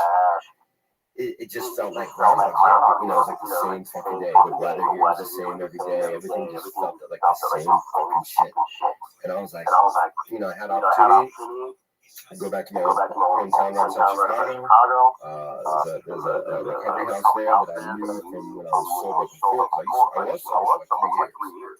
Then I started drinking again for like 2 years. And it was way worse the second time that it was. And I was just like, having passed it's just I get a gun, kill myself. Then you start thinking about this shit you gotta throw out before you kill yourself. All this shit. And I'm like, what the fuck? This is fixable. Like, I just need to go away from it. you know. So I was gonna leave for 90 days. I was gonna go to this recovery house, and I wound up staying in my hometown for like another 3 months after being there. And then so I did one gig with Run Is Easy. First week I was in Chicago area, because I already had it booked with them. And then I started going to this recovery house, and then I didn't do any gigs for like 2.5 months. Just going to 2 to 3 meetings a day. I was seeing a addiction therapist twice a week. And then I was working at Habitat for Humanity.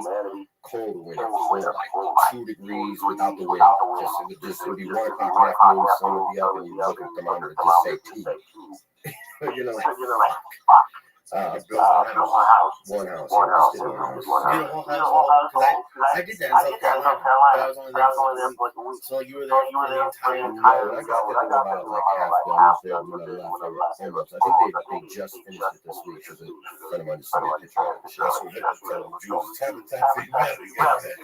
Built houses in the face and shit. I think because I saw a unicorn in there. Unfucking believable. So you go to this Habitat for Humanity, they pay. Well, I did 2 different things there. One, I just went to this place called the Restore, where people would donate. You know, you get your kitchen redone, you could donate all you can try to sell all your countertops. You could donate it to Habitat for Humanity, you get a tax write-off, and they'll come pick it up.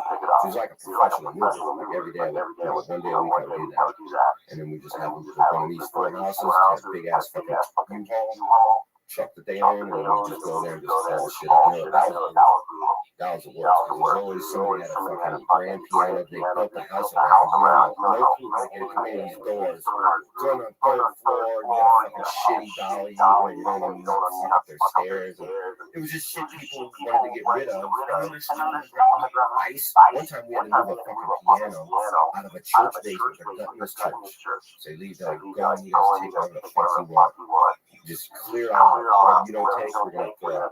So going over there all day, fucking moving all this shit. The worst thing was fucking you know, elementary school, like they would like stand up pianos, not a grand piano, but it just like a wall piano. Yeah, you think you could roll around. So we gotta go up this fucking ramp, like a handicap ramp, going outside. But it is stone fucking full of ice. I mean, it's the dead of fucking February. So we go out and I got a crowbar. This other guy that I work with, who's probably got about 90 pounds on you, and you got about 3 inches on him, right? This guy. And he's got a hammer. He's got a hammer and a crowbar. And our hands are just breaking all this ice up. So we can push this shitty fucking piano all the way out. And then when we got it to the top of the driveway, we had to get it up this truck with all this ice. So I would do that, and that paid. So I would make a little money on that shit. And then when I would work on the house, I was volunteering. So you're just doing drywall, a lot of painting, on the doors, paint trim, any kind of shit. They're like a contractor. You know, what do you know to do today? They go fucking paint that wall. You know, just do it. You know, you just got to be so out of not only was it different shit I was doing, I was around real Midwest people. Nobody was constantly on their fucking cell phone. No one was wrapped up in their own shit. No one was constantly asking you about your resume. You know, you were just in real life. But the weather was so different than 82 and sunny every day that it just felt like I wanted to feel like myself again. Really, that's really what I was really trying to get back. You know, I wanted to get some time under my belt of not drinking every day or 5 days a week or whatever the fuck. But I really just wanted to feel like myself again. Like the guy that moved out was happy and hopeful and, you know, gave a fuck. I didn't give a fuck anymore. You know what I mean? I really forgive it. For about 2 months, 3 months, you did the smartest thing you ever fixed about. Everybody always was looking like I got fucked up in 92. I was in really bad shape after that. I kept saying, I can't afford to live. I was in that borderline type of stuff that you can't get out of bed. Yeah, at the beginning of this, but I still had enough money to do glory now. Absolutely. You know, every night I went downstairs and stole the grand from my fucking landlord. I still had money to do glory. I packed up my car and I remember I said, fuck this. And I called my buddy, I don't know this. He feels something for everything. And I knew that I bought like $2,000. I'm gonna be parking the week. You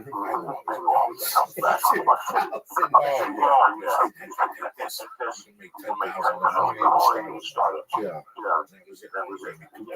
And this guy killed somebody else in Tavern. Yeah, just got out of jail. Just got locked up. And the price of something.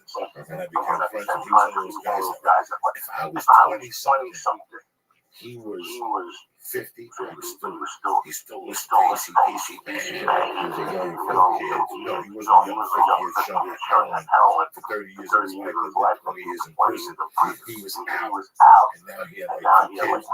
One was like 2, and the other was 4. He was working as a lot man. One of the type of people I thought I didn't want to be. When I saw him, I'm like, this is what I'm going to do. Yeah. You know, I saw a lot of that too.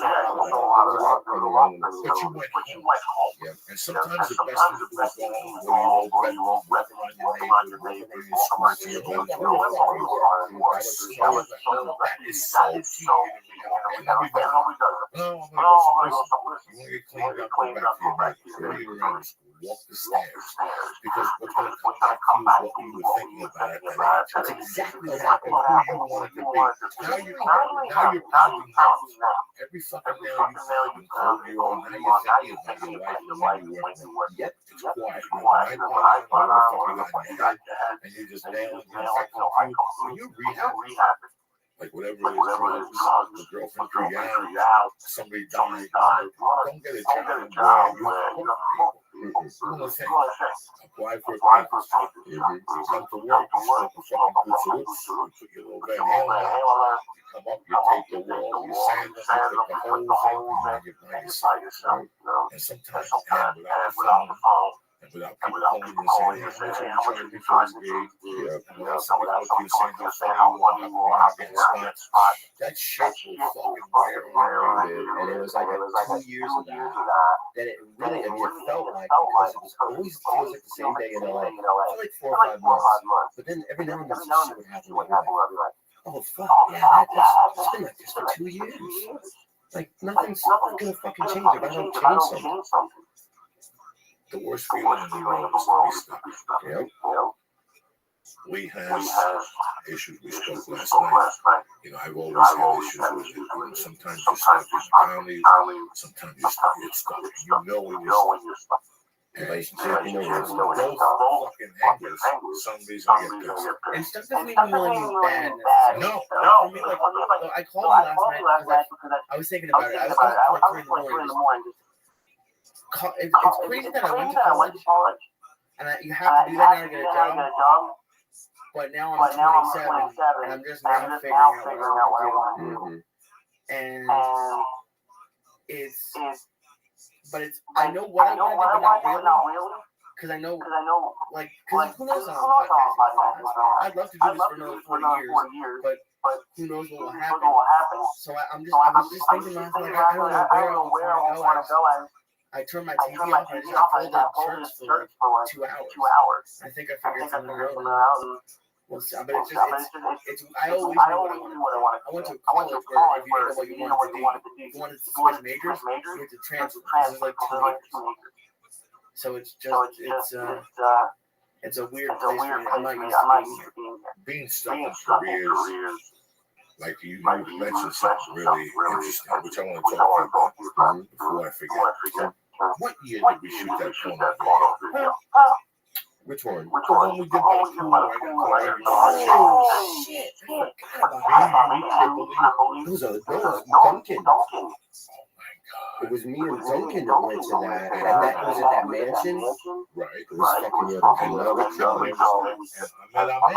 Ahmed was there. And I came with Duncan. Tricky was there. And Duncan, no, we just knew you were performing. Because we were all, that was like 97, 98. because we all had just kind of moved out here and started like, you know, getting to know who was who. And you were one of our favorites. He was still Mitzi's driver. He wasn't in California yet. He was driving Mitzi around because Mitzi Short, who was the owner of the county store, Mitzi let him use her because she wasn't driving anymore at that time. And Mitzi let him use her old Jaguar because his car broke down. So he had Mitzi's like 1986 fucking Jaguar for about a year, maybe 2 years. She's just using it. It's just collecting dust. So he was driving her like pimped out. We thought we were balling, man. We had a 10-year-old Jaguar. We were driving this mansion in the hills. We watched Joey Diaz. It was crazy. That was crazy. It was like a girl's gone wild. That's what they were doing. It was like a comedy special? No. It was like those girls comedy, sex shows. There's girls, topless girls playing volleyball, ugly as fuck. And the girls that were hot had clothing on, like fake models, like the agency sent. And I remember I kept saying shit to the one girl when she walked away. She's like, fuck you, son. Yeah, you got into it, man. You were, oh my God, if you talk about this girl, because you knew she wanted to talk to you. She was acting stuck up. And once I yelled and called her a dirty bitch, damn it was hilarious. Once you insulted the woman, she was done. She kept like coming over, and the more she drank, she get it evil. Once they start getting evil, they're gonna suck your dick. You know what I'm saying? They get like evil, like he's got me, this motherfucker. I started tormenting him. There was a little room, like a guest room. There was a few of them. And I remember the guy that came with his wife was letting guys fuck his wife. Yeah, there's all kinds of shit. There was all kinds of shit like that going on. Like it was a big compound, like a huge house in the hills, but it was like a top of this hill. So the pool, they had a pool house, they had the regular house, and then they had all this food set up and free. Everything was free. Food was free, drinks were free, cocktails, weed, some be funny joints in the trail. Yeah, funny joints. We smoked one after the other. There's another pound going around. Yeah, so that was the joints, free, free, all day, all day. 11. So it was like a select party, and they paid me like 3, 4, 5 months. Yeah. I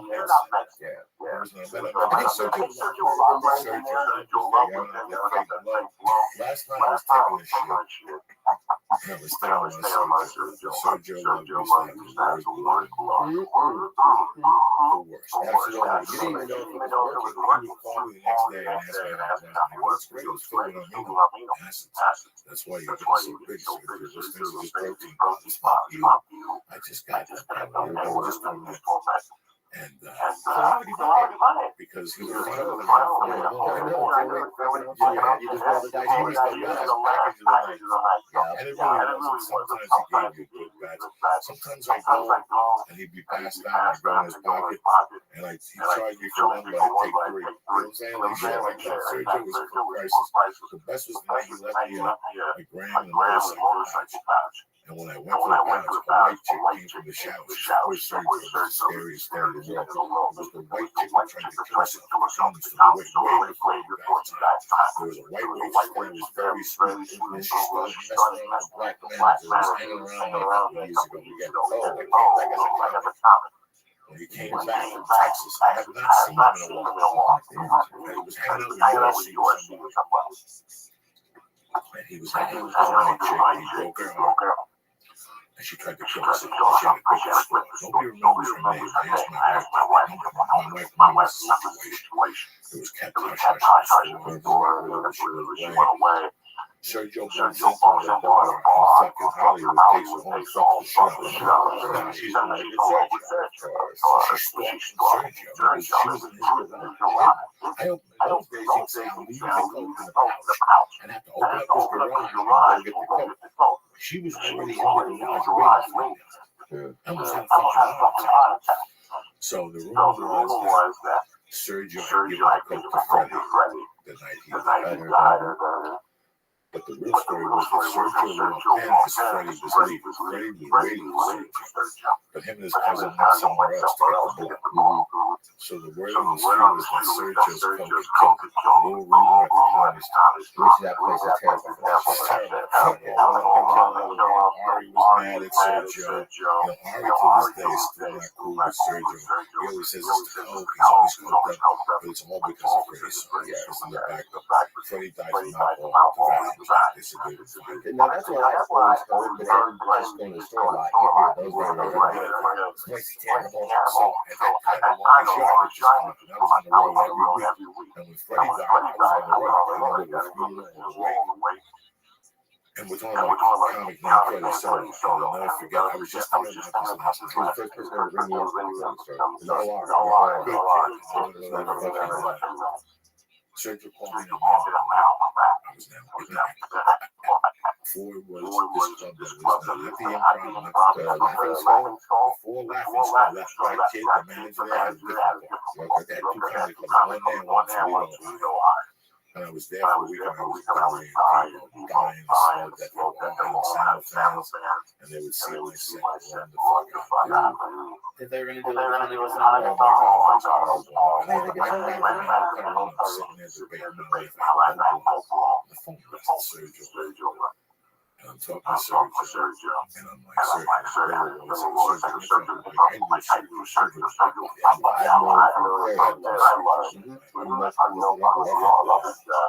Sergio. Sergio, I talked to him on the street. He said, what are you talking about? There's a rumor that your coke killed Fraser. Because I would be fucked up. For years, I've been doing coke for me. And the one night we get good coke, and there was silence. And somebody busted out. I kept my fucking, I sold. One night we get good coke. It kills fucking Friday. I remember he used to, this might be after you like quit doing coke or whatever, but he used to live in this like hotel, like almost like a high-rise surgery on Sunset. Okay, It was a big black building on Sunset, kind of like east, kind of by where the radio tower is, like big black building. But I guess there was cameras and stuff like that. He was living in there. And yeah, that's where his guy was hooked up or whatever back in the day. So I know you'd see that building and stuff functional. You would, the parking garage in the basement of it, and you had to have this passcode. Or if you were staying at the hotel, you get a code, then you could push the 4 numbers, and then you could go into the bottom garage. Well, you would text, what's up, what's the numbers, or whatever, they would know the code. They would just text you the code. You would pull right into this hotel, type it in, go in the little basement, and motherfucker's standing right there, just waiting for you for whatever you wanted. And then you give them, give them money, give you coke. It was like a drive-thru. You guys know the same deal. Did you feel like hang out at the store? Well, no, he wasn't the dealer, but you could get coke from him because he's a comic. He was a comic. But anybody that does coke in LA knows some of it. Eventually you're going to cross and know, or whatever. I used to have this English guy named English Dave. He's like a pretty big coke dealer back in the day in Hollywood. He was like the late 90s, early 2000s. Back at the Coach and Horses, remember that bar? They did something else now, but back then that was like a fucking great dive bar. Gary Shannon, a lot of people just go in there, you can just hide in the shadows. It's crowded for 40 people in there, you can't move, it's a small dive bar. But that's where this guy really set up shop. And he would always do the same gag to everybody who knew it was getting coke from him. You get a hookup, and you're like, yeah, this guy's cool. You have to introduce him the first time. And then he'd be like, hey, cool, just slide me the money under the bar. And he'd hand him $60 under the bar. And then, there's people around, so you have to be really cool. And then he would throw it on the ground, and he'd be like, you dropped your crackers back there. You know what I mean? And everybody was looking, you have to pick the coke up off the floor like a jackass. He did that to everybody. Every time somebody new would come by, he'd go, hit him with it. He would make him look like a fucking dick. You dropped your pack. I think one of the highest nights ever on Coach and Horses. I had gone from this 98, I had gone from an audition downtown. I got lunch, I love it. I go park. getting a flat tire. I feel it going, God damn, right there. As I'm driving the car, because I'm behind that Cuban neighborhood. I didn't know there was a Cuban neighborhood there. And I'm stuck at a light. And I see two cop cars go up, they get out, and they pull their weapons and they shoot the fucking guy. This is my first 6 months in LA, man. Shit. I see the guy go down, and the police helicopter comes, and also the cop cars are coming up. So I turn around and I get out of there, and I don't know who the fuck. I call Marilyn Martinez. Of course. Well, this one would do from the send over Dave, my husband. Dave took the tire off, took it right there, and I go back up the hill. There's a tire place for $5. I have no tire. And we got the talk, and he goes, have you ever met my brother-in-law? He's a Cuban, so he just got out of the chair. Yeah, let's go over there. We went over there, and he said, you still talk? Yeah. Because let me give you an eight. How does this was crazy. He goes, if you like it, come back. He goes, I charge like $125 for 8 balls. All the way in that. I take that 8 ball. It is out of this world. It is like the best coke I've ever taken. I'm enjoying. I'm fucking seeing things. Next thing you know, I'm fucking going for broke. I called Josh Wolf over there. We started pounding coaching horses. And losing coaching horses against Stanhope and David Ford. I'll never forget going up to those guys. And I could not sit there. Like, when Stanhope says to you, you better go outside. That's I remember smoking, and the cigarette was moving with my jaw. It was just hard. I couldn't contain like that. That's like Miles Davis on Man Who Really Black. And when I fucking left there and walked to Vista, where Josh was on that street,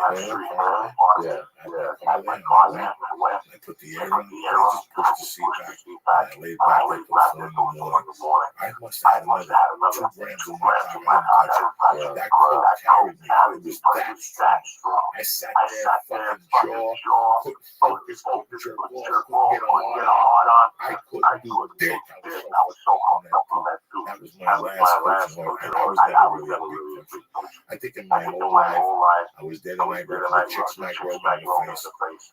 Back when he was first year on the radio, he walked in there and chick went up to him drunk. I started, because only in this town, if somebody takes television that seriously, they went up to him. I wasn't even standing. I was like 10 feet away. It was like 3 girls. And some girl was looking like cat. I'll never forget that conversation. And the girl reached over and just smacked Joe. And Joe grabbed her hand and said, what the fuck are you doing? And she went off on the radio that he had said something in his face. That's when he didn't smoke pot. I thought he was like Russia. He's like, people don't remember that. Yeah, he didn't smoke pot. That was not smoking. He used to be so mean. Oh, you guys gonna go smoke? Don't need cigarettes and get stupid. Oh my God. And then he starts me on the quit. And it's like, I'm like, I can't win with you. I can't win with you. He used to ask me, how come over the strip club? No. What you guys do? So he smoke that shit, that dummy shit, you fucking losers. You're missing guys like that. Well, now he does. Now he's like, oh, you want to expand your mind, you dummy? I'm like, I'm always a dummy with you. I can't win. I'm always a dummy. Now, what made you, when you know you were ready to come back? It was a combination of things. In August, working on writing on that football show starts back up. And, I really wanted to get 90 days. That was my goal. I couldn't get 30 in LA for fucking a year. So I was like, no, I just want to get 90 days. And then once I get to 90 days, I was like, I started booking gigs at Zany's, the Laugh Factory, all these different clubs in Chicago. I love that town so much. It's about a 40-minute train ride from my hometown. Shout out to Michigan City, Indiana. Right on Lake Michigan, it's about a 40-minute train ride. So I would take the train in the city, start doing gigs, but it didn't. I didn't want to just come back to LA, start doing the comedy store, start doing the same old shit I was doing. That was a big fear of mine. I was going to come back and shit was just going to be right back to where I was. And I was just whatever. So it really was part of like, let's see, reinventing myself. My fucking self again. That's why I started gigging. When I was 20, I started in Chicago. Started doing stand up there, and I'm doing all these clubs. I love comedy clubs, beautiful up there. I love Zany's, one of my favorite clubs. Laugh Factory was super cool to me. So I was going in there. I do 1 or 2 gigs a week, and I was just loving it, and now it's starting to turn spring. And everybody's in a fucking good mood. Everybody's so happy and nice. And the weather's, so I'm like, I'm gonna stick around the 4th of July. So I left. I came back like maybe the 10th or maybe like the 10th of July. So once I got close, spring started coming. It was getting really nice. We were almost done with that house. I kind of wanted to see that through that job. And I was like, I just randomly picked like after the 4th of July. Then I had back. But yeah, it really was weather. Weather started to get nice. I had 4 months of time. February 1st, I did that gig with Steve from his easy. I took the train to Chicago. It was 2 o'clock in the afternoon. I got off the train February 1st. I'm walking up Michigan Avenue. I'm fucking looking at my phone to see what the temperature is. And it was just straight up 0. Just nothing. It was dead even 0 degrees. 31 mile an hour. So it was like 22 degrees below 0. And whatever you didn't have covered, I had like long johns on, 2 pairs of socks, 2 pairs of gloves, a hat, 2 scarves. Just a little part of your face that maybe goggles could fit on. If that was covered, wasn't covered, it just felt like you were constantly getting slapped by someone with a big fat ass hand. It was just like getting slapped in the face repeatedly while every step you would take. So once the weather started to get nice, and now I'm doing gigs again. I hadn't done gigs in like 3 months. And that's the longest I've gone in a decade of not gigging, and material, cut my hair, start clean shaven and all this shit. Because I'm like, my insides, I felt different on the inside. I didn't feel like that hopeless, like I'm gonna fucking put a gun in my mouth. Nothing's gonna get any better. I didn't feel like that anymore. But every time I brush my teeth in the morning, I look at myself. I still look like the guy that used to fucking want to put a gun in his mouth. So I'm like, I'm gonna cut my hair, I'm gonna shave, I'm gonna do all different things. So I just look different on the outside. I felt different on the inside. So I was doing that. The weather got nice. I was like, I'm gonna stick around here and do some gigs in Chicago, do some clubs that I don't usually get to do regularly. And everybody was so cool there. All the people just like, let me call Dale. Like, as long as you're here, man, just hit us up. Let us know what day you're in Chicago. So Saturday will be 6 months. Yes, sir. How do you feel? The truth.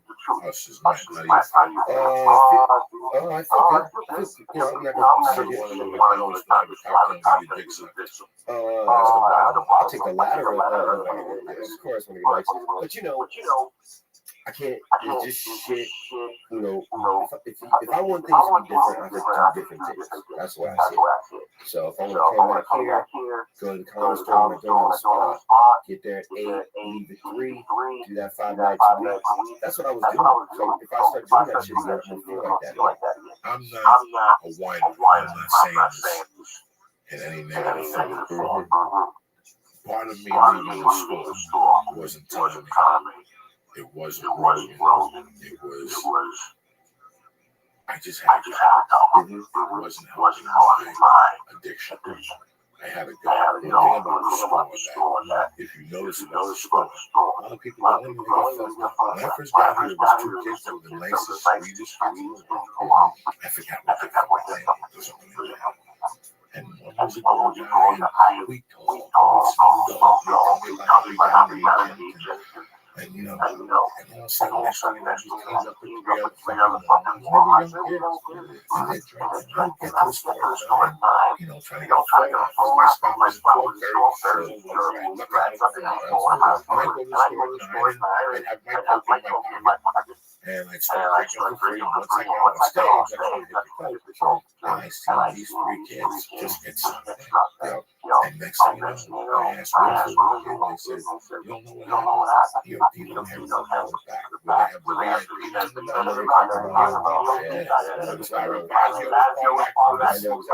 I said, you heard the stories of Guinness.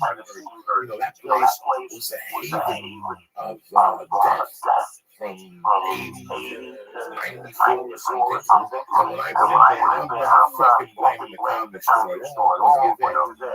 And it's there. And it's $20. And you're with friends. And you're having a few drinks and you're talking about comedy.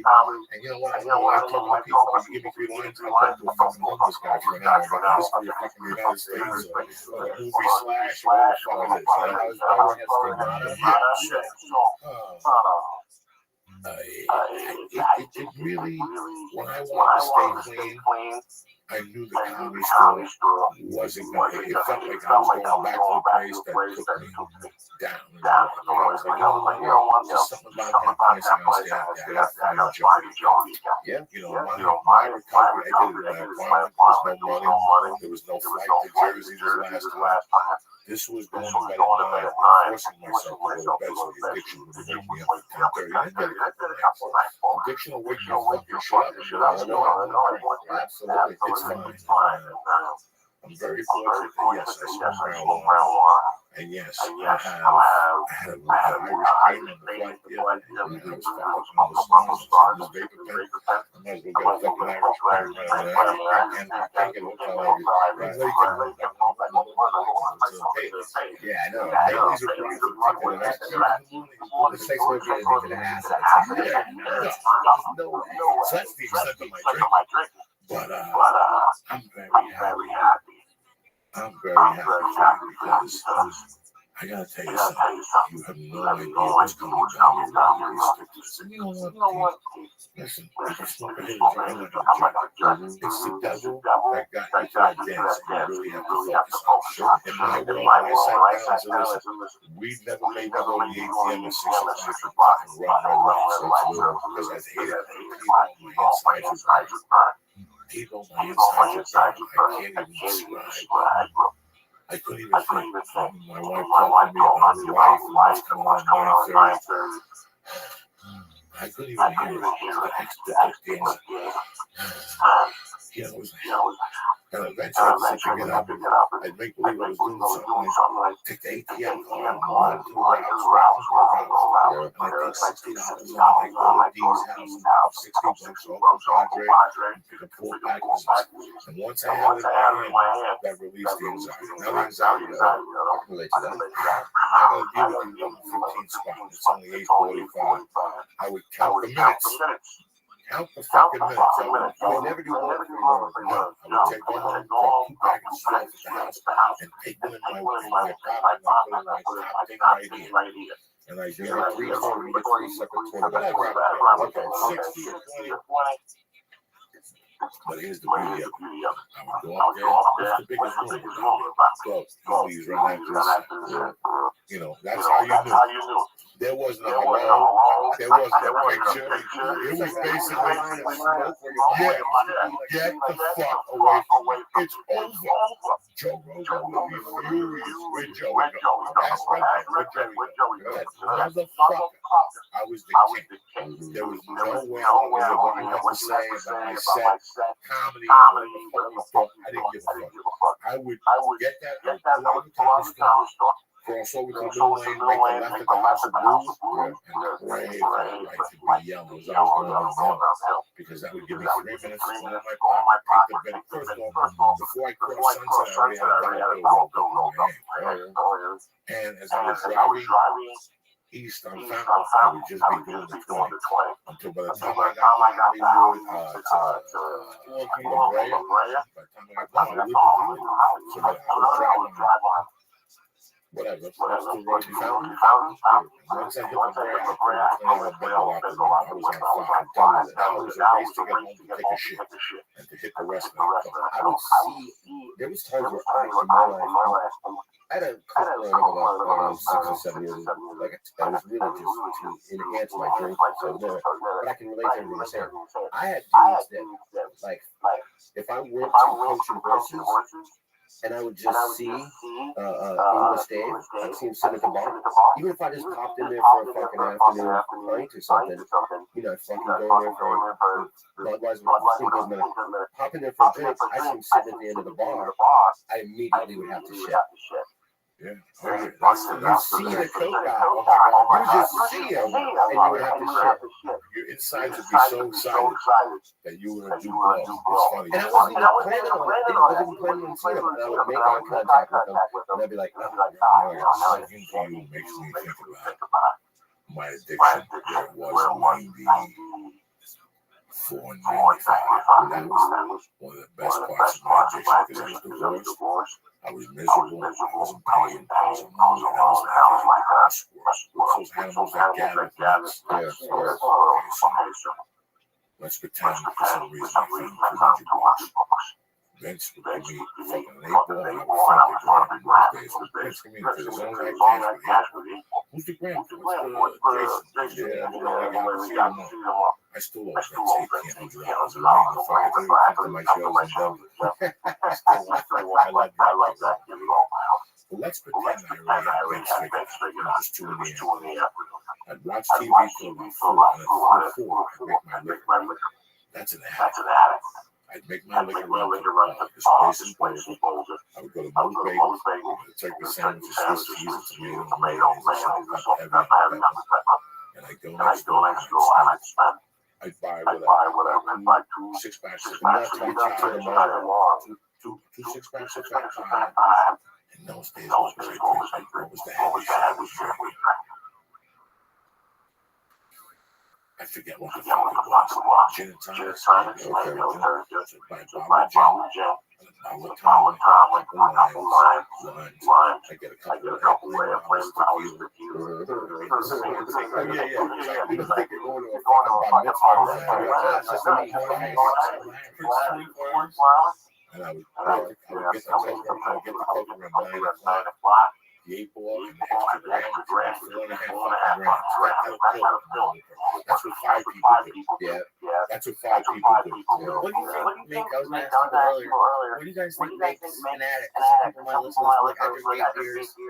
I'm fine. I think what I'm telling you right now, these stories make you a fucking addict. I think the obsession of the mind, I think that the fact that you obsess about it when it's not around, the anxiety, the disgust, and then I think it's like, I really do, because I know people that drink as much as I did, sometimes some maybe more, but their life is fine, their life is manageable, they can just do that. Well, they have control. Yes, and I appreciate those people, but somewhere along the line, it becomes the priority. Drinking, I used to have a father, my ex-wife's father.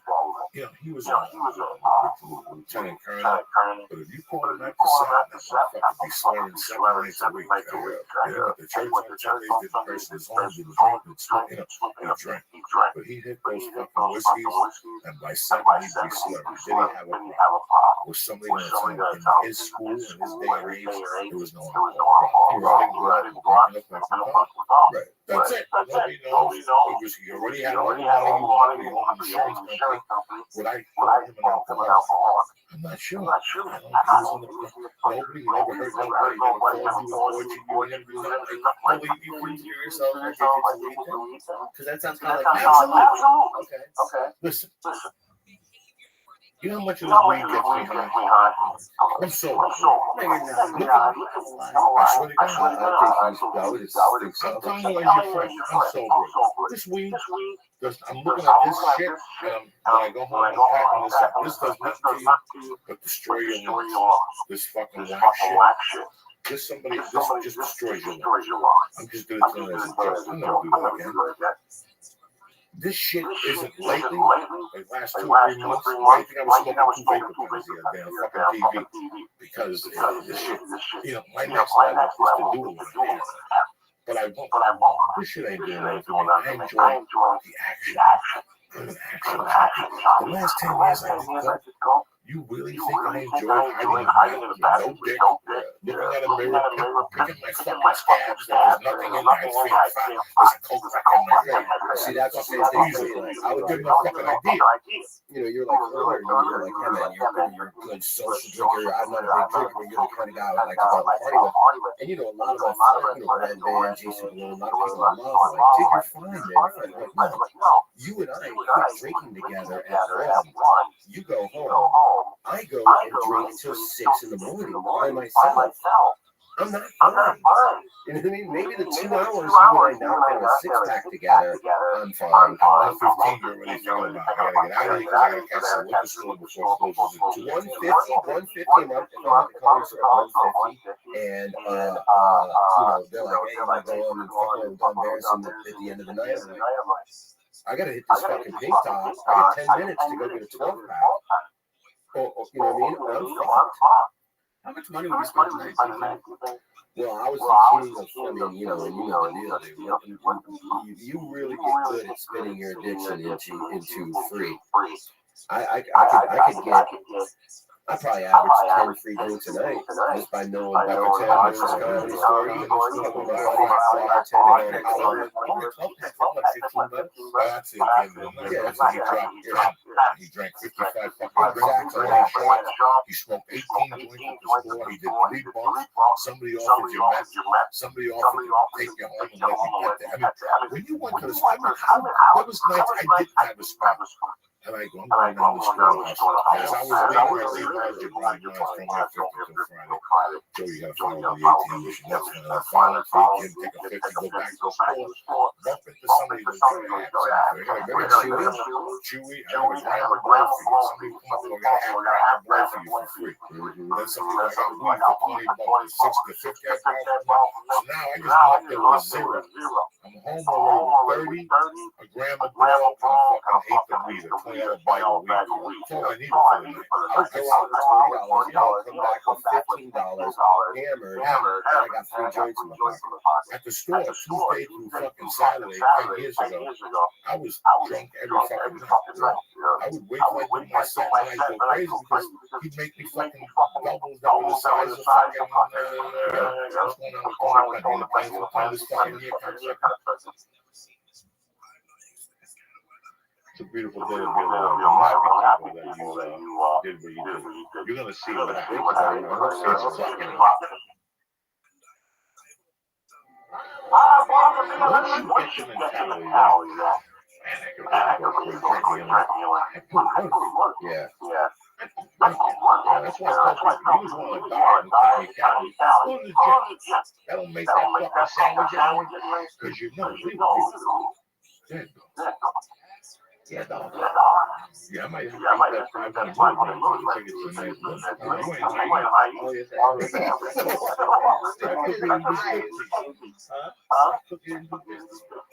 wax is the joint, and then the cookie. What about the fucking electronic pepper? Yeah, the wax. I think. That's totally wrong. Joey is not so. And you look like you might be slow still. It's actually not only that. Half one. I got a lot of work. Let's make this a fucking celebration. They beat up that guy and get a celebration. What's crazy is you came home. Like Joey, we talked about it a lot. Because we would never come back. Oh yeah. Like most people don't. I mean, it was always nice. But yeah, I can absolutely see why people would come here and fucking lose it and be like, you know what, fuck these people, fuck this place, fuck that place, fuck this town. You know, I definitely relate to that. Yeah, any part of you were gonna say? Maybe 5-10%.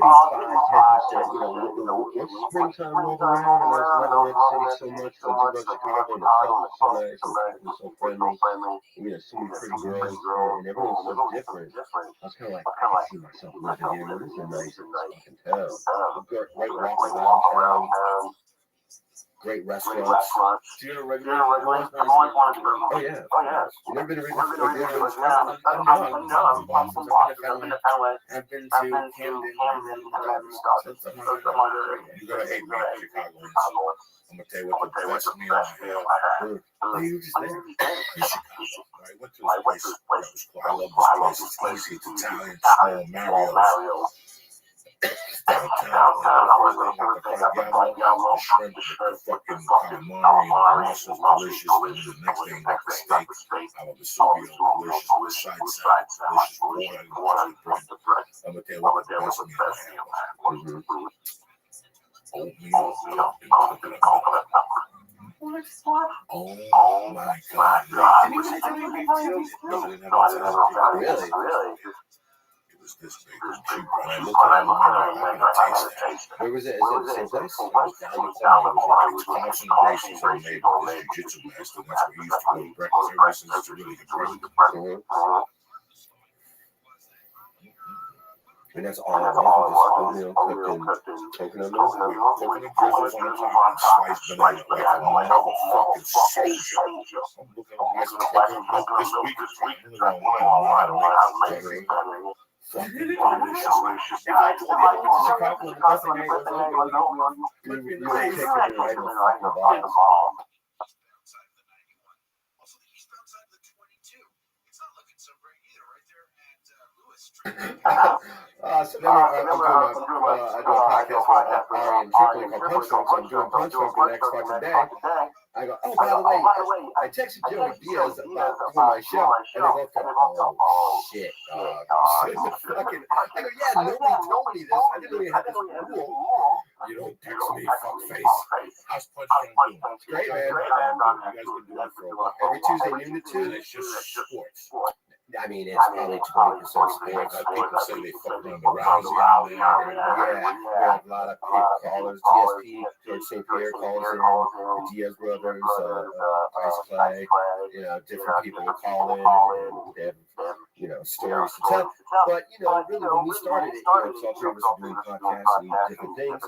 And we've always been in the store parking lot talking. Hey, you see the game last night? It was fuck the Lakers, whatever. And, we have an hour conversation. It would start with sports, but then it's just like, what's up with this chick I saw last night? It just gets into regular shit. So we were like, it'd be a funny idea for a show. Three comic, all three of us have been friends for 16 years, of like, let's try to talk a little sports, but I'm sure it's going to get into fucking, just regular life shit. So we probably 30% sports or something like that. You want to be Yeah. I hear the Howard There's some good ones. Yeah, there's some good ones. But West Side, Trans Valley. How did they make money? Because I went to D'Agostino's birthday on Magnolia, and there's an AA meeting right next to it. And like, It's a place that does meetings all day. And you take donations, you pass for basketball. Most places do meetings all the time. Yeah, usually a place that lets you sort I of. thought it was in a church. But some of them, there's like 2,000 meetings a week in one. So I Facebooked somebody maybe 4 years ago. This is a true story. Facebook. They were very close to me. And one day something came up missing. And right away they pointed their finger at me. I was very, 20, 30 years past. I always thought about it. I contacted the sister. She hit me back. When I contacted one sister and one brother, they hit me back. When I went to Miami, two girls showed up. The cousin didn't show. I was very tight with the cousin. The other day, the fucking phone rings from Miami. I'm busy doing a podcast. When I got home, I forget to call and I check Facebook. And it was him. Yeah. Very fucking painful that his family accused me. It was fucking bad. But there was a short story. There was a watch, I get get your stuff, you gotta go. I had known these people in my life, my parents, and very sad. And trust me, I was always all the time. This went on because I was involved in other things. Sometimes karma smacked the reputation for some segregation. I was really hurt. It made me go on a tan. My uncle made me want to drug down. I was living in a spaceship at a park. One of those parks that have a kid's spaceship. Spaceship. I've had my bachelor addiction. Sure. And I love talking about it because talking about it helps other people. They don't feel that shit about them. I was there. There was a time that I figured out, I was spending too much money on the way home at night. In between sunset and sun, by the fucking people dressed like superheroes. Tons. I mean, you drive there at 1, there'd be 10 black dudes out there running for your car. I didn't know. One night I was looking for one, and I pulled up, and we made eye contact. He gave me a chunk. I went home, I tried to store it. I got dizzy and shit, and I told my friend, I said, well, that wasn't going, it was crack. So I said, that wasn't a bad chunk for $20. I smoked it, I had it for half. I fucked up. So for 6, 7, 8 weeks, I smoked crack. It's good. That's a hard one. You go to bed. She wake up and goes, what is that smell? And I go, it's the weed. And she goes, I smelled weed for years. I've never smelled weed that bad. She did. I would smoke it out of a coke can. That's how crazy I was. I smoked weed out of a coke can. No, crack. I don't understand. I would tell her it was weed. I would crack in there. And I'd smoke it. I'd done some dirty. My nails used to be fucking filthy in those days from touching the crack. And But in a lot of ways, you're lucky to be alive. Yes, but this is what it gets. This is the worst.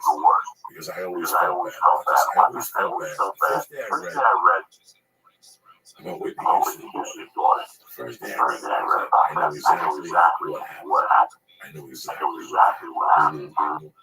It didn't take a genius, you know. And they, what I kept talking, not for the first one, when she was dead, it was just a matter of sure. They gave me a lot of time, you know.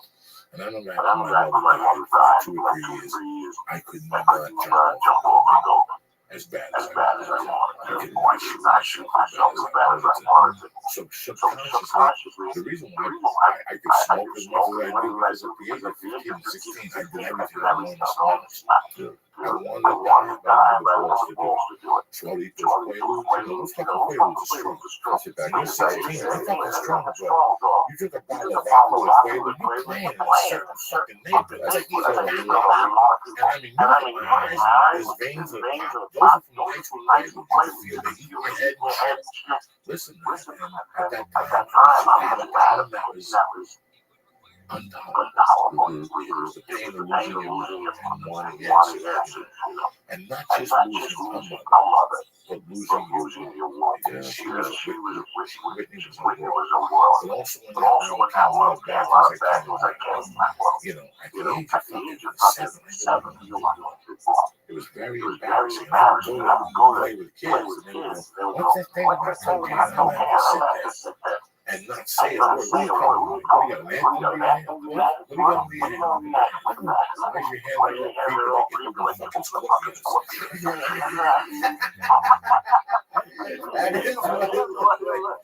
At the moment, no close. Spider So I saw my mom drugs. I never came out. At my birthday parties, the second pinata, she would put cocaine bundles in there with your dollars. Really? Get on the floor. If you see the little floor, pick them up, bring them back to life. I mean, I knew that that was what was did it. So living with that, I never wanted to do well. But then a month before she died, 2 weeks before she died, I did nothing wrong. And I remember I had 2 or 3 months, and I was like, I'll never do this. I think I sold some of it, but I kept it. One afternoon, I said, I'm taking this out. I know exactly what I was doing. Because once you see your hero do something, you're going to do it. Okay? You know, you see your parents send it to your aunts on Friday night. I come back Saturday morning, they're fucking all over. God's like, I'm not playing you today. I'm on the couch and whatever. What'd you guys do? We drank. You drank and beer bottles. You know, then when you turn 13, you want to do it. You know, people don't know that if your heroes do something. Our parents are fucking heroes. So if you see your parents drink, you don't fucking drink. Or you're going to think it's okay to drink. Sure. You know, I never want to be a drinker, but my parents do. It might be okay. You know what I'm saying? This poor girl was she had the father, but Bobby Brown is your father. It's like a man, you know? At that point, he was fucked up. He raised that girl fucked up. That girl was raised on a fucking plane with a nanny and money. When Whitney Houston, Bobby Brown did well, who took care of that kid? A fucking nanny, this girl too, that was getting $2,000 a week for taking care of the fucking kid, and she might sing something. Who do you think that? I mean, these people fucking blow. These were fucking real party people. You know, they were in Miami. What do you think that kid was? So your kid knows what's going on. What do you think that kid was going to do? What do you think my mother thought I was going to go to do? There was going to be a fucking doctor. I saw you do blow. I found in the fucking basement. I found in the basement. What the fuck do you expect me to do? I found blowing fucking pinatas. The point being that she was my world now. I didn't have a dad. You know, she was my world. Same thing, they pulled the plug.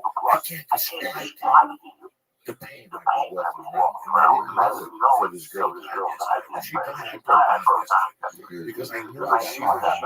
It just brought it back. I remember what she. I remember, I used to get fucked up and go to the house where I found my mother, and I'd sit on the stairs, hoping that maybe this was a mistake. Yeah. Maybe my mom would get the fuck in here. Where the fuck have you been for a month, you dumb fuck? Like, that's how delusional I got back in my mind. When you get that, when you bury somebody, you feel like yes, for 5 days, but when somebody's that big in your life goes, it's like a dream. Like you're like, it's going, eventually I'm going to wake up. My mom's going to make mistakes like she always. Yeah, the fundraising, the father, that's all that kind of shit. It wasn't. I just remember this years ago, right? I would go at first, like the first 2 weeks, 3 weeks after she died, I would move in with the vendors. The electricity was gone. I think the electricity stayed on for about January. And during the holidays, I would go over there after school and just sit there, hoping that she would, and I could hear the mice taking over the house. I would sit on the chair and just, it was a silent house. I would put the TV on just to hear her. Maybe she was in the basement getting something. This is a misunderstanding.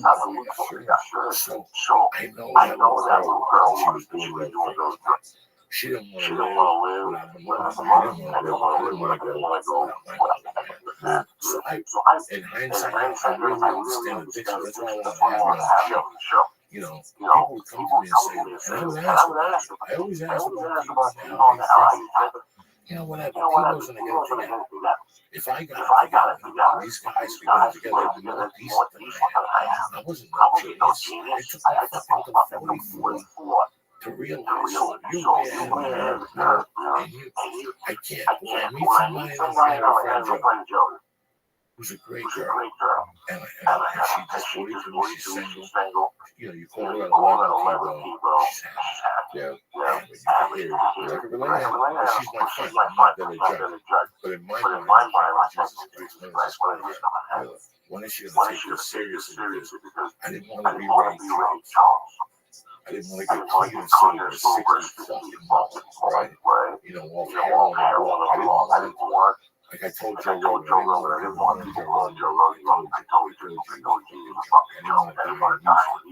I didn't want my wife to find me on the floor. She could never. I didn't want all these things. You remember when Mitch Hedberg died? When he died, you know, everybody that knew him, knew his wife, or any part of his life or whatever. When he died, nobody got that call. Nobody was like, what happened? Everyone was just like, where? Where'd they find him? You know what I mean? No one was like, oh, he got hit by a car, he got a plane crash, how did he die? Everybody knew how he died. So no, you know, somebody would call him, hey man, Mitch died. You'd be like, where? You know, I noticed that no one ever said how. Everyone just said where. And I didn't want to be that guy. I didn't want to be a guy that died at 48, and when people heard, they're like, where'd they find him? You know, drinking and driving, what the fuck, you know what I mean? It's like, you know, a lot of it's just like, give yourself a fucking chance, man. Give yourself a fucking chance. And it's like, earlier when you said, you're stuck. You know, if you're stuck, all that really, it doesn't mean you're fucked. It means you've got to change something. Something has to change if you're stuck. You know, it's the only way to get unstuck. You sit on your plan. You had a great plan, people. I take my fucking helmet, man. That's the way I would do it. And a lot of people know. If I ever was to do a line, I get my life around. I mean, it's like, if I have 2 drinks, I'm having 20. No, there's no, like I said at the beginning of this podcast, there's no sense in having 2 drinks. Never was, never will. There's no sense. Where's your ex-girlfriend? I don't know. That's what Anybody seen her? I saw her for a couple of weeks. I'm talking about the big, yeah. I never saw her again for years. I don't think she does a lot of stand-up kids. I mean, some bar gigs here and there. I'll see her on Facebook or some shit, but I don't know. She didn't end well. Let's just say that. Our ending didn't end well. I haven't seen her. I think about it. I thought that she had a lot going on. I know she got a couple of good jobs the last couple of months. Yeah, I know she really works. Yep. She really works. Teams, like I said, man, I know that everyone tell you stories. I'm glad you do your podcast all the time. I know people like you, a lot of people in the basket. So I know this is in the future. You really give this a chance. And really go, you know what? If I got to break down, I'll start to know and I'll keep this under control and my friends will watch me. But like I said, I don't ever want to feel like I and the last 10 years was such a whirl. I just did it because my dick got hard. I tried down the street, made it like you know, my dick got hard. And for years I missed that fucking criminality. So this is my replacement. I missed jumping through windows. I missed fucking scoping out people. As soon as Tebow fucking leaves, we home, I'm breaking through his window and take people out. I missed that cocaine getting action. Now I think about it, I hate it. I look at myself and I pick my face. Yeah. Something my stomach. You know, this thing had such a fucking grip. Yeah, there's also, I think that's another thing addiction. It's like when you're on it, you don't see things for what they are. You know, I'd be like, oh man, I get nice stuff. The music's great. And then it's like, you're annoying the fuck out of everybody. You know, I do podcasts, and I'm like, shut the fuck up. What the fuck are you talking about? Not letting other people talk and I'm listening. It's like, that's not how I sound in my head. You know what I mean? So when you look back on hindsight, you're like, fuck, man, I want to be that fucking guy. My brother, my heart goes out to him. I'm very proud of you. I was always a good friend to you. I still know you. You know, you're the best. Let me get some shots. You're right. And the band shit. How you feeling? I'm listening to some of these Rangers. Do you? Always. This party never ends with that flavor. How you gonna, you know, how you fucking, you're doing good. You're looking good with your little purple shirt. You got sponsors, bitch smacking motherfuckers. We're down the beach. You been there for the shrimp? Huh? Have you been there down the beach? Yeah, we don't have my question. Once a week. We're done with it. I got time to go. Tell me don't be on the car when I'm in town. I went around the corner to Italian beef. It looked like you're a fucking asshole. That's the color. Would you eat that Italian beef? Like two fucking Mexicans. Would you do that? No. Mr. Beef was close by. Yeah. Mr. I'll eat Mr. Beef if I gotta settle for anything. Mr. Beef house. Yeah. So I wasn't close to them. I was on fucking downtown. And it looked, they made gyros. Same place they made beef and they made French fries. It was a fucking regular. So I didn't want to describe it. Once you have that many combinations, yeah, two Spanish pizza, Chinese food. Yeah, no. There wasn't really nothing good there except Mario. And then I went to Rosemont. Tell them what's a Rosemont. Who got it? Gas station. They got a fucking chow from family. I wasn't doing $70, eat 2 ounces of meat. Yeah, I felt like a child. You let 55 joints to make it worth your while. If not, it's $70 a piece. Yeah, you got to go in there hungry as fuck. And then when you get your money's worth, then you're fucked. You know, after you eat 20 pieces of garlic beef, you're like, this is great. I ain't gonna sit there for an hour. I don't know if I can fly home. I love my guts. I'm gonna talk about my fucking ears because you know you gotta drop my fucking shit. Let me get this read out.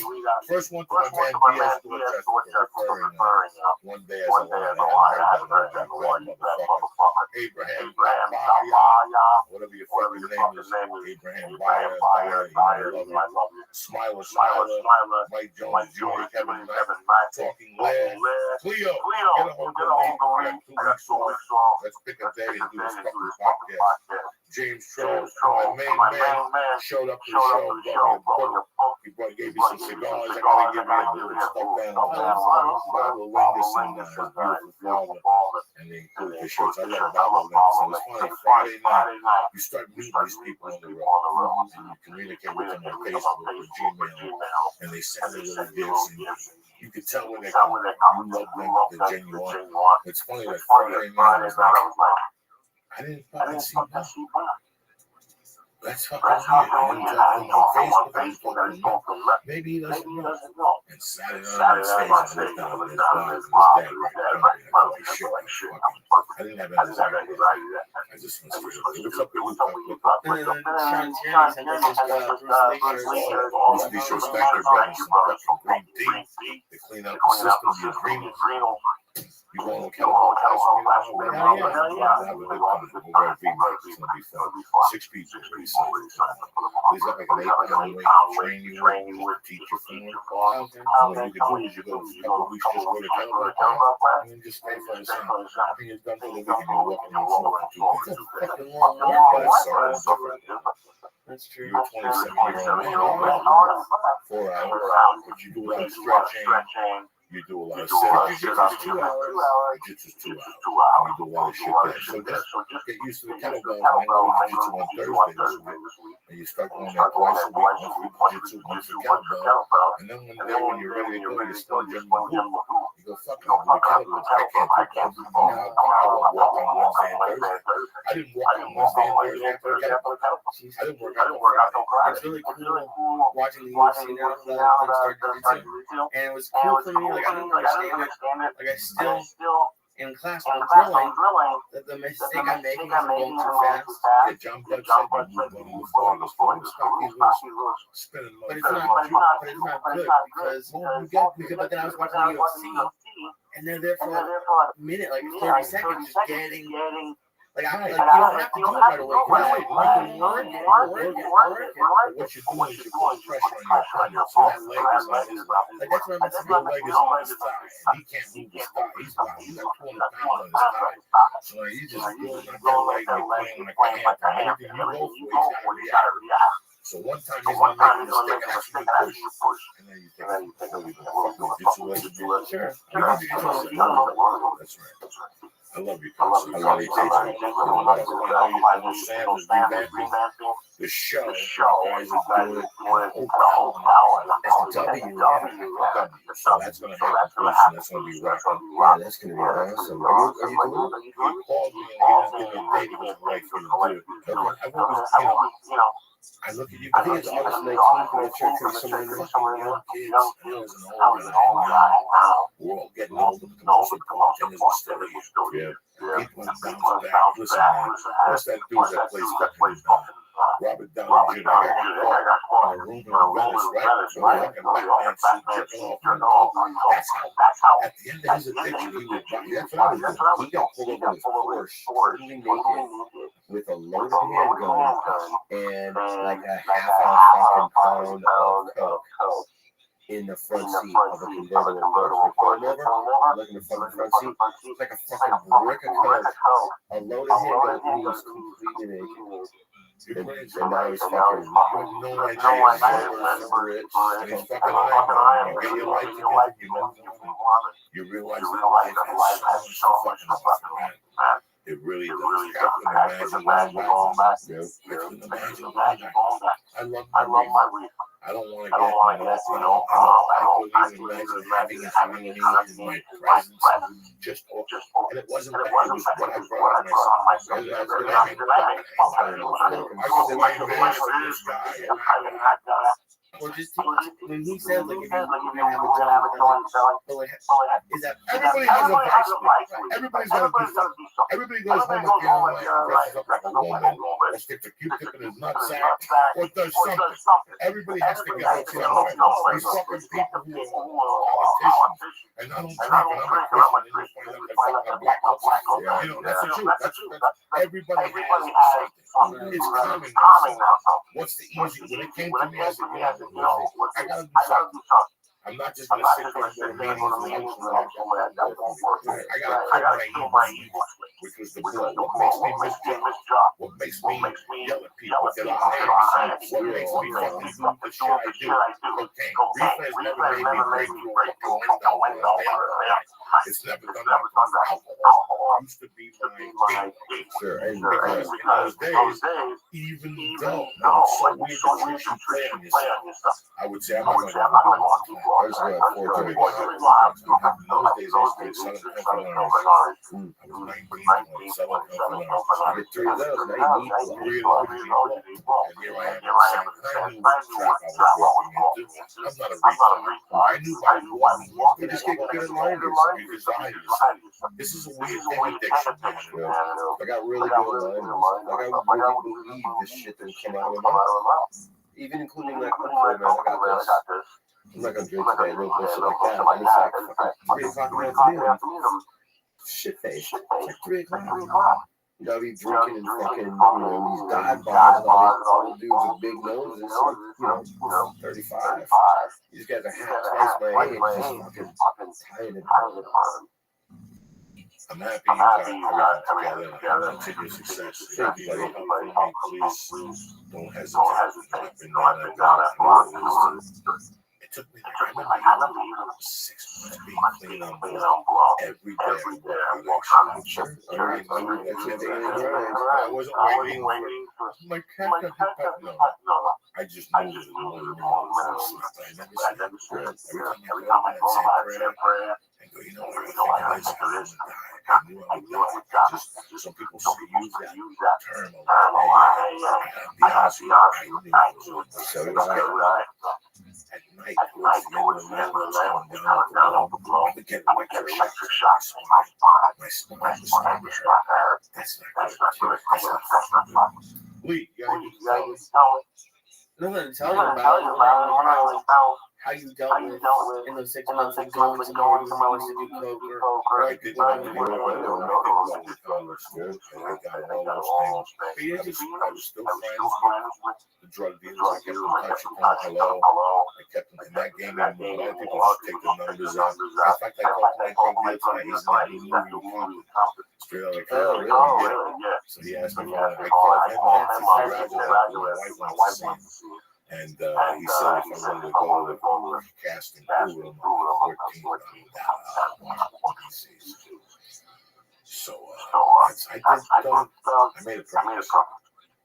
I made an all-time something that we break on a daily basis. That is the worst thing.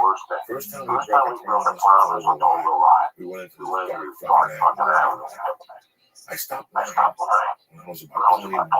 Yeah, you exaggerate from time to time. But to just tell somebody a blatant lie about something I was there, I shot that I had to stop doing. And I was doing it to get me something. T-Bo, listen, please don't give me time. I'm just going to give me some house and fire. Yeah. Sure. I was doing those type of lies. You know, that's the first you know, and then it's just very tough. And eventually you get the steps. And for some people it takes 40 years. Some people take 50 years. Some people never get it. Some people never get it. And the whole thing is just being honest with yourself. What you can and can't do. That night I walked into the strip club. I was a month away from getting married. I got no shame to tell people. I was a month away from getting married. Here I am at the strip club. I'm not a strip club.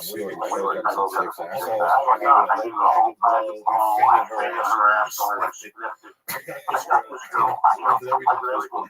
I don't forget that going over 36 and bold. There's a part where you connect from I-25 to 36 of the I-70, and you're coming over a hill, hit bold, and I still remember my brakes up because I was sure I was going to fire all over my car sale. I had already came like 4 times to the strip club. I did everything else to it. I had come all over me, and here I am. That's how I was smelling my hands all over the car. I was embarrassed. As a fucking 30-year-old, I was married. The girl was married, had a kid, and here I am blowing $1,500 on it. And I had to blow it for a girl. It was just pathetic. I think that's shit. It's fucking pathetic. Fucking pathetic. I was so hot. That's what it did. I'll never forget getting out of prison. T-Bone. Prison. That's the ultimate slap in the face. You You have no idea who you have. Mitzi not passing you, your car getting flat. You have no idea how you really feel as a man to be in prison. For a man to keep you back, tell you get not tell you when you can eat, and tell you when you can eat and adjust your life. Guys, I was going to get a package, and my father had a trailer. So in those days, they had to have you through. So I think I waited 6 days. I got on a Tuesday, and the next Saturday, and he had a trailer in the property. And I said, I'm just on the trailer. My God, I wanted that trailer with fucking half ounce of blood. And it was the first time in years. We went to the overdose. I'll never forget that. By 4 in the morning, I had done like half of it, the rest of it up in the toilet. And I was looking out the window, and I see the guys dressed in white with those fucking suits, like that DEA guys, girls coming down the trees. That's how much fun my grandma was. And me trying to sleep when he was on the floor for coke and lick it up. I was licking dust all hair. Anyway, good luck. Thank you, buddy. I love you. I've been down there when it comes to that shit. All I can say is, I don't care how you get clean. I don't care how long it takes. But it's such a beautiful life. I talk some shit. I talk about eating assholes and stuff. I'm telling you this as a brother. It's such a beautiful life waiting for you. And after a year or two, you might go back to some of your bad habits, and that's fine, but you have to control. You can't drink. I know I can work cocaine. I know I can't put cocaine on my hands. I got a quite a lot for a year. That's okay. Sure. Let me read some sponsors and get the fuck out of here. As usual, you're fucked up. You need help with your addiction. Alpha Brain will focus you, cocksucker. This will bring you right back to overturn that shit. You understand it? Because you start thinking about what's important and what's not important. That's why the fucking addiction builds addiction. You realize what's important and what's not important. What's I got to do without it? I have no fucking idea. Here's what I do. All right. I went to fucking swimming today with the baby and the laps. And I also went to fucking jiu-jitsu at 10 in the morning with John. And I just tried to get on top of me. Don't let me fucking up. That was the whole class. Don't let me up. And I'll tell you what I did. I the shroom tech and I breathed. And I must have rolled around for 40 minutes. I'm going to be sore as fuck tomorrow. Don't get me wrong. But the shroom tech got me there, right? Whether it's the Alpha Brain, whether it's the fucking hemp protein and acai, or chocolate that tastes fucking delicious, whether it's the shroom tech, I tell you what, Anna is on top of that motherfucking game. Go to Anna.com right now, see the great selection of nutrients and supplements they have. If you're licensed, go to the box and press in church, and you get 10% off like a gentleman. And if you have another program called Stay On It, they just take your credit card and mail it directly to your house for the first of the month. And they give you another additional 10% off. So you're getting 20% off right there. You gotta ask yourself who's better than you. Go to Honor right now and press in and enjoy the great products they have to offer. You're sitting there going, Joey, I can't stop smoking. I got the anti-cocksucker. Here these things right there. Bam! Tremendous. They last longer. They taste better. Cigars, e-cigarettes, 24 to 16 to 8. No fucking nicotine in there. You can work yourself backwards when you get a cigar. You get all 4 of those in a cigar. 5 for 50. That's right. 5 for 50. Go to the box and press in. Boom! You get 5 fucking cigars for $50. That's how we roll over there. 86. Tastes better. Lasts longer. And a big fucking shout out to my brothers up there in Northern California. Nailed it right. Them bad motherfuckers up there making wax, gorilla biscuits, white chocolate that tastes like Mexican fucking, what's that drink? White chocolate, 250 milligrams. But it don't end there. They are one of the best vapor pens in the fucking market. You understand me? You can smoke vegetables out of there. You can smoke wax. When it comes to wax and dabbing, nobody knows more about that shit than nailthelife.com. Go to nailthelife.com. What they got to press on?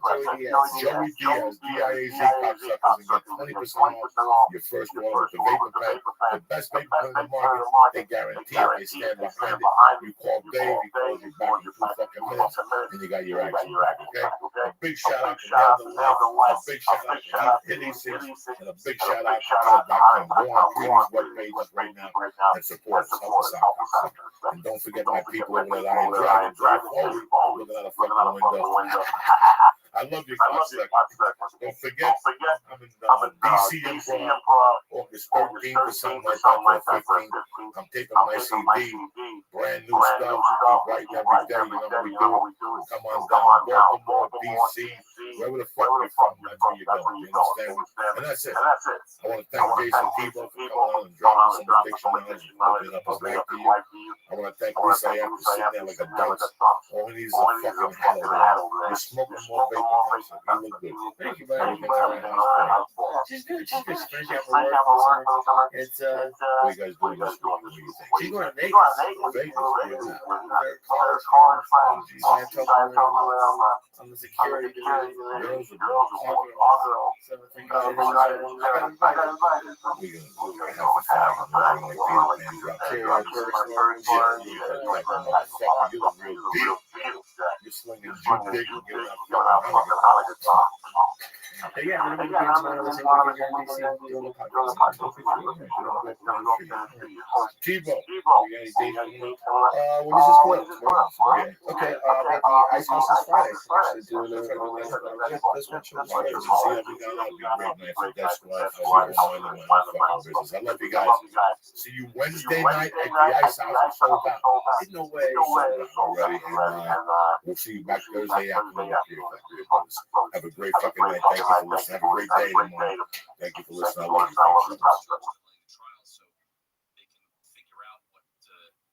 So with me, I'm feeling sore as hell. I got beat up today. I did so much what you need. You need to get beat up. You can beat somebody up. They killed me.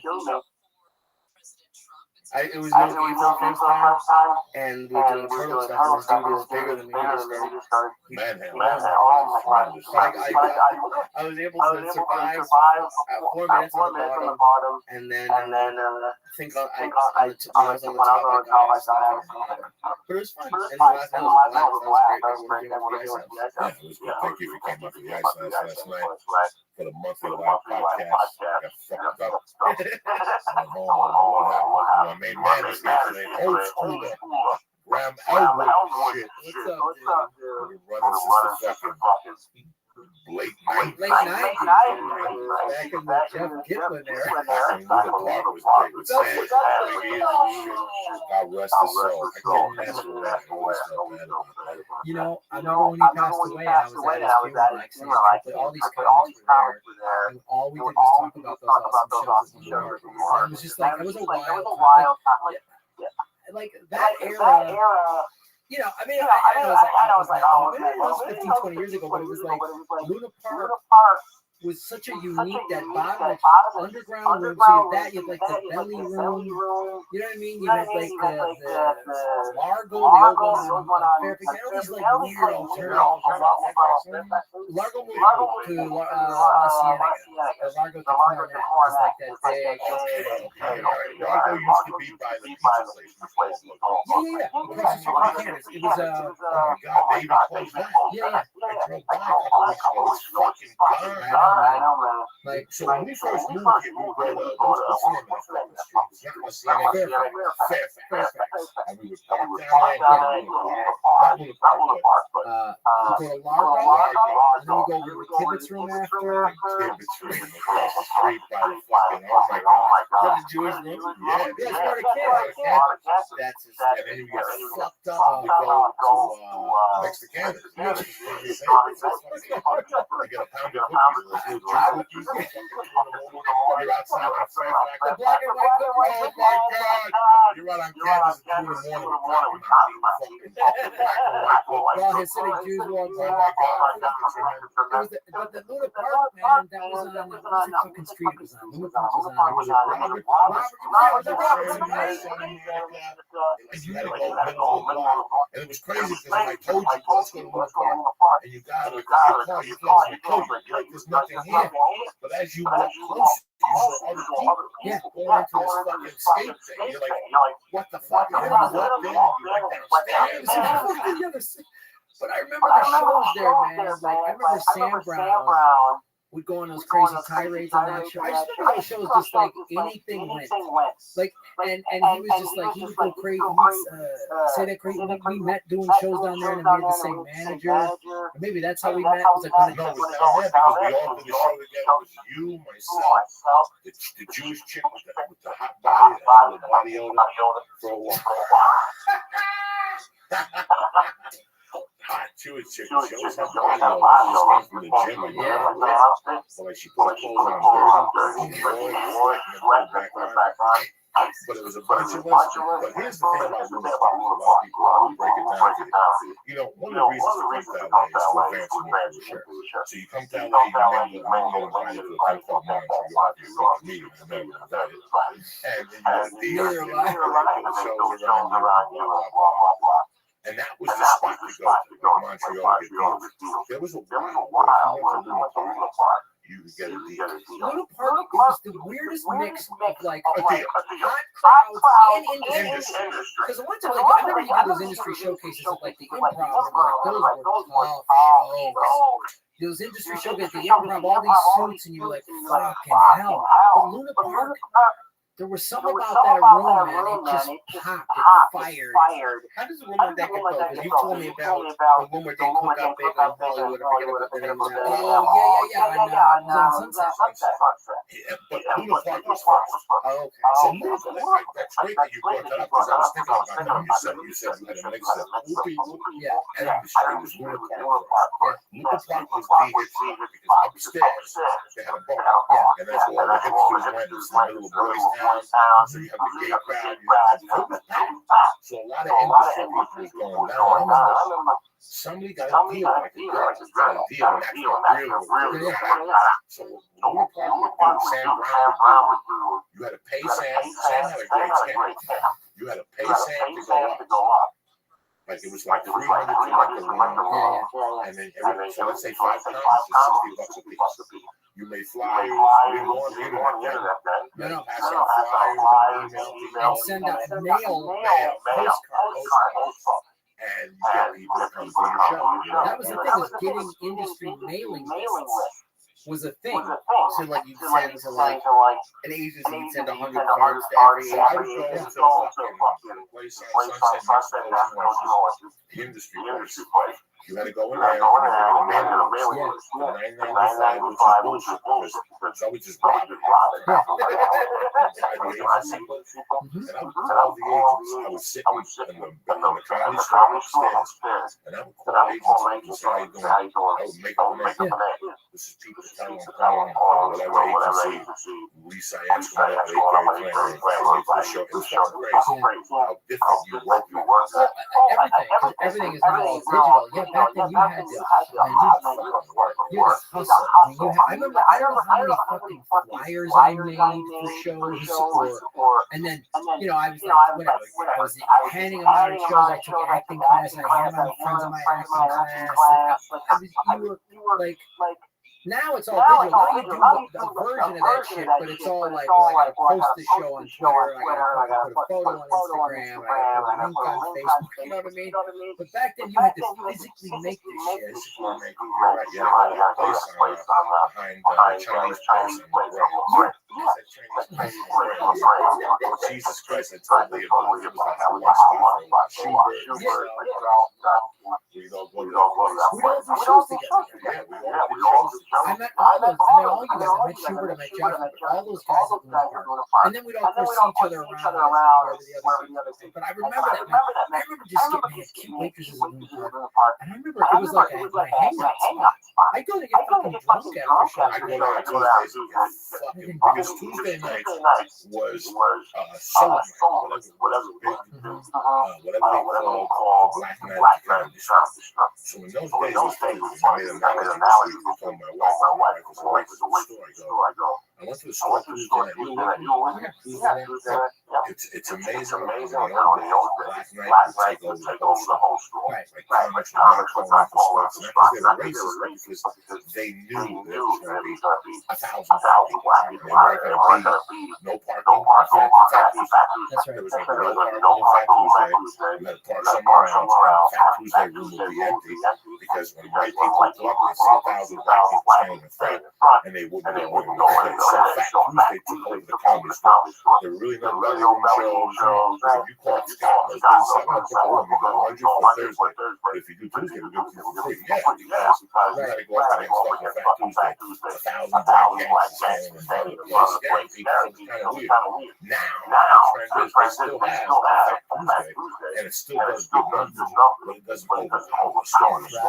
So in those days, we would look for alternatives to the store on Tuesday night. So you went to the Improv, Luna Park, the Union, which was Ahmed Ahmed's next to the Dane Square. It was the Union. It was Ahmed Ahmed's room and Vince Vaughn's girlfriend at the time. Vince Vaughn had a chick that was half black, half white, a real cute girl. Since Ahmed lived with Vince Vaughn and John Favreau, the girlfriend lived with them. They were into comedy, so she knew the owner of the Union. So we opened up the Union, and Josh Wolf and what's his name would cook it. I still remember our manager, Jeff Gallen, coming in one day with a black kid with dreads that went on to go on USA, the C. Michael Anthony show. That the kid was black with dreads. Shit, I still can't remember he made that kid. I still remember when Jeff Gallen picked that kid. He was just a skinny black kid, but Jeff saw something and made him he made him lift.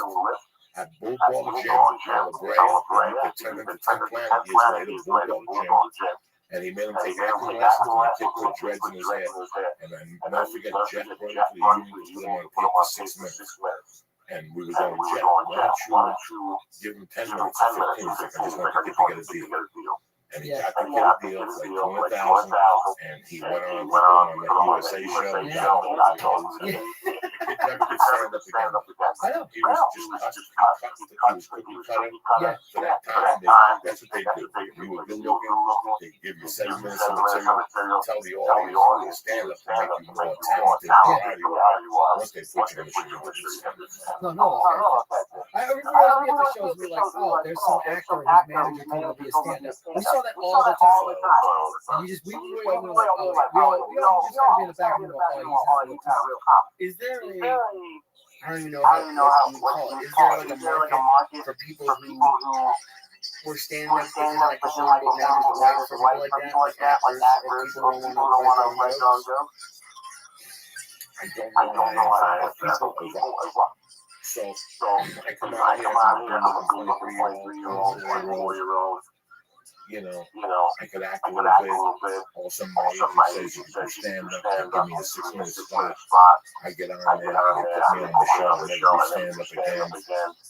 There's not much you can fucking write. You didn't really. Oh no, I'm saying like the older comics were writers. Right now, somebody says, Joe, your career is done. Let's face it, you're never going to be on TV. Help this kid out. We'll give you 30 lines. What's the difference? A lot of people do that now. One of the best times I was coming up. Rick Kearns today, right? So the guy, and the guy's for the other guy. Ron White? And he's making big. Yeah. Because he told me what he wants. He just threw it out there. I said, I'm thinking of doing this special. I was thinking of calling. And he just threw it out there. Fucking jizzled. Like, I'm not going to get that Gene Perret going again. That stand-up comedy, the numbers, he just fucking threw it out there. But they know a successful special. You're gonna go on to make tons of fucking go. Wow. Listen, man. I've always my guys that accept. Because you can't do this life. There's people that are funny than you, and there's people that you might have the answer to a riddle. And it goes back to the old adage, I got a can of mayonnaise, I can't open it. You know, I'm over there, lift weights every day, jumping jacks like that, my grandma, that's life.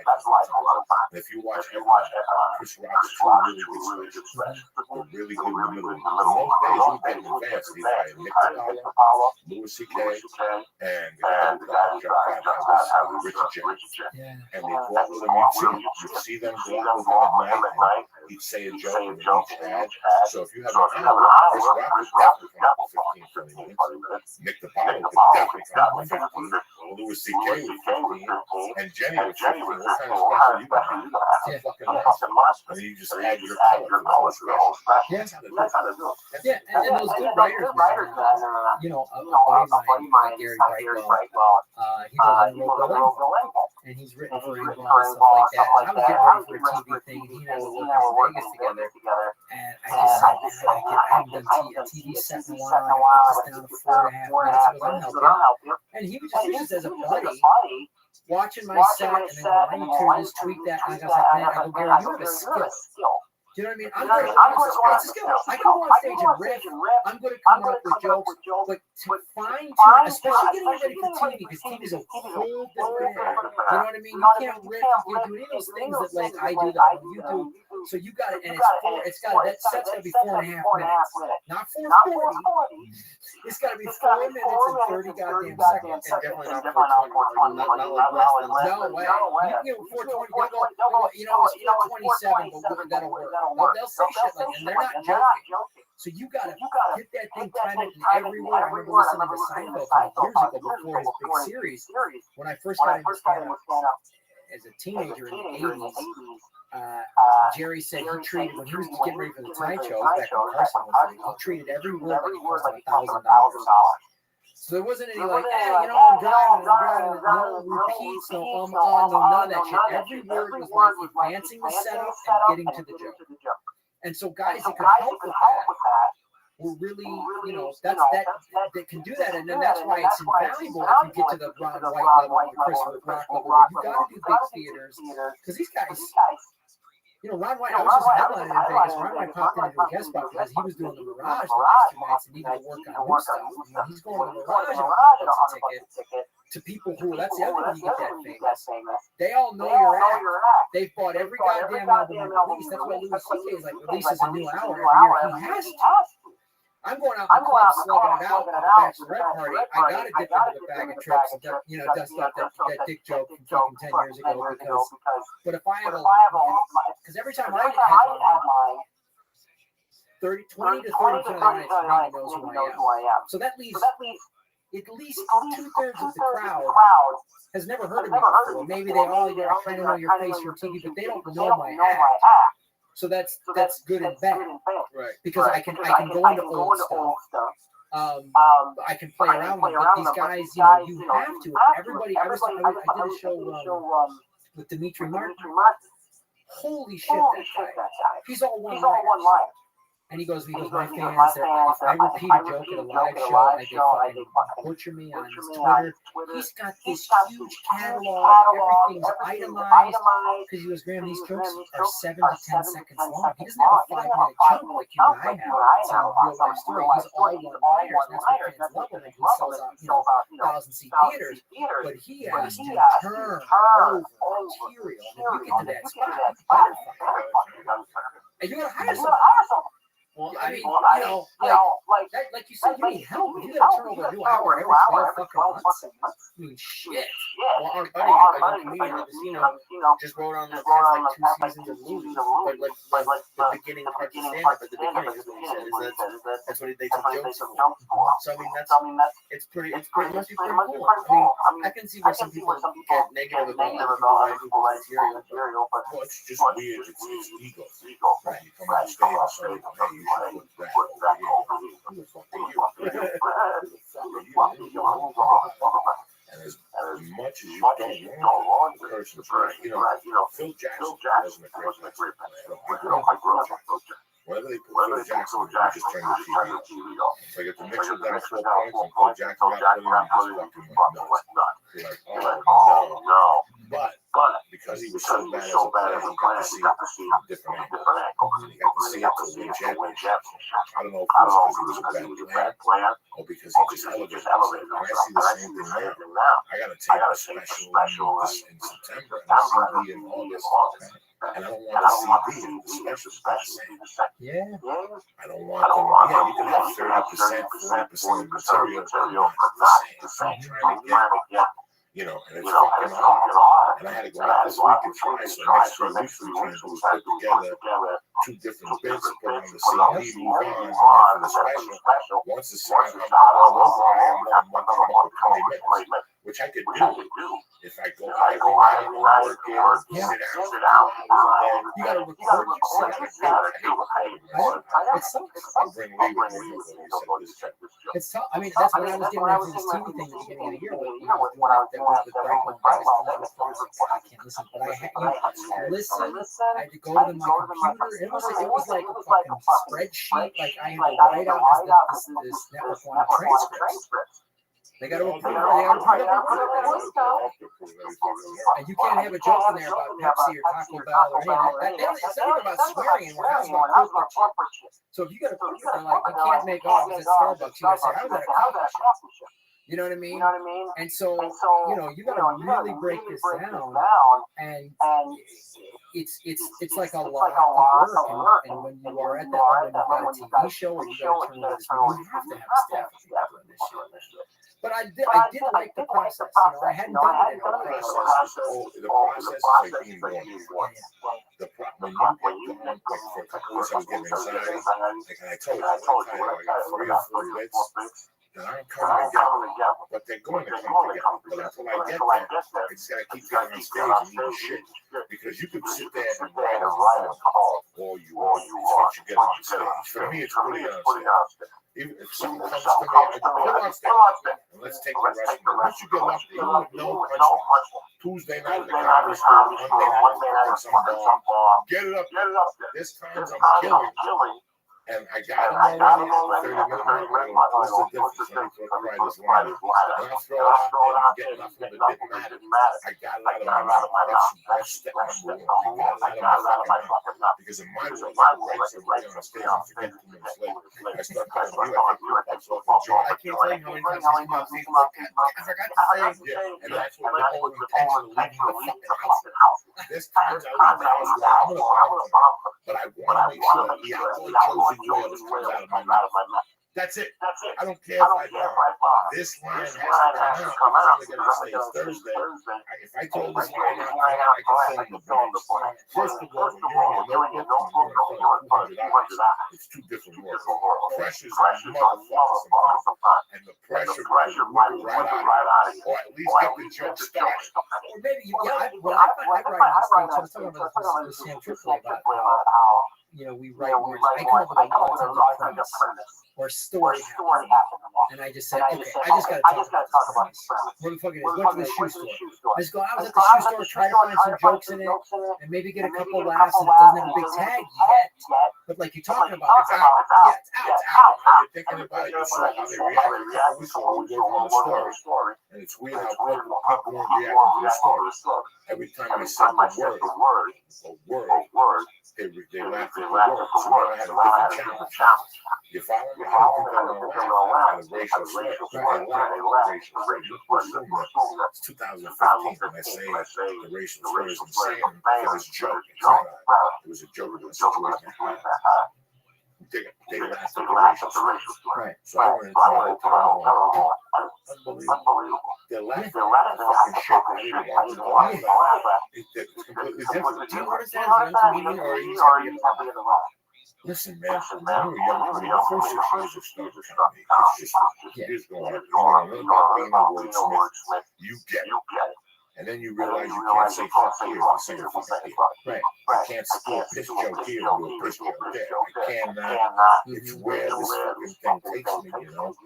After a while, you become a wordsmith. You go to jiu-jitsu. First fucking year, all you're doing is survival. Then after the first year, you start seeing it. What is this man doing that? You know what I'm saying? Oh shit, look at his neck wide open. Every time I start, I don't know what to do with No, you just stay there. Just make sure that every time they go to something, you bump them off. Yeah. So if you're on the bottom, let them get comfortable. You just breathe. And as soon as they go to 12, boom, you go. Now they got to start again. Same thing. It's comedy and martial arts. That's why I love combining the mental and martial arts. Ever since I started doing jiu-jitsu 2 years ago, my comedy took off in a different direction. Because when I walk out of jiu-jitsu, I know I'm 50.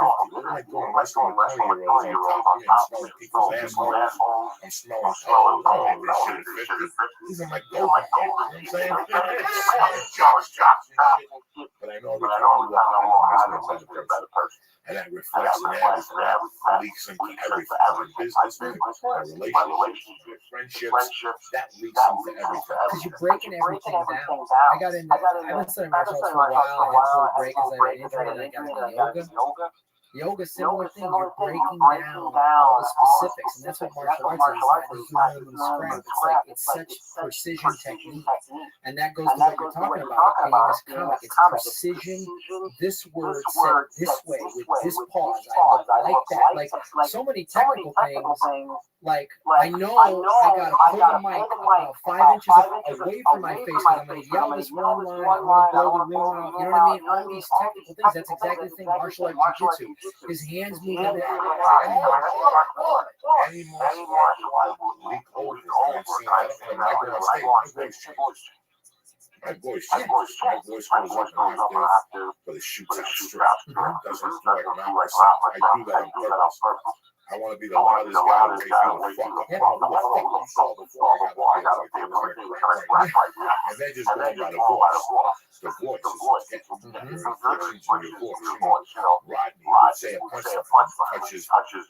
He's telling you to laugh. He's telling you to laugh. They suck you in. It's easy. We get off stage. How'd you do that? How'd I do that? The same way you submitted that guy after he was on your back before, and you took him off and you flipped him over and you got the same thing. You focused, you breathed, you noticed where you were at, you were in touch with your elements, and you went to work. You fought your composure and you went to fucking work. But that's the thing. That's such a great analogy too. You're talking about you talk to listen to these pros, UFC pros talk about, and how they're not flipping out in the cage, you know what I mean? And we do that. You throw a line, okay, that line did not work. Okay, all these little subtle things. This table to the right of the stage, that guy's not paying attention to me. You know what I mean? Like this guy's pissed off. This couple did this, the fucking bachelorette party, and I just gotta, you know, you gotta make all these quick decisions. Like I gotta go get this table's attention in a funny way. You know what I mean? I gotta get these people quiet down. Maybe I gotta raise my voice a little bit so they stop talking. Whatever these little subtle things that you do, it's like a million little moves and counter moves, like in what you see is like they did a movie this year with Denzel. I watched 2 or 3 times. He goes into the restaurant, pays for the girl. When he walks back, remember he starts seeing things. He sees the guy's glass in his hand. He sees that this guy, that's what we see. But hey, when the mechanic was doing something, he's everybody else. Because like I'm not a comic, but I've been on stage a few times doing a live podcast, and I can't see anybody. So like when it's happening, you guys are really like scanning the room and noticing everything. But that's the thing, the lights. That's when you always know if someone has never been on stage. The first thing is lights are bright. Like we're used to that. We're used to like, okay, I can see about 5 rows deep here. So I got sometimes, you know, I'm gonna look at the people in front, make direct eye contact. Like, but if you're in a bigger venue, then I'm just gonna look into an area, just so the people in the back feel like I'm looking at their. I first started Ross Schaefer. I've been doing stand-up maybe 4 or 5 years, maybe 6 years. I was on the road starting feature, and Ross Schaefer, who did this late night talk show. He was a TV personality. He was also a decent stand-up, and I watched his act, and he was so tight and professional and just crisp. And I asked him, I said, hey man, you know, whatever, in my early 20s or something. And I was like, what kind of advice can you give me? He goes, first of all, you stand in a room and your head's moving around. He goes, talk to sections. Do the setup to the section to the right. Do the middle part to the punchline to the left or whatever. Just talk to sections. Look people goes, you're afraid to look in the eye, you're looking above their heads like some stupid public speaking shit. He goes, look the fucking guy in the front row in his eye. You know what I mean? Go, hey friend, off the phone or whatever. And I just would watch his acting on every night because it was so well crafted. His physical movements were very precise, you know, and I was like, wow, the way I watched guys when I first moved to Chicago. I started in stand-up at University of Arizona in Tucson. I was 18. So I did that for 4 years, and then I went to Chicago. I wanted to see if I could do this for real. And the thing I learned so many things at what was the funny firm back then. And then these were 400 or 500 seat showrooms. This is the early 90s. And I would watch guys. I had someone Paul Martin, but I remember Bill Hicks came through town. I remember watching the little professional things they did. They'd walk to the stage with the mic stand immediately off to the side. You know, like they didn't let the mic stand in front of them. They didn't coil up the cord like open micers. All these little things. Wait on the side of the stage when their set's over till the MC comes up, so you never have an empty stage. Like some open micers, they run the fuck off the side of the stage, and then there's 30 to 60 seconds where the MC runs up and goes, okay, all right. And I was like, wow, so there's 10,000 little things in there. And that's what I love. And like, I've been doing this as long as I've been doing it, but still, you never, it's like a martial artist, you're never done learning. It's amazing how you can tell Tom's experience by how he walks on stage and grabs the microphone. I remember years ago, there was a comedian chick that got like 4 fucking deals. And I mean, huge deals. And she went on to do great things later on.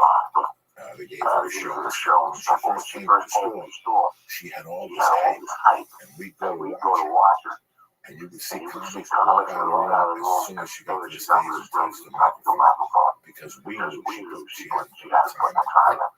You know, for me, I leave the microphone. I'll tell you why, because I move, and I got to talk with my hands are part of the whole fucking deal. So, and I'm a big guy, a little fucking rich microphone, I got to play pop. You know what I'm saying? I got girls like a motherfucker. It's not like I'm going to sun, they got to see me. I do mic stands.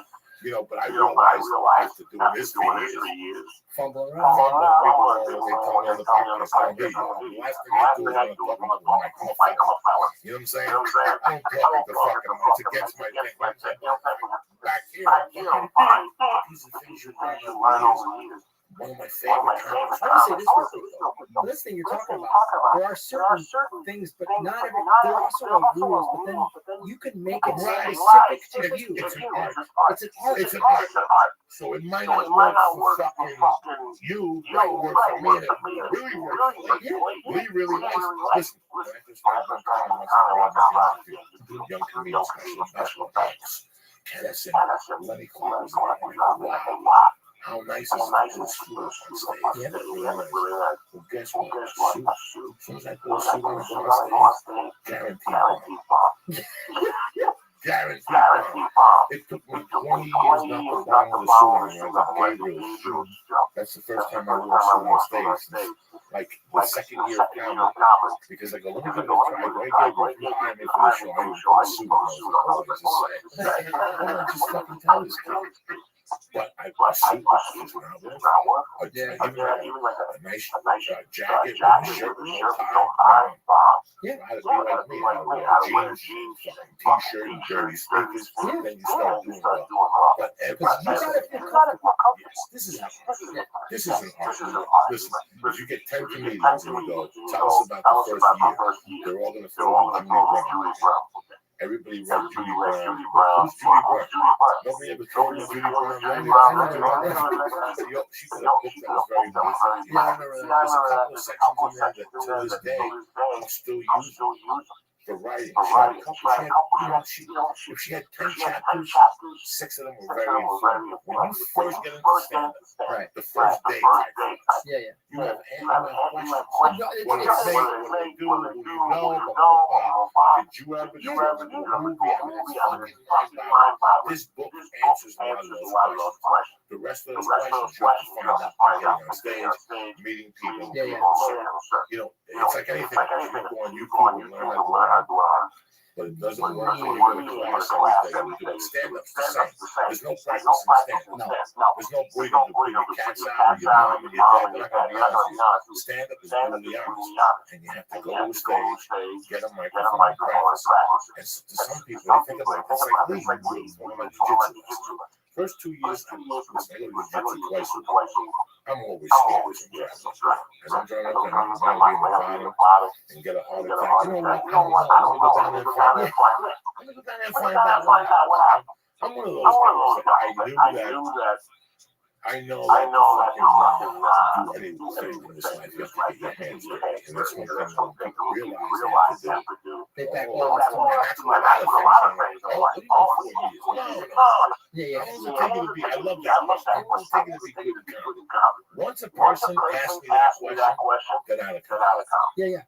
How long does it take you to be good? Because they're just looking for something. They think there's some sort of class. You take 2 years, you get the certificate, and then you're squared away. Like you get like a real estate license. Now you can go sell houses. Like it ain't that. And I can come to you. I'll meet you every Sunday for an hour. And I'll work with you. And after a year and I go on stage, you'll know everything there is to know about comedy. But you have to get on stage. That year that I worked with you, you get the same information. In 3 weeks on your own, a month on your own. If you went to 3 barbecue joints and 1 comedy club, and really got your lights right, all those answers will be, all those questions will be answered. Not what you made or how long does it take, but you'll see that this is a fucking real living, and it's an art. It's like walking into a karate studio when you're 10. They give you a gi, and you learn these basics, and that's what stand-up is. It's basics that'll come with you for the rest of your life. You know what you want to do, writing for people, producing, directing, filmmaking, any of that shit. I saw those ads. A guy that's he's 80, he's got like 5 wives. Looks like the guy Larry King. It was a very great interview. And she said, he asked me, number one, why did you throw out the ABC brass Christmas party that year? And she goes, because I'm sick of people telling me my business. She was like, I got to a fucking point. They were telling me my business. And that's the point I got with industry. I've been here 18 years. Don't tell me my business. When I'm here 3 or 4 years, these agents come to me and go, well, if you're on a TV show, you have to do family material. And you have to do that. These are the guys that blow their fucking brains out because they're not being themselves. Yeah. Well, that's the thing. It's so great. Going now this new era, this digital era, this podcast. Fucking raise money on Kickstarter, do podcasts and documentaries. You know what I mean? And I helped run the LA Podcast Fest, which I know you're busy this year, Joe, but we're going to get you in it. What date is it? It's September 18th to the 20th. We're in Vegas. I went last year. It was great. Oh, thanks, man. And it's the great thing is I always tell people, I go, you know how many pitch meetings I even have to get those 2 things?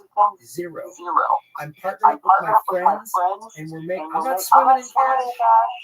And if a network came to me and said, Graham, here's a TV show, of course I take it. But I'm not spending the time to chase them around because now I can just make it myself and put it on the internet and fucking make money.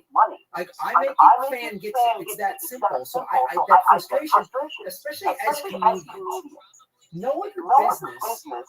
It would be like if the fucking executives or some 25-year-old executive with the New England Patriots is going, hey, Tom Brady, here's how I want you to play football. It's just like, because I played flag football in the 8th grade. Like, how could you possibly know? You don't know what we've gone through. You have no idea. You can't give me advice on it. Like, that's why I know to this day Chappelle quit. Right. I know to this day, you've ever done the Comedy Central, it's a fucking nightmare. It's a fucking nightmare. And you're dealing with people who've never been on a fucking stage. Never in their life. They just sit at coffee shops. Oh my God, I love him. That's all they know. I love him. When the show comes out, they're eating shit as a fucking executive. They don't fucking know.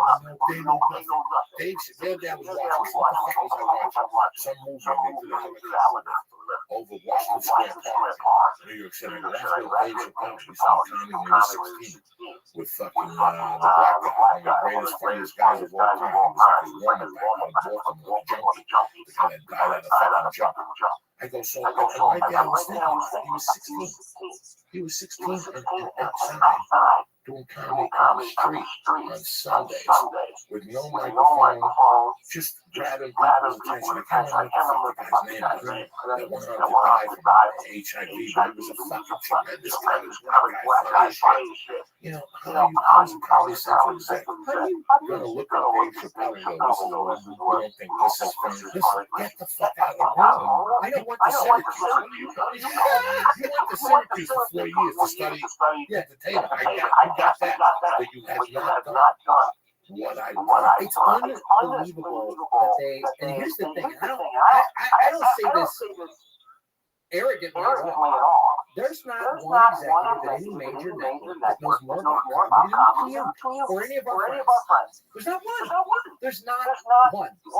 Just like you know, it's not. I can't run a giant network. That's not my job.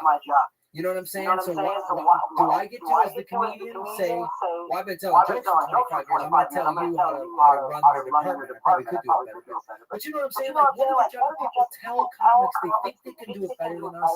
And their ideas and they the focus group. And what are you talking about? That's the thing I love about the internet. It's so fucking democratic. This network won't give you a show. Start a YouTube channel. Like all these YouTube stars, some of them, half of them, they're like, network wouldn't hire me to do this. The fucking sock puppets with my cat, whatever the fucking show is, they got 1 million people watching it. No one's telling them how to do that. Like, all this stuff we're talking about, like, this has come from decades. You and I doing comedy for decades in everything. The shitty fucking bowling alleys, all that crap that we do. Who does a ball? And that's what that was what finally gave me the confidence to do movies, to go into these auditions and go, wait a second. Tony Ferrer, he's great. He makes me laugh, but he doesn't do what I do. The same thing. I don't block on Sundays. I'm not an offensive tackle or an outside linebacker. You know, I hate when people fucking say TV comedians. It does something for my soul. It's a little hard head. His fucking wife, or any of those fucking people, they are not comedians. They're comedic actors. Somebody's there saying cut, and they giggle and cut, and they fuck up their lines, and they do it over again. And some of the funny people, for the most part, if you've been on those sets, it's a fucking mind. It's a fake mind.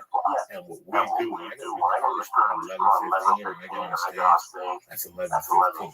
That's not it. And you're in your living room, your buttons sitting next to your dark coat, okay?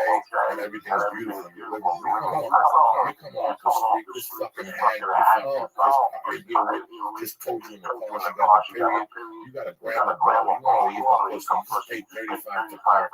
Now you're going to take time to sit in the back. And it's dark, and somebody farted, fucking, some fucking Vietnamese people that eat egg rolls, and you can smell it. And now you sit back, and now this fat fucking guy comes on stage, and he changes your outlook.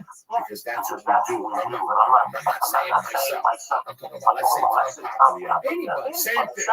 You're in there, you don't know what, when you're in your living room, when you're prepared, when you're hurting, Paula comes over, what's the red is blue? You put your feet up, you just fucking finger it. What the fuck you just did? I'm talking about life. You walk into a comedy club, you were just on Sunset and bumper traffic.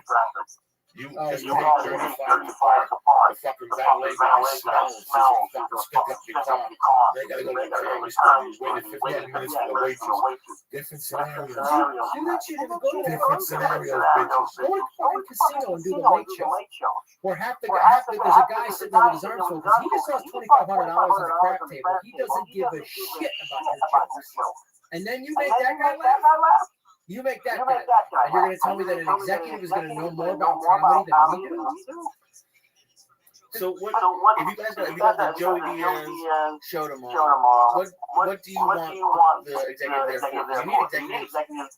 Do you just want them to be like, you're legally allowed to say this on TV? Well, everybody brings something to their position. Everybody brings a flavor to their position that you learn from. Okay, but here in this town, they become egos, so you don't work. Right. The director should come in and teach you something. Everybody should learn something. What would you want for the Joey Diaz show to be? I was high last night. I got home. And I was going through Netflix and I watched what the fuck episode? I went to bed going, brilliant. Sopranos? Yeah, what episode? It was like the first season. One of the highlights of the first season that made this country fall in love with the Sopranos. What made a household family watch a guy cheat on his wife? Okay, let's get down. That's comedy right there. That's brilliant. What makes, there's some people, I was watching that show about the 50s in Miami. What is that show? The 50s, they're all smoking cigarettes until the guy shot the dog in the fucking pool. I never turn that show on again. You don't need he shot the German show. You don't need to watch that one show again. You know what I'm saying? So now I'm knowing myself, okay, I have some type of fun. I'm watching The Sopranos, this guy cheating on his fucking wife. It wasn't the Columbus Day one. It was the first season? First season. It was fucking brilliant. And I go, this is what writing is. This is what you want on your show. Anybody can bring it on. They could one where you can bring every fucking dad dreads his daughter brings home the wife. You're going to hate him even if he's fucking Joe Montana. You're going to hate this guy. But now he shows up with a black. Is it the college one? After the college one. Junior's the Boss? The one after that. AJ and his friends still online? That one. Right. Still watching the church. The one after that. The Tazi goes on the land to avoid indictments from the FBI. That one was good too. He's at a wedding. The guy gives him $5,000. The girl that got married was just duped to $5,000. Was no how to go on the land. That shit, you can't write that because it's so wrong. That's what I want my show. I want somebody there. You can't do this. But that's not the situation. The situation is the bureaucracy they put you. I hear comedians throughout podcasting, that's a major complaint is dealing with people who try to rein in or change your style. Okay. And I love 30 Rock. I'll tell you why I love 30 Rock. Because she's a comic and she had a chance by a kid by the name of Tracy Morgan. But if you know anything about Tracy Morgan, but she knows how to get the best out of Tracy Morgan, how to get them off the set. Anybody knows crazy. See, there's different things that people know that you can't figure out. And I give comedians the edge. Roseanne said that in the show. Why did you fire everybody? They came to me and they said they wanted to be the Cosby Show. And I went and got I fired all the writers there and I kept doing them. And I brought comics out. Real hard. I paid them. And she goes, you gotta remember, they were stand-up. If you're a real stand-up, you know how to produce. You know how to direct. Yeah. You know how to write. You know how to put the show on the show. At least I don't think I know how to produce. I know how to produce. Yeah, we got all these skills. We got all these skills. No idea exists. Well, you kind of have to do it for yourself. It's like what you talked about earlier with the flyers and all that stuff. You're that stand-up comedy. Yeah. You're doing everything. Like you're essentially putting on an hour TV show every night. Here's the thing that comics need to give themselves more credit for. Because we just think, just go on stage and it's not a real job. Yeah, free beer and fuck off. You think about how much time I spent. Well, it's funny, last year when we were doing this documentary about podcasts, we flew all over the U.S., Australia, Japan, and somebody offered very graciously, they said, I work for travel agency, I can help do all this stuff. And I went, I don't have book travel. Believe me when I tell you, I don't want to get on the internet and book plane tickets. And I booked it for me and the fucking crew guys before, 5 of us. Bam, I had rental cars, I had fucking routing, I was like, what do you think I've been doing? I've been doing this on the internet for 10 to 15 years. Just that. Not to mention, I can tell you which airports have the best smoothies in the terminal. You want to know? We know exactly what airport the land, the best food, Yeah, you know. Oh, don't go to that airport. The rental car shuttles a half hour. That's why I don't go to Atlanta and Dallas. They put the fucking rental car places about like Phoenix has a fucking one that's a million miles away. Phoenix and West shit. We should have flown to fucking Tucson and walked. Fucking walk because it's cheaper and fucking easier. These people make you walk now for no fucking reason. Walking is very easy. See the region of New York? Oh yeah. No, $4 billion. Because United's making that their hub now, right? I heard United's pulling out of JFK. I have no idea because American president to JFK. I'm telling you, I was fucking tickets to New York in September. Amazing. And I really encourage you. If they just, if leave at 8:30, that means the driving down there is going to be brutal. I'm a 6 a.m. guy. Because it's a 20-minute drive. That means I got to be there at 5. That means I leave my house at 4:15. That means I'm walking around LAX at 10 to 5. Because it takes me from Studio City 20 minutes in the morning. I'd much rather do that. And I don't have a long way to fucking because American Airlines only connects it. So it's a fucking nightmare. The version don't come back till Sunday at 1. That means I'm landing at 3:30. That means I'm at 4:05 on Sunday. That's 4 in the fucking afternoon. That's not a healthy fucking job. I kept looking at I think I'm just going to go home and book a fucking LAX Kennedy. They have a fucking Kennedy on Sunday that leaves at 5:45. You put them around LAX at 8:15. There's not a car. There's not even luggage. Before you land there, you're there. Anytime you land on Sunday at LAX at 12, you just ask for the mountains. I tell people it's not even worth it. It's not even worth it. 11 o'clock. 11, you're dead. Like, I'm landing 35. I know I'm dead. So even if it takes me 2 hours to get home, I'm okay. And that was it. That was all I could fucking take, you know? But I can't sit in a fucking city. Like that 1 o'clock version was good. I love it. Cheap. I go to Chance. I could be a Chance at 11:01, catch an egg roll, and be at Newark Airport at 12. Really take me a flight at 1 o'clock like a motherfucker. And I will go on that egg roll. If I get a chance to drop $4 with the fucking mustard and pork fried rice, I go right out like compartment 3C. You know me, though. I every week for 3C like a motherfucker. And guess who's first in line? Because I need that seat. I need that thing. I just watch motherfuckers. Shit in my fucking trunk. You think I got upgraded to first class in for 20 years? I paid my fucking dues for this fucking thing. And that's what we forget. See, that's what I forget. And from time to time, I remember because that is my inspiration all the time. Like I was going through anxiety and everything. I kept saying, listen, I've been doing this for 24 years. I've already done the parts where you go home and cry yourself to sleep because you want to be funny and you want to do all these great things. And like I forgot to do something. I fucking blacked out because I started in 91. I didn't get serious till 94. From 91 to 94, I was like, one of these guys that goes to club. Man, great to meet you. Oh my God. You got the business card. You're not getting on stage. I was getting on stage once or twice a month. I went to New York and I was like, I can do this. But I know if I do this, I gotta do this. Like, it's like anything else. If you do this, you gotta do this. And I dove in from 94 to 2005. I worked trying to work. When I get to one of these shows, I slowed down. I was like, okay, I made my point. Yeah, I could do this. I made my point. I got something out. I could do this. Now I didn't do it 7 nights a week. I went down to 5 nights. But there was months I was doing 35 sets a month. I think for 10 years in a row, I did 300 sets a year. I had all the months I just for a month. 300 sets a year. Okay, and that's for years. From 94 to 2007, I did over 360 years.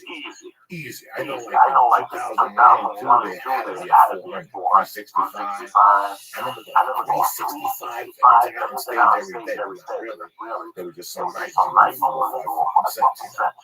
But that's the work you got to put into this shit. And that's what these people on the internet, people listen to the podcast, a lot of stand-ups listen for this show.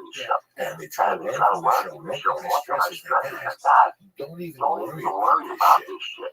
You know, when you're doing comedy 10 years, you have this mindfuck that you're a headliner. But you're so far away from being a headliner. Like, I became a headliner like the 21 year old. You know, when you go see Greg Geraldo, rest his soul, Sebastian, even Ralphie May, they're headliners. They put it together. I was doing comedy 15 years. If you asked me to do 45 minutes, I could do 45 minutes. But I was not a headliner. A headliner has a beginning, a middle, and ending. They're money, they're on time, they look good, their eyes are clear. You know, it's just something about a headliner. You could tell the difference. And I always knew for years. I remember being in Jacksonville, dying, Dick's. Like Dick's flying into my mouth, 30 minutes. When I had been in LA, I think I was here, I was doing comedy 9 years, and Jimmy Shooter got a movie, and he had to leave the next day, and I took his place. Like, I paid him for me to leave to Jacksonville. And I remember I'm funny, but I'm struggling. I was struggling to do 45. You're slapping it together. You're slapping it together. It was just horrifically bad. Like, I didn't even want to see it. Like, I would not even want to see those tapes. They were so fucking horrific. But that's what we put into it. And that's what people at home, they think that we just got together and started doing this podcast. Listen, anybody could do this fucking podcast. Well, how frustrating is it for you guys? Because, man, we've been in podcasting for a while.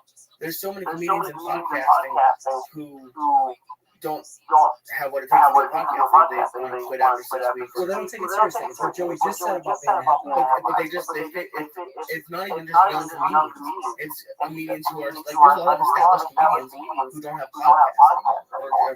Because you have to treat podcasting like a business. And I don't mean that like it's not fun. But I mean, like, if you wanted to help your career in one way, even if you're giving the show away for free, you don't do ads or blah, blah, blah, but it's just how obviously podcasting helps promote gigs on the road, all that. So if you're going to get into podcasting, you got to, like, people ask me all the time, I helped produce the LA Podcast Festival. People always ask me, how do I get in? You know, what do I do? If you're getting into it because, I want to get a TV show like Mark Maron, you're doing the wrong thing. It's like we talked about those fucking actors in the early 90s as managers. Well, we're gonna get you a sitcom, so say you're a comic, here's 6 minutes. So if you're wanting to come into this, I say this thing, come in like it's, talk about whatever you want to talk about. You like fucking shoelaces, you're obsessed with them, do a shoelace podcast. But treat it seriously. Release consistent content, make it sound decent, you know, like this, take it fucking for real. Or don't. And you know this too, like when you host a podcast. The comics that show up, you know, every once in a while you go live, what time was that? You know, they didn't take it serious. They didn't take being a guest on this seriously.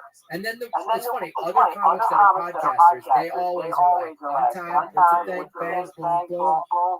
And that's the thing, I think with anything, this is the most difficult business out there. One of the most difficult. Stand-up comedy is probably the hardest form of performing there is, in terms of just...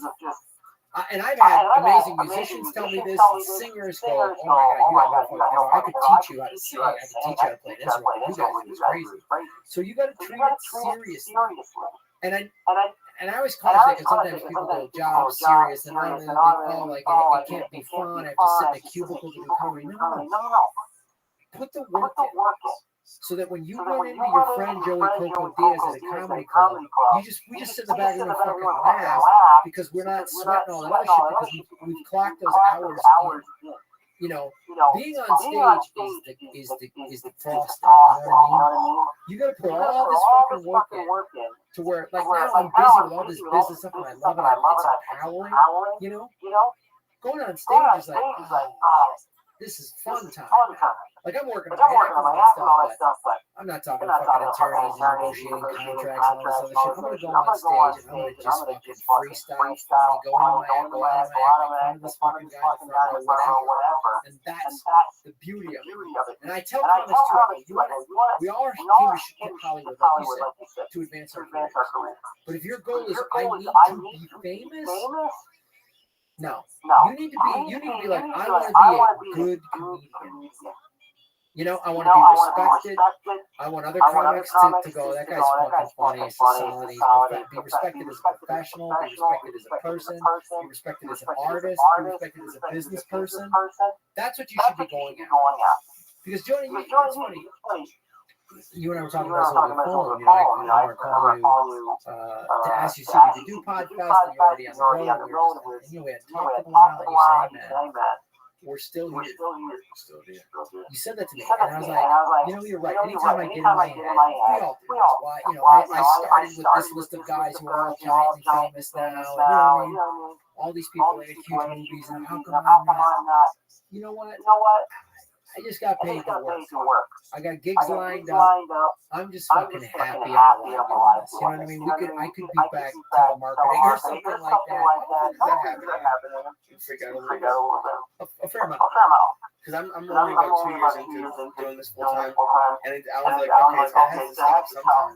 But to hear someone say you've been here for 15 years, it's not happening. It doesn't happen as often for me personally because the minute it starts, I go back to the whole career thing, which is just like, let's be grateful for what you got.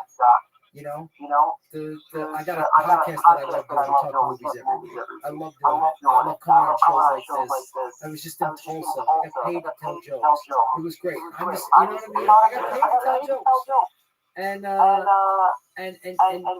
you know, it is just sort of, it might just sound just sort of like shit your grandmother used to say or whatever, but the glass is half full. It's your perception. So I consider when I started with Zach Galifianakis and I don't have his career, how come I don't have Lucy getting at the same age? I could do that. Or I could go, I'm making my living telling jokes, which means when I'm on off days, I'm surfing. The way I look at it is, you know what? We all, birth comes to the show and death comes to the show. And one day, I'm going to be in a fucking hospital, I'm going to fucking IV out, I'm going to be hearing the last couple beats in my heart. And you think about your fucking life, you think about the things you did, when you fucked up, what you didn't do, and the people who you, yeah, I started with Zach, yeah, I started with Louis C.K., and they got this, I'm going to feel bad. Maybe I'm only allowing you to feel bad for maybe 3 seconds. Because at least you tried it. You rolled up your sleeves. And that's what I can live with. That is what we stress on this fucking show. And what I'm talking about. That listen. When I went into that fucking V-neck, when you started with the swords, you didn't think you were going to be Maximilian You did it for yourself, whatever.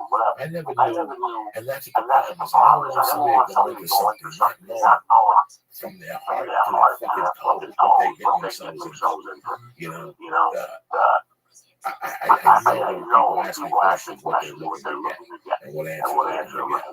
And for people who are young comics and don't have a podcast, it's the same thing that happens to other comics. They don't have a voice. To have a podcast, you really have a voice and a commitment and something you believe in. And that's what sells this podcast. The same way that's what sells your rap. Is your voice. We've all heard for years, I used to just go up on stage and be rapping. And one day I was taking a shit in my bathroom and I heard a speaker come on. And one of my dear friends was on stage. Who isn't that successful? He's a funny guy, he's a funny guy. And I heard him. Didn't watch him. I heard him. And I heard what I was doing wrong. There was no commitment in my set.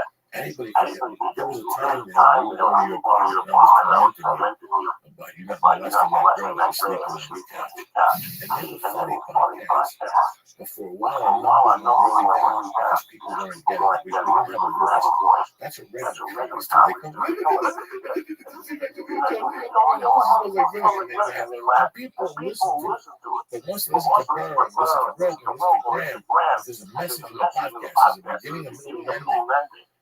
That's the thought. And that's the same thing with stand-up. It's the same. People don't try anything because they think they look at somebody, I could do that. I could fucking do that. Yeah, I've never looked at it because I know there's something you don't know. That's why before I do anything, I check with a professional. I've always, since I was a kid, hold on, that guy looks like and he won a contest. I'm going to talk to him. I'm over here on some fact I'm doing stand-up military president. I'm going to throw out my back for the rest of my fucking life. If you don't talk to him, people's ego. We're scared to ask. We're scared to ask. I always ask for advice. I always ask questions. But I always know where I'm going. I always been drugs and kidnapping people. That's what I did. If I saw you, even if I was going to kidnap you, if I was a 24-hour gangster, if I went to a bar and heard you had an ounce in the car, shut up for 2 minutes. Let me listen to this fucking monkey over here next to me. He's telling his friend he's got an ounce in his car. Maybe we'll take him out to the car. Because I was always you were always this is what.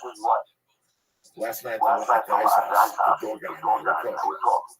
He was from my sadness, about weddings and stuff like that. You know, when you're comics, when you're a comedian, you don't know what it is. No. Just not people know, not people ask you. Yeah. If they're on a Saturday, only a comic. Okay, so closer. Yeah, here's something to you. These are the little things that we've let in this country, vacations and England, I have a date with my girl. I said, I'm going to give a French stuff. Tell your girlfriend you're picking up at 10, but I ain't going to that piano bar. You're going to do 10 minutes. And then after you do that, then you worry about your fucking girlfriend. But until that fucking time, in my mind, that's it. Until that time, I don't know what you're talking about. If you're not putting the yardstick in your pocket first, I don't know what the fuck you're talking about. And that's what we forgot. It's like when we realize something's going to be hard work. That's it. We switch careers. How many fucking people have you been here since you've been here? Switch careers. How many people have you seen that came in as comics and now they're cameramen or their agents? I love to understand it. Oh my God, the Constitution. When I was 16, I shut the fuck up. When you're a female comic, you have sex with most every night. You understand? When you're a female comic, you better suck a dick or have a tough skin. For the first 2 years of your career, people will ask you to suck their dick until you get fucked. And people will try to copy you. Yeah, they don't try those fucking beginning female comics. That's the toughest job. That's the toughest job in the world. They really come in there and ask questions. Next thing you know, they don't know what they suck 8 times. And they're still number 8. Wait a minute. Well, you said if I suck your dick, I go to number 3. Listen to this last one. I had a chick that sucked my dick. I had a finger up my ass. You gotta work for that number 3. Let me give some shout outs real quick. Happy birthday to my main man, Andrew Southern. Been around since day one. My main man, who you bad motherfucker. Larry D, Jason Montero, Spooky looking good. Putting some fucking weight on those bones. At least suck your fucking ankle next time we see you. John Fentros, I love you, Jesse Wright. Renee Jr. Laya Hernandez, sexy as a motherfucking Paul Lynch. Happy birthday, son. Happy birthday. That's it. Those guys that started the comedian, those people that started the podcast and quit. First off, they didn't wait for the miracle to happen. They didn't wait. And number 2, they didn't find their voice. And they never had a fucking voice. When we started the church, we had a voice. And then for a while, they had a roll every week. I was just going there for a while. I said, I asked Lee what the numbers were. No, you gotta pick this motherfucker up. That was serious. I understood what this is. I understood why people watch. You know, I listen to that. Sometimes we have some pretty deep shows in here. And sometimes we have shows where we just get fucking high and kick. Sometimes we have guests. I always put people on the top. This is the power that we have now. If this was a network, Oh, no.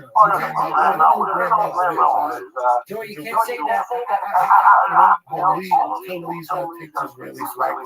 Some fans right now, because they kill people. I mean, this is what we do. It's still what we do that for life. Jews always killing some of the guys. Somebody gets pissed off with it. Hey, shit, missiles out. That's what you get. You don't fuck around. You got tons of money in the missiles. And we're waiting to shoot. Dying to shoot. You know, we're still pissed about fucking the man with the swastika. You know, we're walking around angry. We live, we haven't forgotten. We got back to all you motherfuckers. Nobody stuck up for us. We were that fucking nobody. No Chinese, no fucking Vietnamese, no nothing. You told me Jews don't like spicy food. That's what you got if you're eating spicy food. Like spicy food. Jews don't like right? You never see a Jew on TV getting on one knee and marrying a bitch. He throws a fucking black case and it'll be a ring, it'll be a Cupid's a queen. If you know a real Jew, they never give you a dime. You ever go to the Jew district in New York, they'll fucking kill you. They'll bite your fucking finger to get $10 off that dime. Their wives don't get dimes. They give them something fake. They get something from the other side. Look at poor Lee. What are you doing? I don't know. You're gonna be fucked up. This is only the beginning. I was going back to the kitchen today and I thought about you because there's this really big person in my complex, and she had to get taken. They had to come pick her up and then take her to a doctor's office back in an ambulance, and like they had like 6 EMTs there. I had just like come back and beat up with jiu-jitsu. I'm almost at 100 pounds. It was I was less than 5 years away from being like the easily less than 5 years away. This is easy. Like those getting searched. This is easy. Yeah. 1 hour. You look at your week. 7 times 24. How many hours? That's fucking 168 fucking hours. 7 times, right? Yeah. 168 fucking hours. So you got even if you exercise 1 hour a day, 5 days. You got 163 hours left. If you sleep 6 hours, 7 times 6 is right?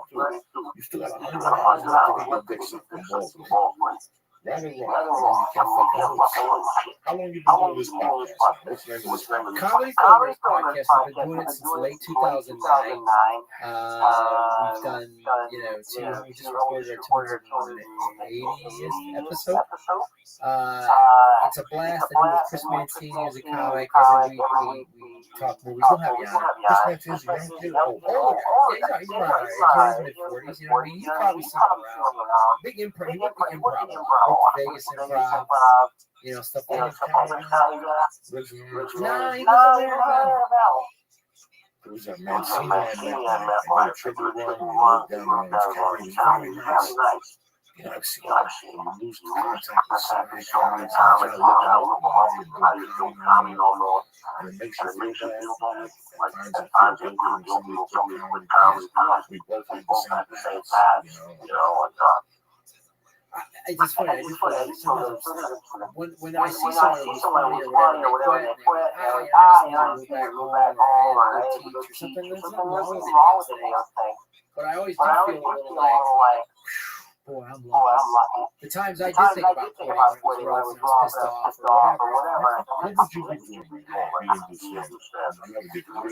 Yeah, I had a degree, but I mean, my degree was making movies, which I'm kind of doing right now. So, I always ask what I do. I don't know, high school football coach, I really like that. Firefighter, I don't know. But other than that, I mean, that's the best I can come up with in terms of comedy. Like, this isn't a profession. It's not a profession. It's a way of life. It's a calling. It's not like, well, as a comic, or maybe I'll sell shoes or whatever. So it's so a part of who you are. I mean, it is a job. It's a profession, as we talked about. But it's a part of who like you get to the point where you can't not do it. And anyone that quit on it probably came into it for I don't know what reasons or what, but I think that it just goes through like I can't picture myself not doing anything else. I just can't picture myself doing anything else. I just can't, because even like we got this documentary and I'd love to be making more movies. I'll still perform. I'll always. If I don't have to go on the road and slug it out like I do now still, money wasn't an issue, I was fine. I would still go on stage just because I love it, because I love it. I don't know. I only did Denver Comedy Works and one of my friends came from the old days. Yeah. Even before I went to prison, he was kind of sailing. And he came in and I asked him what he did. For 8 years, I had a great. I went to financial firms, and my bottom fell out. I went back to selling cars. And, I went from just a life of copiers, everything that was hip. Right. Everything that was hip at the time.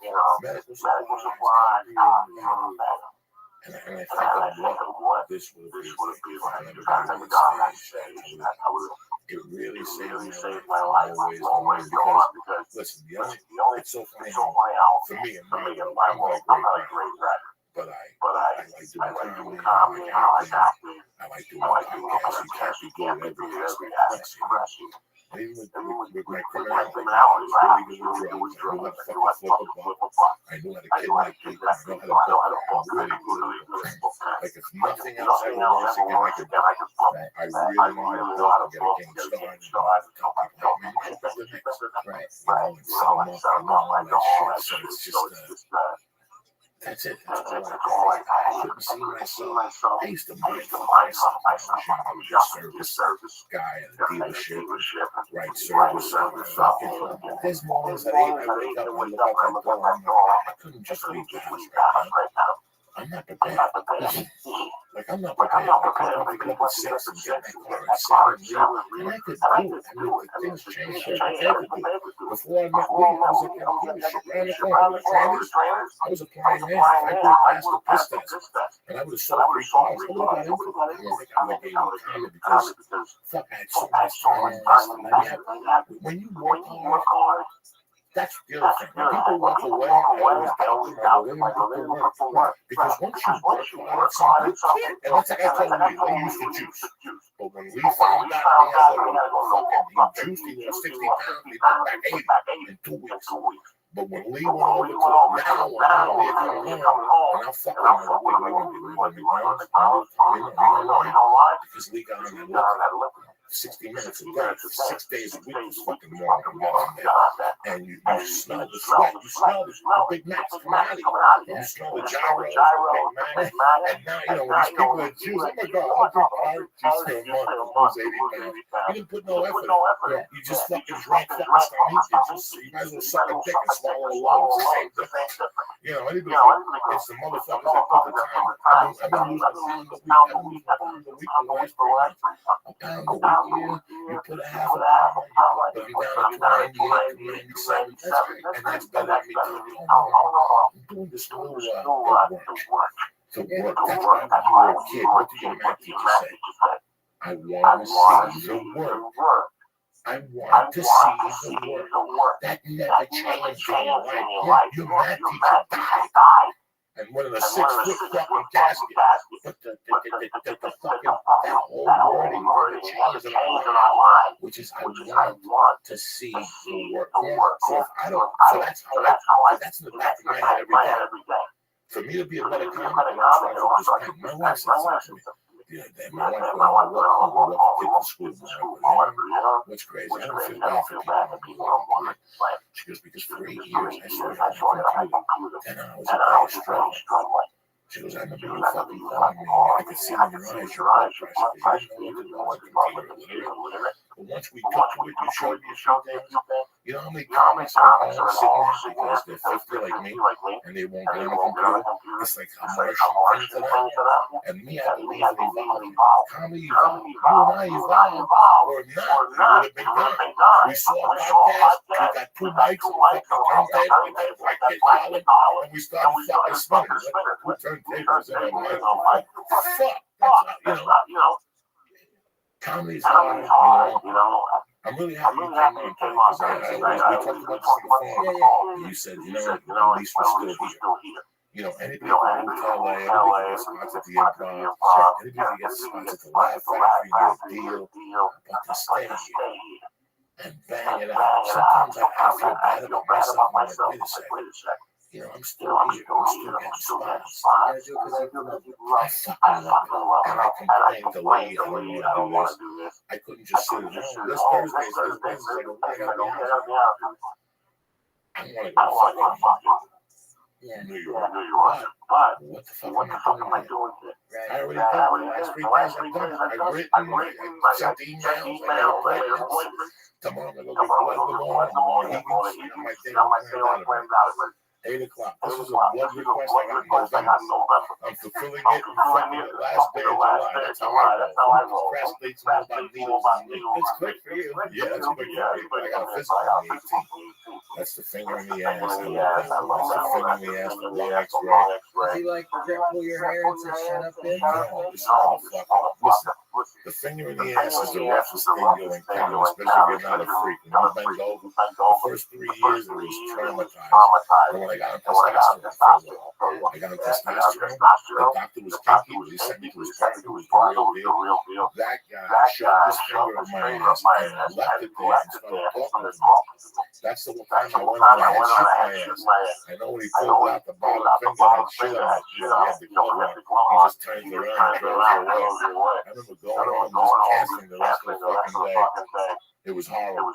You gotta do it. Listen, man, people tell you that that colon cancer eats your life in a couple weeks. And in today's world, with all the fucking gizmos and GPOs, all the shit that's going on, you gotta fucking check it out.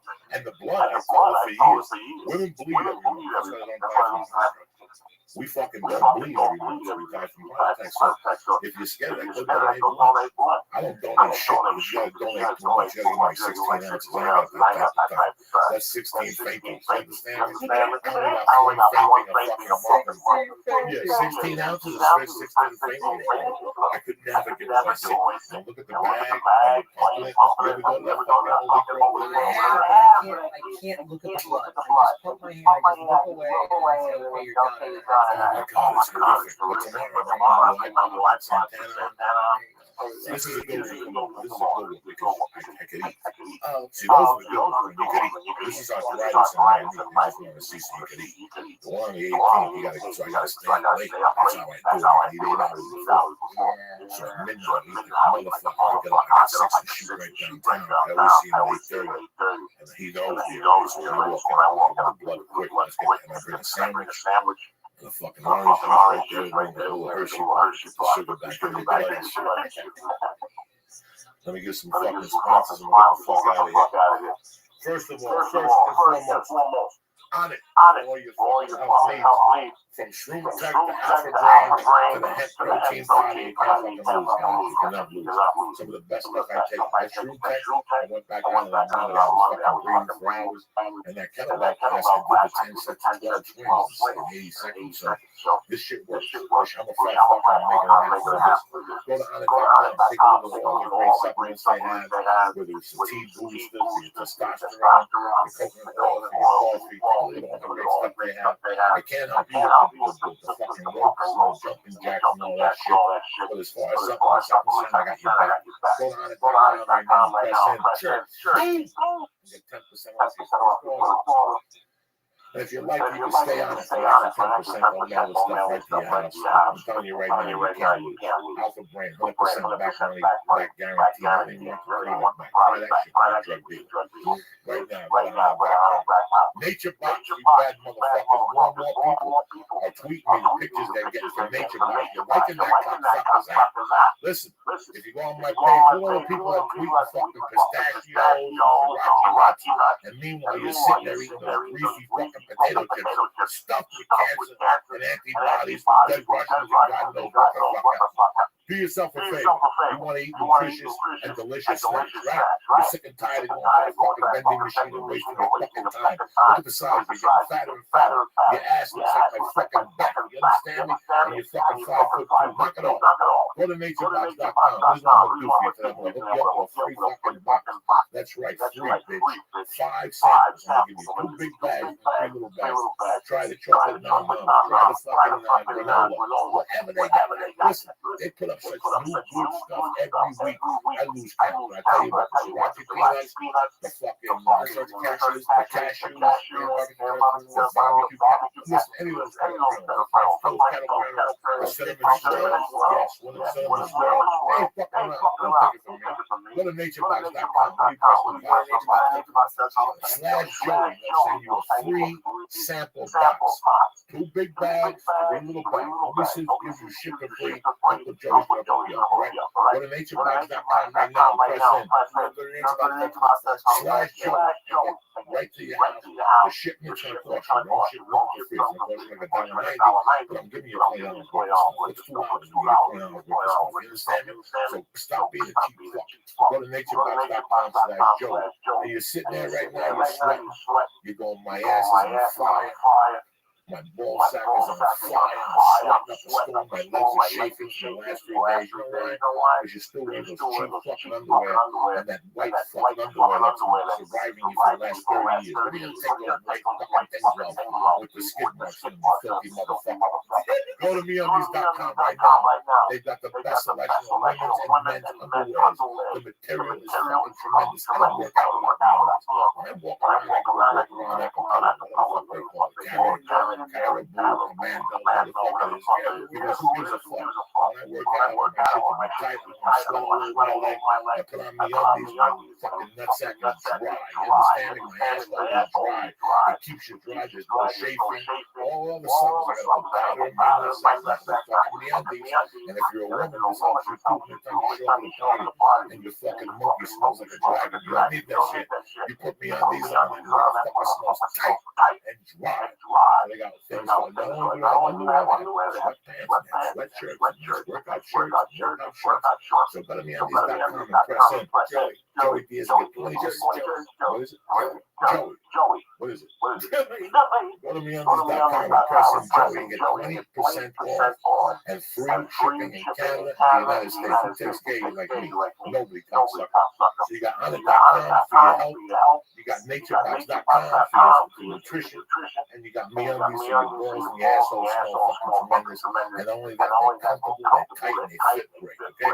And don't forget to go to IronDragon.com. When you go through, you'll see all your fucking sword moves. I got a one-on swordsman on there. IronDragonTV.com for the best classic martial arts films. Go there right now and press in. You get 2 free movies, all right? Graham, always a pleasure. We go back to the Jeff Getney days when they called our crew Batman's villains.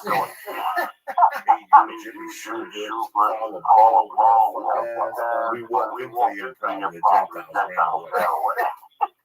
What do you got going on? You know, Los Angeles Podcast Festival, September 18th to 20th. Me, I got what I got coming up. I've got something in Kansas City, like 14th to 15th of August. Headline at the Improv in Lake Tahoe. That's August 19th through 23. And I got some more stuff leading up to the festival. So just go to GrahamElwood.com, get my podcast, Comedy Film Nerds. And Graham Elwood, that's at Twitter, Instagram, it's at Graham Elwood. GrahamElwood.com for all the information you need. The podcast, the fucking dates, whatever you want to stand. Because not saying, you want something another. The podcast festival is really fun. The podcast festival is really fun. I just been out of town the last week. We're gonna get you. We're gonna get you. Without further ado, I'll be in DC August 13th to the 15th, taking the CDs, so I need all the help I can if you're in the area to run down. I'm going to be in Las Vegas, taking the specials from 18th, 19th to 20th, and I'm at Gotham September 24th, 25th, or something like that, Friday and Saturday. Check out the schedule. Stop being racist. And come out to Toronto, the Live Orange Radio at the Underground 14th, and the podcast I love you, motherfuckers. See you Monday night. Stay black. Have a great weekend. Remember, Uncle Joe loves you all his heart. Don't forget to follow Graham Elwood. And if you go to one of the shows, let him know you're going to podcast. Give me some love. Graham Joy. And I'm like whatever fucking vegan dish. Bring me a vegan quinoa salad.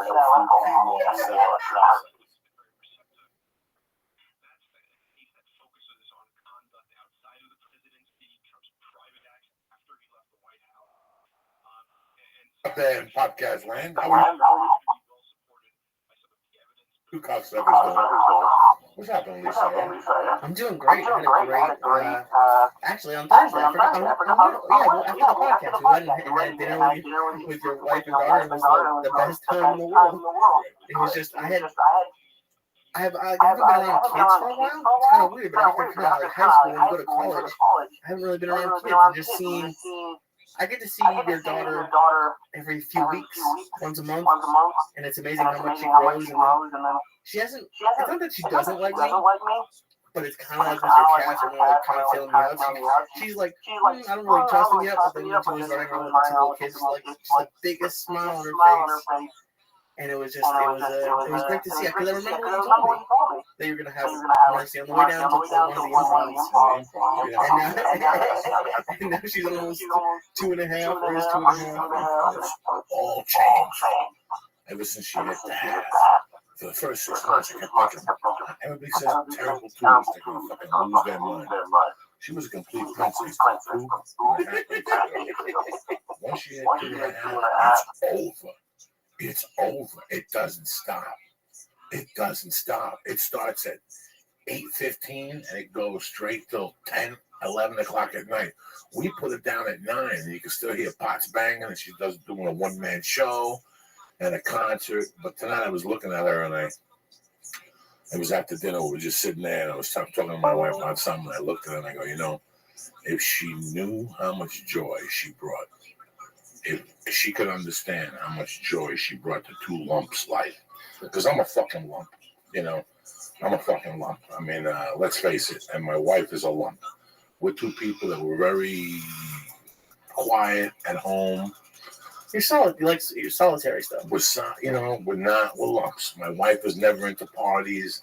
That's why we hit it off right away. She told me her likes and her dislikes, and I don't have to be drive all over God's creation. My wife doesn't put no stress on me for any of that shit, which I really appreciate. But if it was just me and her, I don't know what we'd be doing. I do not know as a couple what we'd be doing.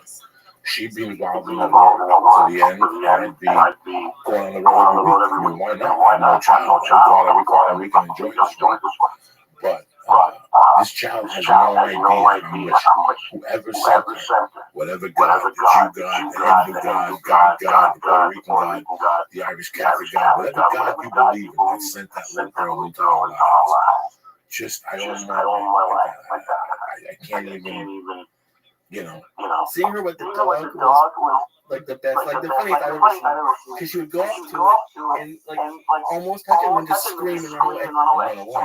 It's never ended with the animals. It's just I'm going through a great time watching it. I just look at my wife.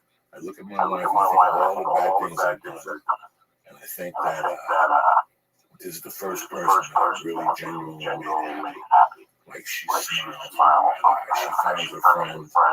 My wife again, man. This kid don't like anybody. This little baby doesn't like anybody, especially if she has my wife's name. She's very sweet, my wife, but she's never really been involved with people. Right. My wife gives like a cool time. I got like 2 then it's over. There's some people you don't really have. And even today, I took her to the pool and I could notice that she was just playing by herself. There's 1,000 kids at the pool. She plays by herself. She's not a imagination phase. And she's an only child. I was an only child. So when I look at her, I know exactly where she's going. I remember. You know what I'm saying? Like you think of how you got to dip into your imagination. Not that my parents were older, but my parents acted older and they wanted me to act older. Right. They wanted me to have more, you know what I'm saying? Like I didn't have the luxury a lot of kids have. My mom was a little stern on me. So are you disciplining her yet? Or like I don't know what you know. I don't even know how to fucking discipline. I can't discipline nobody. Really? I can't discipline a child. I was telling her, she's like a big brother. She fucking knows. She don't know. She calls me daddy because of Peppa Pig. She called the guy Daddy Pig. You know what I'm saying? She don't fucking know. She thinks daddy's a ride. She jumps on me and I carry her. And she's getting yelled at by my wife. She wants to me. I'm like her fucking intermediary. I don't even know what the fuck to do. I was watching The Sopranos, and that's when she had the party. And he drove her home. She goes, "What'd you say to me?" He goes, "I don't fucking know. We love our kids. That's why kids are fucking spoiled. Because we don't want to say dick to them. What are you going to do? Anybody die? No. Anybody lose a 9? No. Okay. So what? They did some exercise. We don't need to jump up and down. I don't want to be a hypocrite, So I don't know how. I wouldn't know the first fucking step. The only thing I know is how to give them all.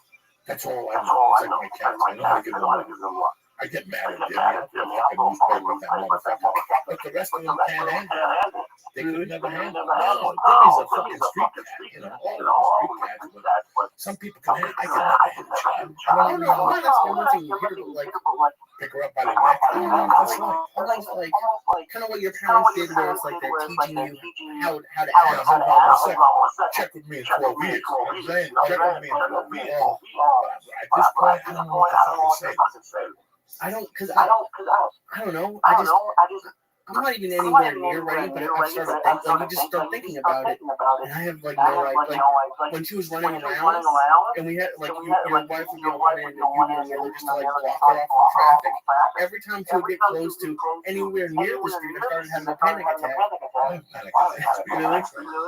Yogi Steve, what do you think? How you doing, guys? What's happening? I'm 44. I'd like to have a kid one day too, so I'm 52, so give me some serious hope. Maybe one day. Yeah, so have you ever married? No, I've never married. No kids. Just, you know, I was wondering, I called you this afternoon to ask you a really fresh shirt. I want to do it here. Right, I'm going to have to play for it. Do you mind if I call Yogi Steve on the podcast? Tell me anything. What's your real name? My real name is Steve Carter, like Carter sauce. But Steve, Yogi Steve. That was my Facebook name. When we created our Facebook accounts, everybody wanted to keep their privacy.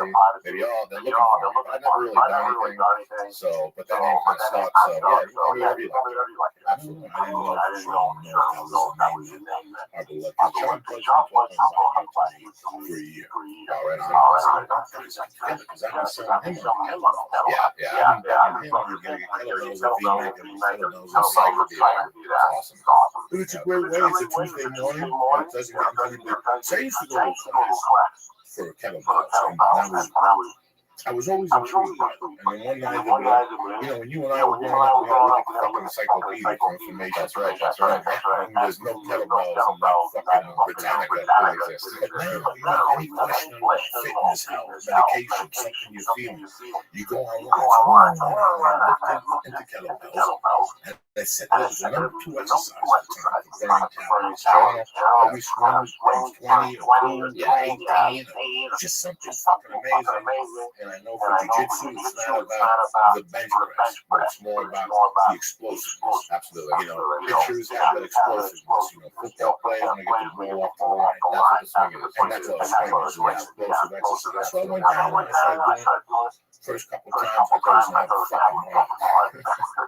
When he made me do that Turkish get-up the first time, it was like you get up on that ball. Yeah, we don't know. It's a step thing, How did you get involved with kettlebells? Pretty interesting. I got a ridiculous long story. I'll try to give it to you short. When I turned 40, I was overweight, and I realized I was basically pre-diabetic. I was waking up in the bathroom 3 times a night.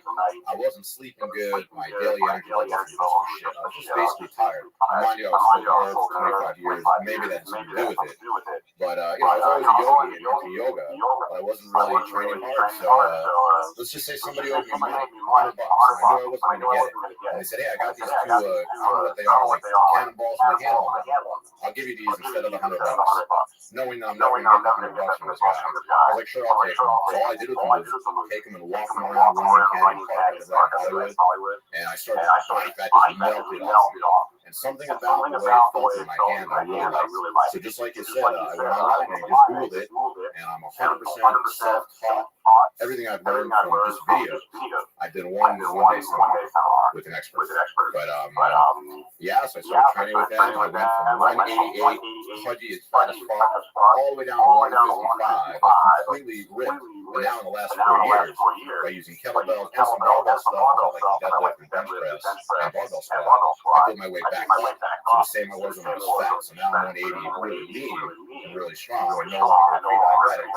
So a lot of that's tied to training, super important. And I just love kettlebells. They're good for you as you get older because you don't have to use 300, 400 pounds to get a great effect. So you can take a 53-pound kettlebell, and it could be your tool for life. And it's a great combination of strength and conditioning. So it'll build muscle and it'll burn. It was really interesting. Tonight, my wife's friend was working as an accountant, something weird. And she quit a job, got a job as a controller or something in the same field, but not really. And she's getting paid $50 grand more. So she called my wife, and she asked my wife if it was weird that she was switching careers at that age. And my wife was telling me about it. Listen, in this economy, you know, when we were growing up, we were a mason for life. You know, you learn how to do masonry from your father. You learn how to do construction from your father, and you put into it, whatever the fuck people do. Now the unions, you know, they barely exist. You know, it's a lot of laborers and stuff. They're using, you know, non-union labor, and the shit's what's tough. The point is that it was a really interesting story you told me. You used to be an online guy. Yeah. For 8 years. How did you get involved with that? Let me tell you, most gamblers, when they talk to you about poker or any gambling, about their success, they're basically just, they're lying. Gamblers are compulsive fucking liars. But I come from a gambling family. I used to go to Atlantic City when I was 13 years old. My mother used to sneak me in the casino while she played out blackjack. I would just fuck around. I just started playing craps. I got into gambling, you know, all through high school, through college. And at one point, I started poker. And I learned, because I studied math in college, I studied accounting basically. And then I just started poker, and I realized, oh shit, I could be the house. I could have the advantage in this only game in the casino. You really can't beat craps, roulette, blackjack.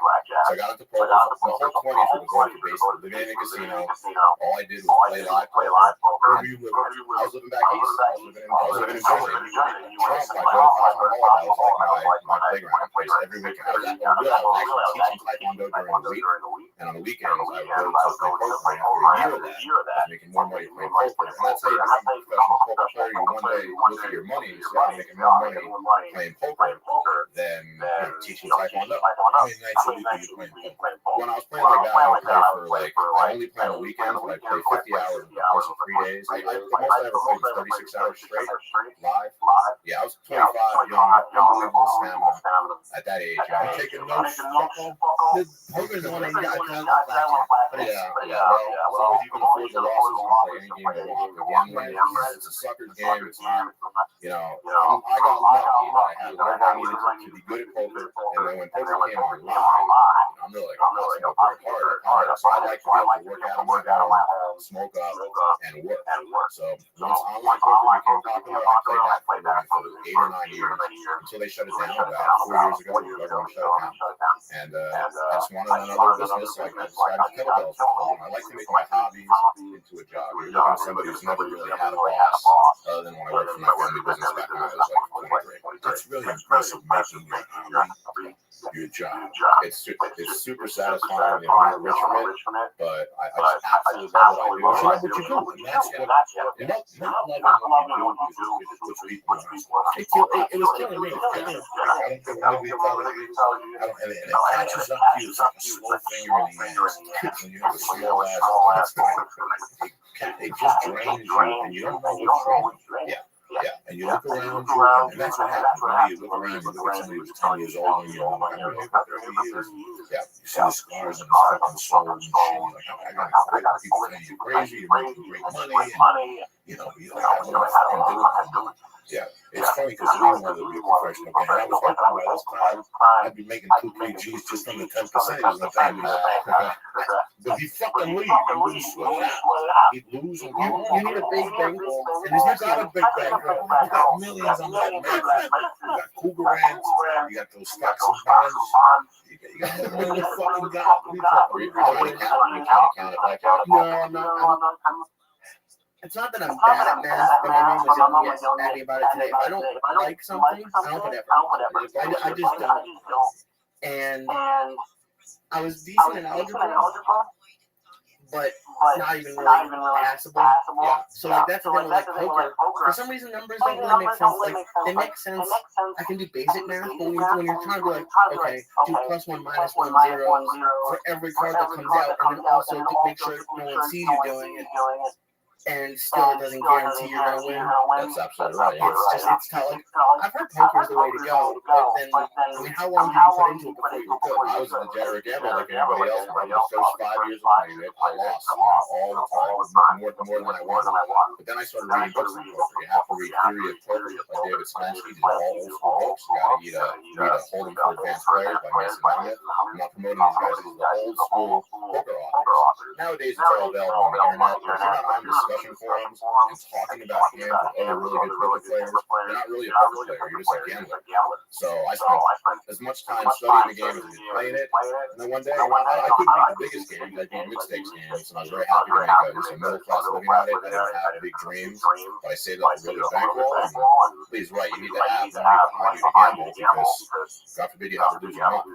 You know, you don't want to kill yourself. So once I had a bankroll, I was awesome. I didn't do it. I always taught yoga, but poker was always there. Just make sure you don't gamble with Joey. Kiss of death. Fuck you. I left you there because you were winning. I worked for him because he's winning. I go, let me stake it. No, you don't change those. Let me stake it. Yeah, I'll see you for 10 points and get money back. Sure. Let me stake it. I sat there. He was looking at the Vietnamese chick. And he was okay. Also, she sucked him in. He was a Rambo too. And I lost my yardstick. I don't know what the fuck happened. I told Mentham, you're lucky. I forgot I was laughing. You take it out of your chicken. First of all, it's a four. You got ridiculous. He fucking lost. I mean, like that. I turned around, sneezed, and also he's looking at me. She took my money. You walked away. He got mad at me because I fucking walked away. Yeah, you never walk away when somebody's living. Okay, so you're in this for 5 fucking years losing. No, yeah. At that time, I was actually teaching Taekwondo. So I've had a bunch of different jobs. At that time, I was a couple years out of college. I studied accounting and decided I didn't want to be an accountant.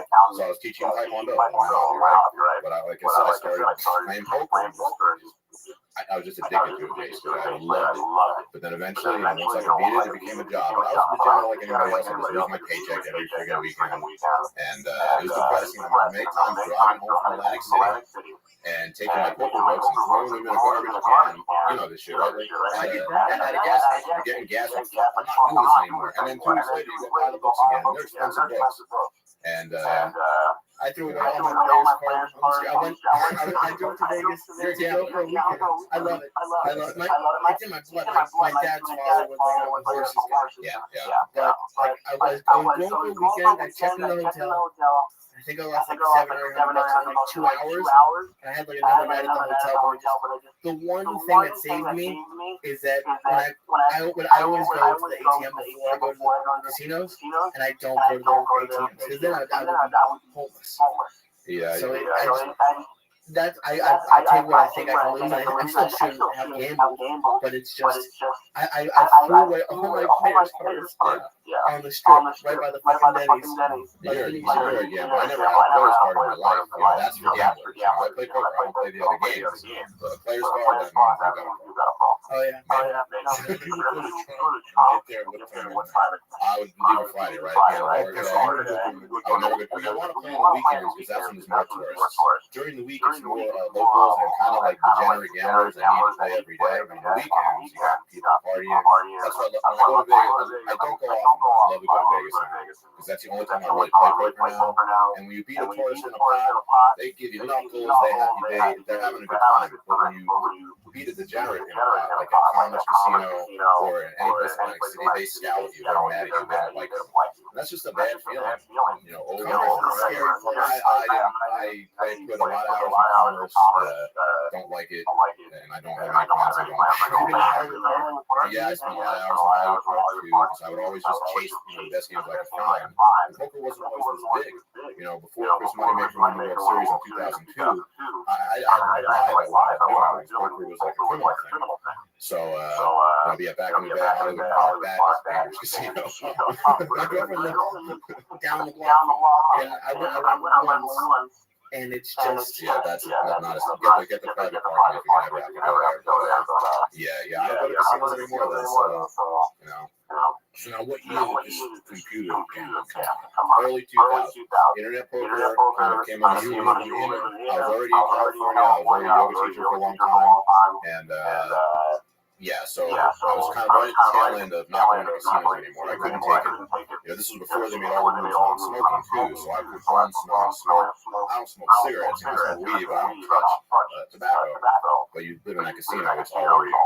But so probably my early 30s was when internet poker became really big. I spent probably 8 or 9 years doing almost only that. I was still always teaching yoga. And Yeah, I'm known for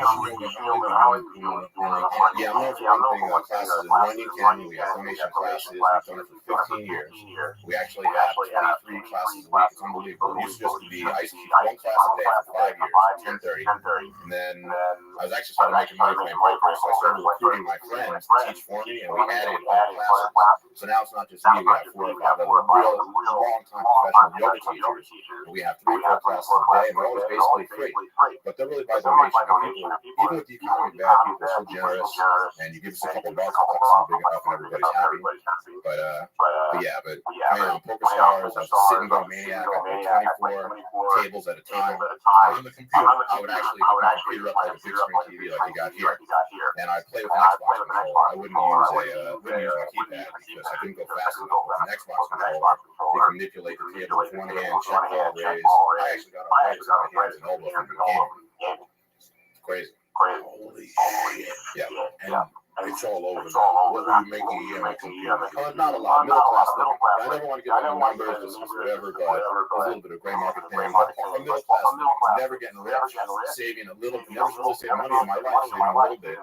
So it's a nice middle class living. And then you wake up one day and the government and you can't play anymore online? If you ask people who don't know, they'll tell you that, sure, you can play, but in order to have a game that you can make a living off of, you need to have the whole world, or at least multi-millions of people playing, because you got to play a lot of games at the smaller, I play a lot of games at smaller stakes to make a living, to make a wage.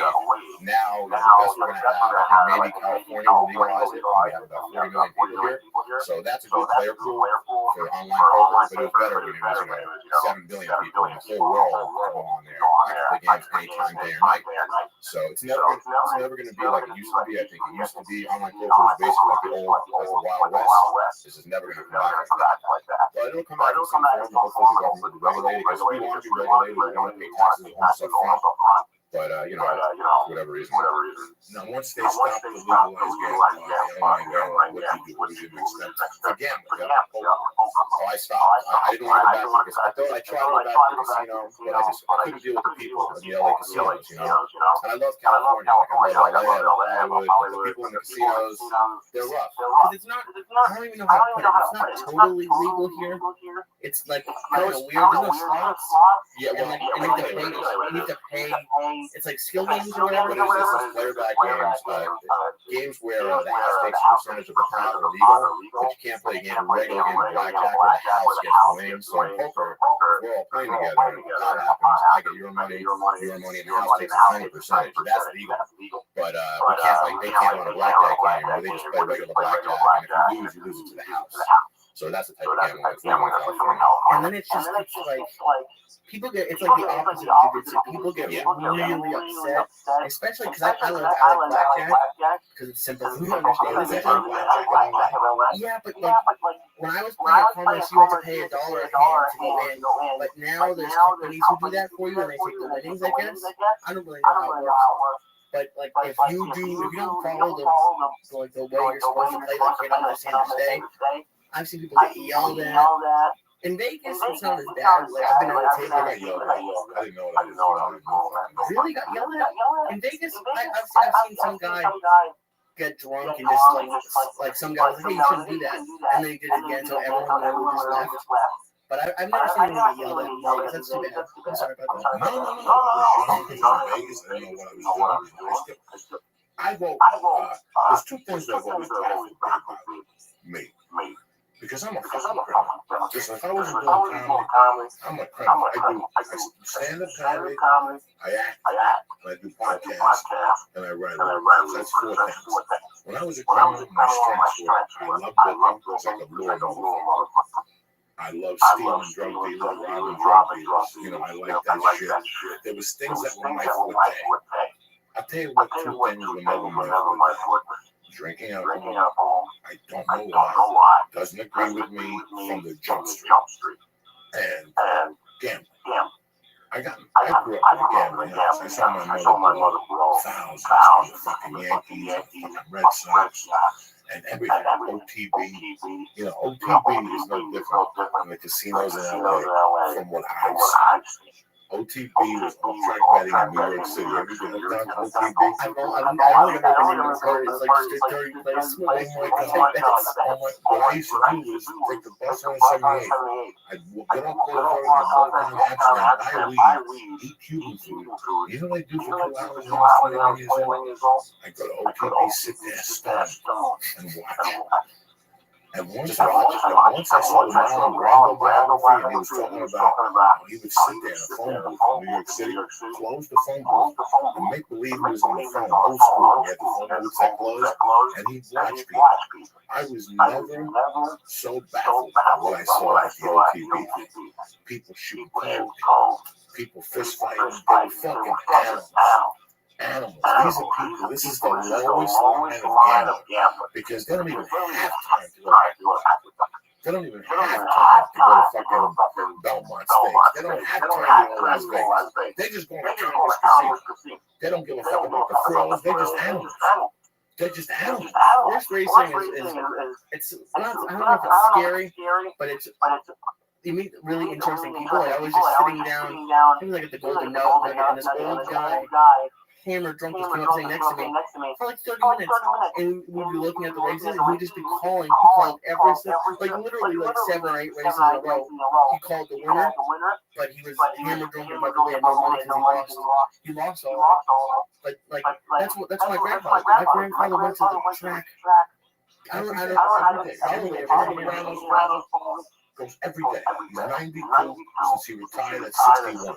He goes to the track every day. When the Meadowlands is moved to somewhere else, that's the only time he doesn't go down. How much does he do that? These guys are smart. Listen, when I fucking had to walk out of the Meadowlands when Yogi Steve. So I was at 800, and I had to walk back from North from Meadowlands.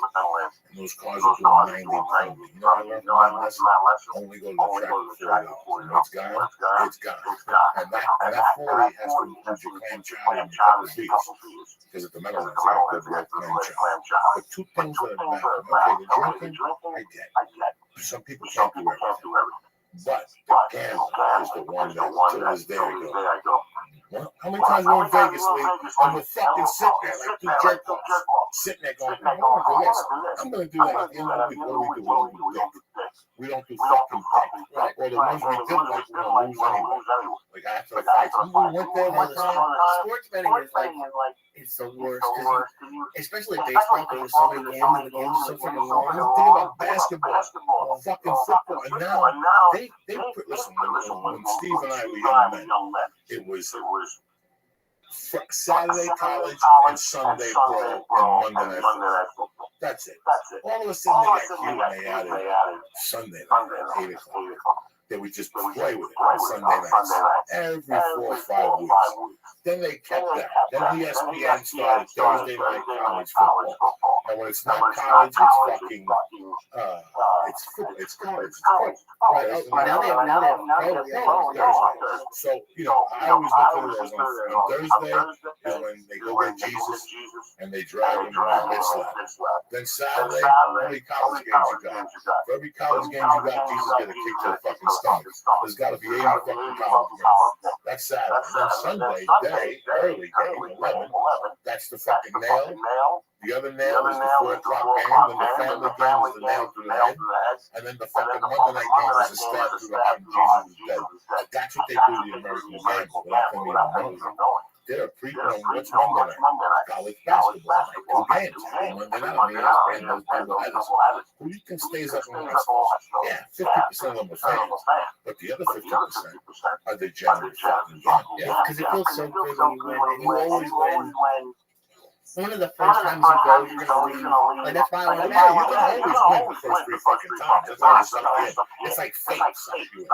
Well, I guess all you guys have never been to a GA meeting. You've never seen what that looks like. It's all many.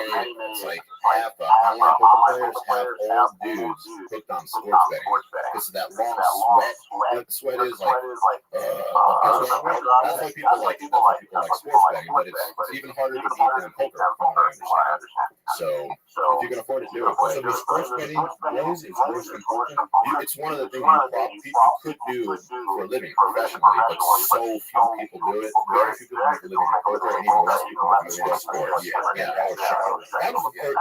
Growing up, it was the trap with my mom and the Yankees in baseball. And there was something about losing I didn't like. Numbers were always safe. I put $5 on a number, I won fucking 25 wins. When I lose $5, I move on. When I was in the 8th grade, me and Whitey used to bet $25 5 times. 5 times in the Knicks. And then they put Phil Jackson in that fucking run attack. Because when they put Phil Jackson in, that means the game was over. God damn it. Good night, Whitey. Good night, this motherfucker. And we would lose 15 apiece a week, 22 a week. And I forgot all about that. Then my buddy Jimmy Bender turned me on the sheets. He sat me down, Mr. Biggs in Hoboken.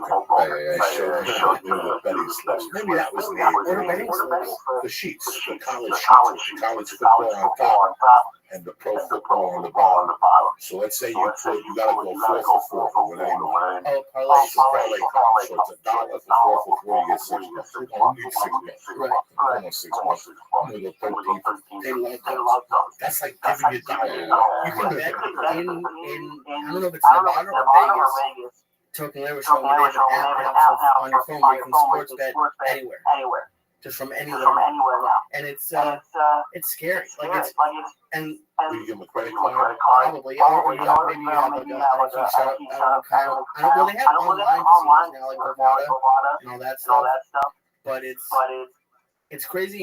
And that's the thing that stopped me from doing it is the older gamblers always have stories of, like this one guy when I went to the UFC with you, I stayed at a different hotel. This guy was complaining to the dealers that the sports book wouldn't take his bet like 5 minutes before, and of course the team had won, and it's always like, oh, if this one hand had gone differently. Yeah, well, those guys just pathetic fucking losers. Those guys that just, if I would have made it, I called fucking Yogi Steve, he didn't answer the phone. Fucking, he should give me the fucking money. There's always those jerk offs. I didn't do anything. I went through high school. People, I did whatever. I went to the track with Jimmy Bender's father from time to time. Shit like that. But it was. I moved in with this Puerto Rican kid named Fernie Massachusetts. I love Fernie to this day. We don't talk. He's mad at me for 30 from that time. And I gotta tell you something, Steve. I think back that October to that February was possibly one of the funniest times of my life. And I was gambling my ass off. And we would bet every night, 40 times. So 10 times is 50. Yeah, 200 again. 4 40 timers and 2 40-time parlays. That's like just fucking yourself in the head. You have to win 40 games? You have to win 2 games. Each game is 40 times, 200. So 2 games is 800, right? It's 400.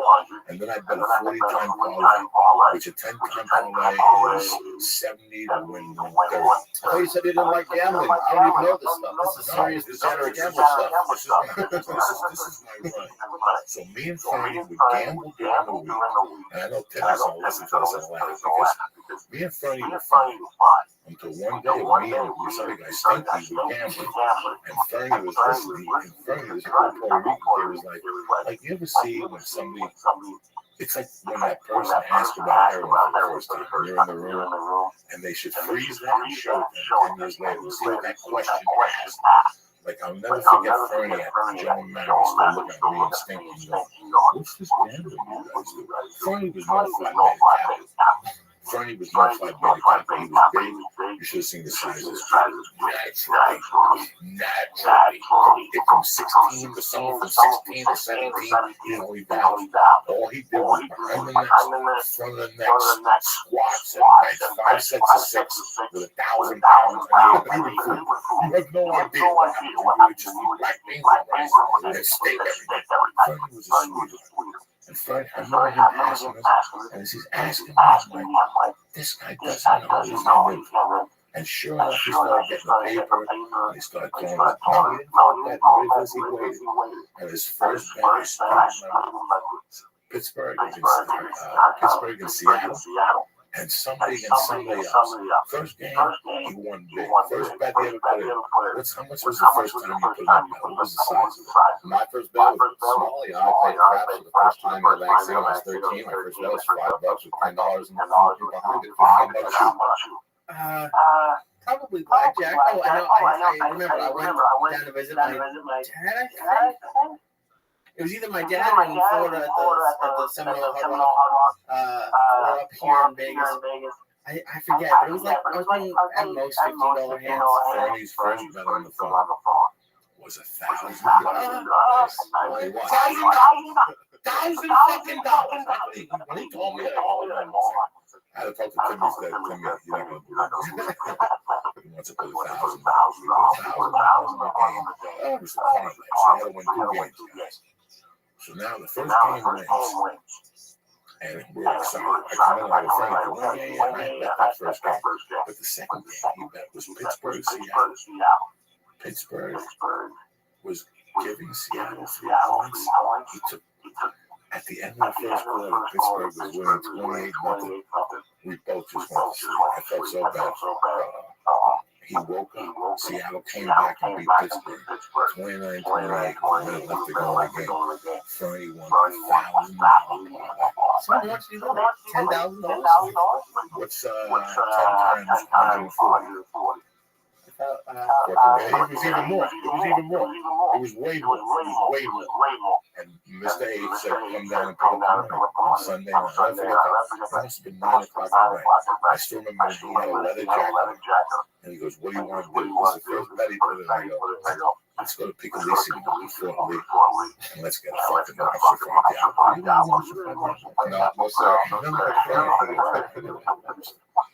Great teams can never have a fucking monster. I take them up there. They bring a finger ball to dip the fingers, wash it, and then pick it up. He had never been, but to make a long story short, Fernie and I were on that started. It was me, Fernie, Stanky. It was our little crew, and it was every night. Every night. And then that's when me and another fellow, Gerard, had to go on Hudson County Park with my gay guys. That's what we used to have to do, set up fucking gate. This is crazy. This is 1982. I'm 19 years old. I just got high school. Guys, I got nothing going on. And I'm in a bar gambling. I'm selling drugs. I'm working for a bookie in the daytime doing numbers on 118th Street. This is fucking crazy. And I am a fucking degenerate. And I'm losing every week. Every Thursday, I gotta give this fucking guy $700. And you know what I made it? Wednesday nights. Like, I'd be dead broke. I didn't have $700. I was just living on fumes. Degenerate, gamble, lies, ducking, loan sharks. We borrowed money from the fucking. And I got to such a fucking hole with the bookies. Fernie was over that guy. Fernie lost $50,000 on the Super Bowl. Miami Dolphins against the Killer Bees. What did the Killer Bees play in 82? Miami against somebody. He bet with the Redskins. The Redskins. He bet his whole bankroll plus he sat on everybody's back. He lost everything. That kid had to go work. He had to go work for his father from 6 to 2, and then he pumped gas from 4 to 12. He did that for 8 months to get himself out. Wow. Jesus. That was the biggest lesson. And I remember that I owed his bookie, like, I think I lost like $2 grand. I gave the bookie $1,200. I'm going to give him $100. They lived in Edgewater. And I owed the bookie $800. I split to Colorado. Fernie paid his $40,000. When he owed him $800, I'm going to give him the last $800. Coco was going to pay. Get it from Coco. And I'll pay you. You paid me $40,000. I'm like, yeah, what $800. That was the most horrible thing I witnessed. He didn't even talk. Like the last month or two I lived with him, he didn't even talk. He was just shouting. His dad had a problem from the bank. And he was 19. This was his introduction. And I bumped into him years later. You know what he told me? He never won sports again. That's what I want to know. What happened? He never won sports again. I wrote that to win. He was a lifetime gambler. He never, and you know what he never recovered from that. Because after that, when he was doing that, he was selling blood. But he would cut his coat so much. It was like doing we used to torture. I used to torture. That's sheetrock. Yeah, sheetrock. You wouldn't be able to go. After you do this coat, you'd say, I always do it. Your mouth would stick the fucking together. And from there, he got on heroin. He's not even on Facebook, but his little brother's on Facebook. And I talked to him very lightly. And I apologized to his brother for my behavior. I was like, you just died. I can't imagine.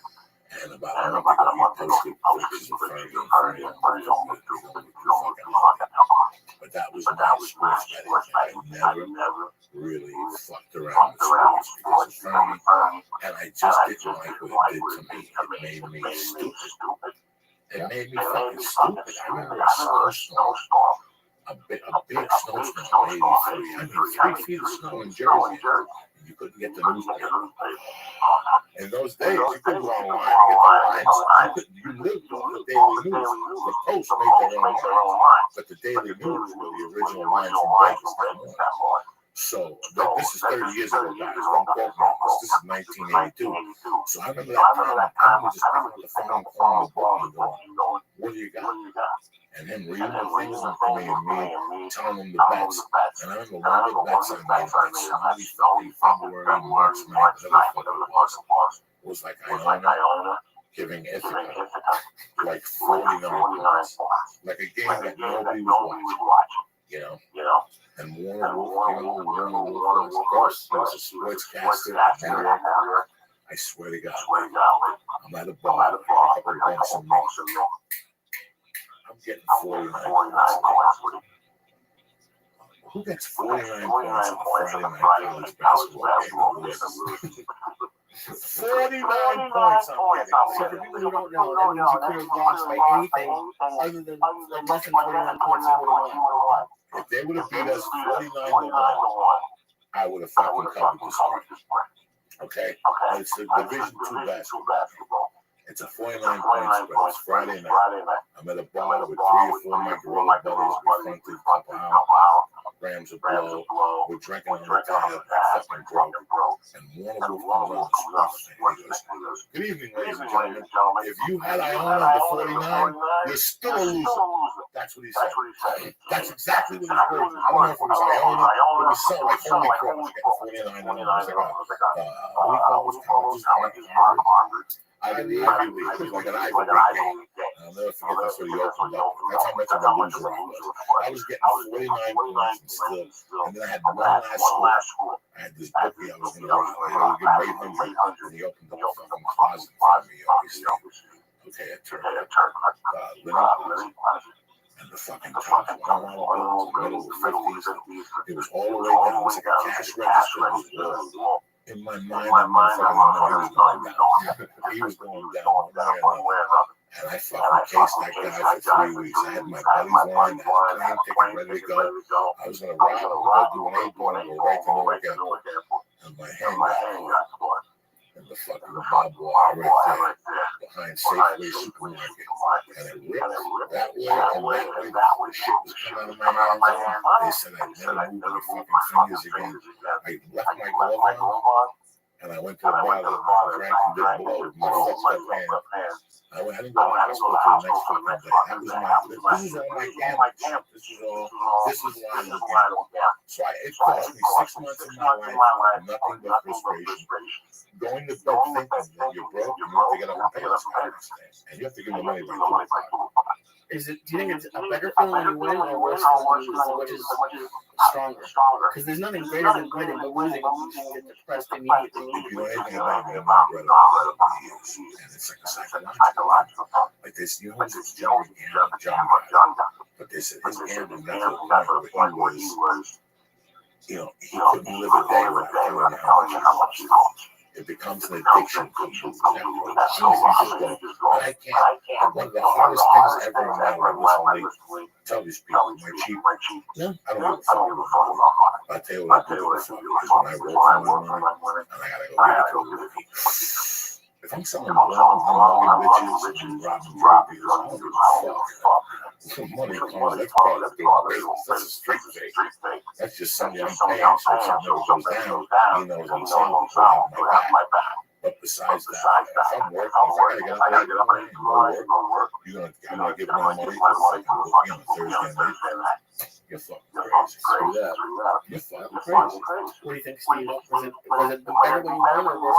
When you play a lot, if you're a winning player for a long period of time, but I think what universally happens is that the losses hurt more, and wins you kind of just expect to win, so you don't really get much pleasure from it anymore. It's always good to make money. It almost becomes just like a regular business, but the losses always hurt. And even if you're a winning player, you're going to lose at least 40-45% of the time you sit down to play, you're going to lose. So that's your life. Like losing almost half the time, but still eking out a win. So yeah, gamble for fun or gamble because you win. But it's good that you don't do it.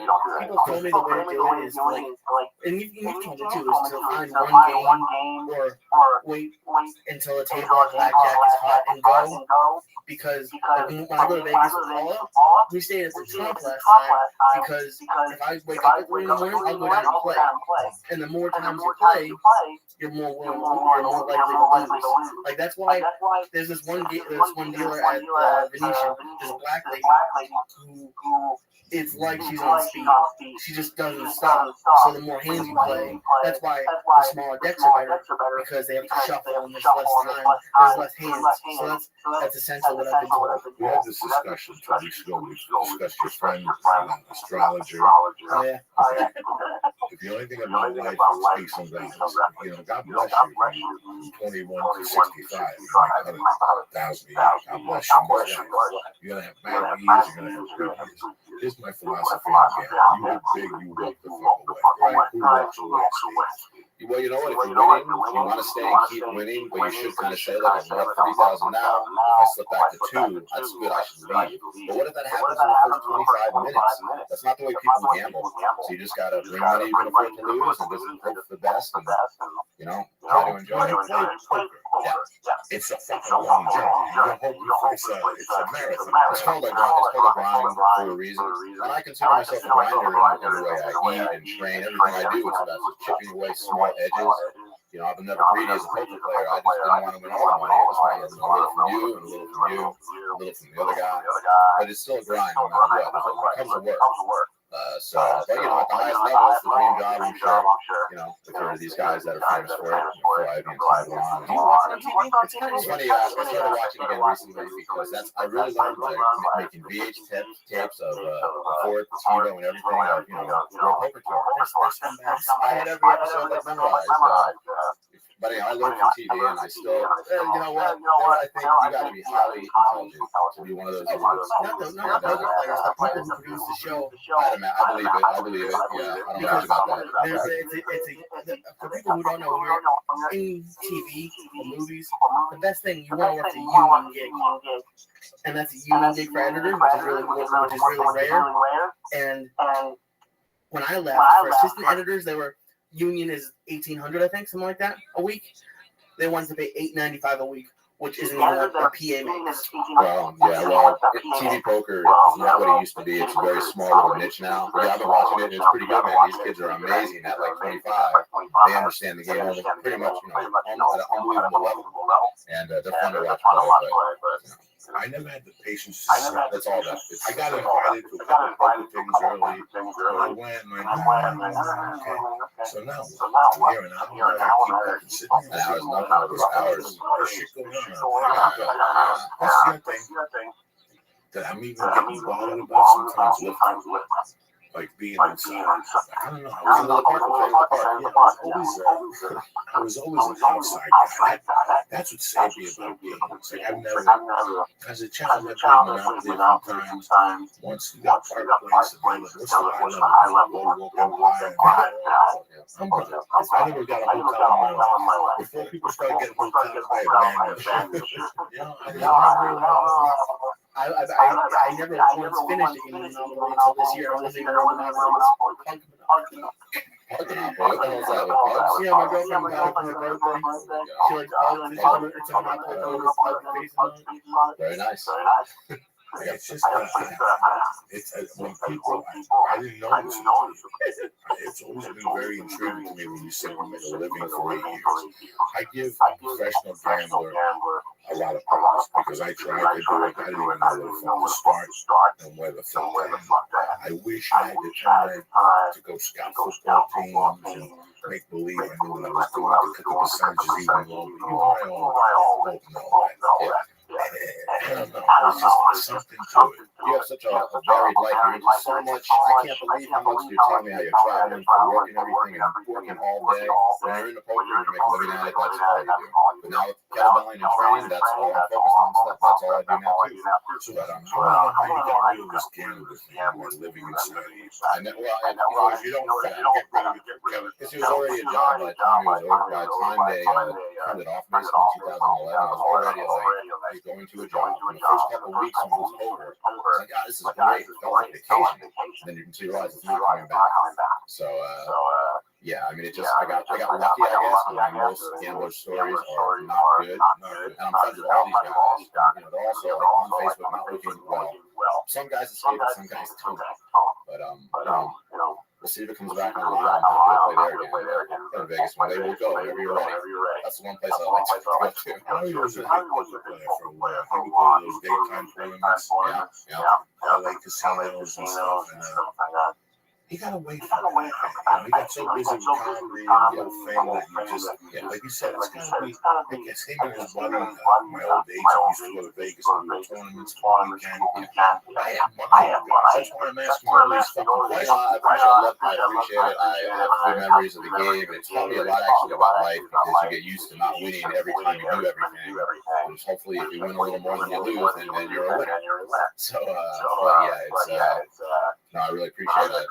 That was a fun time. Hey, I'm gonna have a game at my place. You can play $25 max total buy-in. I'll teach you how we play. I don't have an idea what you say when you say buy-in. I know that you always worth $25. Check. I forgot about that for like 6 months.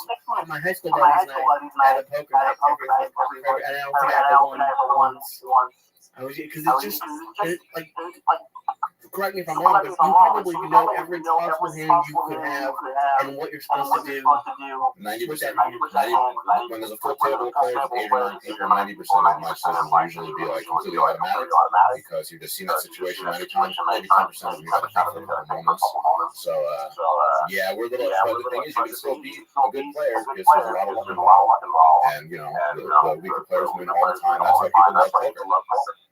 You know, on TV where it says like the percentage you have a chance of winning. Of course, yeah.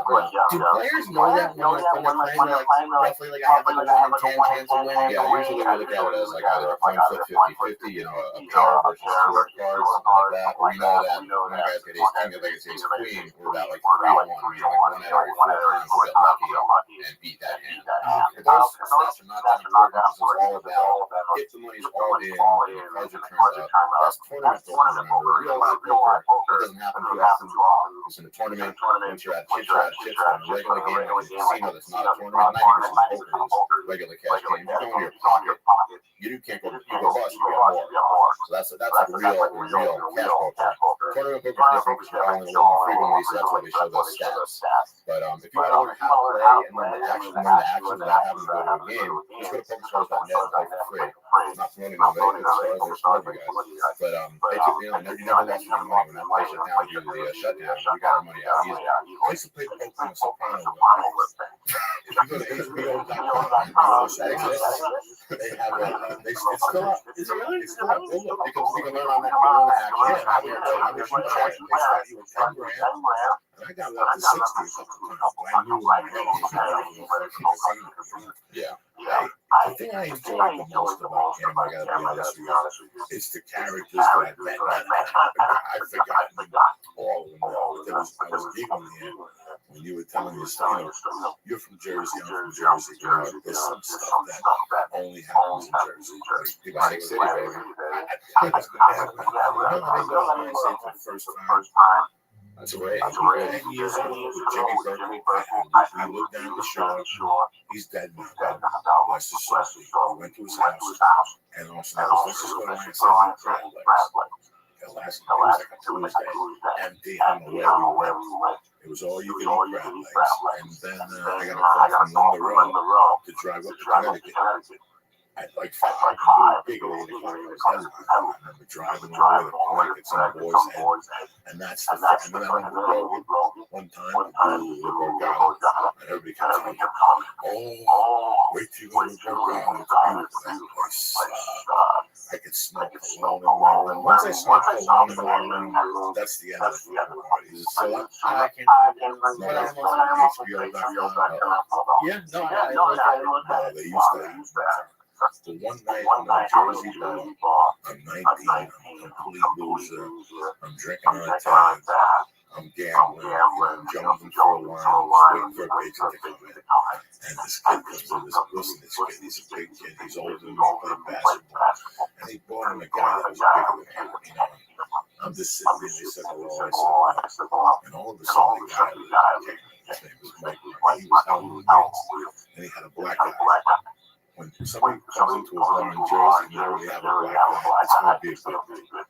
And he gives me a bump in the back. I'll never forget him drinking Bud cans. You know, and all of a sudden, the listeners just filling my beer.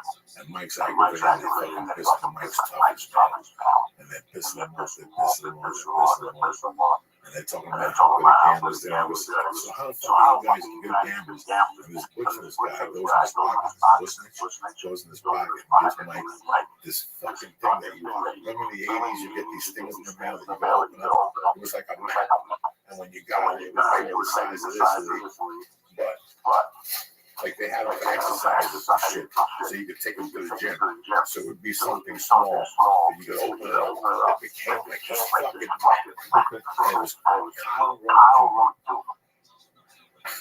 And he's like, it was his system to gamble. Alright, I would become a millionaire with the simplest steps. And my buddy Mike goes like, he's like, Kyle Rowe Jr. And Mike wasn't tight with these guys. It's like going to a bar for the first time and meeting those guys in the bar and talking.